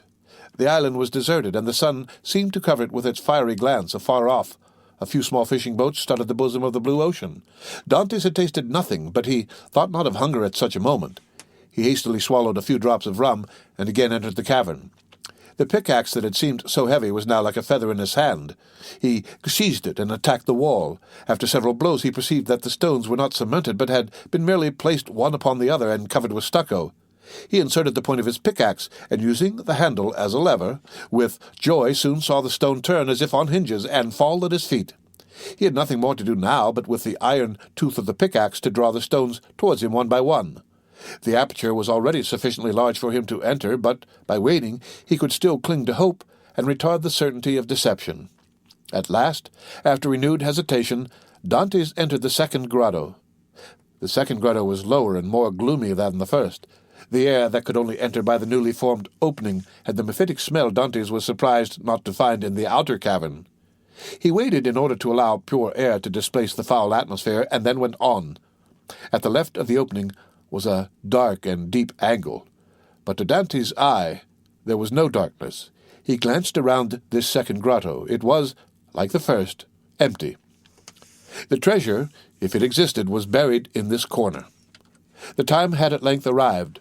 2 feet of earth removed, and Dantès' fate would be decided. He advanced towards the angle, and, summoning all his resolution, attacked the ground with a pickaxe. At the 5th or 6th blow, the pickaxe struck against an iron substance. Never did funeral knell, never did alarm bell produce a greater effect on the hearer. Had Dantès found nothing, he could not have become more ghastly pale. He again struck his pickaxe into the earth and encountered the same resistance, but not the same sound. "It is a casket of wood bound with iron," thought he. At this moment a shadow passed rapidly before the opening. Dantès seized his gun, sprang through the opening, and mounted the stair. A wild goat had passed before the mouth of the cave and was feeding at a little distance. This would have been a favorable occasion to secure his dinner, but Dantès feared lest the report of his gun should attract attention. He thought a moment, cut a branch of a resinous tree, lighted it at the fire at which the smugglers had prepared their breakfast, and descended with his torch. He wished to see everything. He approached the hole he had dug, and now, with the aid of the torch, saw that his pickaxe had in reality struck against iron and wood. He planted his torch in the ground and resumed his labor. In an instant, a space 3 feet long by 2 feet broad was cleared, and Dantès could see an oaken coffer bound with cut steel. In the middle of the lid he saw engraved on a silver plate, which was still untarnished, the arms of the Sparta family. That is, a sword pale on an oval shield, like all the Italian armorial bearings, and surrounded by a cardinal's hat. Dantès easily recognized them. Faria had so often drawn them for him. There was no longer any doubt. The treasure was there. No one would have been at such pains to conceal an empty casket. In an instant he had cleared every obstacle away, and he saw successively the lock placed between 2 padlocks, and the 2 handles at each end, all carved as things were carved at that epoch when art rendered the commonest metals precious. Dantès seized the handles and strove to lift the coffer. It was impossible. He sought to open it. Lock and padlock were fastened. These faithful guardians seemed unwilling to surrender their trust. Dantès inserted the sharp end of the pickaxe between the coffer and the lid, and pressing with all his force on the handle, burst open the fastenings. The hinges yielded in their turn and fell, still holding in their grasp fragments of the wood, and the chest was open. Edmond was seized with vertigo. He cocked his gun and laid it beside him. He then closed his eyes as children do, in order that they might see in the resplendent night of their own imagination more stars than are visible in the firmament. Then he reopened them, and stood motionless with amazement. 3 compartments divided the coffer. In the first blazed piles of golden coin. In the second were ranged bars of unpolished gold, which possessed nothing attractive save their value. In the third, Edmond grasped handfuls of diamonds, pearls, and rubies, which, as they fell on one another, sounded like hail against glass. After having touched, felt, examined these treasures, Edmond rushed through the caverns like a man seized with frenzy. He leaped on a rock from whence he could behold the sea. He was alone with these countless, these unheard-of treasures. Was he awake, or was it but a dream? He would fain have gazed upon his gold, and yet he had not strength enough. For an instant he leaned his head in his hands as if to prevent his senses from leaving him, and then rushed madly about the rocks of Monte Cristo, terrifying the wild goats and scaring the sea-fowls with his wild cries and gestures. Then he returned. and still, unable to believe the evidence of his senses, rushed into the grotto and found himself before this mine of gold and jewels. This time he fell on his knees and, clasping his hands convulsively, uttered a prayer intelligible to God alone. He soon became calmer and more happy, for only now did he begin to realize his felicity. He then set himself to work to count his fortune. There were 1,000 ingots of gold, each weighing from 2 to 3 pounds. Then he piled up 25,000 crowns, each worth about 80 francs of our money, and bearing the effigies of Alexander VI and his predecessors, and he saw that the complement was not half empty. And he measured 10 double handfuls of pearls, diamonds, and other gems, many of which, mounted by the most famous workmen, were valuable beyond their intrinsic worth. Dantès saw the light gradually disappear, and fearing to be surprised in the cavern, left it, his gun in his hand. A piece of biscuit and a small quantity of rum formed his supper, and he snatched a few hours' sleep, lying over the mouth of the cave. It was a night of joy and terror such as this man of stupendous emotions had already experienced twice or thrice in his lifetime. The end of Chapter 24 of The Count of Monte Cristo, read by Rick Kishner for Lit to Go on the web at fcit.usf.edu. The Count of Monte Cristo by Alexandre Dumas, Chapter 25, The Unknown. Day, for which Dantès had so eagerly and impatiently waited with open eyes, again dawned. With the first light, Dantès resumed his search. Again he climbed the rocky height he had ascended the previous evening, and strained his view to catch every peculiarity of the landscape.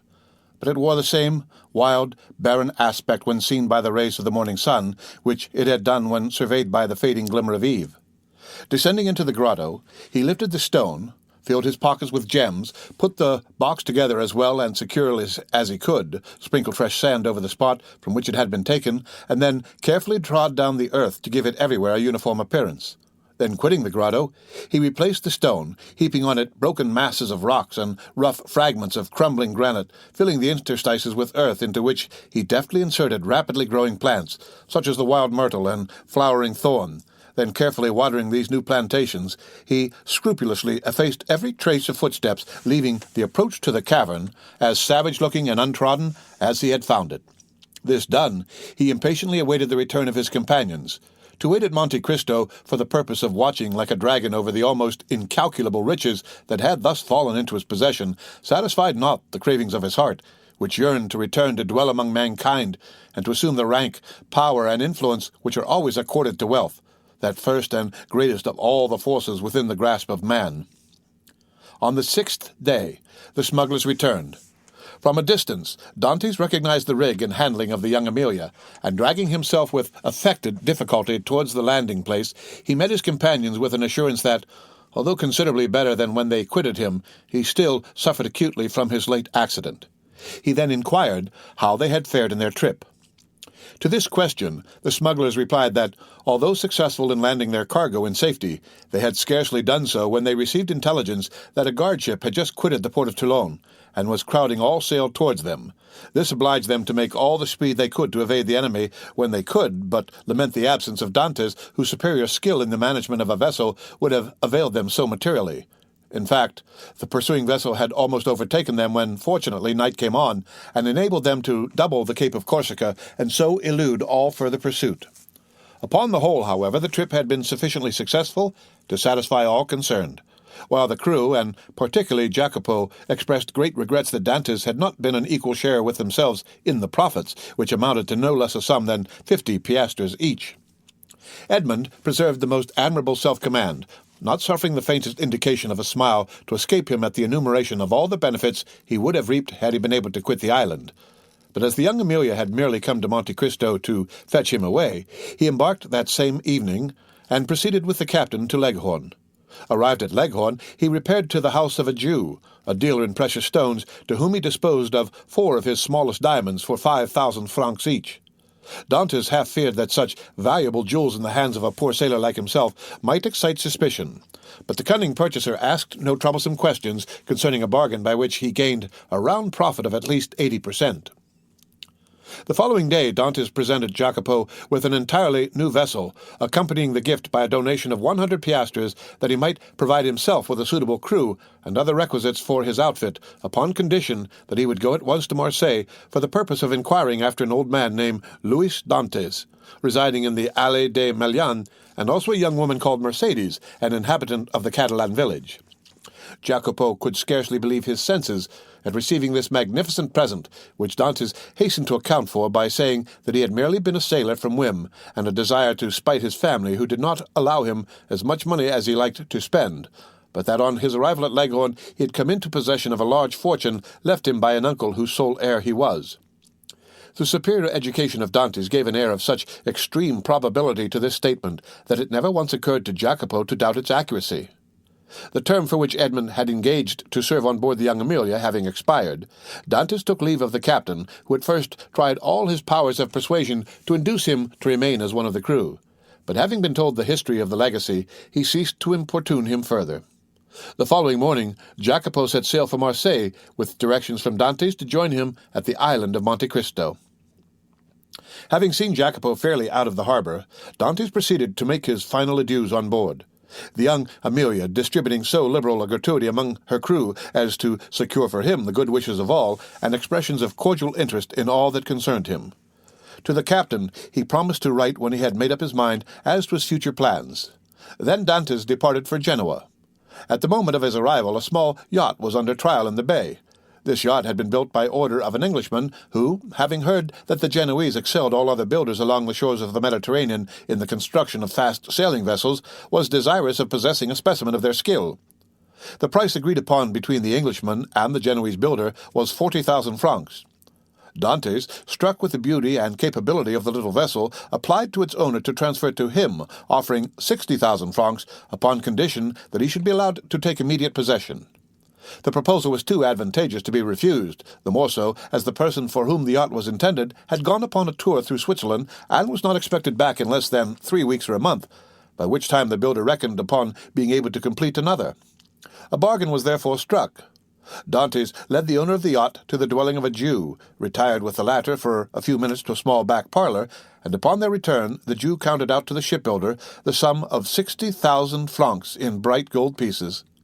The delighted builder then offered his services in providing a suitable crew for this little vessel, but this Dantès declined with many thanks, saying he was accustomed to cruise about quite alone, and his principal pleasure consisted in managing his yacht himself. The only thing the builder could oblige him in would be to contrive a sort of secret closet in the cabin at his bed's head, the closet to contain 3 divisions, so constructed as to be concealed from all but himself. The builder cheerfully undertook the commission, and promised to have those secret places completed by the next day, Dantès furnishing the dimensions and plan in accordance with which they were to be constructed. The following day Dantès sailed with his yacht from Genoa under the inspection of an immense crowd drawn together by curiosity to see the rich Spanish nobleman who preferred managing his own yacht. But their wonder was soon changed to admiration at seeing the perfect skill with which Dantès handled the helm. The boat, indeed, seemed to be animated with almost human intelligence, so promptly did it obey the slightest touch, and Dantès required but a short trial of his beautiful craft to acknowledge that the Genoese had not without reason attained their high reputation in the art of shipbuilding. The spectators followed the little vessel with their eyes as long as it remained visible. Then they turned their conjectures upon her probable destination. Some insisted she was making for Corsica, others the island of Elba.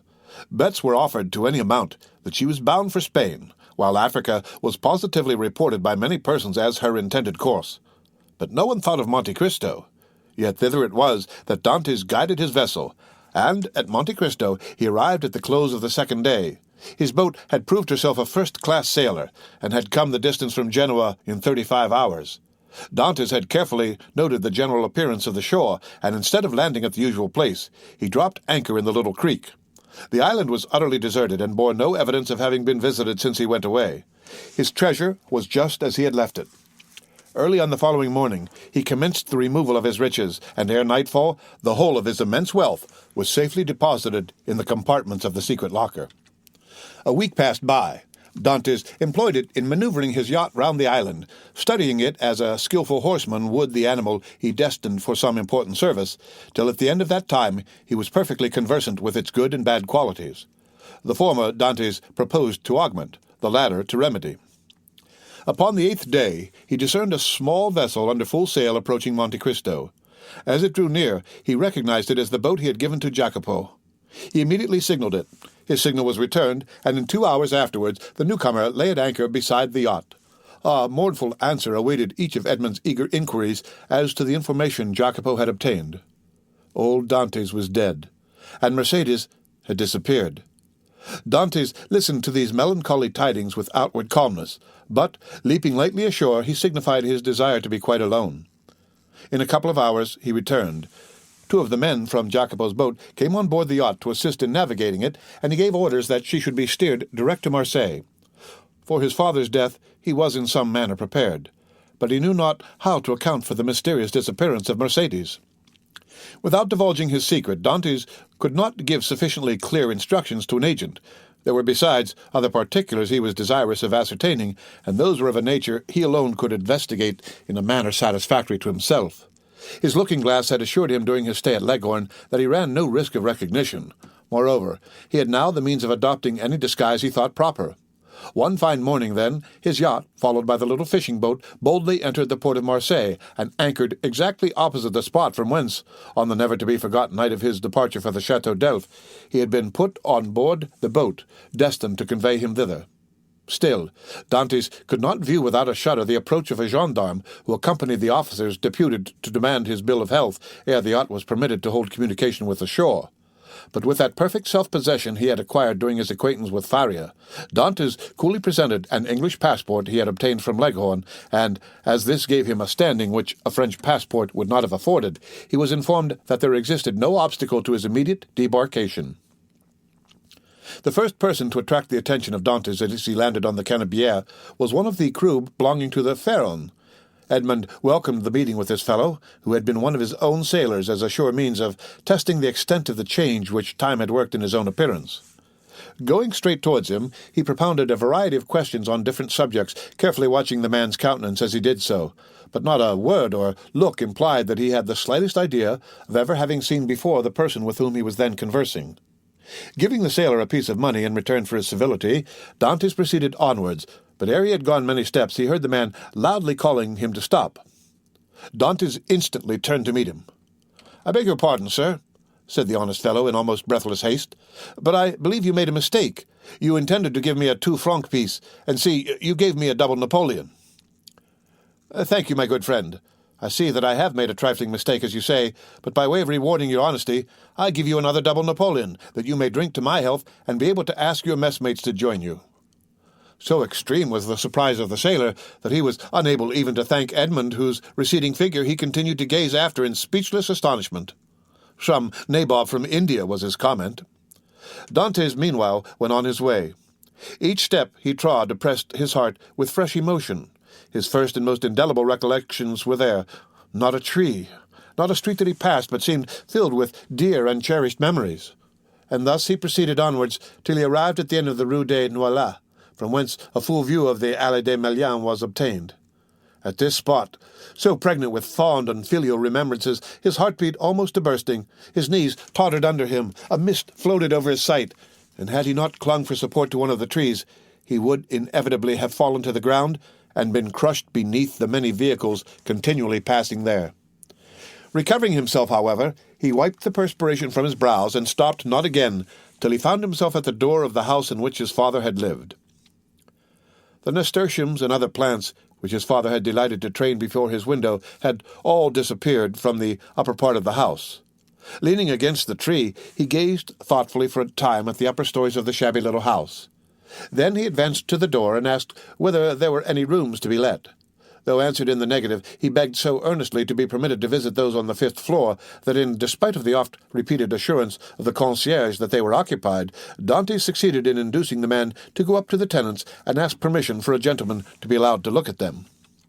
The tenants of the humble lodging were a young couple who had been scarcely married a week, and seeing them, Dantès sighed heavily. Nothing in the 2 small chambers forming the apartments remained as it had been in the time of the elder Dantès. The very paper was different, while the articles of antiquated furniture with which the rooms had been filled in Edmond's time had all disappeared. The 4 walls alone remained as he had left them, The bed belonging to the present occupants was placed as the former owner of the chamber had been accustomed to have his, and in spite of his efforts to prevent it, the eyes of Edmond were suffused in tears as he reflected that on that spot the old man had breathed his last, vainly calling for his son. The young couple gazed with astonishment at the sight of their visitor's emotion, and wondered to see the large tears silently chasing each other down his otherwise stern and immovable features. But they felt the sacredness of his grief, and kindly refrained from questioning him as to its cause, while, with instinctive delicacy, they left him to indulge his sorrow alone. When he withdrew from the scene of his painful recollections, they both accompanied him downstairs, reiterating their hope that he would come again whenever he pleased, and assuring him that their poor dwelling would ever be open to him. As Edmond passed the door on the 4th floor, he paused to inquire whether Caderousse the tailor still dwelt there, but he received for reply that the person in question had got into difficulties, and at the present time kept a small inn on the route from Bellegarde to Beaucaire. Having obtained the address of the person to whom the house in the Allée des Millions belonged, Dantès next proceeded thither, and under the name of Lord Wilmore, the name and title inscribed on his passport, purchased the small dwelling for the sum of 25,000 francs, at least 10,000 more than it was worth, but had its owner asked 500,000, it would unhesitatingly have been given. The very same day, the occupants of the apartments on the 5th floor of the house, now become the property of Dantès, were duly informed by the notary, who had arranged the necessary transfer of deeds, etc., that the new landlord gave them their choice of any of the rooms in the house, without the least augmentation of rent, upon condition of their giving instant possession of the 2 small chambers they at present inhabited. This strange event aroused great wonder and curiosity in the neighborhood of the Allée des Millions, and a multitude of theories were afloat, none of which was anywhere near the truth. But what raised public astonishment to a climax, and set all conjecture at defiance, was the knowledge that the same stranger who had in the morning visited the Allée des Millions had been seen in the evening walking in the little village of the Catalans, and afterwards observed to enter a poor fisherman's hut, and to pass more than an hour in inquiring after persons who had either been dead or gone away for more than 15 or 16 years. But on the following day the family from whom all these particulars had been asked received a handsome present consisting of an entirely new fishing boat, with 2 seines and a tender. The delighted recipients of these munificent gifts would gladly have poured out their thanks to their generous benefactor, but they had seen him, upon quitting the hut, merely give some orders to a sailor, and then, springing lightly on horseback, leave Marseille by the Porte d'Aix. The end of Chapter 25 of The Count of Monte Cristo. Read by Rick Kistner. For Lit to Go on the web at fcit.usf.edu. The Count of Monte Cristo by Alexandre Dumas. Chapter 26. The Pont du Gardien. Such of my readers as have made a pedestrian excursion to the south of France may perchance have noticed, about midway between the town of Beaucaire and the village of Bellegarde, a little nearer to the former than to the latter, a small roadside inn, from the front of which hung, creaking and flapping in the wind, a sheet of tin covered with a grotesque representation of the Pont du Gard. This modern place of entertainment stood on the left-hand side of the post road and backed upon the Rhone. It also boasted of what in Languedoc is styled a garden, consisting of a small plot of ground on the side opposite to the main entrance, reserved for the reception of guests. A few dingy olives and stunted fig trees struggled hard for existence, but their withered, dusty foliage abundantly proved how unequal was the conflict. Between these sickly shrubs grew a scanty supply of garlic, tomatoes, and eschalots, while, lone and solitary like a forgotten sentinel, a tall pine raised its melancholy head in one of the corners of this unattractive spot, and displayed its flexible stem and fan-shaped summit, dried and cracked by the fierce heat of the subtropical sun. In the surrounding plain, which more resembled a dusty lake than solid ground, were scattered a few miserable stalks of wheat, the effect, no doubt, of a curious desire on the part of the agriculturists of the country to see whether such a thing as the raising of grain in these parched regions was practicable. Each stalk served as a perch for a grasshopper, which regaled the passers-by through this Egyptian scene with its strident, monotonous note. For about 7 or 8 years, the little tavern had been kept by a man and his wife with 2 servants, a chambermaid named Trinette, and a hostler called Picot.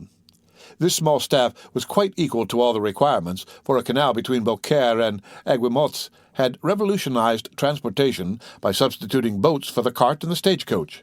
And, as though to add to the daily misery which this prosperous canal inflicted on the unfortunate innkeeper, whose utter ruin it was fast accomplishing, it was situated between the Rhone, from which it had its source, and the post-road it had depleted, not 100 steps from the inn of which we have given a brief but faithful description.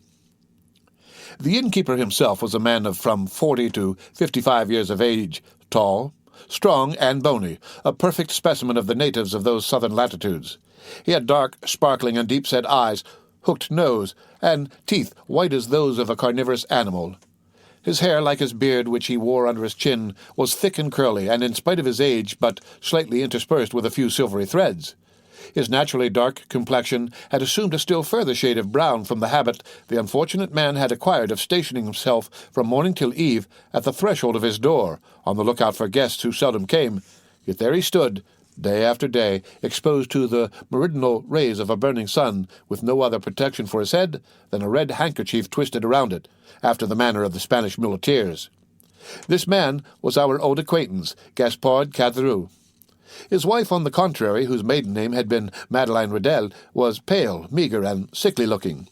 Born in the neighborhood of Arles, she had shared in the beauty for which its women are proverbial, but that beauty had gradually withered beneath the devastating influence of the slow fever so prevalent among dwellers by the ponds of Aigues-Mortes and the marshes of Camargue.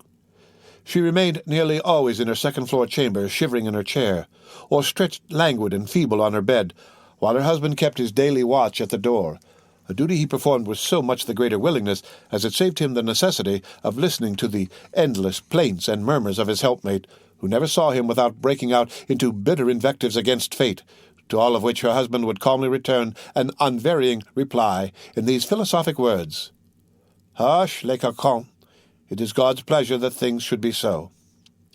The sobriquet of La Coquin had been bestowed on Madeleine Radel from the fact that she had been born in a village so called, situated between Salon and Lambesc, and as a custom existed among the inhabitants of that part of France where Caderousse lived, of styling every person by some particular and distinctive appellation, her husband had bestowed on her the name of La Coquin, in place of her sweet and euphonious name of Madeleine, which in all probability his rude, guttural language would not have enabled him to pronounce. Still, let it not be supposed that, amid this affected resignation to the will of Providence, the unfortunate innkeeper did not writhe under the double misery of seeing the hateful canal carry off his customers and his profits, and the daily infliction of his peevish partner's murmurs and lamentations. Like other dwellers in the south, he was a man of sober habits and moderate desires, but fond of external show, vain, and addicted to display. During the days of his prosperity, not a festivity took place without himself and wife being among the spectators. He dressed in the picturesque costume worn upon grand occasions by the inhabitants of the south of France, bearing equal resemblance to the style adopted both by the Catalans and Andalusians, while La Coquin displayed the charming fashion prevalent among the women of Arles, a mode of attire borrowed equally from Greece and Arabia.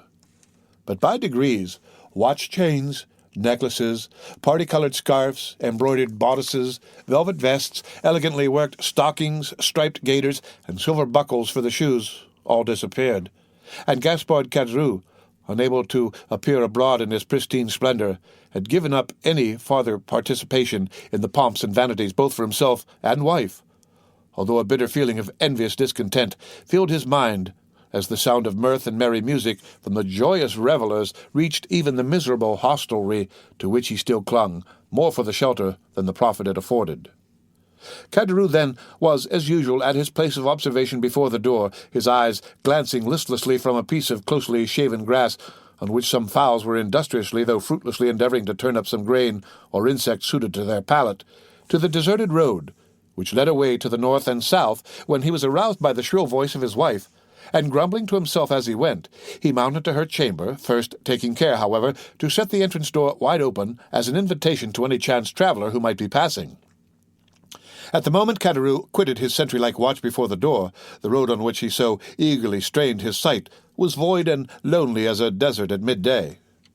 There it lay, stretching out into one interminable line of dust and sand, with its sides bordered by tall, meagre trees, altogether presenting so uninviting an appearance that no one in his senses could have imagined that any traveller at liberty to regulate his hours for journeying would choose to expose himself in such a formidable Sahara. Nevertheless, had Kedru but retained his post a few minutes longer, he might have caught a dim outline of something approaching from the direction of Bellegarde. As the moving object drew nearer, he would easily have perceived that it consisted of a man and horse, between whom the kindest and most amiable understanding appeared to exist. The horse was of Hungarian breed, and ambled along at an easy pace. His rider was a priest, dressed in black, and wearing a three-cornered hat, and, spite of the ardent rays of a noonday sun, the pair came on with a fair degree of rapidity. Having arrived before the Pont du Gard, the horse stopped, but whether for his own pleasure or that of his rider would have been difficult to say. However that might have been, the priest, dismounting, led his steed by the bridle in search of some place to which he could secure him. Availing himself of a handle that projected from a half-fallen door, he tied the animal safely, and having drawn a red cotton handkerchief from his pocket, wiped away the perspiration that streamed from his brow, then, advancing to the door, struck thrice with the end of his iron-shod stick. At this unusual sound, a huge black dog came rushing to meet the daring assailant of his ordinarily tranquil abode, snarling and displaying his sharp white teeth with a determined hostility that abundantly proved how little he was accustomed to society. At that moment, a heavy footstep was heard descending the wooden staircase that led from the upper floor, and with many bows and courteous smiles, mine host of the Pont du Gard besought his guest to enter. "You are welcome, sir, most welcome," repeated the astonished Kedru. "Now then, Mogotin," cried he, speaking to the dog, "will you be quiet? Pray don't heed him, sir. He only barks. He never bites. I make no doubt a glass of good wine would be acceptable this dreadfully hot day." Then, perceiving for the first time the garb of the traveller he had to entertain, Kedru hastily exclaimed, "1,000 pardons. I really did not observe whom I had the honour to receive under my poor roof. What would the abbé please to have? What refreshment can I offer? All I have is at his service." The priest gazed on the person addressing him with a long and searching gaze. There even seemed a disposition on his part to court a similar scrutiny on the part of the innkeeper. Then, observing in the countenance of the latter no other expression than extreme surprise at his own want of attention to an inquiry so courteously worded, he deemed it as well to terminate this dumb show, and therefore said, speaking with a strong Italian accent, "You are, I presumed, Monsieur Kedru?" "Yes, sir," answered the host, even more surprised at the question than he had been by the silence which had preceded it. "I am Gaspard Kedru, at your service." "Gaspard Kedru," rejoined the priest. "Yes. Christian and surname are the same. You formerly lived, I believe, in the Allée des Melians on the 4th floor?" "I did."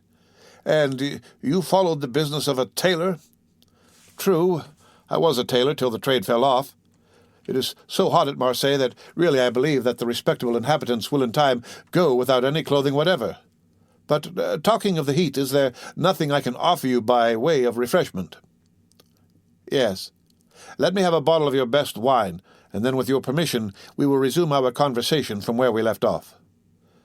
"As you please, sir," said Kedru, who, anxious not to lose the present opportunity of finding a customer for one of the few bottles of Quejo still remaining in his possession, hastily raised a trapdoor in the floor of the apartment they were in, which served both as parlour and kitchen. Upon issuing forth from his subterranean retreat, at the expiration of 5 minutes, he found the abbé seated upon a wooden stool, leaning his elbow on a table, while Mogotin, whose animosity seemed appeased by the unusual command of the traveller for refreshments, had crept up to him, and had established himself very comfortably between his knees, his long skinny neck resting on his lap, while his dim eye was fixed earnestly on the traveller's face. "Are you quite alone?" inquired the guest, as Kedru placed before him the bottle of wine and a glass. Quite alone," replied the man, "or at least practically so, for my poor wife, who is the only person in the house besides myself, is laid up with illness, and unable to render me the least assistance, poor thing."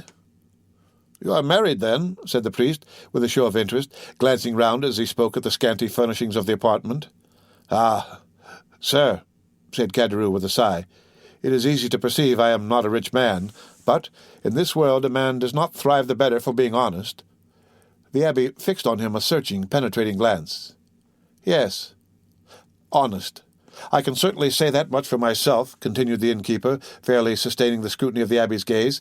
"I can boast with truth of being an honest man. And," continued he significantly, with a hand on his breast and shaking his head, "that is more than everyone can say nowadays."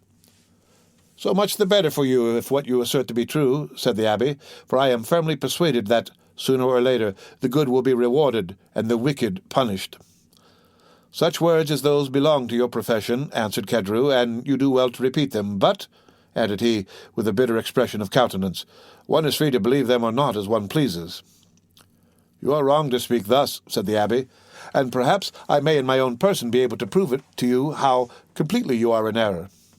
"What mean you?" inquired Kedru, with a look of surprise. "In the first place, I must be satisfied that you are the person I am in search of." "What proofs do you require?" "Did you, in the year 1814 or 1815, know anything of a young sailor named Dantès?" "Dantès? Did I know poor dear Edmond? Why, Edmond Dantès and myself were intimate friends," exclaimed Kedru, whose countenance flushed darkly as he caught the penetrating gaze of the abbé fixed on him, while the clear, calm eye of the questioner seemed to dilate with feverish scrutiny. "You remind me," said the priest, "that the young man concerning whom I asked you was said to bear the name of Edmond." "Said to bear the name," repeated Kedru, becoming excited and eager. "Why, he was so called as truly as I myself bore the appellation of Gaspard Kedru. But tell me, I pray, what has become of poor Edmond? Did you know him? Is he alive and at liberty? Is he prosperous and happy?" "He died a more wretched, hopeless, heartbroken prisoner than the felons who pay the penalty of their crimes at the galleys of Toulon." A deadly pall followed the flush on the countenance of Kedru, who turned away, and the priest saw him wiping the tears from his eyes with the corner of the red handkerchief twisted around his head. "Poor fellow! Poor fellow!" murmured Kedru. "Well, there, sir, is another proof that good people are never rewarded on this earth, and that none but the wicked prosper." "Ah," continued Kedru, speaking in the highly colored language of the South, "the world grows worse and worse. Why does not God, if he really hates the wicked as he is said to do, send down brimstone and fire and consume them altogether?" "You speak as though you had loved this young Dantès," observed the abbé, without taking any notice of his companion's vehemence. "And so I did," replied Kedru, "though once, I confess, I envied him his good fortune.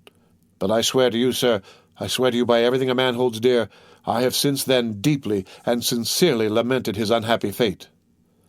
There was a brief silence, during which the fixed, searching eye of the abbé was employed in scrutinizing the agitated features of the innkeeper. "You knew the poor lad, then?" continued Kedru. "I was called to see him on his dying bed, that I might administer to him the consolations of religion." "And of what did he die?" asked Kedru in a choking voice. "Of what, think you, do young and strong men die in prison when they have scarcely numbered their 30th year, unless it be of imprisonment?" Kedru wiped away the large beads of perspiration that gathered on his brow. "But the strangest part of the story is," resumed the abbé, "that Dantès, even in his dying moments, swore by his crucified Redeemer that he was utterly ignorant of the cause of his detention." "And so he was," murmured Kedru. "How should he have been otherwise? Ah, sir, the poor fellow told you the truth." "And for that reason he besought me to try and clear up a mystery he had never been able to penetrate, and to clear his memory should any foul spot or stain have fallen upon it." And here the look of the abbé, becoming more and more fixed, seemed to rest with ill-concealed satisfaction on the gloomy depression which was rapidly spreading over the countenance of Kedru. "A rich Englishman," continued the abbé, "who had been his companion in misfortune, but had been released from prison during the Second Restoration, was possessed of a diamond of immense value. This jewel he bestowed on Dantès upon himself, quitting the prison, as a mark of his gratitude for the kindness and brotherly care with which Dantès had nursed him in a severe illness he underwent during his confinement.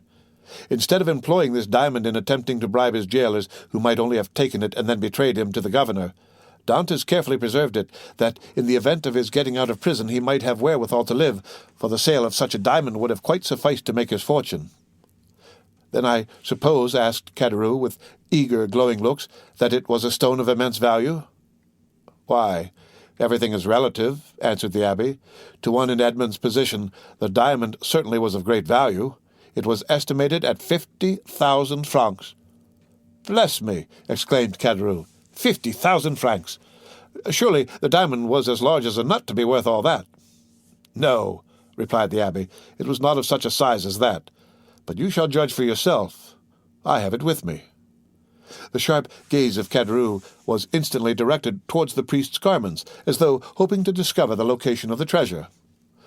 Calmly drawing forth from his pocket a small box covered with black shagreen, the abbé opened it and displayed to the dazzled eyes of Caderousse the sparkling jewel it contained, set in a ring of admirable workmanship. "And that diamond," cried Caderousse, almost breathless with eager admiration, "you say is worth 50,000 francs?" "It is, without the setting, which is also valuable," replied the abbé as he closed the box and returned it to his pocket, while its brilliant hues seemed still to dance before the eyes of the fascinated innkeeper. "But how comes the diamond in your possession, sir? Did Edmond make you his heir?" "No, merely his testamentary executor. I once possessed 4 dear and faithful friends besides the maiden to whom I was betrothed," he said, "and I feel convinced they have all unfeignedly grieved over my loss. The name of one of the 4 friends is Caderousse." The innkeeper shivered. "Another of the number," continued the abbé, without seeming to notice the emotion of Caderousse, "is called Danglars, and the third, in spite of being my rival, entertained a very sincere affection for me." A fiendish smile played over the features of Caderousse, who was about to break in upon the abbé's speech, when the latter, waving his hand, said, "Allow me to finish first, and then if you have any observations to make, you can do so afterwards. The third of my friends, although my rival, was much attached to me. His name was Fernand. That of my betrothed was— Stay, continued the abbé. "I have forgotten what he called her." "Mercedes," said Caderousse eagerly. "True," said the abbé with a stifled sigh. "Mercedes it was." "Go on," urged Caderousse. "Bring me a carafe of water," said the abbé. Caderousse quickly performed the stranger's bidding, and after pouring some into a glass, and slowly swallowing its contents, the abbé, resuming his usual placidity of manner, said, as he placed his empty glass on the table, "Where did we leave off?" "The name of Edmond's betrothed was Mercedes." "To be sure. You will go to Marseille," said Dantès, "where you understand—" I repeat his words just as he uttered them. "Do you understand?" "Perfectly." "You will sell this diamond, you will divide the money into 5 equal parts, and give an equal portion to these good friends, the only persons who have loved me upon earth." "But why into 5 parts?" asked Caderousse. "You only mention 4 persons." "Because the 5th is dead, as I hear. The 5th share in Edmond's bequest was his own father." "Too true, too true," ejaculated Caderousse, almost suffocated by the contending passions which assailed him. "The poor old man did die." "I learned so much at Marseille," replied the abbé, making a strong effort to appear indifferent, "but from the length of time that has elapsed since the death of the elder Dantès, I was unable to obtain any particulars of his end. Can you enlighten me on that point?" "I do not know who could if I could not," said Caderousse. "Why, I lived almost on the same floor with the poor old man." "Ah, yes. About a year after the disappearance of his son, the poor old man died." "Of what did he die?" "Why, the doctors called his complaint gastroenteritis, I believe. His acquaintances say he died of grief, but I who saw him in his dying moments, I say he died of—" Caderousse paused. "Of what?" asked the priest, anxiously and eagerly. "Why, of downright starvation." "Starvation!" exclaimed the abbé, springing from his seat. "Why, the vilest animals are not suffered to die by such a death as that. The very dogs that wander houseless and homeless in the streets find some pitying hand to cast them a mouthful of bread, and that a man, a Christian, should be allowed to perish of hunger in the midst of other men who call themselves Christians is too horrible for belief. Oh, it is impossible, utterly impossible." "What I have said, answered Caderousse. "And you are a fool for having said anything about it," said a voice from the top of the stairs. "Why should you meddle with what does not concern you?" The 2 men turned quickly, and saw the sickly countenance of Le Coquin peering between the baluster rails, attracted by the sound of voices. She had feebly dragged herself down the stairs and seated on the lower step. Head on knees, she had listened to the foregoing conversation. "Mind your own business, wife," replied Caderousse sharply. "This gentleman asks me for information which common politeness will not permit me to refuse." "Politeness, you simpleton!" retorted La Coquin. "What have you to do with politeness, I should like to know? Better study a little common prudence. How do you know the motives that person may have for trying to extract all he can from you?" "I pledge you my word, madam," said the abbé, "that my intentions are good, and that your husband can incur no risk, provided he answers me candidly." "Ah, that's all very fine," retorted the woman. "Nothing is easier than to begin with fair promises and assurances of nothing to fear. But when poor, silly folks like my husband there have been persuaded to tell all they know, the promises and assurances of safety are quickly forgotten, and at some moment when nobody is expecting it, behold, trouble and misery, and all sorts of persecutions are heaped on the unfortunate wretches who cannot even see whence all their afflictions come. Nay, nay, my good woman, make yourself perfectly easy, I beg of you. Whatever evils may befall you, they will not be occasioned by my instrumentality. That I solemnly promise you." La Coquin muttered a few inarticulate words, then let her head again drop upon her knees, and went into a fit of ague, leaving the two speakers to resume the conversation, but remaining so as to be able to hear every word they uttered. Again the abbé had been obliged to swallow a draught of water to calm the emotions that threatened to overpower him. When he had sufficiently recovered himself, he said, "It appears, then, that the miserable old man you were telling me of was forsaken by everyone. Surely, had not such been the case, he would not have perished by so dreadful a death." "Why, he was not altogether forsaken," continued Caderousse, "for Mercédès, the Catalan, and Monsieur Morel were very kind to him. But somehow the poor old man had contracted a profound hatred for Fernand, the very person," added Caderousse with a bitter smile, "that you named just now as being one of Dante's faithful and attached friends." "And was he not so?" asked the abbé. "Gaspard! Gaspard!" murmured the woman from her seat on the stairs. "Mind what you are saying." Caderousse made no reply to these words, though evidently irritated and annoyed by the interruption, but addressing the abbé, said, "Can a man be faithful to another whose wife he covets and desires for himself?" But Dantès was so honourable and true in his own nature that he believed everybody's professions of friendship. Poor Edmond! He was cruelly deceived, but it was fortunate that he never knew, or he might have found it more difficult when on his deathbed to pardon his enemies. "And whatever people may say," continued Caderousse in his native language, which was not altogether devoid of rude poetry, "I cannot help being more frightened at the idea of the malediction of the dead than the hatred of the living." "Imbecile!" exclaimed La Coquin. "Do you then know in what manner Fernand injured Dantès?" inquired the abbé of Caderousse. "Do I? No one better."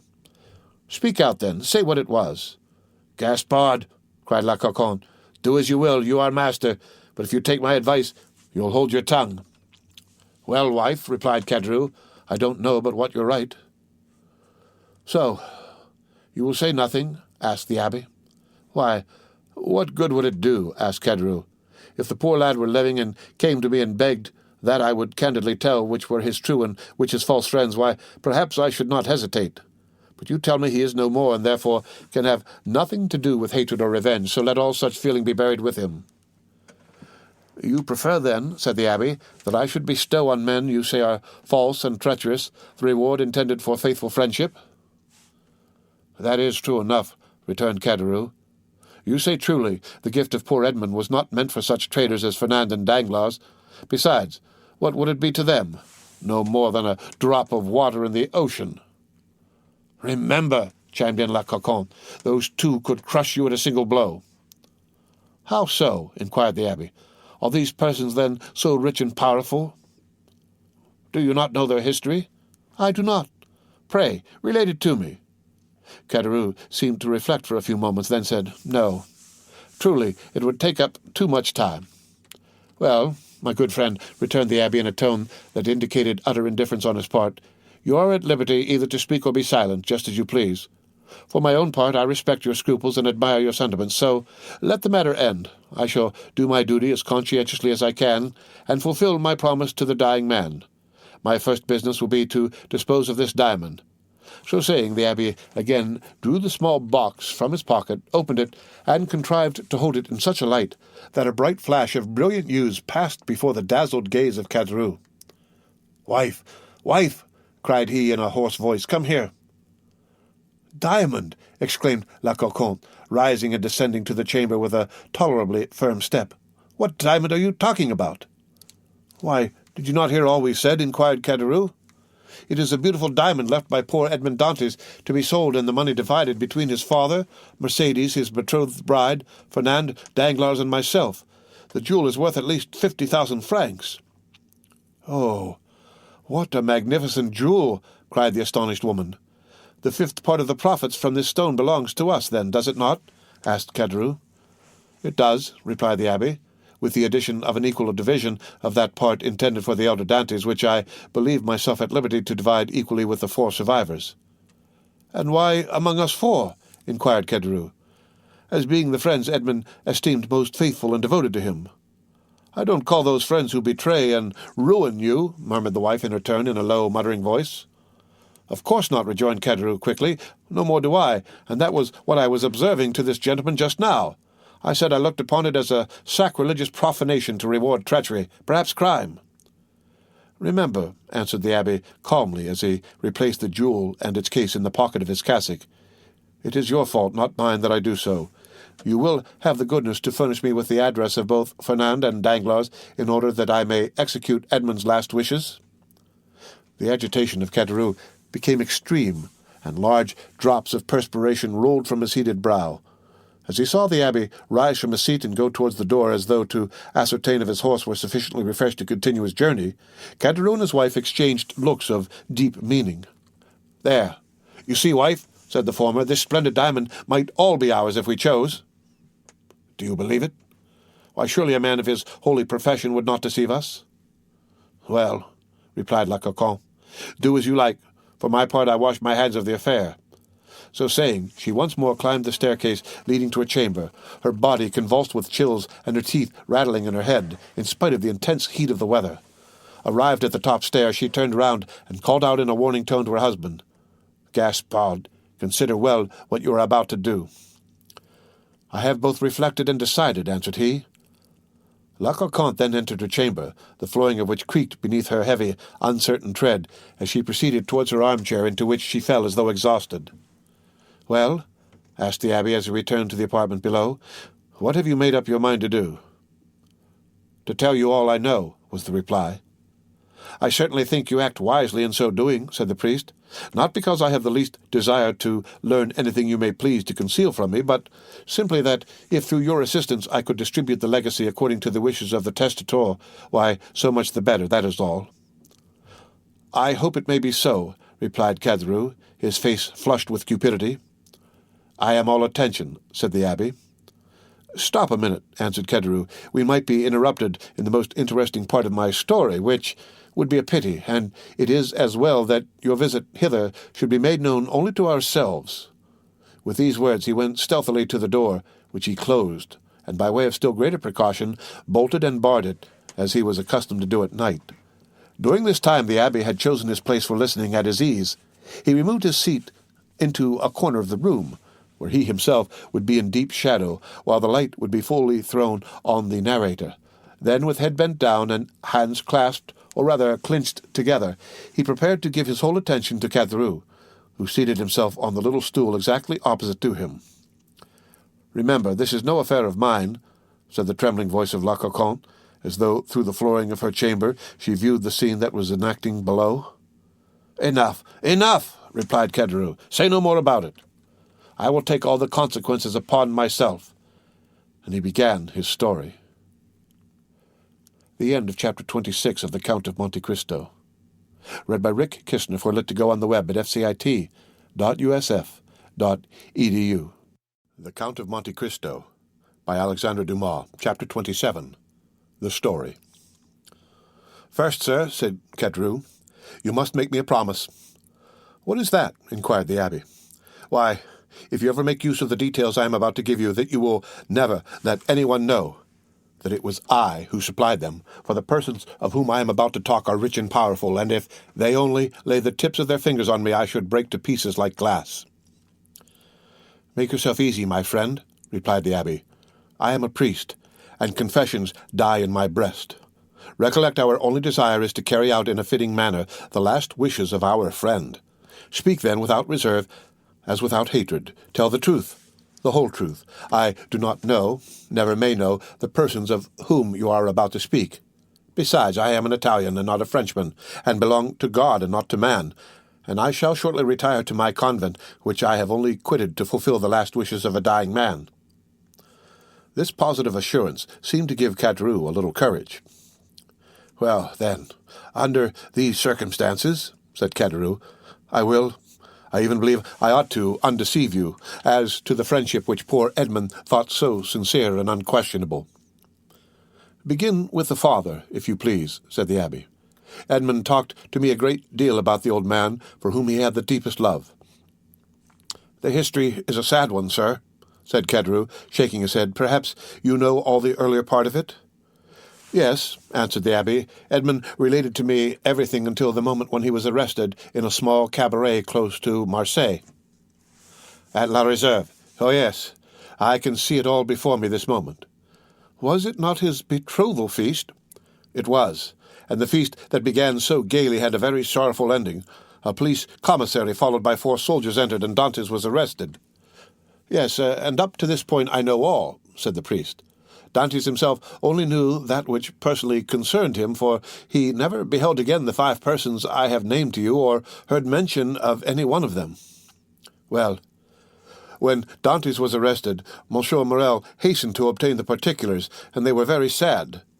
The old man returned alone to his home, folded up his wedding suit with tears in his eyes, and paced up and down his chamber the whole day, and would not go to bed at all, for I was underneath him, and heard him walking the whole night. And for myself, I assure you, I could not sleep either, for the grief of the poor father gave me great uneasiness, and every step he took went to my heart, as really as if his foot had pressed against my breast. The next day, Mercédès came to implore the protection of Monsieur de Villefort. She did not obtain it, however, and went to visit the old man. When she saw him so miserable and heartbroken, having passed a sleepless night, and not touched food since the previous day, she wished him to go with her, that she might take care of him. But the old man would not consent.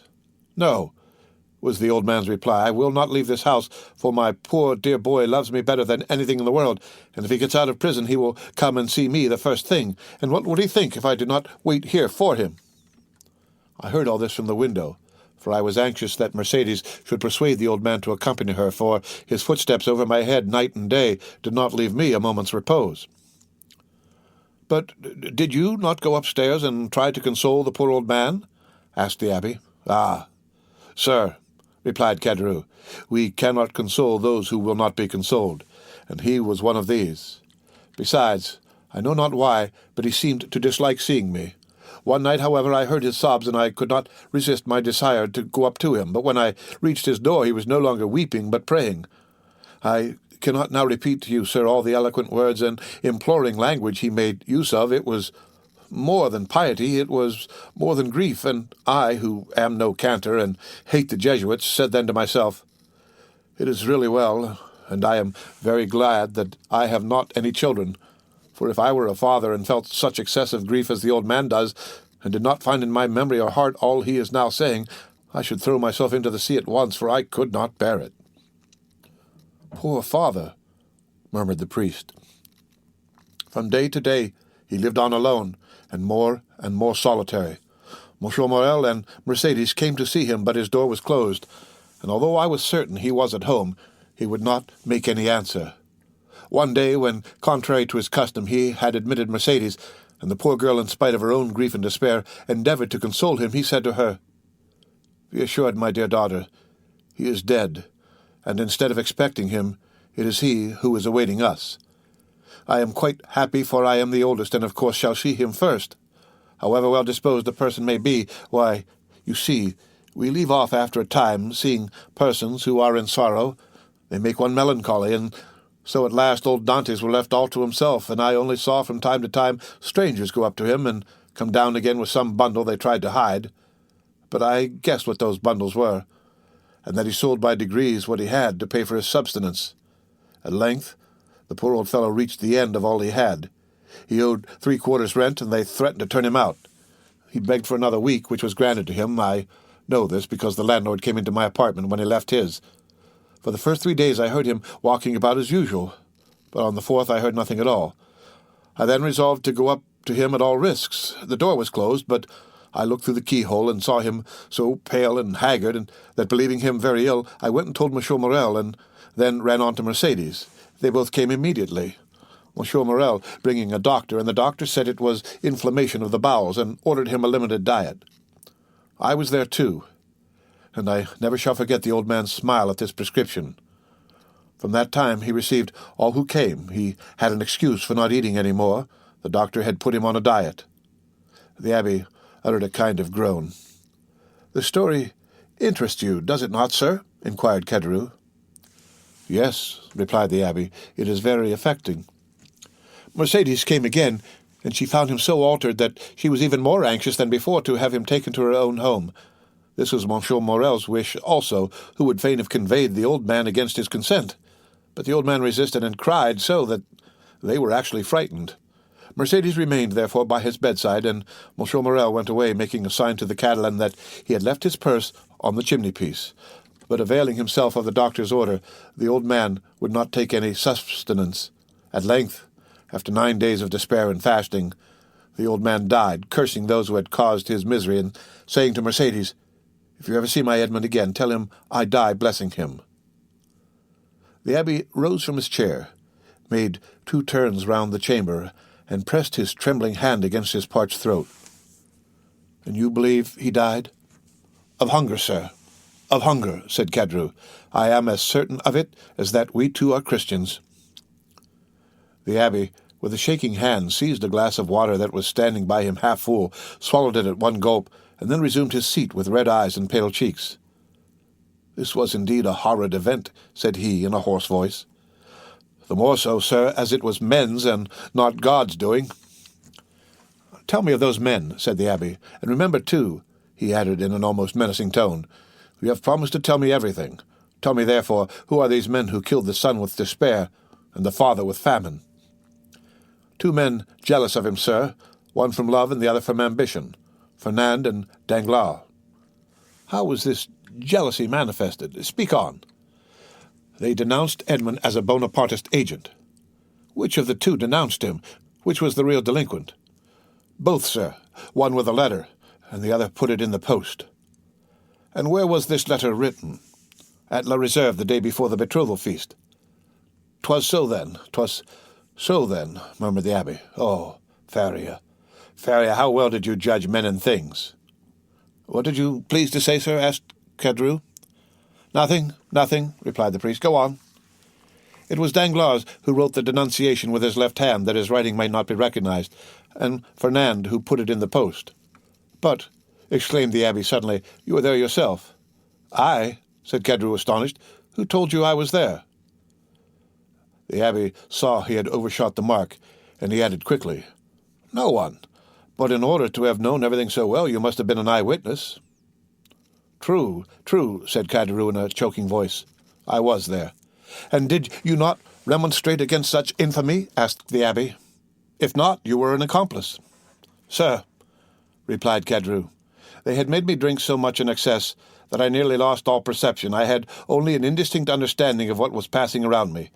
I said all that a man in such a state could say, but they both assured me that it was a jest they were carrying on and perfectly harmless." Next day, sir, you must have seen plain enough what they had been doing, yet you said nothing, though you were present when Dantès was arrested." "Yes, sir. I was there, and very anxious to speak. But Danglars restrained me. 'If he should really be guilty,' said he, 'and did really put into the island of Elba, if he is really charged with a letter for the Bonapartist committee at Paris, and if they find this letter upon him, those who have supported him will pass for his accomplices.' I confess I had my fears in the state in which politics then were, and I held my tongue. It was cowardly, I confess, but it was not criminal." "I understand. You allowed matters to take their course, that was all." "Yes, sir," answered Caderousse, "and remorse preys on me night and day. I often ask pardon of God, I swear to you, because this action, the only one with which I have seriously to reproach myself in all my life, is no doubt the cause of my abject condition. I am expiating a moment of selfishness, and so I always say to La Coquin, when she complains, 'Hold your tongue, woman, it is the will of God.' and Caderousse bowed his head with every sign of real repentance. "Well, sir," said the abbé, "you have spoken unreservedly, and thus to accuse yourself is to deserve pardon. Unfortunately, Edmond is dead and has not pardoned me." "He did not know," said the abbé. "But he knows it all now," interrupted Caderousse. "They say the dead know everything." There was a brief silence. The abbé rose and paced up and down pensively, and then resumed his seat. "You have 2 or 3 times mentioned Monsieur Morel," he said. "Who is he?" "The owner of the Pharaon and patron of Dantès." "And what part did he play in this sad drama?" inquired the abbé. "The part of an honest man, full of courage and real regard. 20 times he interceded for Edmond. When the emperor returned, he wrote, implored, threatened, and so energetically that on the second restoration he was persecuted as a Bonapartist. 10 times, as I told you, he came to see Dantès' father and offered to receive him in his own house, and the night or 2 before his death, as I have already said, he left his purse on the mantelpiece, with which they paid the old man's debts and buried him decently.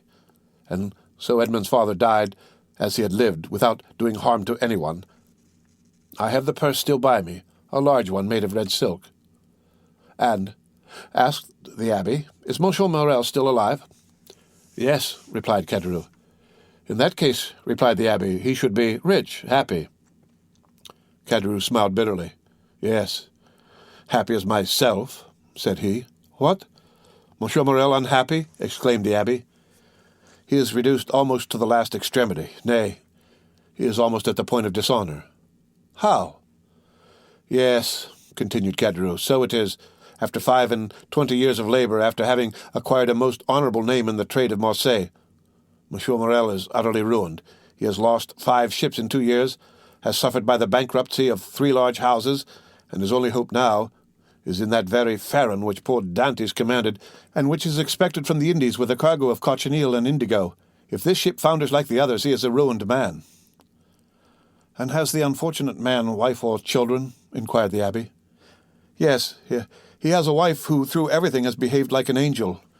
He has a daughter who was about to marry the man she loved, but whose family now will not allow him to wed the daughter of a ruined man. He has besides a son, a lieutenant in the army, and, as you may suppose, all this, instead of lessening, only augments his sorrows. If he were alone in the world, he would blow out his brains, and there would be an end." "Horrible!" ejaculated the priest.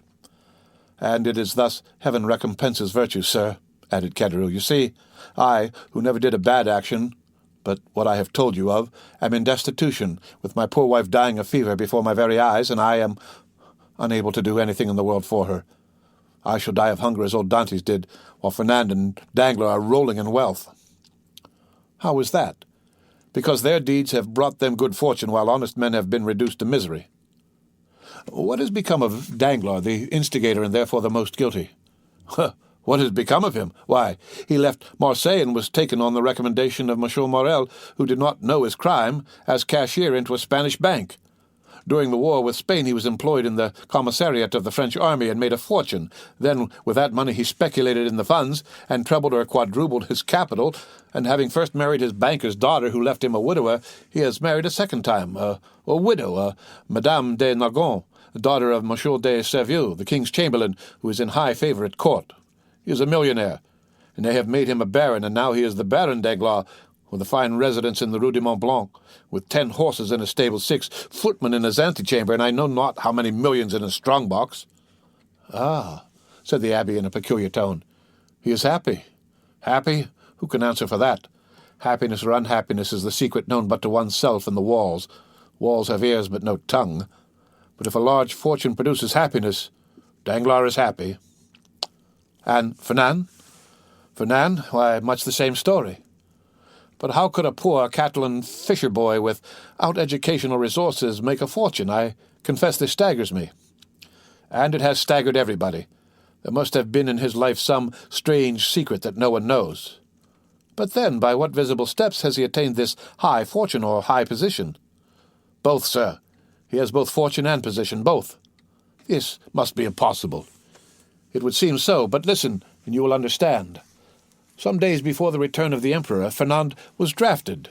The Bourbons left him quietly enough at the Catalans, but Napoleon returned, a special levy was made, and Fernand was compelled to join. I went too, but as I was older than Fernand and had just married my poor wife, I was only sent to the coast. Fernand was enrolled in the active troop, went to the frontier with his regiment, and was at the Battle of Ligny. The night after that battle, he was sentry at the door of a general who carried on a secret correspondence with the enemy. That same night the general was to go over to the English. He proposed to Fernand to accompany him. Fernand agreed to do so, deserted his post, and followed the general.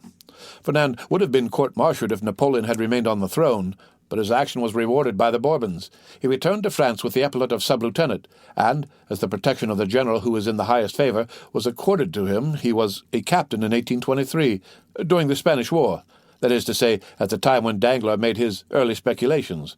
Fernand was a Spaniard, and being sent to Spain to ascertain the feeling of his fellow countrymen, found Danglars there, got on very intimate terms with him, won over the support of the Royalists at the capital, and in the provinces received promises and made pledges on his own part, guided by a regiment by paths known to himself alone through the mountain gorges which were held by the Royalists, and in fact rendered such services in this brief campaign that, after the taking of Trocadero, he was made colonel and received the title of Count and the cross of an officer of the Legion of Honor.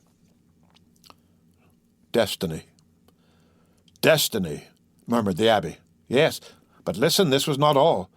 The war with Spain being ended, Fernand's career was checked by the long peace which seemed likely to endure throughout Europe. Greece only had risen against Turkey and had begun her war of independence. All eyes were turned towards Athens. It was the fashion to pity and support the Greeks. The French government, without protecting them openly, as you know, gave countenance to volunteer assistance. Fernand sought and obtained leave to go and serve in Greece, still having his name kept on the army roll. Some time after, it was stated that the Comte de Morcerf, this was the name he bore, entered the service of Ali Pasha with the rank of Instructor General. Ali Pasha was killed, as you know, but before he died he recompensed the services of Fernand by leaving him a considerable sum, with which he returned to France when he was gazetted Lieutenant General. "So that now?" inquired the abbé. "So that now," continued Caderousse, "he owns a magnificent house, number 27 Rue du Helder, Paris." The abbé opened his mouth, hesitated for a moment, then, making an effort at self-control, he said, "And Mercedes, they tell me that she has disappeared?" "Disappeared," said Caderousse. "Yes, as the sun disappears, to rise the next day with still more splendor." "Has she made a fortune also?" inquired the abbé, with an ironical smile. "Mercedes is at this moment one of the greatest ladies in Paris," replied Caderousse. "Go on," said the abbé. "It seems as if I were listening to the story of a dream. But I have seen things so extraordinary that what you tell me seems less astonishing than it otherwise might."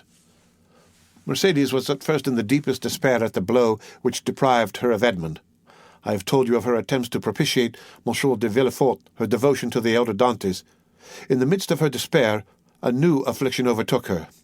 This was the departure of Fernand whose crime she did not know, and whom she regarded as her brother. Fernand went, and Mercedes remained alone. 3 months passed, and she still wept. No news of Edmond, no news of Fernand, no companionship save that of an old man who was dying with despair. One evening, after a day of accustomed vigil at the angle of 2 roads leading to Marseille from the Catalans, she returned to her home more depressed than ever. Suddenly, she heard a step she knew, turned anxiously around. The door opened, and Fernand, dressed in the uniform of a sub-lieutenant, stood before her. It was not the one she wished for most, but it seemed as if a part of her past life had returned to her. Mercedes seized Fernand's hands with a transport which he took for love, but which was only joy at being no longer alone in the world, and seeing at last a friend after long hours of solitary sorrow. And then, it must be confessed, Fernand had never been hated, he was only not precisely loved. Another possessed all Mercedes' heart. That other was absent, had disappeared, perhaps was dead. At this last thought, Mercedes burst into a flood of tears and wrung her hands in agony, but the thought, which she had always repelled before when it was suggested to her by another, came now in full force upon her mind. And then, too, old Dantès incessantly said to her, "Our Edmond is dead. If he were not, he would return to us." The old man died, as I have told you. Had he lived, Mercedes, perchance, had not become the wife of another, for he would have been there to reproach her infidelity.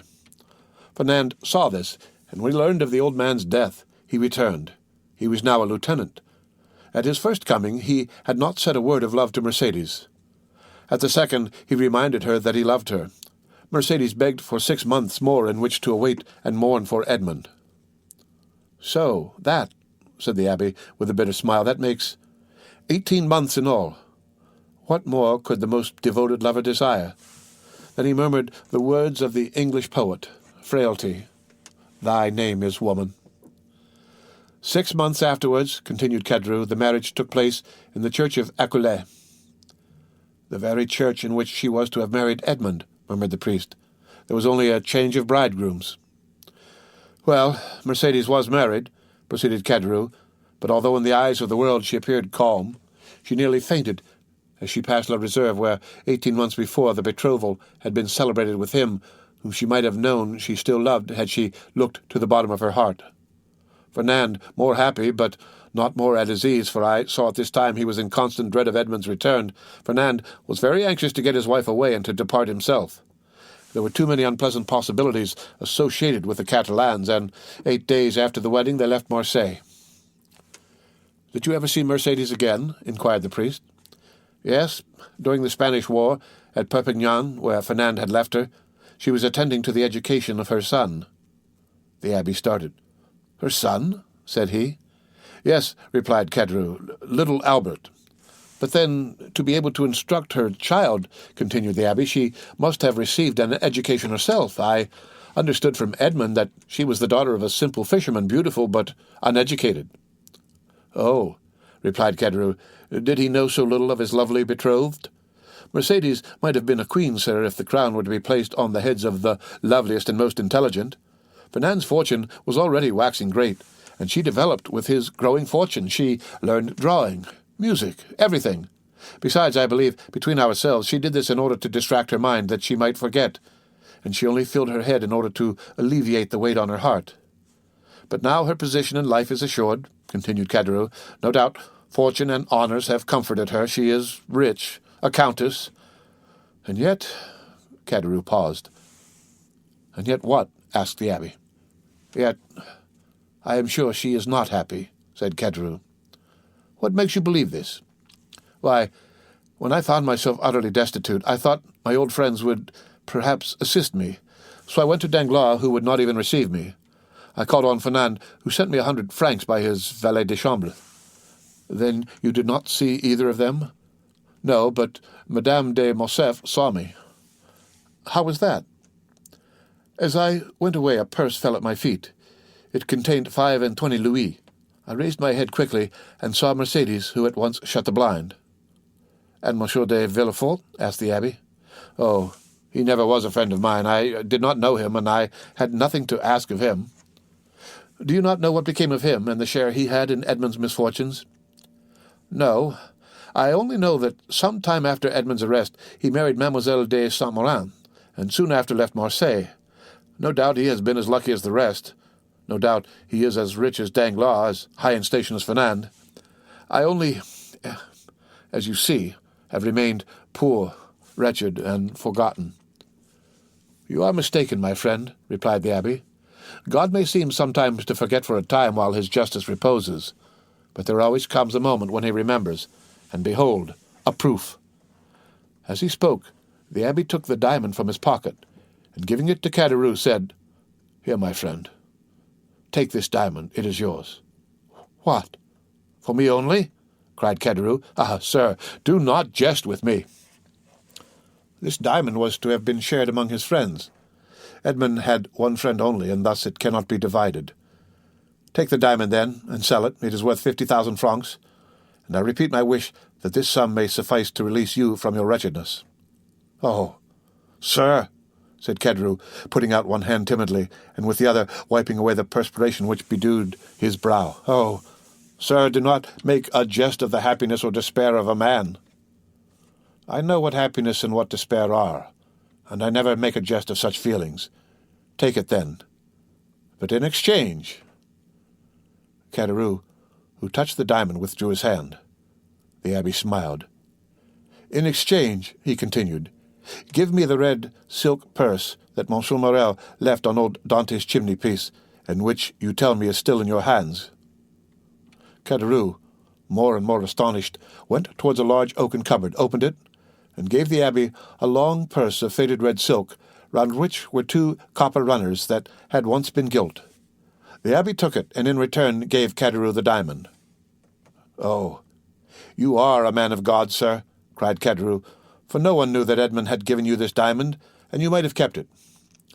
"Which," said the abbé to himself, "you would have done." The abbé rose, took his hat and gloves. "Well," he said, "all you have told me is perfectly true, then, and I may believe it in every particular?" "See, sir," replied Caderousse, "in this corner is a crucifix in holy wood. Here, on this shelf is my wife's testament. Open this book, and I will swear upon it, with my hand on the crucifix. I will swear to you by my soul's salvation, my faith as a Christian. I have told everything to you as it occurred, and as the recording angel will tell it to the ear of God at the day of the last judgment." "'Tis well," said the abbé, convinced by his manner and tone that Caderousse spoke the truth. "'Tis well. And may this money profit you. Adieu. I go far from men who thus so bitterly injure each other."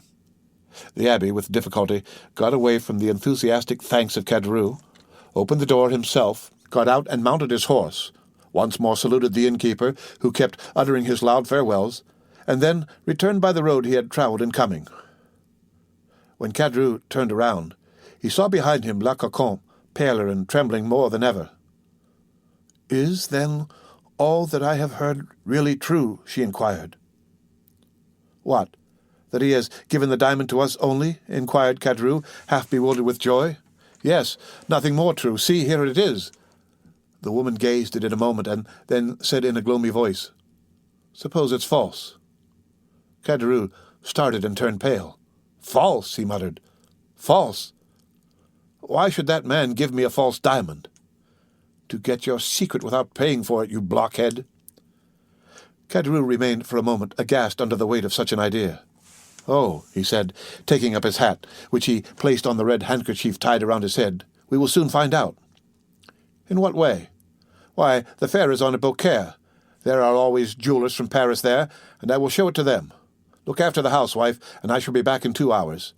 And Caderousse left the house in haste, and ran rapidly in the direction opposite to that which the priest had taken.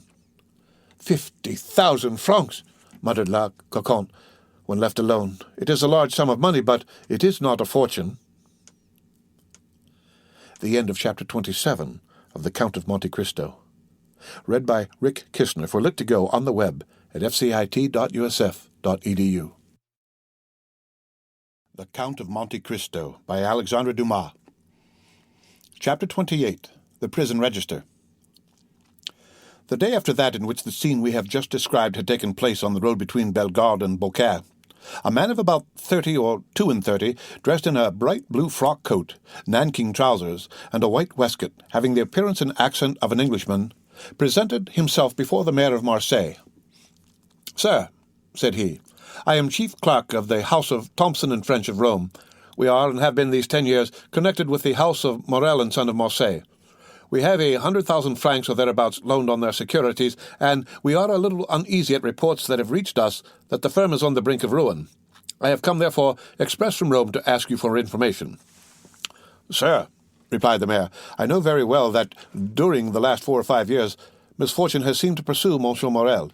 He has lost 4 or 5 vessels and suffered by 3 or 4 bankruptcies, but it is not for me, although I am a creditor myself to the amount of 10,000 francs, to give any information as to the state of his finances.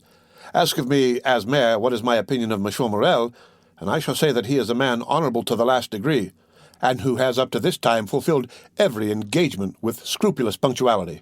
That is all I can say, sir.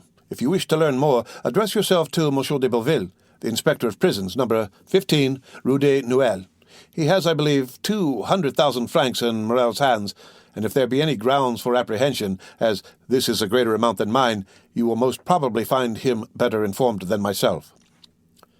The Englishman seemed to appreciate this extreme delicacy, made his bow, and went away, proceeding with characteristic British stride towards the street mentioned.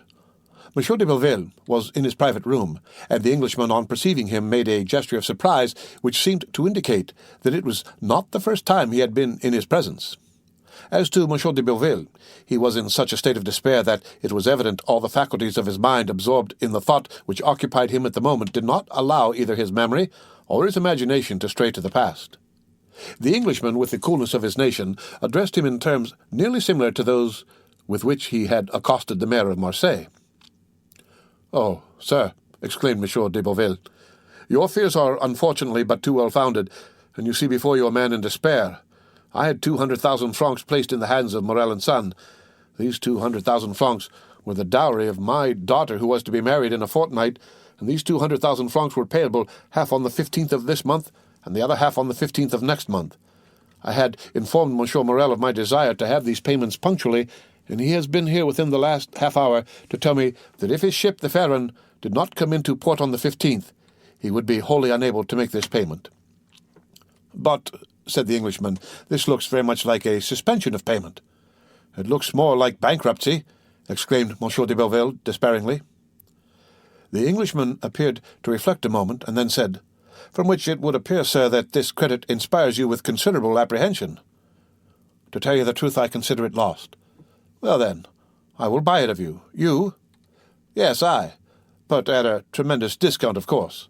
"No. For 200,000 francs. Our house," added the Englishman with a laugh, "does not do things in that way."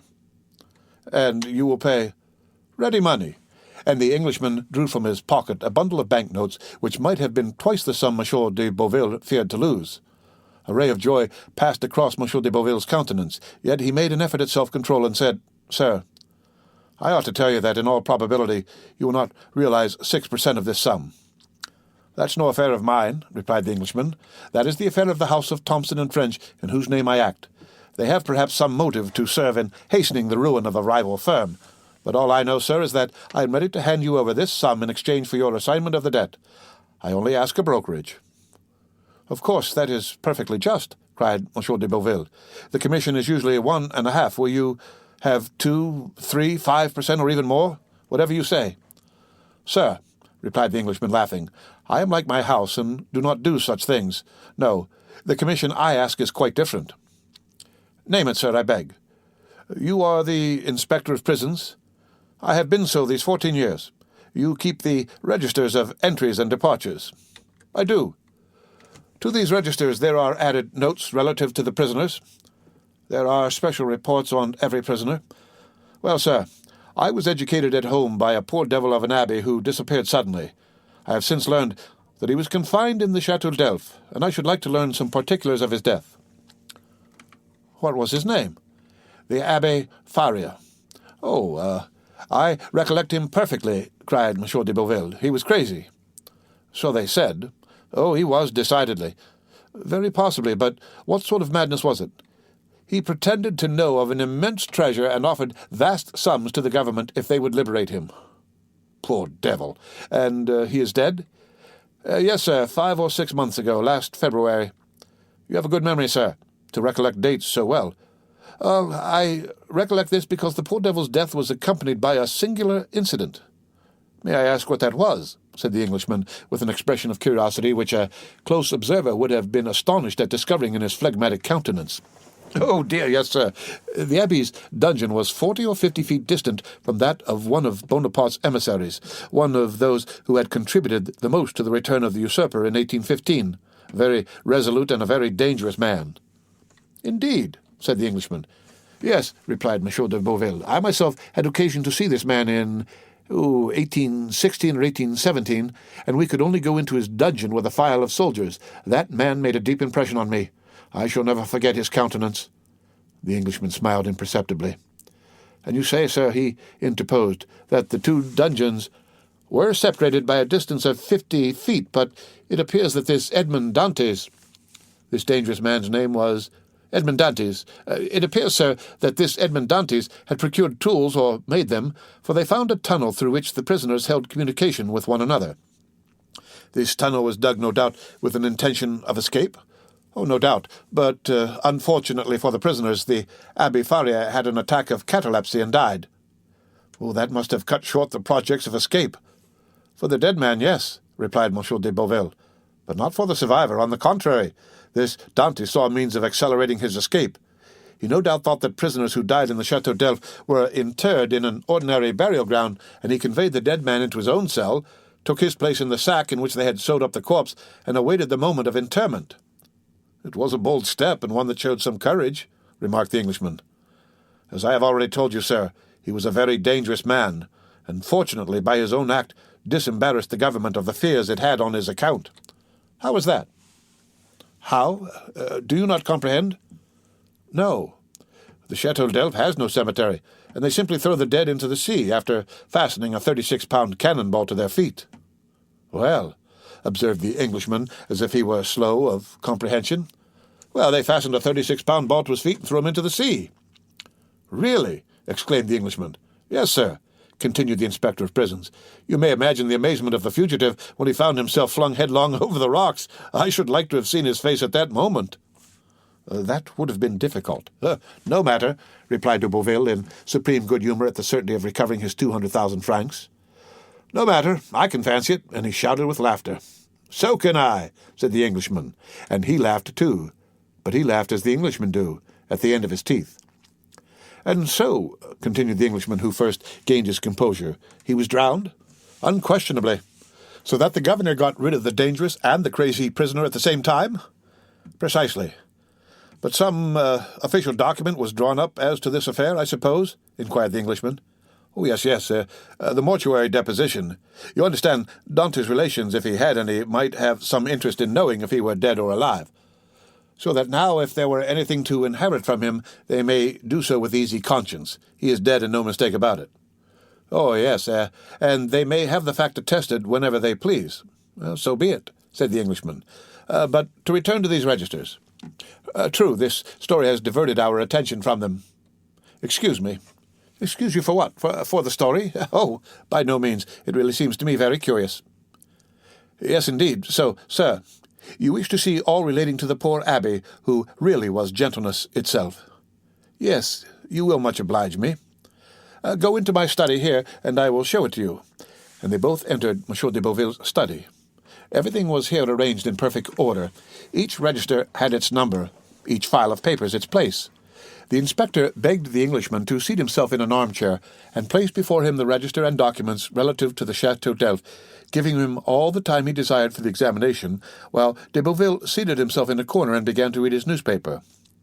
The Englishman easily found the entries relative to the Abbé Faria, but it seemed that the history which the inspector had related interested him greatly, for after having perused the first documents, he turned over the leaves until he reached the deposition respecting Edmond Dantès. There he found everything arranged in due order: the accusation, examination, Morel's petition, M. de Villefort's marginal notes.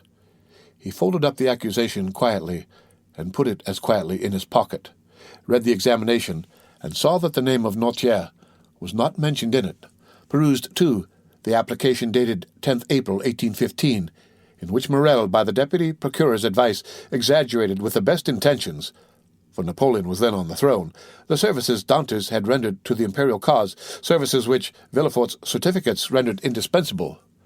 Then he saw through the whole thing. This petition to Napoleon, kept back by Villefort, had become, under the Second Restoration, a terrible weapon against him in the hands of the king's attorney. He was no longer astonished when he searched on to find in the register this note, placed in a bracket against his name: Edmond Dantès, an inveterate Bonapartist, took an active part in the return from the island of Elba, to be kept in strict solitary confinement, and to be closely watched and guarded. Beneath these lines was written in another hand, "See note above. Nothing can be done." He compared the writing in the bracket with the writing of the certificate placed beneath Morel's petition, and discovered that the note in the bracket was the same writing as the certificate, that is to say, was in Villefort's handwriting. As to the note which had accompanied this, the Englishman understood that it might have been added by some inspector who had taken a momentary interest in Dante's situation, but who had, from the remarks we have quoted, found it impossible to give any effect to the interest he had felt. As we have said, the inspector, from discretion, and that he might not disturb the Abbé Faria's pupil in his researches, had seated himself in a corner and was reading Le Drapeau Blanc. He did not see the Englishman fold up and place in his pocket the accusation written by Danglars under the arbor of La Reserve, and which had the postmark Marseille, 27th February, delivery 6 o'clock p.m. But it must be said that if he had seen it, he attached so little importance to this scrap of paper, and so much importance to his 200,000 francs, that he would not have opposed whatever the Englishman might do, however irregular it might be. "Thanks," said the latter, closing the register with a slam. "I have all I want. Now it is for me to perform my promise. Give me a simple assignment of your debt, acknowledge therein the receipt of the cash, and I will hand you over the money." He rose, gave his seat to Monsieur de Beauville, who took it without ceremony and quickly drew up the required assignment, while the Englishman counted out the banknotes on the other side of the desk. The end of Chapter 28 of The Count of Monte Cristo. Read by Rick Kishner for Lit to Go on the web at fcit.usf.edu. The Count of Monte Cristo by Alexandre Dumas. Chapter 29, The House of Morel & Son. Anyone who had quitted Marseille a few years previously, well acquainted with the interior of Morel's warehouse, and had returned at this date, would have found a great change. Instead of that air of life, of comfort, and of happiness that permeates a flourishing and prosperous business establishment, instead of merry faces at the windows, busy clerks hurrying to and fro in the long corridors, instead of the court filled with bales of goods, re-echoing with the cries and jokes of porters, one would have immediately perceived all aspect of sadness and gloom. Out of all the numerous clerks that used to fill the deserted corridor and the empty office, but two remained. One was a young man of 3 or 24 who was in love with Monsieur Morel's daughter, and had remained with him in spite of the efforts of his friends to induce him to withdraw. The other was an old one-eyed cashier called Coquelis or Cockeye, a nickname given him by the young men who used to throng this vast, now almost deserted beehive, and which had so completely replaced his real name that he would not in all probability have replied to anyone who addressed him by it. Coquelis remained in Monsieur Morel's service, and a most singular change had taken place in his position. He had at the same time risen to the rank of cashier, and sunk to the rank of a servant. He was, however, the same Coquelis, good, patient, devoted, but inflexible on the subject of arithmetic, the only point on which he would have stood firm against the world, even against Monsieur Morel, and strong in the multiplication table, which he had at his fingers' ends no matter what scheme or what trap was laid to catch him. In the midst of the disasters that befell the house, Coquelis was the only one unmoved, but this did not arise from a want of affection. On the contrary, from a firm conviction. Like the rats that one by one forsake the doomed ship even before the vessel weighs anchor, so all the numerous clerks had by degrees deserted the office and the warehouse. Coquelis had seen them go without thinking of inquiring the cause of their departure. Everything was, as we have said, a question of arithmetic to Coquelis, and during 20 years he had always seen all payments made with such exactitude that it seemed as impossible to him that the house should stop payment as it would to a miller that the river that had so long turned his mill should cease to flow. Nothing had as yet occurred to shake Coquelis' belief. The last month's payment had been made with the most scrupulous exactitude. Coquelis had detected an overbalance of 14 sous in his cash, and the same evening he had brought them to Monsieur Morel, who, with a melancholy smile, threw them into an almost empty drawer, saying, "Thanks, Coquelis, you are the pearl of cashiers." Coquelis went away perfectly happy, for this eulogium of Monsieur Morel, himself the pearl of the honest men of Marseille, flattered him more than a present of 50 crowns. But since the end of the month, Monsieur Morel had passed many an anxious hour. In order to meet the payments then due, he had collected all his resources, and fearing lest the report of his distress should get bruited abroad at Marseille when he was known to be reduced to such an extremity, he went to the Beaucaire fair to sell his wife's and daughter's jewels and a portion of his plate. By this means the end of the month was past, but his resources were now exhausted. Credit, owing to the reports afloat, was no longer to be had, and to meet the 100,000 francs due on the 10th of the present month, and the 100,000 francs due on the 15th of the next month to Monsieur de Beauville, Monsieur Morel had in reality no hope but the return of the Pharaon, of whose departure he had learnt from a vessel which had weighed anchor at the same time, and which had already arrived in harbour. But this vessel, which, like the Pharaon, came from Calcutta, had been in for a fortnight, while no intelligence had been received of the Pharaon. Such was the state of affairs when, the day after his interview with Monsieur de Beauville, the confidential clerk of the house of Thomson and French of Rome presented himself at Monsieur Morel's. Emmanuel received him. This young man was alarmed by the appearance of every new face, for every new face might be that of a new creditor, come in anxiety to question the head of the house. The young man, wishing to spare his employer the pain of this interview, questioned the newcomer, but the stranger declared that he had nothing to say to Monsieur Emmanuel, and that his business was with Monsieur Morel, in person. Emmanuel sighed and summoned Coquelis.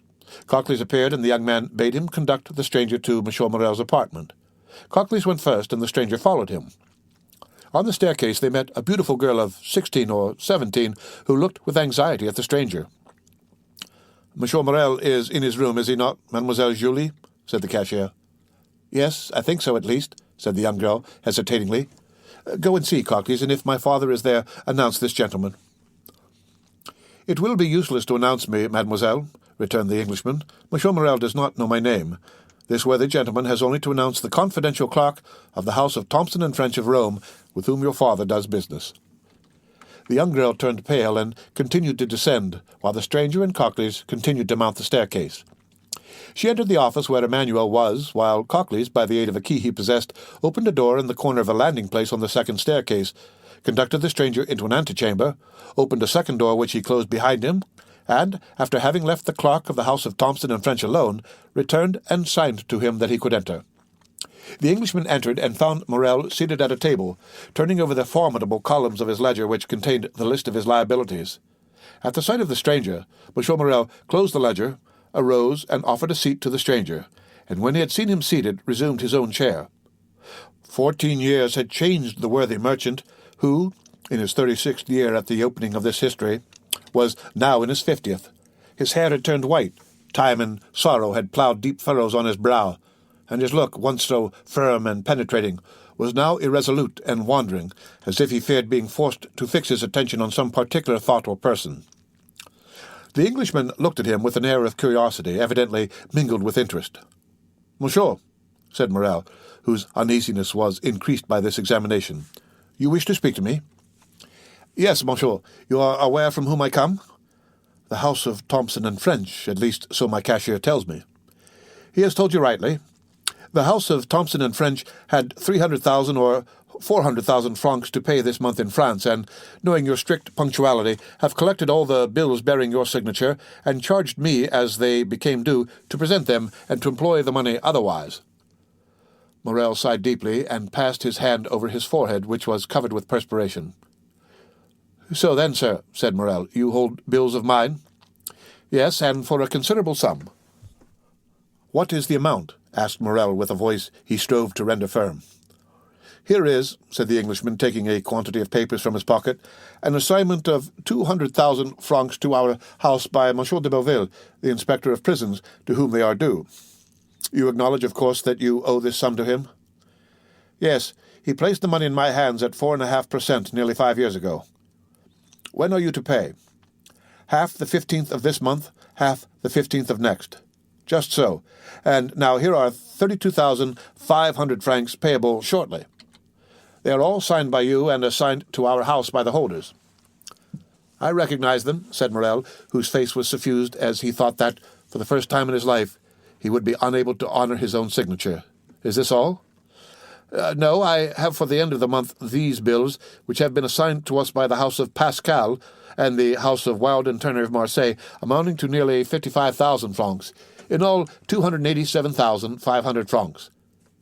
It is impossible to describe what Morel suffered during this enumeration. 287,500 francs, repeated he. "Yes, sir," replied the Englishman. "I will not," continued he after a moment's silence, "conceal from you that while your probity and exactitude up to this moment are universally acknowledged, yet the report is current in Marseille that you are not able to meet your liabilities." At this almost brutal speech, Morel turned deathly pale. "Sir," said he, "up to this time, and it is now more than 24 years since I received the directions of this house from my father, who had himself conducted it for 35 years, never has anything bearing the signature of Morel and Son been dishonored." "I know that," replied the Englishman, "but as a man of honor should answer another, tell me fairly, shall you pay these with the same punctuality?" Morel shuddered and looked at the man, who spoke with more assurance than he had hitherto shown. "To questions frankly put," said he, "a straightforward answer should be given. Yes, I shall pay, if, as I hope, my vessel arrives safely, for its arrival will again procure me the credit which the numerous accidents of which I have been the victim have deprived me. But if the Pharaon should be lost, and this last resource be gone—" The poor man's eyes filled with tears. "Well," said the other, "if this last resource fails you?" "Well," returned Morel, "it is a cruel thing to be forced to say, but Already used to misfortune, I must habituate myself to shame. I fear I shall be forced to suspend payment. Have you new friends who could assist you? Morel smiled mournfully. In business, sir, said he. One has no friends, only correspondents. It is true, murmured the Englishman. Then you have but one hope. But one? The last. So that, if this fail, I am ruined, completely ruined. As I was on my way here, a vessel was coming into port. I know it, sir. A young man who still adheres to my fallen fortunes passes a part of his time in a belvedere at the top of the house in hopes of being the first to announce good news to me. He has informed me of the arrival of this ship. And it is not yours? No, she is a Bordeaux vessel, La Gironde. She comes from India also, but she is not mine. Perhaps she has spoken to the Pharaon and brings you some tidings of her. Shall I tell you plainly one thing, sir? I dread almost as much to receive any tidings of my vessel as to remain in doubt. Uncertainty is still hope. Then, in a low voice, Morel added, This delay is not natural. The Pharaon left Calcutta the 5th February. She ought to have been here a month ago. What is that? Said the Englishman. What is the meaning of that noise? Oh, cried Morel, turning pale. What is it? A loud noise was heard on the stairs of people moving hastily and half-stifled sobs. Morel rose and advanced to the door, but his strength failed him and he sank into a chair. The two men remained opposite one another, Morel trembling in every limb, the stranger gazing at him with an air of profound pity. The noise had ceased, but it seemed that Morel expected something. Something had occasioned the noise, and something must follow. The stranger fancied he heard footsteps on the stairs, and that the footsteps, which were those of several persons, stopped at the door. A key was inserted in the lock of the first door, and the creaking of hinges was audible. There are only two persons who have the key to that door, murmured Morel, Cocles and Julie. At this instant the second door opened, and the young girl, her eyes bathed with tears, appeared. Morel rose tremblingly, supporting himself by the arm of the chair. He would have spoken, but his voice failed him. "Oh, father," said she, clasping her hands, "forgive your child for being the bearer of evil tidings." Morel again changed colour. Julie threw herself into his arms. "Oh, father, father," murmured she, "courage." "The Pharaon has gone down, then?" said Morel in a hoarse voice. The young girl did not speak, but she made an affirmative sign with her head as she lay on her father's breast. "And the crew?" asked Morel. "Saved," said the girl, "saved by the crew of the vessel that has just entered the harbour." Morel raised his two hands to heaven with an expression of resignation and sublime gratitude. "Thanks, my God," said he. "At least thou strikest but me alone." A tear moistened the eye of the phlegmatic Englishman. Come in," said Morel, "for I presume you are all at the door." Scarcely had he uttered those words than Madame Morel entered weeping bitterly. Emmanuel followed her, and in the antechamber were visible the rough faces of 7 or 8 half-naked sailors. At the sight of these men, the Englishman started and advanced a step, then restrained himself and retired into the farthest and most obscure corner of the apartment. Madame Morel sat down by her husband and took one of his hands in hers. Julie still lay with her head on his shoulder. Emmanuel stood in the centre of the chamber and seemed to form the link between Morel's family and the sailors at the door. "How did this happen?" said Morel. "Draw nearer, Penelon," said the young man, "and tell us all about it." An old seaman, bronzed by the tropical sun, advanced, twirling the remains of a tarpaulin between his hands.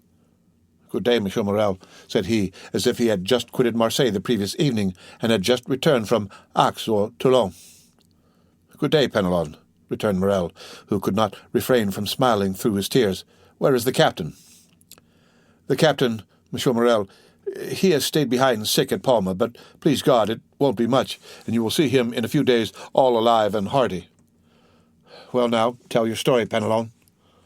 Penelon rolled his quid in his cheek, placed his hand before his mouth, turned his head, and sent a long jet of tobacco juice into the antechamber, advanced his foot, balanced himself, and began.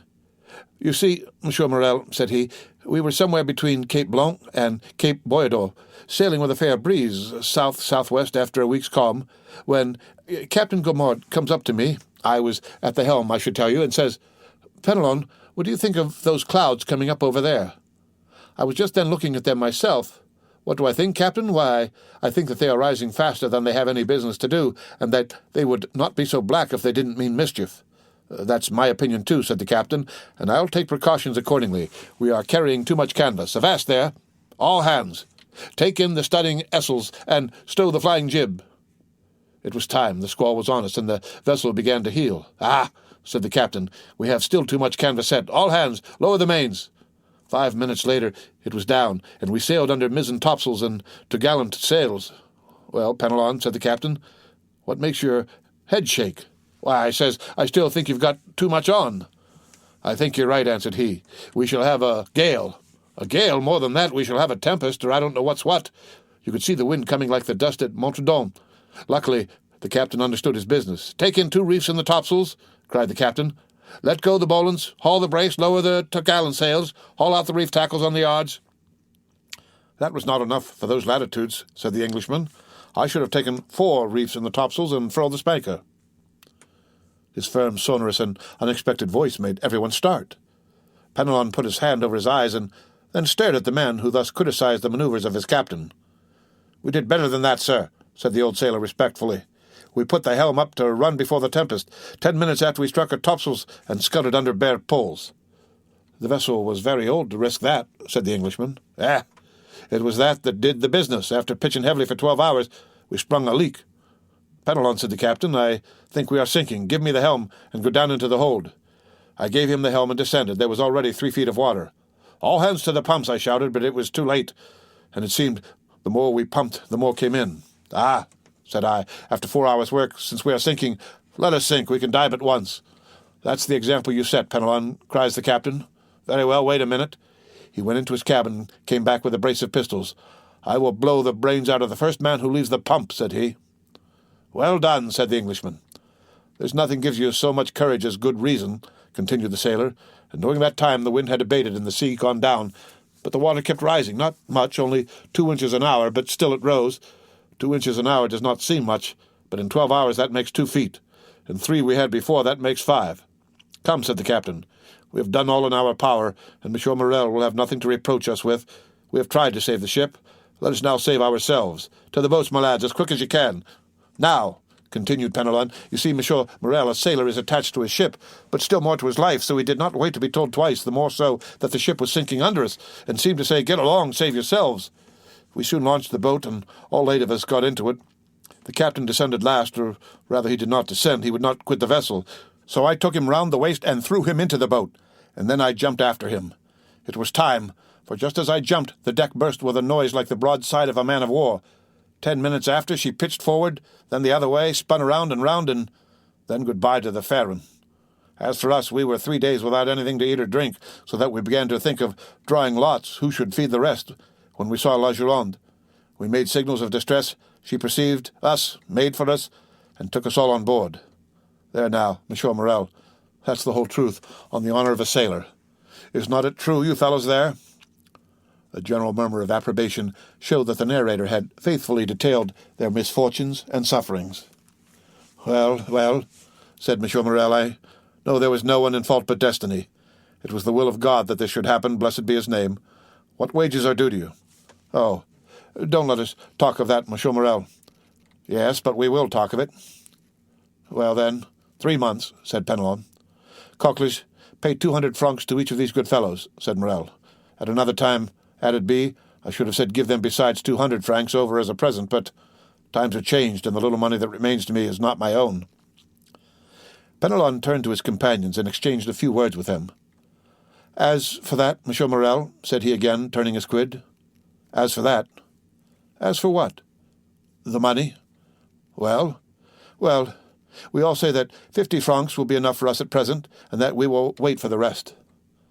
"Thanks, my friends, thanks," cried Morel gratefully. Take it, and if you can find another employer, enter his service. You are free to do so." These last words produced a prodigious effect on the seaman. Penelon nearly swallowed his quid. Fortunately, he recovered. "What, Monsieur Morel?" said he in a low voice. "You send us away? You are then angry with us?" No, said Monsieur Morel, "I am not angry, quite the contrary, and I do not send you away. But I have no more ships, and therefore I do not want any sailors." "No more ships?" returned Penelon. "Well, then, You'll build some. We'll wait for you." "I have no money to build ships with, Penelon," said the poor owner mournfully, "so I cannot accept your kind offer." "No more money? Oh, then you must not pay us. We can scud like the Pharaon under bare poles." "Enough, enough," cried Morel, almost overpowered. "Leave me, I pray you. We shall meet again in a happier time. Emmanuel, go with them and see that my orders are executed." "At least we shall see each other again, Monsieur Morel?" asked Penelon. "Yes, I hope so, at least. Now go." He made a sign to Cocles, who went first. The seaman followed him, and Emmanuel brought up the rear. "Now," said the owner to his wife and daughter, "leave me. I wish to speak with this gentleman." And he glanced towards the clerk of Thomson and French, who had remained motionless in the corner during this scene, in which he had taken no part, except the few words we have mentioned. The two women looked at this person whose presence they had entirely forgotten, and retired. But as she left the apartment, Julie gave the stranger a supplicating glance, to which he replied by a smile that an indifferent spectator would have been surprised to see on his stern features. The two men were left alone. "Well, sir," said Morel, sinking into a chair, "you have heard all, and I have nothing further to tell you." "I see," returned the Englishman, "that a fresh and unmerited misfortune has overwhelmed you, and this only increases my desire to serve you." "Oh, sir," cried Morel. "Let me see," continued the stranger. "I am one of your largest creditors. Your bills, at least, are the first that will fall due. Do you wish for time to pay? A delay would save my honor, and consequently my life." "How long a delay do you wish for?" Morel reflected. 2 months, said he. "I will give you 3, replied the stranger. "But," asked Morel, "will the house of Thomson and French consent?" "Oh, I take everything on myself. Today is the 5th of June. Yes? Well, renew these bills up to the 5th of September, and on the 5th of September at 11 o'clock, the hand of the clock pointed to 11, I shall come to receive the money." "I shall expect you," returned Morel, "and I will pay you, or I shall be dead." These last words were uttered in so low a tone that the stranger could not hear them. The bills were renewed, the old ones destroyed, and the poor ship-owner found himself with 3 months before him to collect his resources. The Englishman received his thanks with the phlegm peculiar to his nation, and Morel, overwhelming him with grateful blessings, conducted him to the staircase. The stranger met Julie on the stairs, she pretending to be descending, but in reality she was waiting for him. "Oh, sir," said she, clasping her hands. "Mademoiselle," said the stranger, "one day you will receive a letter signed Sinbad the Sailor. Do exactly what the letter bids you, however strange it may appear." "Yes, sir," returned Julie. "Do you promise?" "I swear to you I will." "It is well. Adieu, mademoiselle. Continue to be the good, sweet girl you are at present, and I have great hopes that heaven will reward you by giving you Emmanuel for a husband." Julie uttered a faint cry, blushed like a rose, and leaned against the baluster. The stranger waved his hand and continued to descend. In the court he found Penelon, who with a rouleau of 100 francs in either hand seemed unable to make up his mind to retain them. "Come with me, my friend," said the Englishman. "I wish to speak to you." The end of Chapter 29 of The Count of Monte Cristo. Read by Rick Kishner for Lit2Go on the web at fcit.usf.edu. The Count of Monte Cristo by Alexandre Dumas. Chapter 30, the 5th of September. The extension provided for by the agent of Thomson and French at the moment when Morel expected it least was to the poor ship-owner so decided a stroke of good fortune that he almost dared to believe that fate was at length grown weary of wasting her spite upon him. The same day he told his wife Emmanuel and his daughter all that had occurred, and a ray of hope, if not of tranquillity, returned to the family. Unfortunately, however, Morel had not only engagements with the house of Thomson and French, who had shown themselves so considerate towards him, and, as he had said, in business he had correspondents, and not friends. When he thought the matter over, he could by no means account for this generous conduct on the part of Thomson and French towards him, and could only attribute it to some such selfish argument as this: "We had better help a man who owes us nearly 300,000 francs, and have those 300,000 francs at the end of 3 months, than hasten his ruin and get only 6 or 8% of our money back again." Unfortunately, whether through envy or stupidity, all Morel's correspondents did not take this view, and some even came to a contrary decision. The bills signed by Morel were presented at his office with scrupulous exactitude, and thanks to the delay granted by the Englishmen, were paid by Cocles with equal punctuality. Cocles thus remained in his accustomed tranquillity. It was Morel alone who remembered with alarm that, if he had to repay on the 15th the 50,000 francs of M. de Beauville, and on the 30th the 32,500 francs of bills for which, as well as the debt due to the inspector of prisons, he had time granted, he must be a ruined man. The opinion of all the commercial men was that, under the reverses which had successively weighed down Morel, it was impossible for him to remain solvent. Great, therefore, was the astonishment when at the end of the month he cancelled all his obligations with his usual punctuality. Still, confidence was not restored to all minds, and the general opinion was that the complete ruin of the unfortunate ship-owner had been postponed only until the end of the month. The month passed, and Morel made extraordinary efforts to get in all his resources. Formerly his paper at any date was taken with confidence, and was even in request. Morel now tried to negotiate bills at 90 days only, and none of the banks would give him credit. Fortunately, Morel had some funds coming in on which he could rely, and as they reached him, he found himself in a condition to meet his engagements when the end of July came. The agent of Thomson and French had not been again seen at Marseille. The day after, or 2 days after his visit to Morel, he had disappeared, and, as in that city he had had no intercourse but with the mayor, the inspector of prisons, and Monsieur Morel, his departure left no trace except in the memories of these three persons. As to the sailors of the Pharaon, they must have found snug berths elsewhere, for they also had disappeared. Captain Gaumard, recovered from his illness, had returned from Palma. He delayed presenting himself at Morel's, but the owner, hearing of his arrival, went to see him. The worthy ship-owner knew from Penelon's recital of the captain's brave conduct during the storm and tried to console him. He brought him also the amount of his wages, which Captain Gaumard had not dared to apply for. As he descended the staircase, Morel met Penelon, who was going up. Penelon had, it would seem, made good use of his money, for he was newly clad. When he saw his employer, the worthy tar seemed much embarrassed, drew on one side into the corner of the landing-place, passed his quid from one cheek to the other, stared stupidly with his great eyes, and only acknowledged the squeeze of the hand which Morel, as usual, gave him by a slight pressure in return. Morel attributed Penelon's embarrassment to the elegance of his attire. It was evident the good fellow had not gone to such an expense on his own account. He was no doubt engaged on board some other vessel, and thus his bashfulness arose from the fact of his not having, if we may so express ourselves, worn mourning for the Pharaon longer. Perhaps he had come to tell Captain Gaumard of his good luck, and to offer him employment from his new master. "Worthy fellows," said Morel as he went away, "may your new master love you as I loved you, and be more fortunate than I have been." August rolled by in unceasing efforts on the part of Morel to renew his credit or revive the old.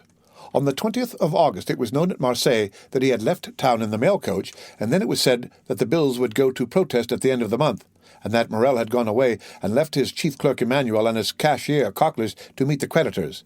But contrary to all expectation, when the 31st of August came, the house opened as usual, and Cocles appeared behind the grating of the counter, examined all bills presented with the usual scrutiny, and from first to last paid all with the usual precision. There came in, moreover, 2 drafts which Monsieur Morel had fully anticipated, and which Cocles paid as punctually as the bills which the ship-owner had accepted. All this was incomprehensible, and then, with the tenacity peculiar to prophets of bad news, the failure was put off until the end of September. On the 1st, Morel returned. He was awaited by his family with extreme anxiety, for from this journey to Paris they had hoped great things. Morel had thought of Danglars, who was now immensely rich, and had lain under great obligation to Morel in former days, since to him it was owing that Danglars entered the service of the Spanish banker with whom he had laid the foundations of his vast wealth. It was said at this moment that Danglars was worth from 6 to 8 millions of francs, and had unlimited credit. Danglars then, without taking a crown from his pocket, could save Morel. He had but to pass his word for a loan, and Morel was saved. Morel had long thought of Danglars, but had kept away from some instinctive motive, and had delayed as long as possible, availing himself of this last resource. And Morel was right, for he returned home crushed by the humiliation of a refusal. Yet on his arrival, Morel did not utter a complaint or say one harsh word. He embraced his weeping wife and daughter, pressed Emmanuel's hand with friendly warmth, and then, going to his private room on the 2nd floor, had sent for Cocles. "Then," said the 2 women to Emmanuel, "we are indeed ruined." It was agreed in a brief council held among them that Julie should write to her brother, who was in garrison at Nimes, to come to them as speedily as possible. The poor women felt instinctively that they required all their strength to support the blow that impended. Besides, Maximilien Morel, though hardly 22, had great influence over his father. He was a strong-minded, upright young man. At the time when he decided on his profession, his father had no desire to choose for him, but had consulted young Maximilien's taste. He had at once declared for a military life, and had in consequence studied hard, passed brilliantly through the Polytechnic School, and left it as sub-lieutenant of the 53rd of the line. For a year he had held this rank, and expected promotion on the first vacancy. In his regiment, Maximilien Morel was noted for his rigid observance not only of the obligations imposed on a soldier, but also of the duties of a man, and he thus gained the name of the Stoic. We need hardly say that many of those who gave him this epithet repeated it because they had heard it and did not even know what it meant. This was the young man whom his mother and sister called to their aid to sustain them under the serious trial which they felt they would soon have to endure. They had not mistaken the gravity of this event, for the moment after Morel had entered his private office with Cochleys, Julie saw the latter leave it pale, trembling, and his features betraying the utmost consternation. She would have questioned him as he passed her, but the worthy creature hastened down the staircase with unusual precipitation, and only raised his hands to heaven and exclaimed, "Oh, Mademoiselle, Mademoiselle, what a dreadful misfortune! Who could ever have believed it?" A moment afterward, Julie saw him go upstairs carrying 2 or 3 heavy ledgers, a portfolio, and a bag of money. Morel examined the ledgers, opened the portfolio, and counted the money. All his funds amounted to 6,000 or 8,000 francs, his bills receivable up to the 5th to 4,000 or 5,000, which, making the best of everything, gave him 14,000 francs to meet debts amounting to 287,500 francs. He had not even the means for making a possible settlement on account. However, when Morel went down to his dinner, he appeared very calm. This calmness was more alarming to the 2 women than the deepest dejection would have been. After dinner, Morel usually went out and used to take his coffee at the Phocéen Club and read the Semaphore. This day he did not leave the house, but returned to his office. As to Cochleys, he seemed completely bewildered. For part of the day he went into the courtyard, seated himself on a stone with his head bare and exposed to the blazing sun. Emmanuel tried to comfort the women, but his eloquence faltered. The young man was too well acquainted with the business of the house not to feel that a great catastrophe hung over the Morel family. Night came. The 2 women had watched, hoping that when he left his room, Morel would come to them, but they heard him pass before their door, and trying to conceal the noise of his footsteps. They listened. He went into his sleeping room, and fastened the door inside. Madame Morel sent her daughter to bed, and half an hour after Julie had retired, she rose, took off her shoes, and went stealthily along the passage to see through the keyhole what her husband was doing. In the passage she saw a retreating shadow. It was Julie, who, uneasy herself, had anticipated her mother. The young lady went towards Madame Morel. "He is writing," she said. They had understood each other without speaking. Madame Morel looked again through the keyhole. Morel was writing, but Madame Morel remarked what her daughter had not observed, that her husband was writing on stamped paper. The terrible idea that he was writing his will flashed across her.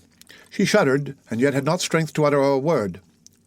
Next day, Monsieur Morel seemed as calm as ever, went into his office as usual, came to his breakfast punctually, and then, after dinner, he placed his daughter beside him, took her head in his arms, and held her for a long time against his bosom. In the evening, Julie told her mother that, although he was apparently so calm, she had noticed that her father's heart beat violently. The next 2 days passed in much the same way. On the evening of the 4th of September, Monsieur Morel asked his daughter for the key of his study. Julie trembled at this request, which seemed to her of bad omen. Why did her father ask for this key, which she always kept, and which was only taken from her in childhood as a punishment? The young girl looked at Morel. "What have I done wrong, father," she said, "that you should take this key from me?" "Nothing, my dear," replied the unhappy man, the tears starting to his eyes at this simple question. "Nothing, only I want it." Julie made a pretense to feel for the key. "I must have left it in my room," she said, and she went out. But instead of going to her apartment, she hastened to consult Emmanuel. "Do not give this key to your father," said he, "and tomorrow morning, if possible, do not quit him for a moment." She questioned Emmanuel, but he knew nothing or would not say what he knew. During the night between the 4th and 5th of September, Madame Morel remained listening for every sound, and until 3 o'clock in the morning she heard her husband pacing the room in great agitation. It was 3 o'clock when he threw himself on the bed. The mother and daughter passed the night together. They had expected Maximilian since the previous evening. At 8 o'clock in the morning, Morel entered their chamber. He was calm, but the agitation of the night was legible in his pale and careworn visage. They did not dare to ask him how he had slept. Morel was kinder to his wife, more affectionate to his daughter than he had ever been.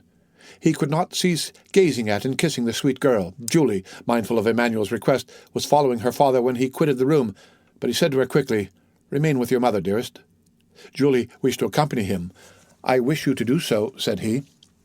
This was the first time Morel had ever so spoken, but he said it in a tone of paternal kindness, and Julie did not dare to disobey. She remained at the same spot, standing mute and motionless. An instant afterwards the door opened. She felt 2 arms encircle her, and a mouth pressed her forehead. She looked up and uttered an exclamation of joy. "Maximilian, my dearest brother," she cried. At these words, Madame Morel rose and threw herself into her son's arms. "Mother," said the young man, looking alternately at Madame Morel and her daughter, "what has occurred? What has happened? Your letter has frightened me, and I have come hither with all speed." "Julie," said Madame Morel, making a sign to the young man, "go and tell your father that Maximilian has just arrived." The young lady rushed out of the apartment, but on the first step of the staircase she found a man holding a letter in his hand. "Are you not Mademoiselle Julie Morel?" inquired the man with a strong Italian accent. "Yes, sir," replied Julie with hesitation. "What is your pleasure? I do not know you." "Read this letter," he said, handing it to her. Julie hesitated. "It concerns the best interests of your father," said the messenger. The young girl hastily took the letter from him. She opened it quickly and read, "Go this moment to the Allée des Milons. Enter the house, number 15. Ask the porter for the key of the room on the 5th floor. Enter the apartment. Take from the corner of the mantelpiece a purse netted in red silk, and give it to your father. It is important that he should receive it before 11 o'clock. You promised to obey me implicitly. Remember your oath. Sinbad the Sailor." The young girl uttered a joyful cry, raised her eyes, looked round to question the messenger, but he had disappeared. She cast her eyes again over the note to peruse it a second time, and she saw there was a postscript. She read, "It is important that you should fulfill this mission in person and alone. If you go accompanied by any other person, or should anyone else go in your place, the porter will reply that he does not know anything about it." This postscript decreased greatly the young girl's happiness. Was there nothing to fear? Was there not some snare laid for her? Her innocence had kept her in ignorance of the dangers that might assail a young girl of her age. But there is no need to know danger in order to fear it. Indeed, it may be observed that it is usually unknown perils that inspire the greatest terror. Julie hesitated and resolved to take counsel, yet, through a singular impulse, it was neither to her mother nor her brother that she applied, but to Emmanuel. She hastened down and told him what had occurred on the day when the agent of Thompson and French had come to her father's, related the scene on the staircase, repeated the promise she had made, and showed him the letter. "You must go then, mademoiselle," said Emmanuel. "Go there?" murmured Julie. "Yes, I will accompany you. But did you not read that I must be alone?" said Julie. "And you shall be alone," replied the young man. "I will await you at the corner of the Rue des Musées, and if you are so long absent as to make me uneasy, I will hasten to rejoin you, and woe to him of whom you shall have cause to complain to me." "Then, Emmanuel," said the young girl with hesitation, "it is your opinion that I should obey this invitation?" "Yes. Did not the messenger say your father's safety depended upon it?" "But what danger threatens him then, Emmanuel?" she asked. Emmanuel hesitated a moment, but his desire to make Julie decide immediately made him reply. "Listen," he said. "Today is the 5th of September, is it not?" "Yes." "Today, then, at 11 o'clock, your father has nearly 300,000 francs to pay?" "Yes, we know that." "Well, then," continued Emmanuel, "we have not 15,000 francs in the house." "What will happen then?" "Why, if today before 11 o'clock your father has not found someone who will come to his aid, he will be compelled at 12 o'clock to declare himself a bankrupt." "Oh, come, then, come," cried she, hastening away with the young man. During this time, Madame Morel had told her son everything. The young man knew quite well that, after the succession of misfortunes which had befallen his father, great changes had taken place in the style of living and housekeeping, but he did not know that matters had reached such a point. He was thunderstruck. Then, rushing hastily out of the apartment, he ran upstairs, expecting to find his father in his study, but he rapped there in vain. While he was yet at the door of the study, he heard the bedroom door open, turned, and saw his father. Instead of going direct to his study, Monsieur Morel had returned to his bedchamber, which he was only this moment quitting. Morel uttered a cry of surprise at the sight of his son, of whose arrival he was ignorant. He remained motionless on the spot, pressing with his left hand something he had concealed under his coat. Maximilian sprang down the staircase and threw his arms round his father's neck, but suddenly he recoiled and placed his right hand on Morel's breast. "Father," he exclaimed, turning pale as death, "what are you going to do with that brace of pistols under your coat?" "Oh, this is what I feared," said Morel. "Father, Father, in heaven's name," exclaimed the young man, "what are these weapons for?" "Maximilian," replied Morel, looking fixedly at his son, "you are a man and a man of honor. Come, and I will explain to you."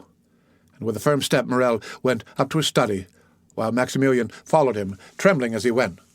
Morel opened the door and closed it behind his son, then, crossing the anteroom, went to his desk, on which he placed the pistols, and pointed with his finger to an open ledger.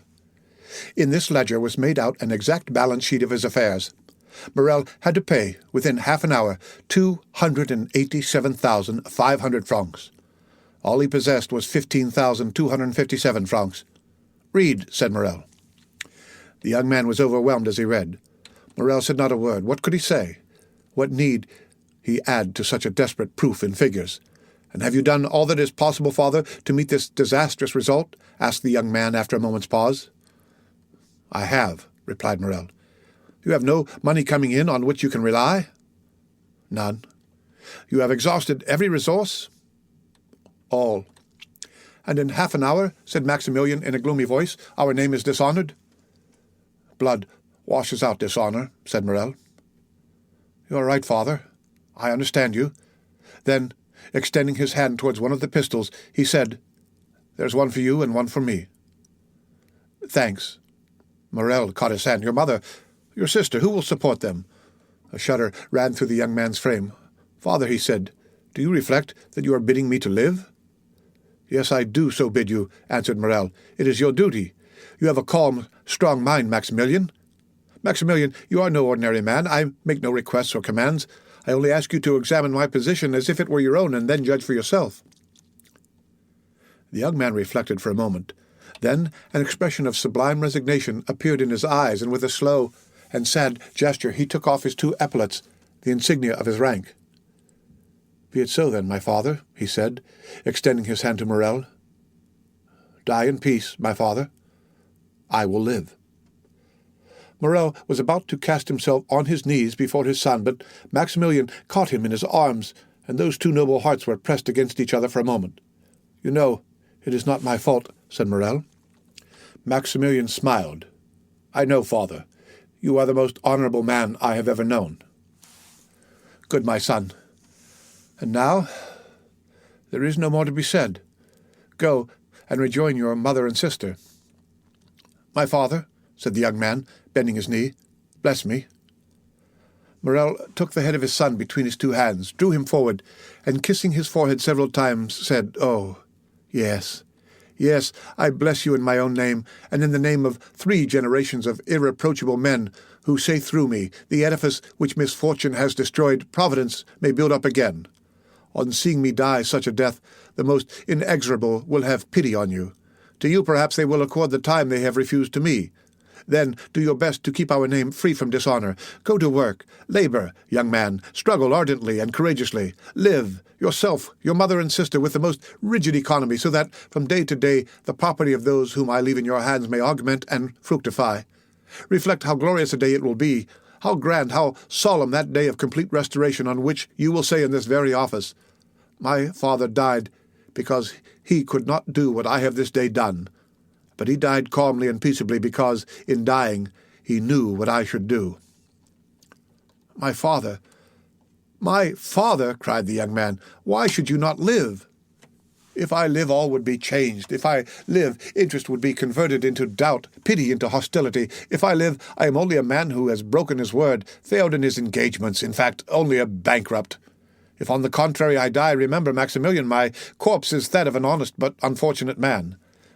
Living, my best friends will avoid my house. Dead, all Marseille will follow me in tears to my last home. Living, you would feel shame at my name.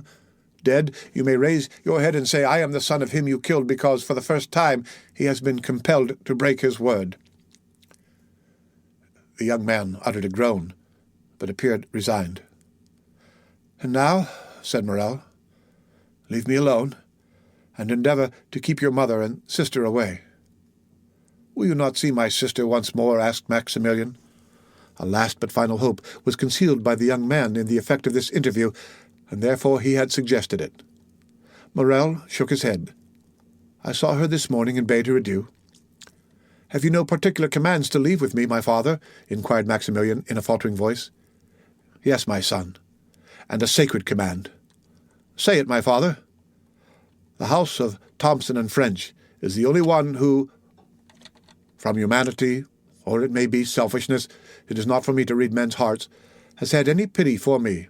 Its agent, who will in 10 minutes present himself to receive the amount of a bill of 287,500 francs, I will not say granted, but offered me 3 months. Let this house be the first repaid, my son, and respect this man." "Father, I will," said Maximilian. "And now, once more, adieu," said Morel. "Go. Leave me, I would be alone. You will find my will in the secretary in my bedroom." The young man remained standing and motionless, having but the force of will and not the power of execution. "Hear me, Maximilian," said his father. "Suppose I was a soldier like you and ordered to carry a certain redoubt, and you knew I must be killed in the assault. Would you not say to me, as you said just now, 'Go, father, for you are dishonoured by delay, and death is preferable to shame'?" "Yes, yes," said the young man, "yes." And once again embracing his father with convulsive pressure, he said, "Be it so, my father." And he rushed out of the study. When his son had left him, Morel remained an instant standing with his eyes fixed on the door. Then, putting forth his arm, he pulled the bell. After a moment's interval, Cocles appeared. It was no longer the same man. The fearful revelations of the last 3 days had crushed him. This thought, the house of Morel is about to stop payment, bent him to the earth more than 20 years would otherwise have done. "My worthy Cocles," said Morel, in a tone impossible to describe, "do you remain in the antechamber when the gentleman who came 3 months ago, the agent of Thomson and French, arrives. Announce his arrival to me." Cocles made no reply. He made a sign with his head, went into the anteroom and seated himself. Morel fell back in his chair, his eyes fixed on the clock. There were 7 minutes left, that was all. The hand moved on with incredible rapidity. He seemed to see its motion. What passed in the mind of this man at the supreme moment of his agony cannot be told in words. He was still comparatively young. He was surrounded by the loving care of a devoted family, but he had convinced himself by a course of reasoning, illogical perhaps, yet certainly plausible, that he must separate himself from all he held dear in the world, even life itself. To form the slightest idea of his feelings, one must have seen his face with its expression of enforced resignation and its tear-moistened eyes raised to heaven. The minute hand moved on. The pistols were loaded. He stretched forth his hand, took one up, and murmured his daughter's name. Then he laid it down, seized his pen, and wrote a few words. It seemed to him as if he had not taken a sufficient farewell of his beloved daughter. Then he turned again to the clock, counting time now, not by minutes, but by seconds.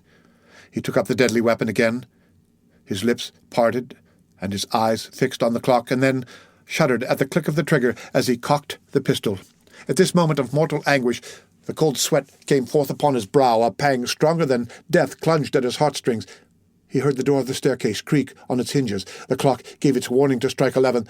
The door of his study opened. Morel did not turn round. He expected these words of Cocles, the agent of Thomson and French. He placed the muzzle of the pistol between his teeth. Suddenly he heard a cry. It was his daughter's voice. He turned and saw Julie. The pistol fell from his hands. "My father!" cried the young girl, out of breath, and half dead with joy. "Saved! You're saved!"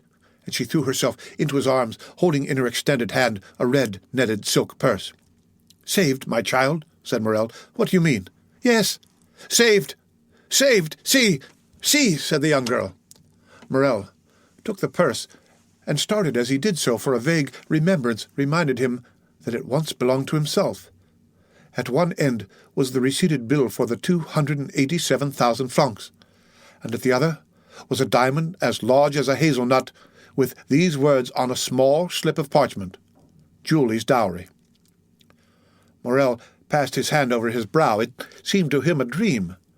At this moment the clock struck 11. He felt as if each stroke of the hammer fell upon his heart.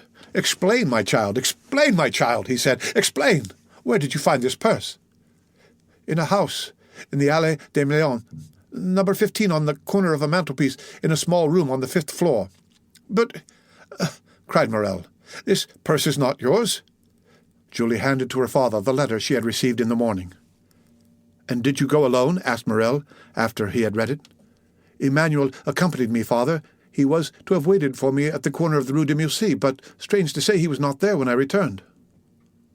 "Monsieur Morel!" exclaimed a voice on the stairs. "Monsieur Morel!" "It is his voice," said Julie. At this moment Emmanuel entered, his countenance full of animation and joy.